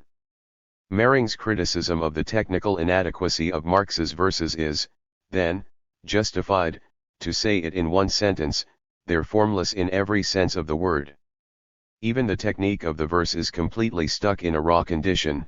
If the time of their writing had not already been firmly established, one would never guess that they were written a year after Platon's death 146, 9 years after Heine's Book of Songs. But nothing of their content suggests that either. It consists of romantic harp tones, a song of elves, a song of gnomes. Not even the valiant knight is missing who commits many heroic deeds in a foreign land and returns home just at the moment when the unfaithful bride is striding toward the altar with another. Although not everything that Mering writes is wrong, but even in the case of the early poems, the only ones he knew of, his perspective remains superficial. It's true that not even the valiant knight is missing, but how does the ballad Lucinda end? The knight kills himself with his dagger in front of the assembled wedding party, and his faithless bride Lucinda takes the dagger and slits her own wrists. And that's not all. Whereas the maid manages to take the dagger from her and save her life, the blood-stained Lucinda descends, crying, into madness. What Marx delivers here as well as in a few other poems tends toward what would later be called Black Romanticism. Yet poems such as Der Wildenbraut Gesang or Die Zerrissen cannot be reduced to merely causing pleasant shudders among the audience. Whereas the main current of German Romanticism had long since departed from the rebelliousness of early Romanticism, with its sympathies for the French Revolution, and made its peace with social and political conditions by means of glorifying the Middle Ages, Catholicism, and the nobility, there is not the slightest trace of such glorification in Marx's works. In the poems named, Marx emphasizes distress, doubt, and despair, and without the conciliatory gesture of offering a solution that would thus weaken what is depicted. In the later poems, the concentration and strength of expression demonstrates clear progress. In De Verzweifelnden Gebet, Marx no longer needs multiple pages to lend expression to despair and the defiant rebellion growing out of it. The two poems published in 1841 in the magazine Athenam under the title Wild Songs both originate in the album from 1837 are in this regard perhaps the best. They even received a positive review. The poem The Fiddler concerns a man who carries a fiddle and saber, who plays so that the soul's cry is carried down to hell. He disputes having received this art from God. That art God neither wants nor wists. It leaps to the brain from hell's black mists. He states that with Satan struck deal and is now bound to him. He chalks the signs, beats time for me. I play the death march fast and free. He makes a Faustian bargain with the devil that cannot be cancelled. The fiddler must play till bowstrings break my heart outright. The second poem, Nocturnal Love, deals with the nocturnal death of a lover. We learn nothing of the circumstances and causes. Everything is concentrated upon the moment of pain, which in its brevity has an unsettling effect. Marx not only improved his lyricism, he also experimented with the repertoire of his depiction. In this final album from 1837, we also find short humorous poems and mocking epigrams among others, one about Hegel, which I will address in the next section, Scorpion and Felix, the fragment of a comic novel, and finally parts of a fantastical drama with the title Elainem. As the editor of the first mega, David Ryazanov, noted, Elainem was supposed to be one of those tragedies of fate fashionable at the time, for from the beginning, an enigma rules over all persons and their mutual relationships. However, it is not clear from the fragment how Marx intended to solve this enigma. Ryazanov had also pointed out that Scorpion and Felix stylistically leaned strongly on Tristram Shandy by Lawrence Sterne, and also took up influences from E.T.A. Hoffmann's The Devil's Elixirs. In this fragment of a novel, focused upon the master tailor Merton, his son Scorpion, the journeyman Felix, and the cook Grit, everything goes haywire. The compiled fragment begins with Chapter 10, whether previous chapters were planned appears questionable to me, since fragmentation can be used as a stylistic means, for example by E.T.A. Hoffmann in The Life and Opinions of the Tomcat Mur. The chapter begins as follows. Now follows, as we promised in the previous chapter, the proof that the aforesaid sum of $25 is the personal property of the dear Lord. They are without a master. Sublime thought, no mortal power owns them, yet the lofty power that sails above the clouds embraces the all, including therefore the aforesaid $25, with its wings woven from day and night, from sun and stars, from towering mountains and endless sands, which resound as with harmonies and the rushing of the waterfall, it brushes where no mortal hand can reach, including therefore the aforesaid $25, and but I can say no more, my inmost being is stirred, I contemplate the all and myself and the aforesaid $25, what substance in these three words, their standpoint is infinity, their tinkle is angelic music, they recall the Last Judgment and the State Exchequer, for it was Grit, the cook, whom Scorpion, stirred by the tales of his friend Felix, carried away by his flame-winged melody, overpowered by his vigorous youthful emotion, presses to his heart, sensing a fairy within her. It continues in this breathless style, jumping from topic to topic. Reading it, one has the impression that Marx was attempting to wittily amalgamate all the philosophical, literary, philological, and other knowledge he possessed at the time. It's obvious that the young Karl was experimenting, stylistically and thematically, he was searching. That the literary products of a 19-year-old don't at all approach those of a Heinrich Heine should not be surprising. But one cannot deny that the young Karl had a certain potential, a literary career could not have been excluded as a possibility. Some of Marx's last poems were in any case a bit more interesting than the reminiscences softened in sugar water of his friend from Bonn, Emanuel Geibel 147 who, starting in the early 1840s, catered to the tastes of the bourgeoisie as well as the Prussian monarch, and became one of the most famous German poets in the 19th century, but was then quickly forgotten. Regardless of how one judges the quality of Marx's poetry, he himself did not mention any lack of poetic talent. On the contrary, in a letter to his father, he expresses his annoyance over Adalbert Chamisso, the famous poet had rejected publishing Marx's poems in his almanac.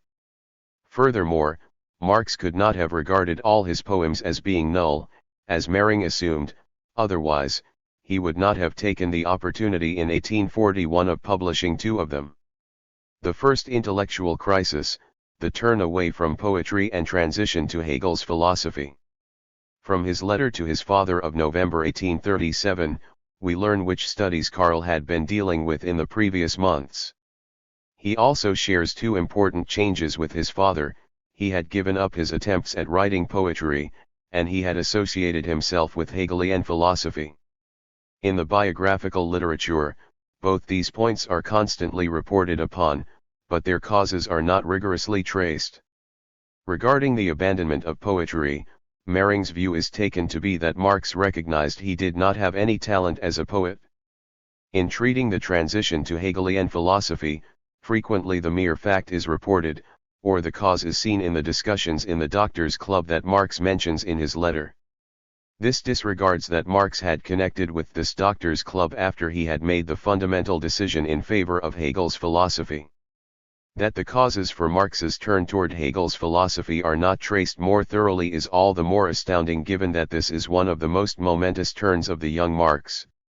His confrontation with Hegel's work would last over the next few decades, and it is undisputed that this confrontation influenced Marx's work, even if there is heavy debate concerning the nature and extent of this influence.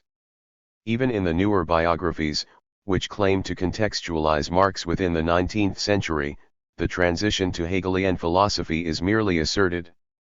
Auguste Cornu is among the few who at least attempted an explanation for Marx's turn to Hegel's philosophy.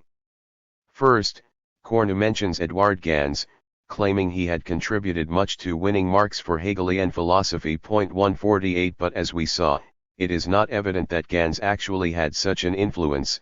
In the letter to Marx's father, he is not mentioned. This does not mean that Gans had no influence on Marx, but rather that he became important after Marx had associated himself with Hegelian philosophy. Cornu's second argument is also not very convincing. The intellectual crisis that Marx went through at the time was indeed essentially brought about by the fact that in his decisive turn toward the liberal democratic movement, he could no longer be content with the romantic worldview, which corresponded to a reactionary political and social attitude. Marx had sought a concrete worldview and found it in Hegel's philosophy. Apart from the fact that Cornu had already seen Marx as standing on the side of the Democrats in his Abitur examination essay in the subject of German, there is no indication that Marx's decision in favor of Hegel's philosophy was based upon a prior political turn. When should such a turn have occurred, and what might have caused it? 149. Why did Marx give up his attempts at poetry? The only information concerning this question is found in the November 1837 letter. Concerning the poems composed for Jenny in 1836, Marx writes that these were purely idealistic. My heaven, my art, became a world beyond, as remote as my love. Everything real became hazy, and what is hazy has no definite outlines. All the poems of the first 3 volumes I sent to Jenny are marked by attacks on our times, diffuse and inchoate expressions of feeling, nothing natural, everything built out of moonshine, complete opposition between what is and what ought to be, rhetorical reflections instead of poetic thoughts. The whole extent of a longing that has no bounds finds expression there in many different forms and makes the poetic composition into diffusion. The main accusation Marx raises against his own work is that it was purely idealistic. This is obviously not meant in the philosophical sense, but in the colloquial sense of that which should be ideally so, from which the opposition between what is and what ought to be mentioned in the letter arises. The concentration upon the ought also explains the lamented distance from reality, the lack of the natural. Marx also accuses the poems he sent to his father in April 1837 for his 60th birthday of idealism. Scorpion and Felix is characterized by forced humor, and Elainem is an unsuccessful, fantastic drama. Finally, this idealism was transformed into mere formal art, mostly without objects that inspire it and without any impassioned train of thought. Yet there was a glimmer of hope in the poems, and yet these last poems are the only ones in which suddenly, as if by a magic touch, the touch was at first a shattering blow, I caught sight of the glittering realm of true poetry like a distant fairy palace, and all my creations crumbled into nothing. This statement was taken by Mering and many others as proof that Marx had recognized his lack of poetic talent and had therefore abandoned his attempts at poetry. But he does not refer to talent here, but rather to true poetry, which is not completely absent and of which there were at least flashes. Nonetheless, Marx abandoned his literary attempts. The flash of true poetry did not contribute to encouraging him. In the letter to his father, he writes rather dramatically, a curtain had fallen, my holy of holies was rent asunder, and new gods had to be installed.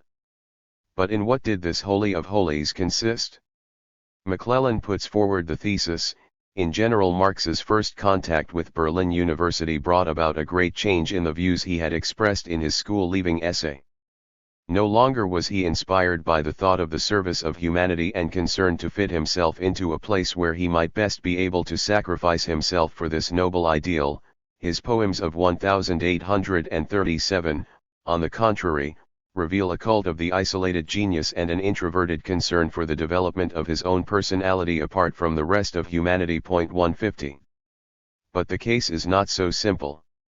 It was made clear in the poems for Jenny that Marx was not entirely free of the influence of the subjectivism of Romanticism.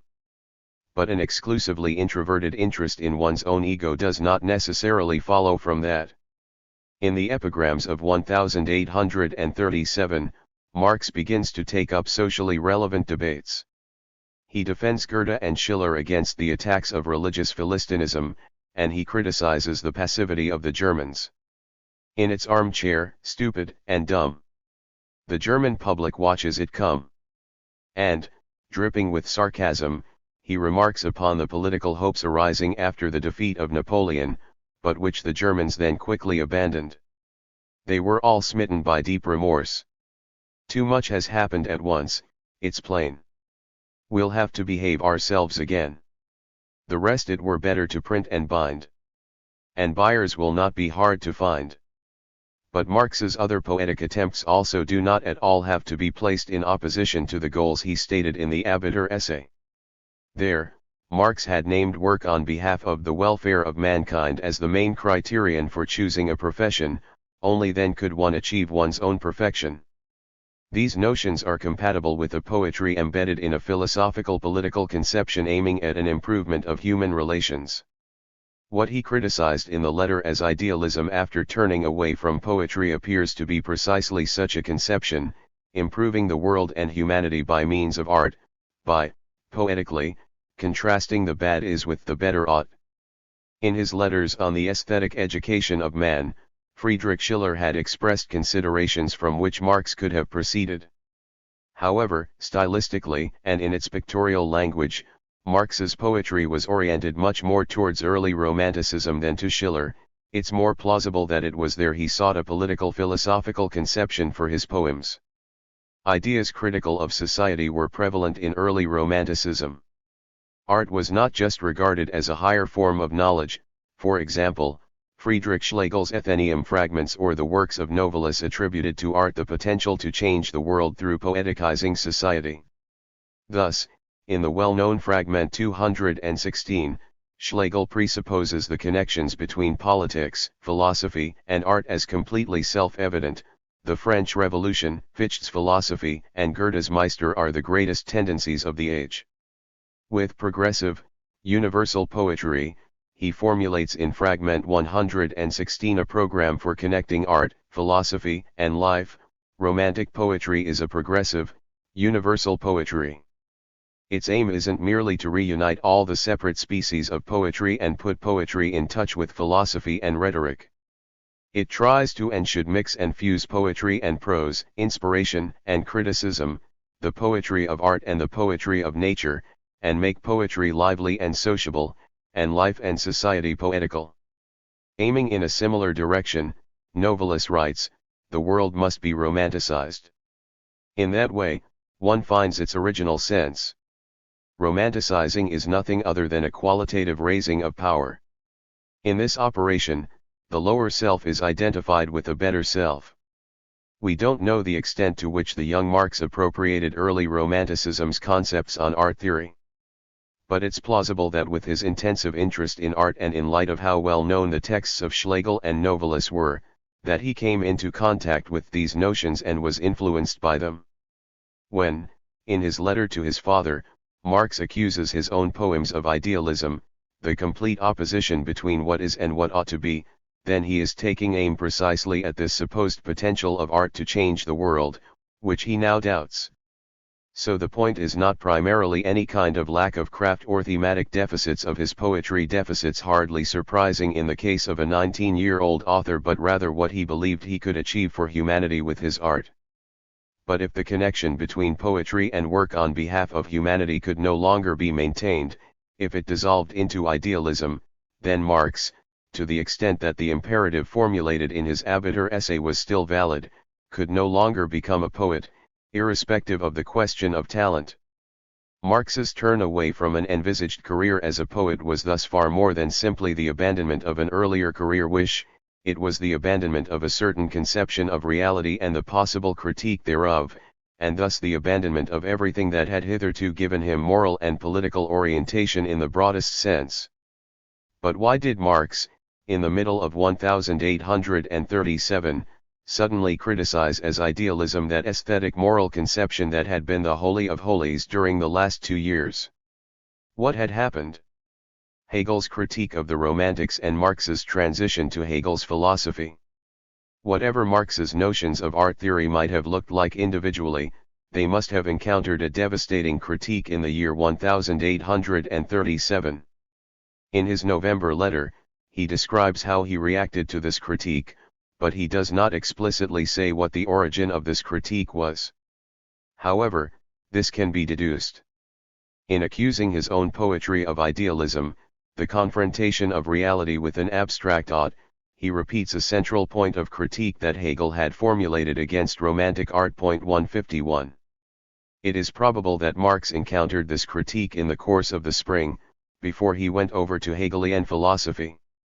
Marx says that, before the summer, he had read fragments of Hegel's philosophy, the grotesque craggy melody of which did not appeal to me. The grotesque craggy melody probably refers to the level of abstraction of Hegel's argumentation. His epigram on Hegel, which could only have been written at the beginning of April at the latest, since it was included in the album given to his father in April for his birthday, suggests that he was familiar with at least the beginning of Hegel's Science of Logic, and was not very enthusiastic. One line of the epigram states, "Now you know all, since I've said plenty of nothing to you, the I here is Hegel." The Science of Logic begins with the consideration that pure being encompasses everything, but is merely indeterminate immediacy, thus does not have a determination and therefore no specific content. There is nothing to be intuited in it, this being is in fact nothing. In the quoted line, Marx remains at this unity of being and nothing, so that the unity appears rather absurd. But for Hegel, this unity serves to obtain his next and more important category. The truth of this unity, he continues, is not that being and nothing are without distinction, but rather this movement of the immediate vanishing of the one into the other, becoming. Marx probably also read fragments of other texts by Hegel during this period. It appears plausible that he engaged with Hegel's most famous work, which at the same time constitutes a sort of introduction to the entire system, the Phenomenology of Spirit. There, he might have been especially interested in those passages that he could relate to his understanding of art and morality. In the section Spirit that is certain of itself. Morality, Hegel formulated a critique of the beautiful soul which can also be read as a fundamental critique of Romanticism. In On Grace and Dignity, Schiller had used this term in a positive sense. It is in a beautiful soul that sensuousness and reason, duty and inclination harmonize. In Goethe's work, the term starts to become ambivalent. In Wilhelm Meister's Apprenticeship, under the title Confessions of a Beautiful Soul, a first-person narrator describes her life and education, which ultimately leads her to the Pietist Moravians. But at the end, Goethe has the niece of this narrator make the observation, perhaps too much employment with her own thoughts, and with all a moral and religious scrupulosity, prevented her from being to the world what, in other circumstances, she might have become. Finally, in Hegel's work there is a devastating critique of the beautiful soul. Hegel regards the beautiful soul as a consciousness concentrated upon itself, which lives in constant dread of besmirching the splendor of its inner being by action and an existence. And, in order to preserve the purity of its heart, it flees from contact with the actual world. Hegel derives the seeking and longing which is typical for Romanticism from the unresolved contradiction of the beautiful soul lacking an actual existence, which wishes to maintain its pure self, but stands before the necessity to externalize itself, that is, to act in reality.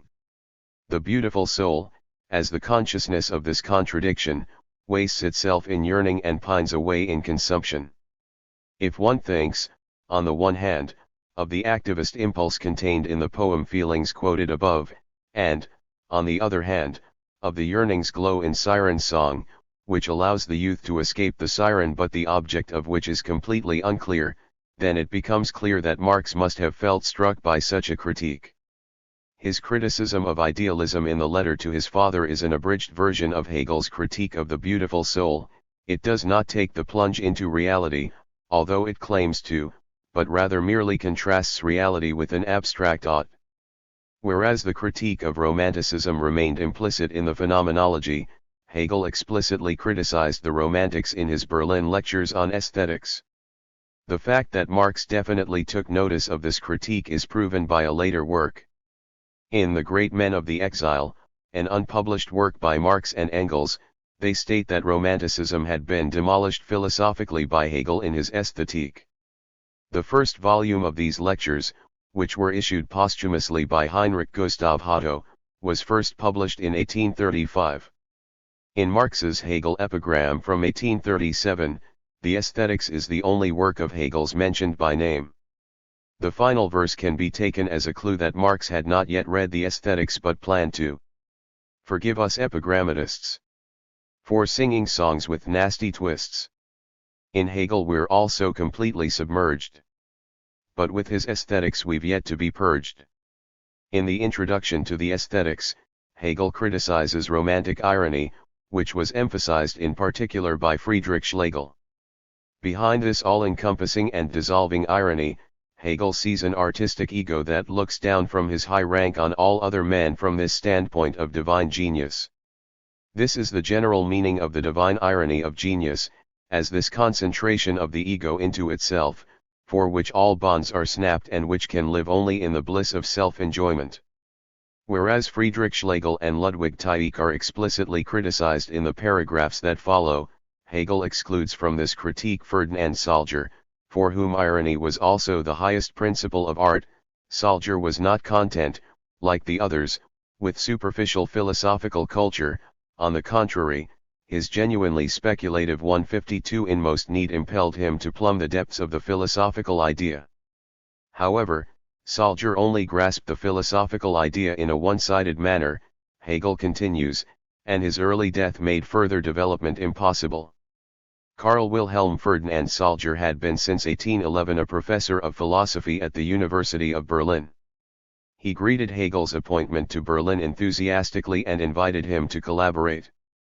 Salger, who was also a close friend of the poet Ludwig Tieck, found himself in terms of aesthetics somewhere between Schelling, who was close to the Romantics, and Hegel. However, his main work, Erwin, for dialogues on beauty and art had hardly any reception, which might have been due in part to the unusual dialogic form. To that extent, it's notable that in Marx's letter to his father, he also mentions Salger's Erwin alongside Lessing's Lacan and Winckelmann's History of Art, both of which were well-known classics at the time.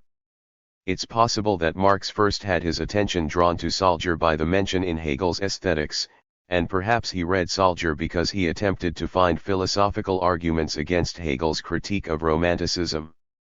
Thus, there are indications that Marx engaged with Hegel's critique of Romanticism, and that it was this critique that so strongly unsettled him that he had to give up his notion to work on behalf of the welfare of humanity by means of art. The effect of Hegel's critique of Romanticism would probably have been strengthened if Marx had taken note of other passages of the Phenomenology. Under the heading Virtue and the Way of the World, Hegel writes, "Thus the way of the world triumphs over what, in opposition to it, constitutes virtue. However, it does not triumph over something real but over the creation of distinctions that are no distinctions. It glories in this pompous talk about doing what is best for humanity. Ideal entities and purposes of this kind are empty, ineffectual words which lift up the heart but leave reason unsatisfied, which edify, but raise no edifice, declamations which specifically declare merely this, that the individual who professes to act for such noble ends and who deals in such fine phrases is in his own eyes an excellent creature." The young Karl, who wanted so much to serve the welfare of humanity yet didn't have much to say about what the welfare of humanity would look like, might have felt personally addressed here. Hegel's critique of Romanticism was enough to destroy Marx's earlier notions about art, but it was not yet clear which conceptions the young Marx would now orient toward.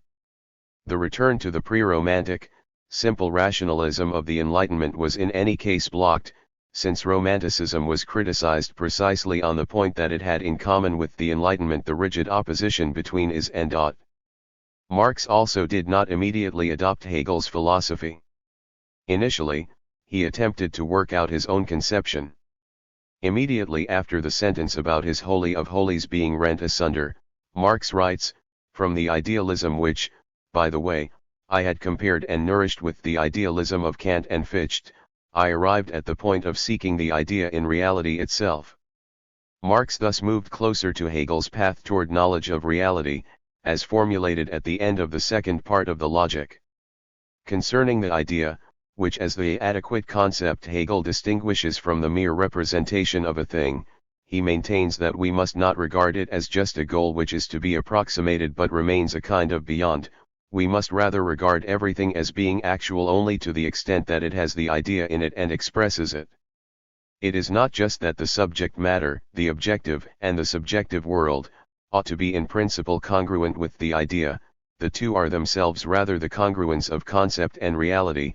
A reality that does not correspond to the concept is mere appearance, something subjective, accidental, arbitrary, something which is not the truth. What Hegel examines is precisely not an abstract realm of ideas beyond the real world. Rather, what he describes as an idea is knowledge of a real object, its necessary determinations as distinct from its merely coincidental properties. In the Hegel epigram, Marx still made fun of Hegel's claim of grasping real relations. There, he writes mockingly about this realism. Kant and Fichte soar to heaven's blue, seeking for some distant land. I but seek to grasp profound and true that which in the street I find. Now Marx was also taking this path, though he initially sought an alternative to Hegel's philosophy. I wrote a dialogue of about 24 pages, Clea Anths, or the starting point and necessary continuation of philosophy. Here art and science, which had become completely divorced from each other, were to some extent united, and like a vigorous traveler I set about the task itself, a philosophical dialectical account of divinity, as it manifests itself as the idea in itself, as religion, as nature, and as history. My last proposition was the beginning of the Hegelian system. And this work, for which I had acquainted myself to some extent with natural science, Schelling, and history, which had caused me to rack my brains endlessly, and which is written so consin 153 that now even I myself can hardly recapture my thinking about it. This work, my dearest child, reared by moonlight, like a false siren delivers me into the arms of the enemy. This text, which Marx put so much into, has not survived. However, a few things can be taken from Marx's description. That Marx chose the form of dialogue might be due to the influence of Salger. The namesake of his dialogue, Clea Anths, was a Greek philosopher, a student of Zeno of Citium, the founder of the Stoic school. 154 Among other of Cleanth's works, a hymn to Zeus has survived, which praises Zeus as a world soul. This was probably the reason that Marx used Clea Anths for the title and probably as the central figure of the dialogue. He fits the pantheist content outlined by Marx. God is manifest in nature and history and is therefore conceived not as a person beyond the terrestrial world, but rather as a world soul. It might be surprising that Marx centered his text on the unification of art and knowledge upon a philosophical dialectical account of divinity. But if one considers that Hegel in the Phenomenology conceived of art, religion, and philosophy as the central stages of humanity's understanding of the world and itself, then what Marx writes about his dialogue is a clear indication that he was working through Hegel's conception. This strengthens my suspicion that Marx had been shaken by Hegel's critique of Romanticism. Marx wanted to confront the enemy with the aid of Schelling, and maybe Salger as well. But this project missed its aim. Marx's own considerations increasingly brought him into the proximity of Hegel's philosophy, driving him into the arms of the enemy. This undesired result caused all kinds of chagrin for Marx. For some days my vexation made me quite incapable of thinking. I ran about madly in the garden by the dirty water of the Spree, which washes souls and dilutes the tea. 155. But before Marx could engage more intensively with this disliked philosophy, he initially conducted positive studies.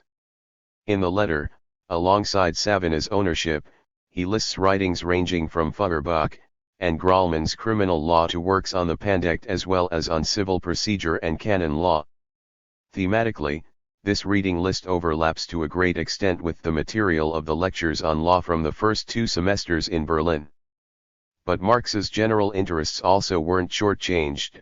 Then I translated in part Aristotle's Rhetoric, read De Augmenta Scientiarum of the famous Bacon of Verulam, spent a good deal of time on Riem Arousse, to whose book on the artistic instincts of animals I applied my mind with delight.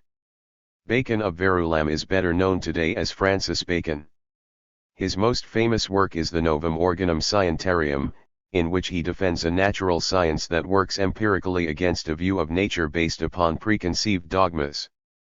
The work mentioned by Marx, De Dignitate et Augmenta Scientiarum, attempts to provide an encyclopedic overview of the fields of knowledge, as well as to outline future fields of research in the natural sciences.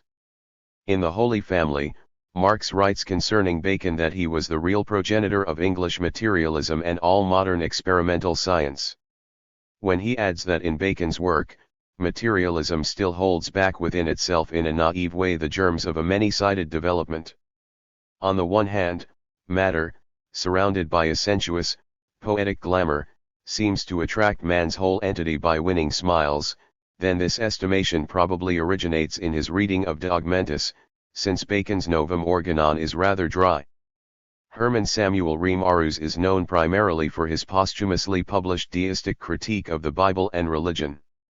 In his book Allgemeine Betrachtungen über die Triebe der Tiere, hauptsächlich über ihr Kunsttrieb, the word Kunst is used primarily in its old meaning of skill or proficiency, and the focus is on where animals' skills come from, for example, the ability of bees to construct complex honeycombs. In the 18th century, 2 competing notions about animals were predominant: either they were considered as soulless automatons, following René Descartes, who attributed the ability to think solely to humans, or they had limited thinking abilities, with which they could process external impressions and learn their skills. Riem Arousse, who like Descartes also believed that only humans possessed understanding, attributed the skills of animals to innate drives necessary to their survival. Even without understanding, they were thus far more than mere automatons. With his theory of instincts, Riem Arousse was a predecessor of modern animal psychology, but his work was quickly forgotten in the 19th century. This text appears to have left a lasting impression upon Marx. The distinction he makes in the first volume of Capital between those first instinctive forms of labor which remain on the animal level and the specifically human labor process takes up Reimarus's considerations: a spider conducts operations which resemble those of the weaver, and a bee would put many a human architect to shame by the construction of its honeycomb cells. But what distinguishes the worst architect from the best of bees is that the architect builds the cell in his mind before he constructs it in wax. Presumably, due to these conflicts and efforts and as the result of nagging annoyance at having had to make an idol of a view that I hated, Marx fell ill. It's not clear what this illness was, though nervous exhaustion seems likely. A doctor advised him to go to the countryside, and so it was that for the first time I traversed the whole length of the city to the gate and went to Strehlau. Strehlau now belongs to the borough of Friedrichshain in Berlin. During Marx's time, it was a fishing village before the gates of Berlin. It was most well known for the Strehlauer Fischjag, the biggest and most popular folk festival of Berlin, which was always celebrated on August 24th. Here, Marx first experienced a large folk festival, with a crowd of tens of thousands. The stay in Strehlau didn't just strengthen Marx physically, he had also made a fundamental decision concerning his attempts at poetry. When I got better I burned all the poems and outlines of stories, etc. Furthermore, he had begun to systematically study Hegel. While I was ill I got to know Hegel from beginning to end, together with most of his disciples. Through a number of meetings with friends in Strehlau I came across a doctors' club, which includes some university lecturers and my most intimate Berlin friend, Dr. Ruttenberg. In controversy here, many conflicting views were expressed, and I became ever more firmly bound to the modern world philosophy from which I had thought to escape. Here, Marx mentions the Doctors' Club, which cannot be left out of any biography. In the next chapter, we will deal with it. Here, it's important to note that Marx first joined this Doctors' Club after his transition to Hegel's philosophy. The Doctors' Club was thus not the cause of this transition, rather, it merely strengthened the transition that had already occurred. Conflicts with Jenny and Marx's father. Marx's November 1837 letter to his father documents one of the first critical upheavals in the life of the 19-year-old, his departure from the aesthetic political notions of Romanticism, which included not only leaving behind his envisaged career as a writer, but also those notions that had hitherto offered Karl an orientation in life. Although it was primarily an intellectual crisis, it also had emotional and, as Marx's ailments suggest, psychosomatic consequences. The intellectual crisis was not the only shock in the young Marx's life. His relationship to Jenny was not free of crisis-ridden aggravations. During his trip to Berlin, Karl felt possessed by a passionately yearning and hopeless love. As we can see in some of his poems, his love for Jenny was a source of great strength for Karl, but fears of loss arose again and again. These fears are hardly surprising, since familial resistance had to be reckoned with as soon as the relationship became known. Furthermore, Karl and Jenny had to live separately for a very long time, and letters, which took about a week to be delivered, were their only means of communication. Apparently, Karl insisted at the beginning of 1837 upon no longer keeping the relationship secret from Jenny's parents. Jenny's parents probably found out about the engagement in the spring of 1837, since from that point on the secrecy of the relationship is no longer a topic in letters from Marx's father. In a letter from September 16, 1837, Heinrich Marx mentions that he would not show Karl's most recent letter to the Westphalians, which can only mean that it had become usual to read Karl's letters in both families. The fear of rejection by Jenny's parents was apparently unfounded. In January of 1838, Ludwig von Westphalen wrote a long letter to his son Ferdinand, in which he referred to Karl as a splendid fourth son and praised him in the highest of tones, so that he not only accepted Jenny's decision, but explicitly endorsed it, and so for my part, I don't have the slightest doubt any more in the quality of her choice, since I regard both as made for each other, and that they will be a very happy married couple, even if perhaps first after 5 or more years. Ludwig von Westphalen would prove to be right about the 5 years until marriage.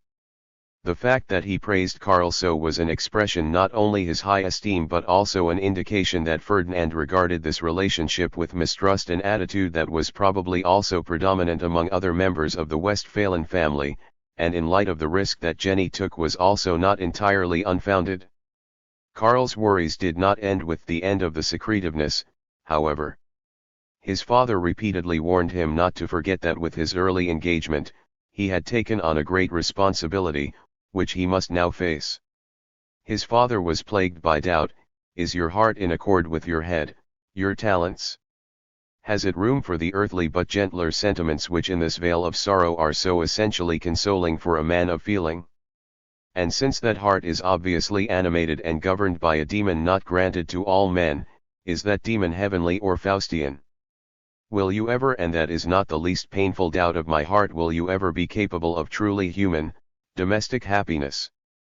That which Heinrich shared so candidly as his concerns was then quickly transformed during disputes into an accusation. Thus, he wrote on August 12, 1837, I do you justice in many matters, but I cannot entirely rid myself of the thought that you are not free from a little more egoism than is necessary for self-preservation. We don't know what preceded this, since not only are Karl's letters missing, the prior letter from Heinrich has also not survived. A few lines later, he writes, but to abandon oneself to grief at the slightest storm, to lay bare a shattered heart and break the heart of our beloved ones at every suffering, do you call that poetry?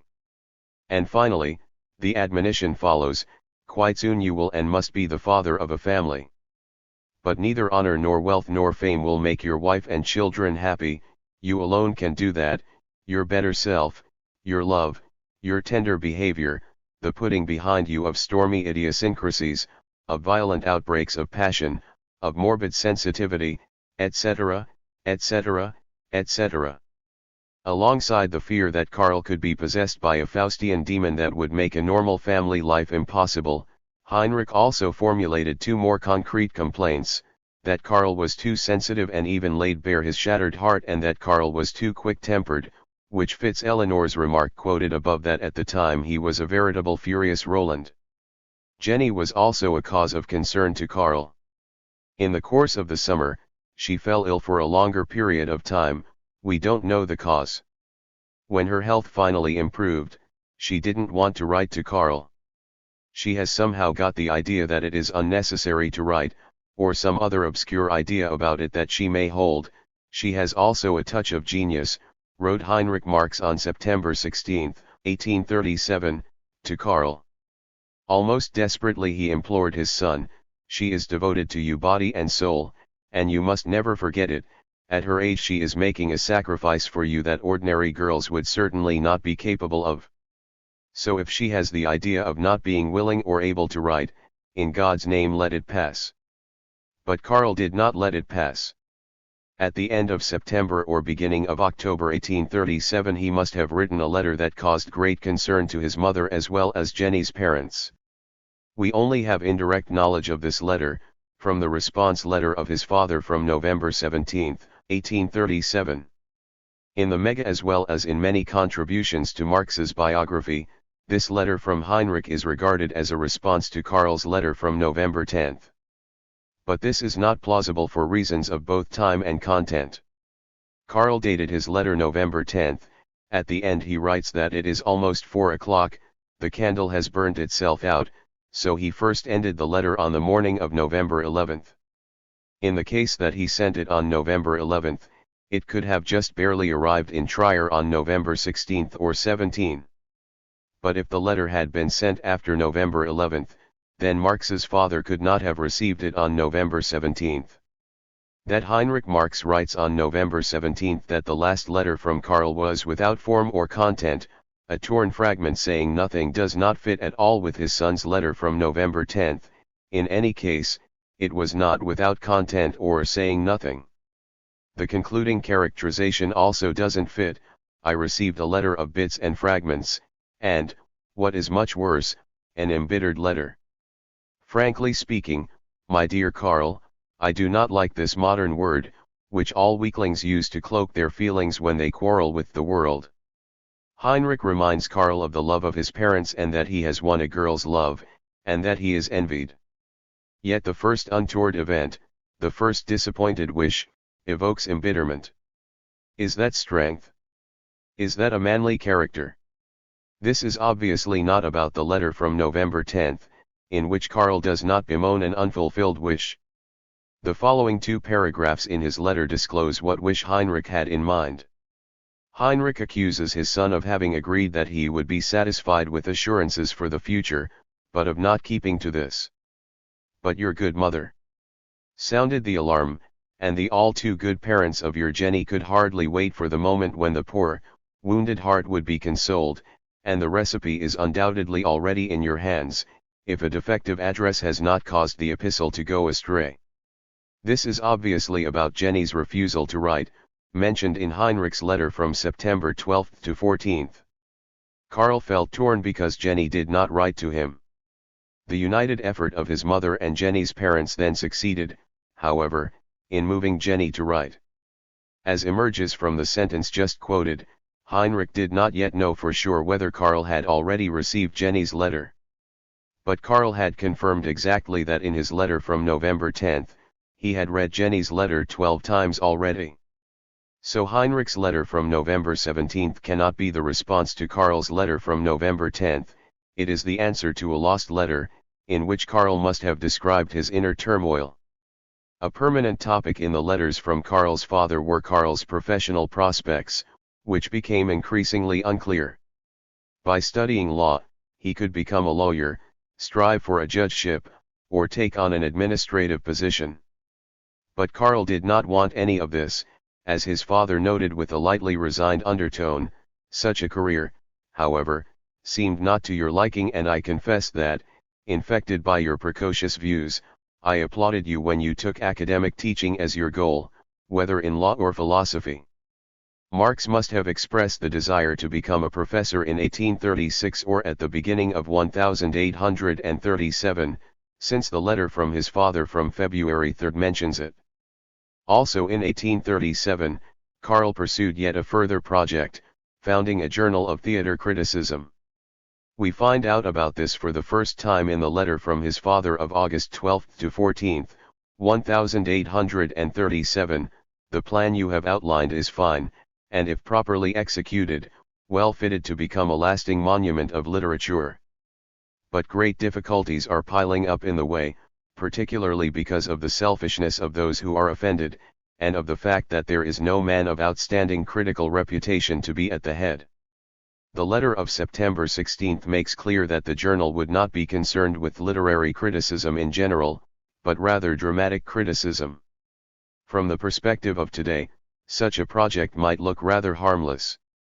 Keep in mind that in a time before the invention of film, radio, and television, theater was a central medium not only of entertainment, but also of political social education. In Berlin in particular, theater was heavily sponsored and supported. Friedrich Wilhelm III liked going to the theater, however, he had extremely conservative taste. One can imagine how the critical discussion of performances cherished by the king, and praise for pieces that were rejected by conservatives, could quickly become a political matter. In November as well, Marx still kept to his plan, it even seemed to take on concrete shape. In the letter of November 10, he informed his father that he had already written to the bookseller Wigand 156 and that all the aesthetic celebrities of the Hegelian school have promised their collaboration through the help of university lecturer Bauer, who plays a big role among them, and of my colleague Dr. Ruttenberg. Some discussion of Bruno Bauer and Adolf Ruttenberg is in the next chapter, but not of the planned journal. It was never published. On December 9, Heinrich Marx wrote the response to Karl's letter of November 10, and it turned out to be rather harsh, at least if one bears in mind the style of the earlier letters. His letter is an outright reckoning with Karl's conduct. In order to understand this, one has to make clear the context in which Karl's letter was written. During his stay at the health spa in Bad Ems, Heinrich wrote on August 20, 1837, to Karl, "If you have leisure and write to me, I shall be glad if you will draw up for me a concise plan of the positive legal studies that you have gone through this year." Marx's father would have liked to have had a brief report on his studies, especially with regard to how long Karl's studies would still take, since the usual 3 years were already over. Karl's next letter did not contain such a report, so his father wrote on September 16, 1837, that he awaited a sequel. Instead of the sequel, in October there is the embittered letter that Heinrich Marx answered on November 17. Finally, in November, Karl's letter arrived. What interested his father the most, however, namely which courses Marx attended and how his studies were to proceed, does not emerge from the letter. Instead, Karl describes studies and drafts that ultimately had no tangible result, other than that Karl turned toward Hegel's philosophy. Already, the beginning of the letter must have been a challenge for the rather sober and pragmatically oriented father. "Dear father, there are moments in one's life which are like frontier posts marking the completion of a period but at the same time clearly indicating a new direction. At such a moment of transition we feel compelled to view the past and the present with the eagle eye of thought in order to become conscious of our real position. Indeed, world history itself likes to look back in this way and take stock, which often gives it the appearance of retrogression or stagnation, whereas it is merely, as it were, sitting back in an armchair in order to understand itself and mentally grasp its own activity, that of the mind." His father would have liked a simple report on Marx's studies, but the son can think of no better comparison for his looking back than the course of world history. Karl continues, "At such moments, however, a person becomes lyrical, for every metamorphosis is partly a swan song, partly the overture to a great new poem. His father probably was not very pleased with such passionate statements. For us, however, it is of interest that the 19-year-old Karl was very aware that in 1837 a deep break in his intellectual development had occurred. On this break, the rest of the letter, which has been cited frequently above, is informative, but to his father it didn't mean very much. In Heinrich's response from December 9, one notes the effort he makes to remain dispassionate despite his annoyance. He reminds Karl of his obligations toward his parents, toward his fiancée and her parents, who consented to the unusual and for their own child dangerous relationship. And herein lay Heinrich Marx's greatest concern, for, in truth, thousands of parents would have refused their consent. And in moments of gloom your own father almost wishes they had done so, for the welfare of this angelic girl is all too dear to my heart, truly I love her like a daughter, and it is for that very reason that I am so anxious for her happiness. One notes how much pent-up annoyance Heinrich Marx must have had when he answers the rhetorical question of how Karl had fulfilled his obligations, God's grief. Disorderliness, musty excursions into all departments of knowledge, musty brooding under a gloomy oil lamp, running wild in a scholar's dressing gown and with unkempt hair instead of running wild over a glass of beer, obviously a reference to the period in Bonn, unsociable withdrawal with neglect of all decorum and even of all consideration for the father, that is, Karl had apparently ceased contact with the families he had been introduced to by his father's recommendations. Heinrich Marx notices his own increasing excitement and his hurting of Karl. I am almost overwhelmed by the feeling that I am hurting you, but now he must say it, I must and will say that you have caused your parents much vexation and little or no joy. Hardly were your wild goings on in Bonn over, hardly were your old sins wiped out, and they were truly manifold when, to our dismay, the pangs of love set in. But what were the fruits we harvested? On several occasions we were without a letter for months, and the last time was when you knew Edward was ill, 157 mother suffering and I myself not well, and moreover cholera was raging in Berlin, and as if that did not even call for an apology, your next letter contained not a single word about it. Finally, Heinrich comes to the topic of money, and can only express himself through bitter irony, as if we were men of wealth. My Herr son disposed in 1 year of almost $700 contrary to all agreement, contrary to all usage, whereas the richest spend less than 500. And why? I do him the justice of saying that he is no rake, no squanderer. But how can a man who every week or two discovers a new system and has to tear up old works laboriously arrived at, how can he, I ask, worry about trifles? How can he submit to the pettiness of order? Heinrich mentions in this passage two people who had apparently reported to him about Karl in the past. It's possible that the accusation of running wild in a scholar's dressing gown did not originate merely in Heinrich's imagination, but in such reports. Narrow-minded persons like Gr. and Evers may be worried about that, but they are common fellows. True, in their simplicity these men try to digest the lectures, even if only the words, and to procure themselves patrons and friends here and there. Whereas my hard-working talented Karl spends wretched nights awake, weakens his mind and body by serious study. But what he builds today he destroys tomorrow. It was probably Karl who had described these students as narrow-minded and simple, which his father now takes up with total sarcasm. They could not be identified by those working on the Mega. Kleim found out that in 1837, two brothers, Gustav and Friedrich Evers, were enrolled at the University of Berlin. They were from Warnberg in West Prussia, but their father had become a commissioner of justice in Trier. It's understandable that Heinrich Marx was happy to receive any report about his son. But to claim, as Kleim does, that Heinrich had his son observed seems a bit exaggerated. Finally, Heinrich mentions Karl's neglected siblings. I must add, too, the complaints of your brothers and sisters. From your letters, one can hardly see that you have any brothers or sisters. As for the good Sophie, who has suffered so much for you and Jenny and is so lavish in her devotion to you, you do not think of her when you do not need her. In order to properly order all this annoyance on the part of Heinrich Marx, one has to be clear about the implicit familial contract that existed at that time in the absence of health or retirement insurance. For Karl to study for many years meant an enormous financial burden for the family. At the beginning of the 1830s, Heinrich Marx's annual income was $1,500. In 1837, Heinrich suffered for months from a bad cough, so that he ultimately made a trip to a health spa.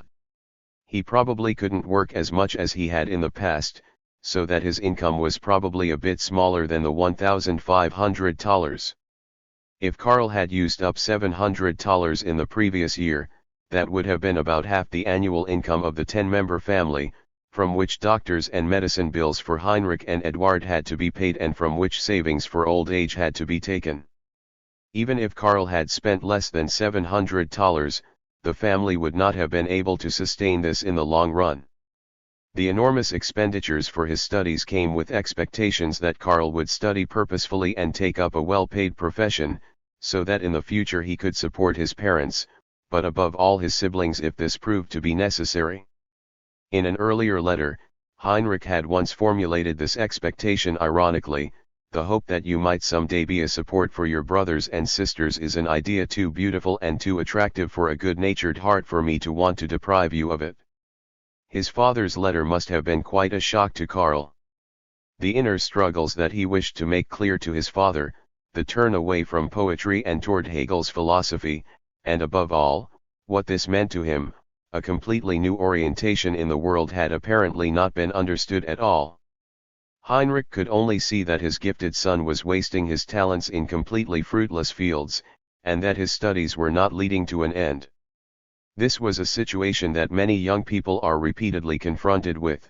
Their parents cannot understand that the young do not think and act within a system of coordinates that they themselves view as completely natural. But his father's lack of understanding was not all.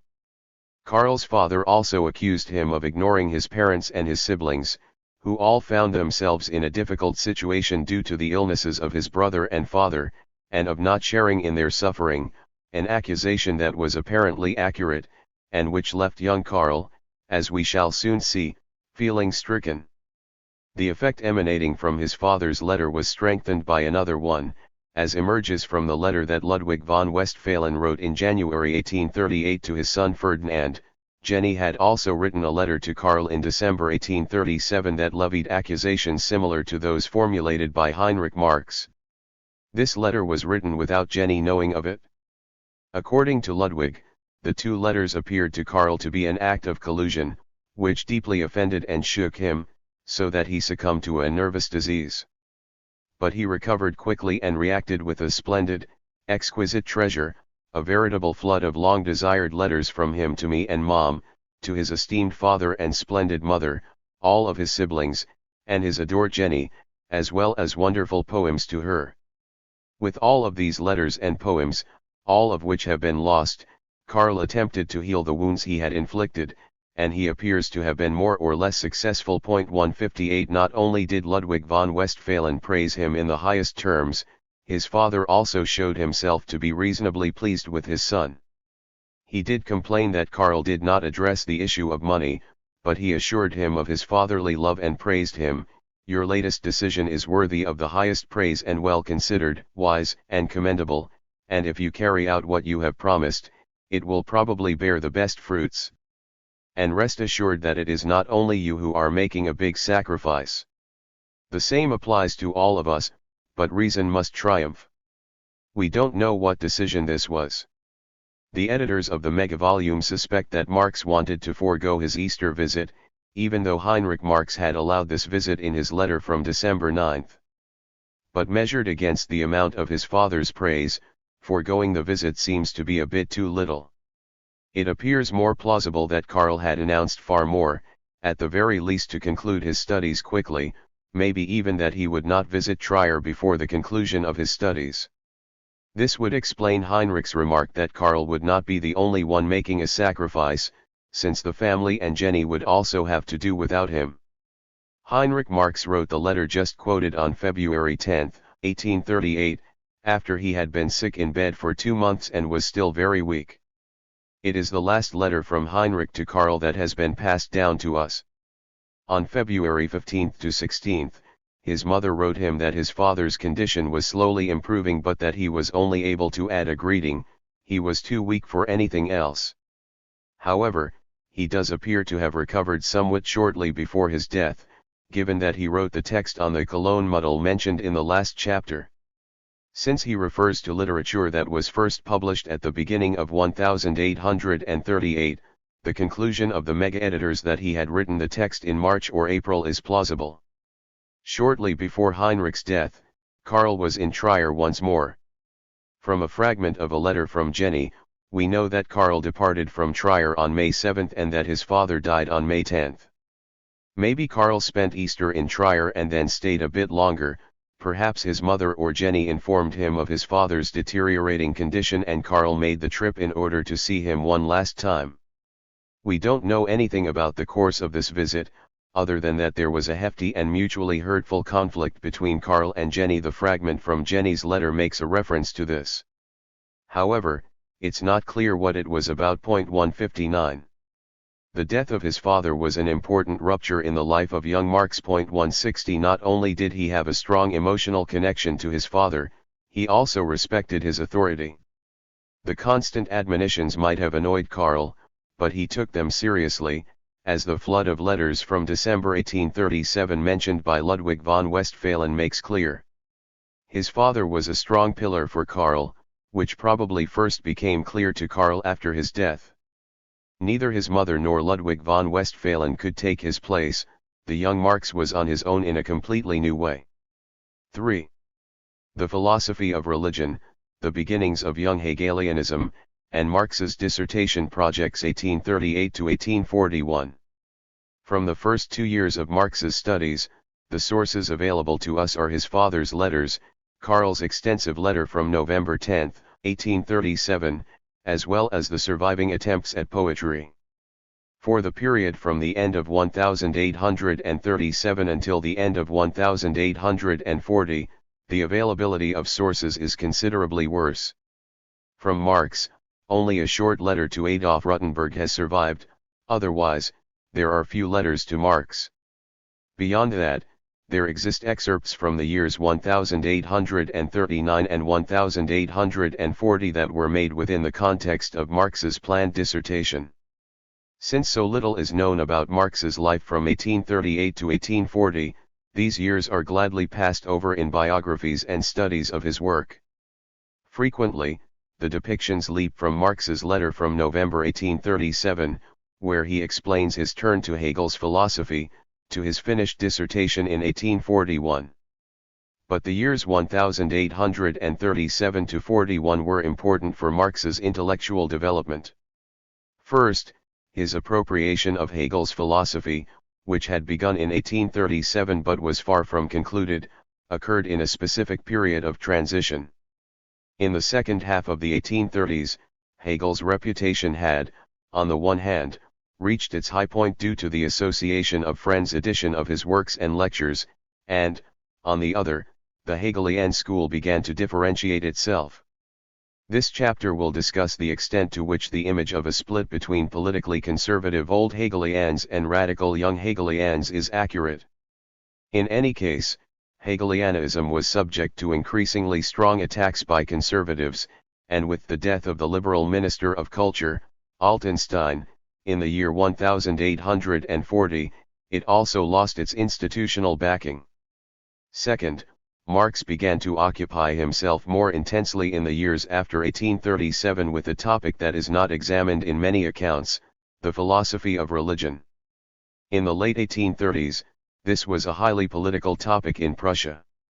The split in the Hegelian school also began with controversies surrounding the philosophy of religion.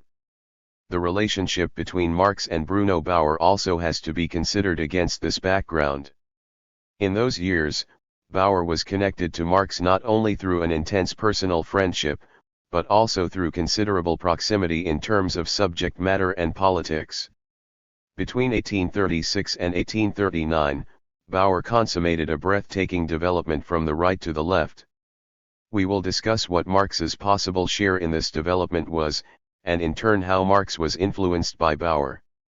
Toward the end of the 1830s and above all after the royal succession of 1840 and the disappointment that followed when the new king did not bring the liberal reforms that had been hoped for, young Hegelian authors developed increasingly radical positions. Bolder, wrote Friedrich Engels in 1851, than hitherto it had been the fate of German ears to hear expounded.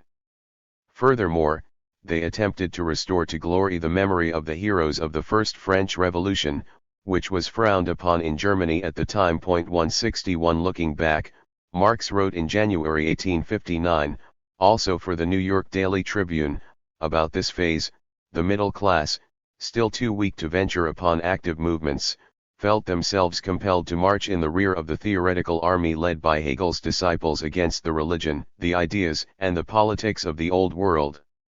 In no former period was philosophical criticism so bold, so powerful, and so popular as in the first 8 years of the rule of Frederick William IV, who desired to supplant the shallow rationalism, introduced into Prussia by Frederick II, by medieval mysticism.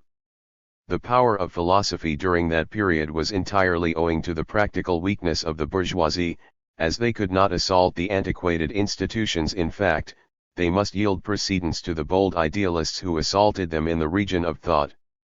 These political and theoretical contexts have to be considered when dealing with the further development of Marx. However, here we will follow only the young Hegelian debates and the intellectual development of Marx's friend Bruno Bauer up to 1840-41, since the aim of this chapter is to reconstruct the discursive background of Marx's last years at university and in particular his dissertation, written in 1840-41. Marx's life in Berlin, 1838-41. Before tracing Marx's intellectual development, let us turn our attention to the circumstances of his life at the time, that is, to the extent they are made clear by the few available sources. Edgar von Westphalen and Werner von Veldheim.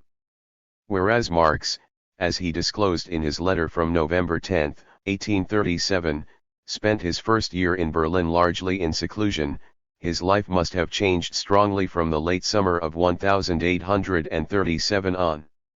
During the summer, he had not only joined the doctors' club mentioned in the letter to his father, his school friend Edgar von Westphalen had also moved to Berlin. After his Abitur examination, Edgar did not immediately begin university studies, but instead spent a year at home. It is possible that his parents did not want to allow the 16-year-old to move to a strange city on his own. In 1836-37, he studied law for 2 semesters in Bonn before enrolling at the University of Berlin on November 3, 1837. In Bonn, Edgar, who during his school years was assiduous, reserved, and perhaps even a bit shy, appears to have developed into an outgoing young man who valued the merry side of student life. In any case, he participated in the preparations for founding the Korpelatia, the student association that emerged from the Trier Table Society to which Marx had belonged. In Berlin, Karl and Edgar then appear to have both accepted invitations and participated in dances and balls. As Ludwig von Westphalen communicated to his son Ferdinand in 1838, high and low, but especially female company liked Edgar. Since there were no women at the university, this observation probably referred to such festivities. In Berlin, Edgar joined up with Werner von Veldheim, with whom, as is made clear by the enrollment lists, he attended a few lectures. Werner's father, Franz von Veldheim, was a brother of Elisabeth von Veldheim, the first wife of Ludwig von Westphalen. Werner started studying law in Berlin in the summer semester of 1837. When he visited Lisette Edgar's pietistic half-sister whom Adolf von Krosigk had married in 1821 in Hohenerksleben during the Easter of 1838, Edgar accompanied him. In Hohenerksleben, Werner got to know Lisette's barely 14-year-old daughter Marguerite, whom he married in 1842. After Werner's early death, another daughter of Lisette, Anna, wrote a biographical portrait of him based upon letters and diaries, that was published in an edition with a small print run without specifying the year. From this biographical portrait, it becomes clear that Werner, like Edgar, had a plan to emigrate to America. Unlike Edgar, however, he never followed through. Instead, he took over his parents' estate in Ostrau near Halle. Anna's portrait also shows that Werner oscillated for a long time between the views, considered radical, of David Friedrich Strauss, Bruno Bauer and Ludwig Feuerbach, on the one hand, and the pietist conservative notions of the Krosigk family, on the other. To some extent, the influence of the young Karl Marx on his interest in radical thought probably played a role. In a letter of Werner's that is probably from the first half of 1839-162 he writes, "There is once again a great revolution with me. I found Marx with Edgar, and the former, with his philosophical sophistry and word construction, swept away my calm for several days. I was finally able to once again clarify things within myself." During the summer semester of 1838, Edgar and Werner even lived in the same house. Until his early death in 1855, Werner remained a good friend to Edgar, even supporting him financially during his multiple attempts to emigrate to the United States. Marx also received a loan from Werner von Veltheim in 1851, when he was having an extremely hard time financially in London. Veltheim noted in his diary, "Marx, the notorious one, asked me for a loan of £30. He's a communist. If his writings were applied, I would lose property and family. He has my cousin Jenny Westphalen as a wife, is an acquaintance from university, is in need. I sent him £15 through Lorenz Meyer in Hamburg." After Karl had attended only a single lecture course in the winter semester of 1837-38, he took up his studies in the summer semester of 1838, after the death of his father, with more energy. However, among the 3 courses he attended, only one was in law, Prussian law with Eduard Gans. The other 2 courses were logic with George Andreas Gabler, the friend and follower of Hegel, who proved, however, mediocre 163, and geography with Karl Ritter. Together with Alexander von Humboldt, Ritter is considered a founder of scientific geography. Ritter conceived of geography as the unity of topographical conditions, history, and ethnography, and in doing so left far behind the merely statistically oriented study of states of the 18th century. In the summer of 1838, Karl and Edgar must have interacted socially a lot. In August, both were reported for excessive behavior on the street and admonished by the university magistrate. There were more such reports concerning Edgar in April and August 1839. In the winter semester of 1838-39, Karl and Edgar shared a dwelling. With the summer semester of 1839, Edgar von Westphalen ended his studies in Berlin. He had the then usual 3 years of university under his belt. He probably then returned to Trier. For the winter semester of 1838-39, there is just a single course taken, Inheritance Law with the Savannah student Adolf Friedrich Rudolph. After that, Marx participated in only 2 courses. In the summer semester of 1839 he attended along with Bruno Bauer, with whom he had developed a close friendship, a course on Isaiah 164, and in the winter semester of 1840-41 one on the Greek dramatist Euripides taught by Karl Eduard Geppert, a student of the well-known philologist and archaeologist August Boeck. 165 in the winter semester of 1839-40 and in the summer semester of 1840, Marx did not take any more courses. The course with Rudolph in the winter semester of 1838-39 was Marx's last course on law. With it, he effectively ended his study of that discipline. When he wrote a good 20 years later in the preface to the Contribution to the Critique of Political Economy, "Although jurisprudence was my special study, I pursued it as a subject subordinated to philosophy and history, it was not entirely accurate." Marx did not take an exam in law, but with the 6 courses in law in Bonn and the 8 in Berlin, he obtained a reasonably solid education in law, measured according to the standards of the time. By contrast, there are only 2 philosophical courses in the narrower sense, with Stephens on anthropology in the summer semester of 1837 and with Gabler on logic in the summer semester of 1838, but not one course on history. Marx conducted his study of philosophy and history primarily outside the lecture halls. In the literature, the fact that Marx had solid training in law is frequently overlooked or underestimated. 166 But Marx's knowledge of law left behind clear traces in his work. Directly legal arguments are found in a few of his articles for the Reinigungszeitung, but his critique of Hegel's philosophy of right from 1843 and some passages in Capital also demonstrate Marx's legal knowledge. And last but not least, in February of 1849 in Cologne, Marx successfully pleaded before the court twice when the Neue Reinigungszeitung was charged with insulting a magistrate and in a further trial for inciting rebellion. Marx's relationship with Jenny and with his mother. The conflict between Karl and Jenny discussed in Chapter 2 was apparently resolved quickly. In the summer, Jenny accompanied her half-brother Karl to a spa treatment in Niederbronn in Alsace. From there, she wrote a letter to Karl on June 24, 1838 in which this conflict is no longer mentioned. Rather, she writes about her sorrow over the death of Heinrich Marx, to whom, as we know from his letters, she had a close connection. I still can't get my bearings, still can't bear the thought of an irreplaceable loss with calm and composure. Everything appears so cloudy to me, so ominous, the whole future so dark. Just a year ago, she had taken a trip to Courons with him. We were both completely alone and for 2 or 3 hours, conversed about the most important matters of life, the most noble, most current interests, religion and love. He spoke splendid, exquisite words, golden lessons in my heart, spoke to me with such a love, a cordiality, an intimacy, that only a soul as rich as his is capable of. My heart faithfully returned it, this love, and will preserve it forever. But this reminiscence also couldn't chase away her depressed mood. Nonetheless, I don't wish to have him back in this world of sorrow.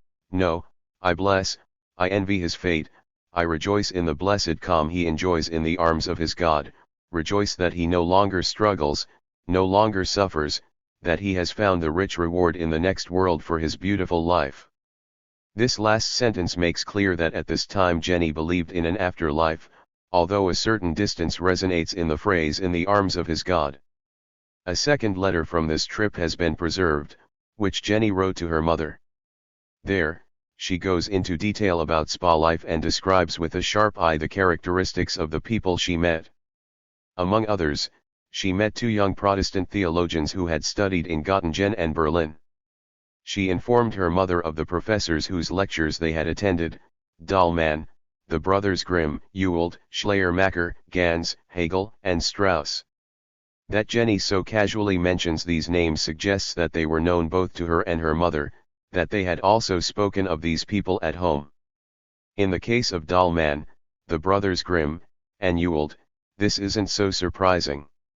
These were among the Göttingen 7, and their fate was a heavily discussed topic in all of Germany. Hegel, Schleiermacher, Strauss, and Gans were also familiar names in more educated circles, but the fact that Jenny mentions them so casually probably goes back to her correspondence with Karl. He probably had reported upon his transition to Hegelian philosophy not only to his father, but also to Jenny.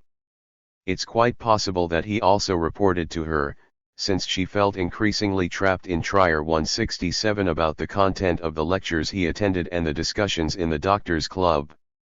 Before Edgar left Berlin permanently in the summer of 1839, he forwarded a letter from Jenny to Karl, which has only been handed down as a fragment. 168 From the fragment, it emerges that there had once again been conflict between Karl and Jenny.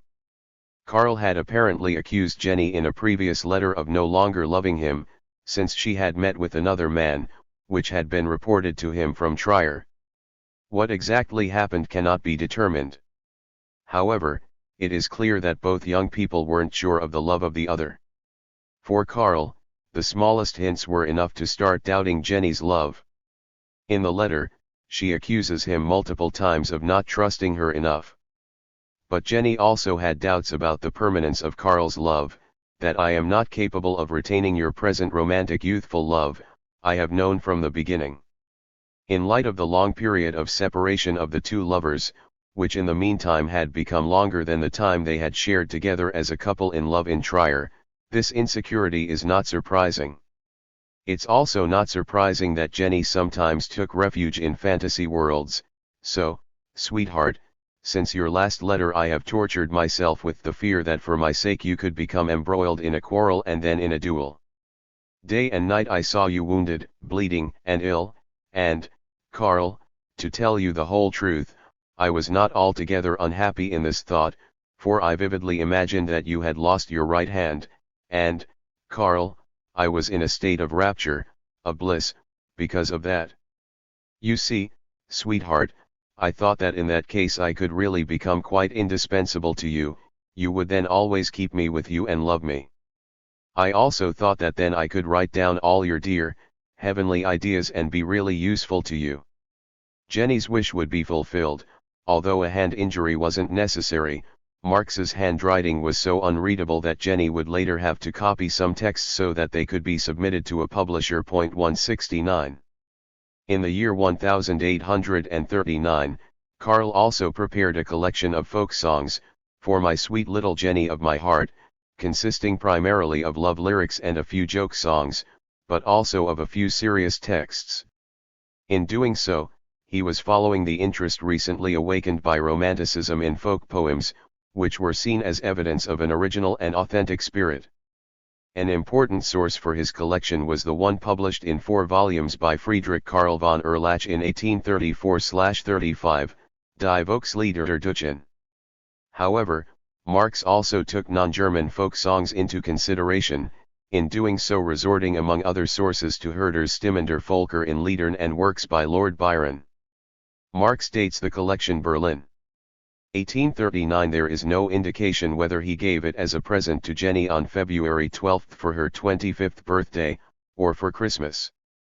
It is also possible that it was a conciliatory gift after a fight. That many details of Marx's life in Berlin are unknown to us is made clear by a letter from Marx's mother, Henriette, that she wrote to him on May 29, 1840. A few sentences are partially unintelligible, since the paper was damaged, which led to lost text. But much of it is unintelligible because of references to familiar events that are not further explained. It's clear that after the death of her husband, Henriette felt she was treated poorly by the Westphalen family. 6 weeks after your lovely dear father was taken from us, nobody from Westphalen's family made an appearance to us, no consolation, no friendliness came from that side.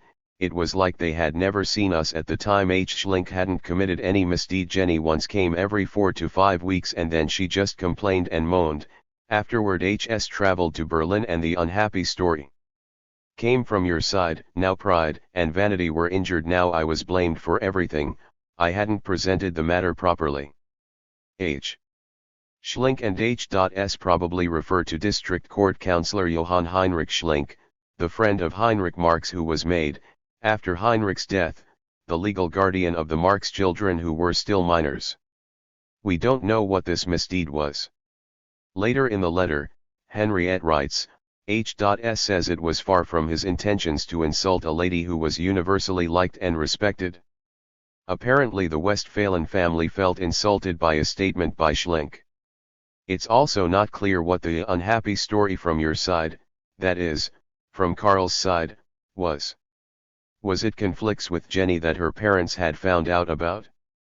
That may be what's being referred to in the remark that their pride and vanity were offended and that they blamed Marx's mother for not presenting the matter properly.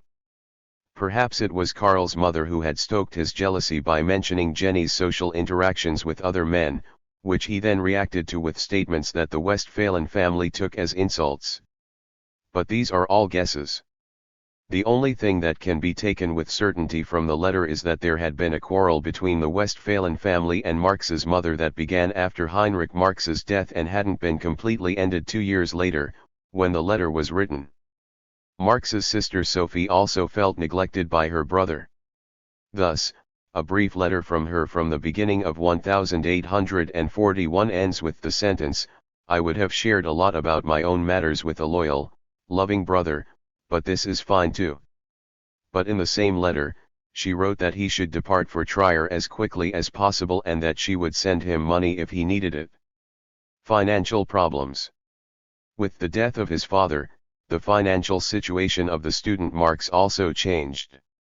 His father had complained multiple times about the high level of his son's expenses, but consistently supported him as best he could.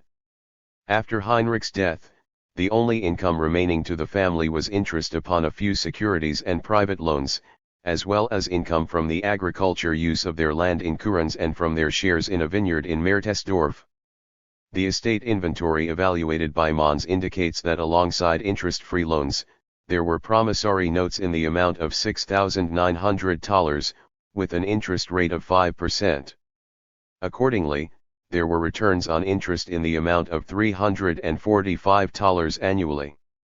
The value of the agricultural land and the shares in the vineyard were given as $1,500 and $3,000 respectively.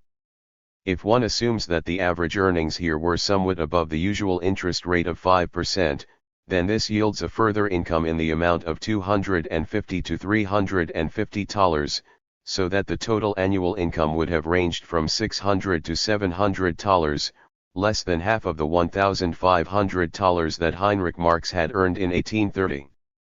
It's possible that Henriette Marx improved upon this income by renting out rooms, which was then a widespread method for widows to increase their income, but there is no direct evidence. In any case, financial support for the student son must have been considerably less.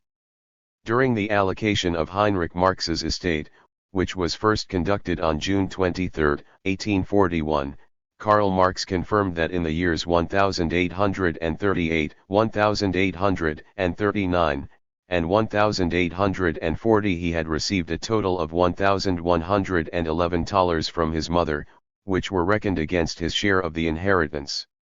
That means that he had an average of $370 a year at his disposal during these 3 years, with which he could have only gotten by with difficulty. The fact that during the winter semester of 1838-39 Marx had attended only one of the courses, which weren't exactly cheap, was possibly due to his financial problems, which apparently intensified during that winter. At the university court, multiple complaints brought against him by creditors were pending. From the university records, which are partially still available, these complaints were compiled by Cossack. They convey a dramatic picture of Karl's financial difficulties. At the beginning of September 1838, the master tailor Kremling demanded $40 and 2.5 groschen for the manufacture of articles of clothing. Marx acknowledged the debt and promised payment on October 1 and November 1. At the beginning of October of 1838, the master tailor Sell brought the claim of $41, 10 groschen for the manufacture of outer garments. The claim was acknowledged and payment was promised in monthly installments of $10. At the same time, Kremling in turn brought a claim of $30, which was registered with the note execution still pending. Since enforcement was carried out fruitlessly, Marx and Kremling reached a settlement for the payment of the contract. In the middle of November 1838, Sell made a request for enforcement for the claim of $10. This sum was collected from Marx. At the end of January 1839, the merchant Havel demanded the sum of $15 for cloth, which Marx acknowledged, promising payment on April 1. Since enforcement was carried out fruitlessly, the two came to an agreement to cover the debt. At the same time, Sell demanded the amount of $31, 10 groschen. Since enforcement also failed in this case, the parties reached a settlement. In the middle of February 1839 the bookseller Eisenhardt turned to the university court with an enforcement request in the amount of $48 and 4 groschen. In this case as well, the collection proceedings are identified as still in progress. The demanded claims show that expenses for clothing played an important role. This was not due to any vanity on Marx's part. At the time, appropriate clothing played a far more important role as a mark of distinction. It could open or close doors. Without the correct clothing, one couldn't go out socially. A brief letter to Adolf Rutenberg from October 10, 1838, is also concerned with clothing. In a familiar tone, Marx excuses his breaking an engagement with the lack of appropriate clothing. 170 It would be 40 years until the Swiss poet Gottfried Keller could caricature the prominent significance of the right clothing in his well-known novella, Clothes Make People. On the basis of a letter from his mother Henriette from October 22, 1838, we know that she sent Karl $160 for his doctoral tuition fees. At this point in time, Marx had not begun working on his dissertation. That he needed money for the doctoral tuition fees was probably a white lie in order to cover his most important expenses. However, Marx probably planned to write his doctoral dissertation quickly. The first excerpts related to it date from the beginning of 1839, and the bill of the bookseller Eisenhard that came before the university magistrate was probably based upon the purchase by Marx a few months earlier of books that he needed for his dissertation. In Berlin, the young Karl was able to marvel at the latest technological developments. In September of 1839, the first daguerreotypes were exhibited. Just a few days later, the making of daguerreotypes was offered, at a rather high price, however. Marx probably could not afford to have a daguerreotype made of himself to send to Jenny. But another pleasure was within the realm of his possibilities. In 1838-39, a railway line from Berlin to Zeelendorf and Potsdam was built, and on October 29, 1839, regular travel operations began on the 27-kilometer line. 4 trains traveled in both directions daily. Railway travel was an attraction. Tickets had to be purchased a day before in a Berlin bookstore. A third-class trip cost 10 silver groschen. It's quite possible that Marx purchased a trip, maybe in the company of a few friends. Friends from the Doctor Club, Rutenberg, Koppen, Bauer. The young Karl found the friends most important to his intellectual development in the Doctors Club, mentioned in the letter to his father from November 1837. There, he received the stimulation for his historical and philosophical studies that was lacking in the seminars at the University of Berlin. This Doctors Club was probably a loose discussion circle. We don't know when it first began and who exactly was associated with it. However, one cannot relate all reports on philosophical discussion circles in Berlin at this time to the Doctors Club. There was more than one such circle. 171 The only list of members is found in a letter from Bruno Bauer to Marx from December 11, 1839, Greet Koppen, Rutenberg, and Althaus and whoever you see from the club. 172 When the 19-year-old Karl first ran into the club in 1837, Althaus was 31, Koppen and Rutenberg were 29, and Bauer was 28. They were initially far superior to Karl in terms of knowledge. It's remarkable and speaks for his intellectual abilities that the young Karl was accepted so quickly in this circle. Karl Heinrich Althaus had obtained his doctorate in Halle in 1837 and postdoctoral qualification in philosophy in Berlin in 1838. From then on, he taught at the University of Berlin, initially as a lecturer, then from 1859 as an associate professor, without figuring prominently in any way. He was definitely the most colorless among those named here, and there is no indication of any intensive contact with Marx. Things look much different with regard to Rutenberg, Koppen, and, above all, Bruno Bauer. Adolf Friedrich Rutenberg had attended the Friedrich Wilhelm Gymnasium in Berlin, together with Bruno Bauer, and afterwards studied theology and philosophy at the University of Berlin. 173 He had taught geography and history at the Royal Cadet School in Berlin. The cadet schools were secondary schools that prepared their pupils for an officer's career in the army. In the letter to his father, Karl described Rutenberg as my most intimate Berlin friend. He had also introduced Karl to the Doctors Club. When in December of 1838, Rutenberg celebrated the birth of his daughter Agath with a party, to which, as Agath wrote in her memoirs, only men were invited. Karl was probably also invited.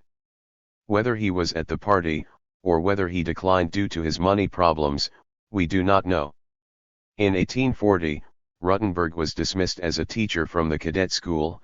Officially it was for drunkenness, but a few critical journal articles he wrote appear to be the real reason for the dismissal. Rutenberg was the only young Hegelian who had been asked by Karl Theodor Welcker to collaborate on the liberal Statslexikon. Among other things, he wrote the article Poland for Volume 12, published in 1841, and the article Radicalism for Volume 13. In the year 1842, he initially took over the leadership of the newly founded Reinigungszeitung, and later was succeeded by Marx. Carl Friedrich Koppen 174 was also a close friend of Marx. He had studied theology from 1827 to 1831 at the University of Berlin and had been a teacher at the Realschule in Dorotheenstadt 175 since 1833. He was interested primarily in history and mythology. In 1837, he published his first book, A Literary Introduction to Norse Mythology. It's quite possible that the incorporation and the selection of the 3 Finnish runes 176 with which Marx concludes his collection of folk songs for Jenny is due to advice from Koppen. Koppen also intervened in the increasingly critical debates conducted at the end of the 1830s about Hegel's philosophy of right. Whereas some liberals accused Hegel of mystifying the Prussian state with his book, conservatives argued the opposite in the 1830s. In 1839, Karl Ernst Schubarth, who had already criticized Hegel's conception of the state in 1829, published a brochure with the programmatic title On the Incompatibility of Hegel's Doctrine of the State with the Highest Life Principle and Developmental Principle of the Prussian State. Schubarth accused Hegel of wanting to transform Prussia into a constitutional monarchy. In the Telegraph für Deutschland, published by Karl Gutzkow in Hamburg, in which the young Engels also published, Koppen answered with an article in which he not only lampooned Schubarth's narrow-mindedness with much wit, he also declared, far more explicitly than had ever been done before, that Hegel was a constitutionalist.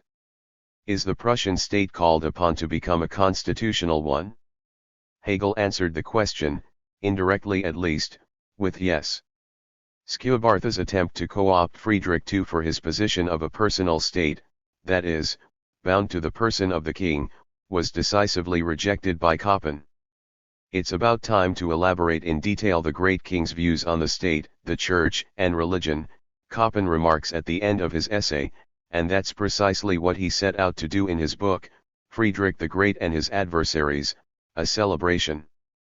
Koppen used the 100th anniversary of Friedrich's ascension to the throne as an occasion to celebrate his enlightened spirit, which in Prussia at the time had a subversive content.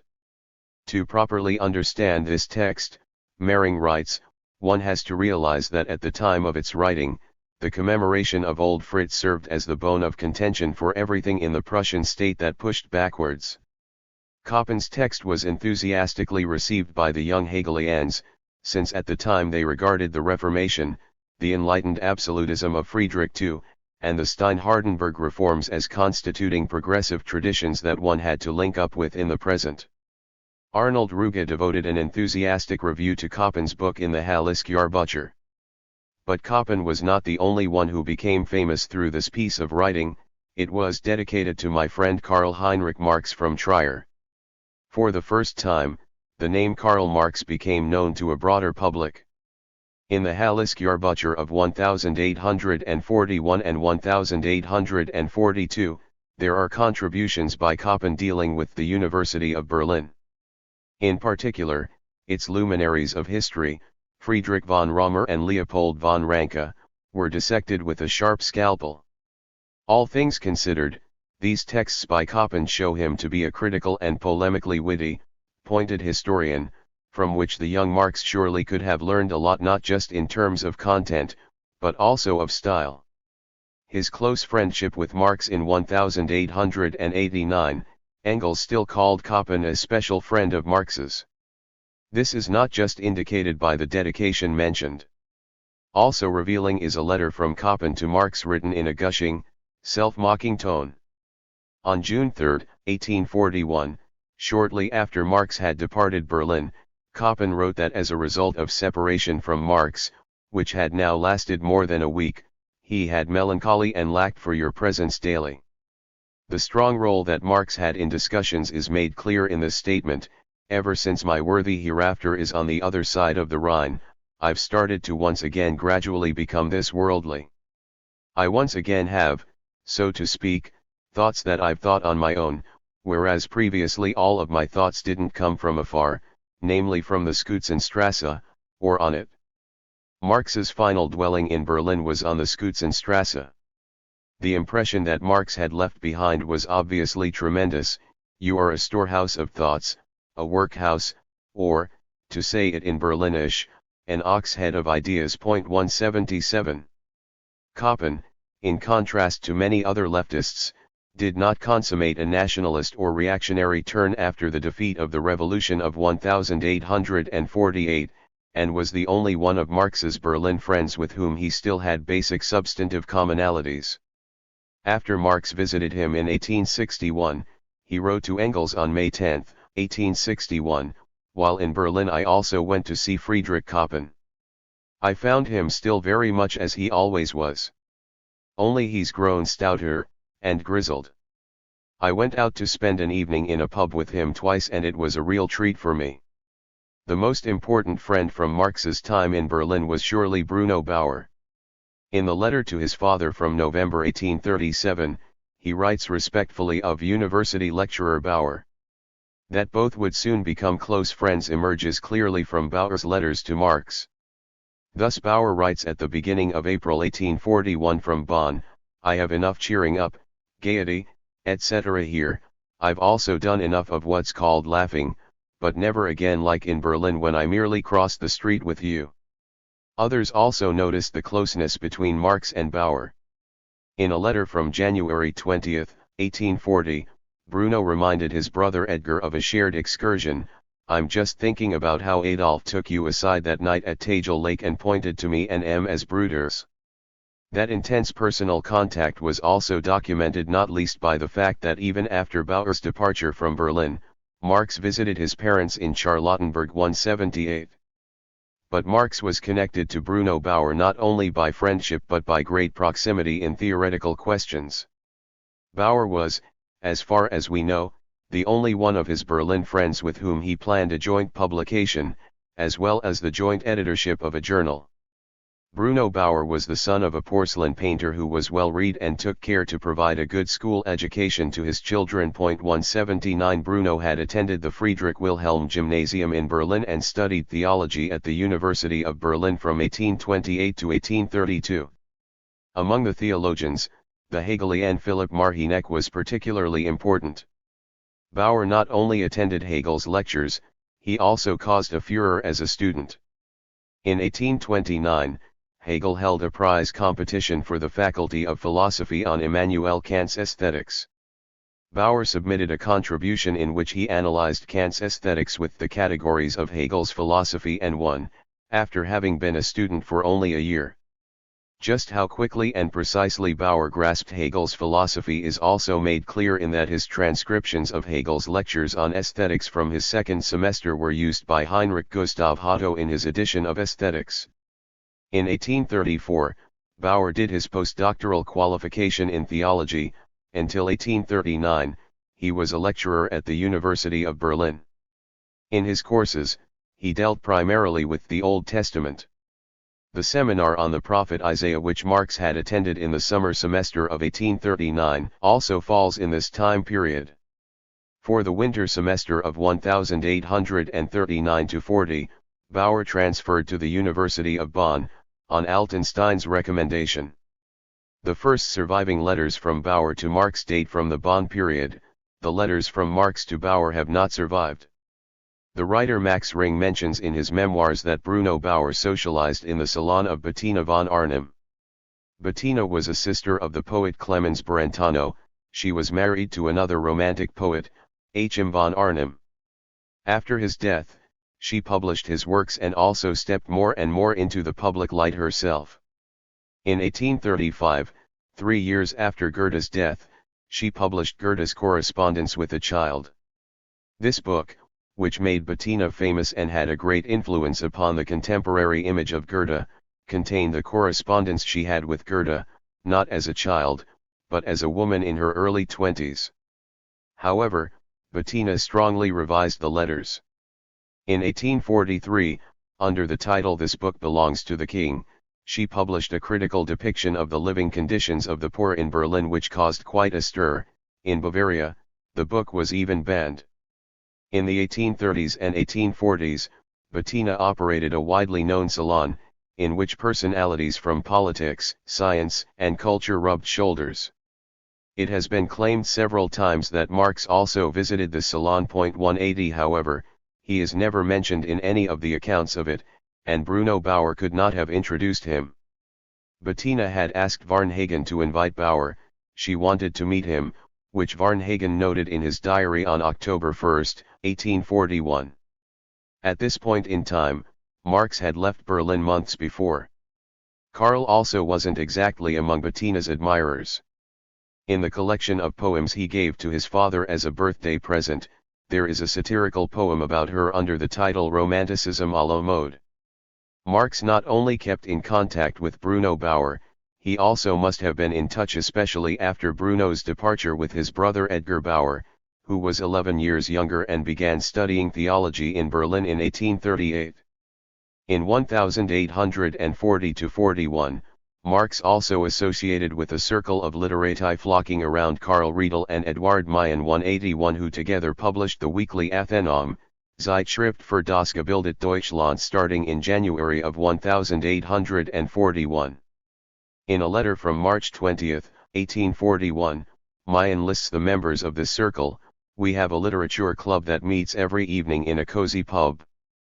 Belonging to it is everyone you know among our acquaintances, Eichler, Mugge, Buell, etc. Then Riedel, Cornelius, Ferrand, Arthur Müller, Carrier, Friedrich Reinars, Marx, Koppen, etc. We often pub until late at night. 182. How intensive these contacts were, and how often those named actually participated in the meetings, we don't know. One can guess that the circle fluctuated. It is not mentioned at all by Carrier in his memoirs. Marx at least had a somewhat closer relationship to Meyen, since he's referred to multiple times in his letters. As noted in the last chapter, 2 poems by Marx were published in Athenaum in January 1841 under the title Wild Songs, his first published texts. Under his pseudonym Friedrich Oswald, the young Engels also published in Athenaum. At the end of 1841, this journal was banned. It's very probable that Marx had many more acquaintances, possibly even close friends, about whom we know nothing. In the letter quoted above from June 3, 1841, Koppen mentions a Lieutenant Giersberg who had just come by and who had received a letter from Marx just 8 days previous. The editors of the mega-volume identified a law student named Giersberg in Berlin and speculate that he is the Lieutenant Giersberg stationed in Munster in the 1840s. Further details about him are not known. But Marx must have been on familiar terms with him, since after his departure from Berlin, he sent him a letter even before sending one to Koppen. Political developments in Prussia. In terms of foreign policy, the years between 1839 and 1840 were exciting ones for Prussia. In Egypt, which was formerly under the rule of the Ottoman Empire, the strong viceroy Muhammad Ali Pasha rose up against the Turkish Sultan Mahmud II. He was supported by the French government under Adolphe Thiers, who wanted to strengthen French influence in the Mediterranean. Russia, Austria, Prussia, and England, all of which feared a disintegration of the Ottoman Empire with uncontrollable developments, supported the Turkish Sultan, so that Muhammad Ali Pasha had to withdraw to Egypt, where he could continue acting as viceroy. In France, this prompted great public outrage, since the old anti-Napoleonic coalition had once again turned against France. To distract from his defeat in this Orient crisis, Thiers made territorial demands to the German Confederation. France wanted to regain the areas on the left bank of the Rhine that had been lost at the Congress of Vienna in 1815. The Rhine was to form the border between Germany and France. This Rhine crisis triggered strong nationalist emotions in both France and Germany, reflected correspondingly in poems and songs. After Thiers' resignation in October 1840, the situation was diffused under Foreign Minister François Guizot, but the wave of nationalist literature continued. Hoffmann von Fallersleben, the originator not only of nationalist, but also numerous anti-Semitic poems, composed in August 1841 the Lied der Deutschen to a melody by Joseph Haydn. Deutschland, Deutschland über alles. Über alles in der Welt. Wenn es stets zu Schutz und Trutze. Brüderlich zusammenhalt. Von der Maas bis in die Memel. Von der Etch bis in den Belt. Deutschland, Deutschland über alles. Über alles in der Welt. Germany, Germany above all. Above all in the world. When, for protection and defense. It always stands together brotherly. From the Meuse to the Niemen. From the Adige to the Belt. Germany, Germany above all. Above all in the world. This is no longer about France and the Rhine, but about a strong Germany, beyond the many individual states ruled by dynasties, which saw nationalism as a threat. The Prussian government reacted by revoking Hoffmann's professorship in Breslau. After the First World War, Lied der Deutschen was declared to be the German national anthem. After the Second World War it remained that of the Federal Republic of Germany. However, now one was only supposed to sing the third verse, which was concerned not with the greatness of Germany, but rather with freedom and justice. In terms of domestic policy, the Prussian reform process pushed for by the government after the defeat against Napoleon in 1806 came to its definite end. After the Congress of Vienna, it already ran up against the increasingly strong resistance of conservatives, and with the death of State Chancellor Hardenberg, it largely came to a standstill. Solely in the areas of school and educational policy was Altenstein able to continue to act as Minister of Culture for barely 2 decades and, in alliance with the Hegelian school, defend a sort of liberal thought. The exponent of this Hegelian liberalism, known far beyond Prussia, was Eduard Ganz. He died on May 5, 1839, at the age of 42. In 1838, Ganz had suffered a light stroke. On May 1, 1839, 2 severe strokes followed, from which he was no longer able to recover. The news of Ganz dying moved parts of the bourgeoisie strongly, made clear in an anecdote from Varnhagen von Entz, in the well-known winehouse at Luther's and Wagener's. There was this incident yesterday. Somebody entered, and stated the news that Prince Wilhelm, son of the king, was recovering. Oh what, a merchant cried out, such a person could die 10 times, what's the point? But if you could tell us that Ganz is coming back, that would be worth it. Such a man can't be found again. There's no lack of princes. The young Friedrich Engels as well, who at the time was training as a merchant in Bremen, asked his school friends who were studying in Berlin, were you not with Ganz's body? Why aren't you writing anything about this? In the next letter, he then shows satisfaction that they participated in the funeral. This funeral, which took place on May 8, was a demonstration by liberal Berlin. All of educated and liberal Berlin accompanied the body on foot in an incalculable procession to the cemetery in front of Oranienburger Tor, where Ganz rests near his famous teacher Hegel. Among the mourners, one spotted all the notables of the residence, without party distinction, at their head the 70-year-old Minister for Culture von Altenstein and the aged President of the Court of Appeal, Grallmann. Even though Ganz was unpopular in the high and highest circles due to his decisive liberalism. With Ganz's death, Germany had not only lost a strong liberal voice, within the academic field of jurisprudence, the conservatism of the Savannah school could now impose itself with considerably more ease, since its most competent opponent was no longer present. Almost exactly a year after Ganz, on May 14, 1840, the last of the generation of reformers still holding an important office, Minister of Culture Altenstein, died. With him, as would soon become apparent, the Hegelian school at the universities lost its most important backer. 3 weeks later, on June 6, 1840, the Prussian King Friedrich Wilhelm III, who had ruled for 43 years, also died. Great hopes from different parts of the population, particularly liberals, were directed at the new king, Friedrich Wilhelm IV. He also initially appeared to fulfill these hopes. He reappointed Ernst Moritz Arndt, who had been dismissed during the demagogue persecution, to his professorship in Bonn. The brothers Grimm, who had belonged to the Göttingen Seven and lost their professorships, were appointed to the University of Berlin, and in the course of an amnesty, many who had been convicted for political reasons were freed from prison. On the basis of somewhat ambiguous statements, there was even speculation that Friedrich Wilhelm IV would finally introduce the constitution that had been promised on May 22, 1815. However, the enthusiasm present in large parts of the population yielded rather quickly to general disappointment. In October 1840, Friedrich Wilhelm IV made clear that he was not considering establishing a constitution or a Prussian parliament that went beyond the provincial estate assemblies. Also in October, the once liberal Johann Albrecht Friedrich Eckhorn was appointed Minister of Culture.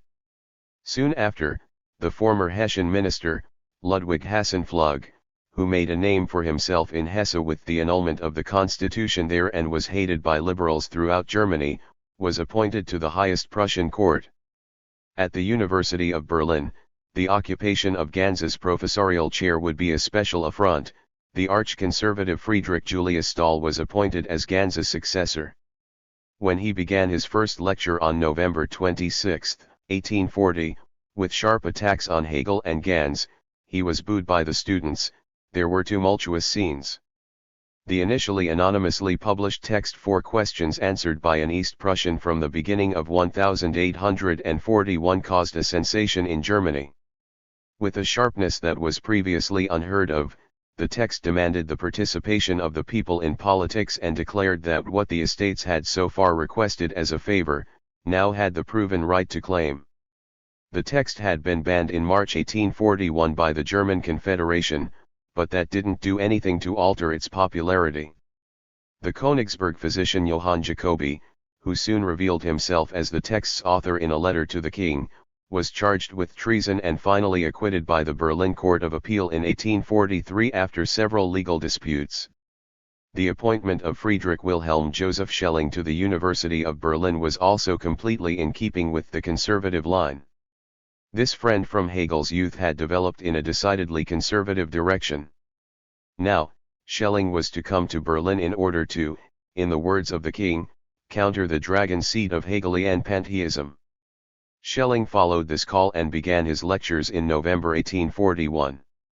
The Critique of Religion in the 18th and early 19th century. In the late 1830s in Prussia, there were heavy controversies concerning the philosophy of religion that had a strong political component. Within the framework of these debates, the fundamental conflicts within the Hegelian school were revealed, leading it to split into different wings. Disputes over the state and politics followed, leading to an increasing radicalization of the young Hegelians. Bruno Bauer, Marx's closest friend during this time, played an important role in these debates, not only through his writings, but also because the Prussian Minister of Culture, Eckhorn Altenstein's successor, ultimately withdrew his authorization to teach theology, which caused a stir among the public. Marx was hardly a presence in these conflicts, but they constituted the contemporary background against which his early political and philosophical conceptions were formed.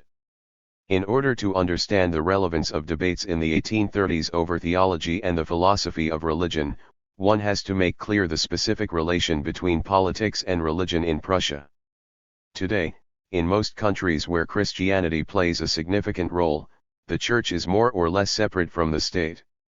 It receives, to varying degrees, money from state coffers or tax privileges, but most states stay out of questions within the church, whether of a theological or personal/political nature.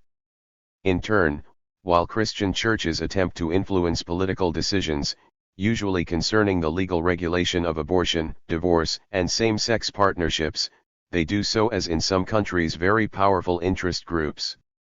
In a narrower sense, theological controversies find hardly any resonance in the broader public, and even within the church such questions are discussed only in small circles.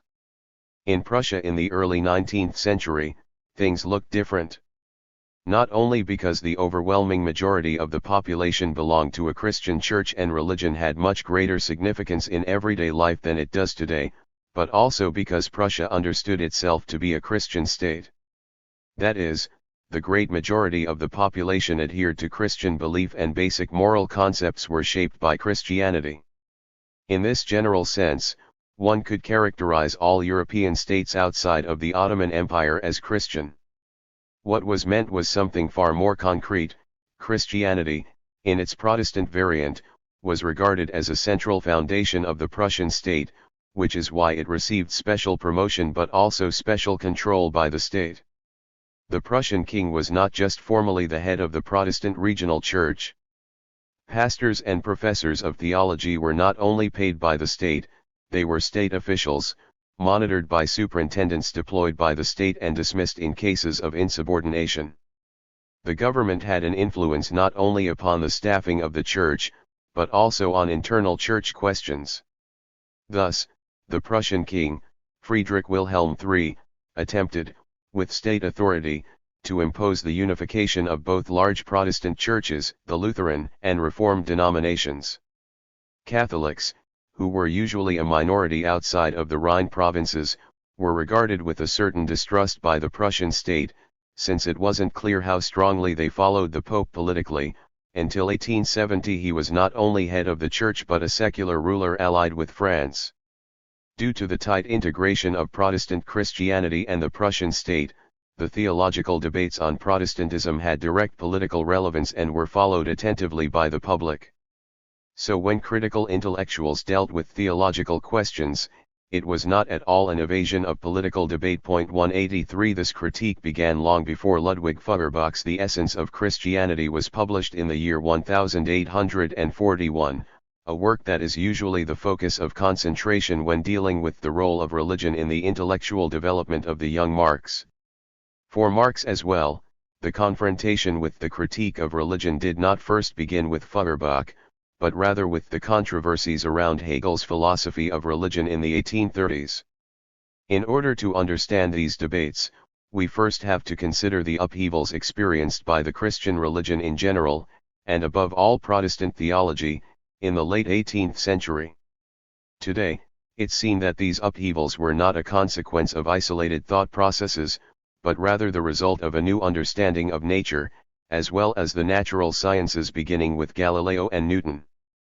Further, these changes in thought are embedded in the social, economic, and political upheavals that led to early capitalist relations. Debates today usually revolve around the manner of this embedding, the degree of dependence of discursive processes upon non-discursive ones, etc. I do not address such problems, because in this volume I am concerned merely with a few theoretical results of this development, primarily in the area of theology, which play an important role in the conflicts in the first half of the 19th century. 184 Apart from the debates still to be dealt with in this chapter, however, these conflicts are relevant to the concept of materialism, which will be discussed in the second volume. Natural theology and the critique of faith in revelation. As early as the so-called Middle Ages, attempts were made to prove the existence of God by purely rational means. The most famous are the Proofs of God by Anselm of Canterbury and Thomas Aquinas. Rationalist philosophers of the early modern period such as René Descartes also attempted to derive God's existence as well as his fundamental properties purely from rational arguments. The statements thus obtained were dubbed natural theology. Baruch de Spinoza occupies a special position in this context. He discarded the doctrine asserted by Descartes of there being two substances, one material and one mental. If substance was that which could only exist of itself and be understood only of itself, then there could only be a single substance. This substance could also not stand opposite a creator, since it would then no longer be the only substance. Rather, this single substance was God. So Spinoza rejected a personal God existing outside the world. Rather, God is present in being. God is the cause of things, but God is not free to create them or not. Creating things is part of divine essence. Starting in the 18th century, the notion identifying God with existence was referred to as pantheism, and it was frequently equated with atheism by those who believed in a personal God. The accusation of atheism was also raised against Spinoza. Natural theology that adhered to a personal creator God argued independently of any revelation but was not directed against belief in revelation. The student of Leibniz, Christian Wolff, who was important to philosophical discussions in Germany in the 18th century, saw in revelation insights that were necessary for humanity, but which could not be obtained in a natural manner. Revelation for him was not opposed to reason, but rather beyond reason.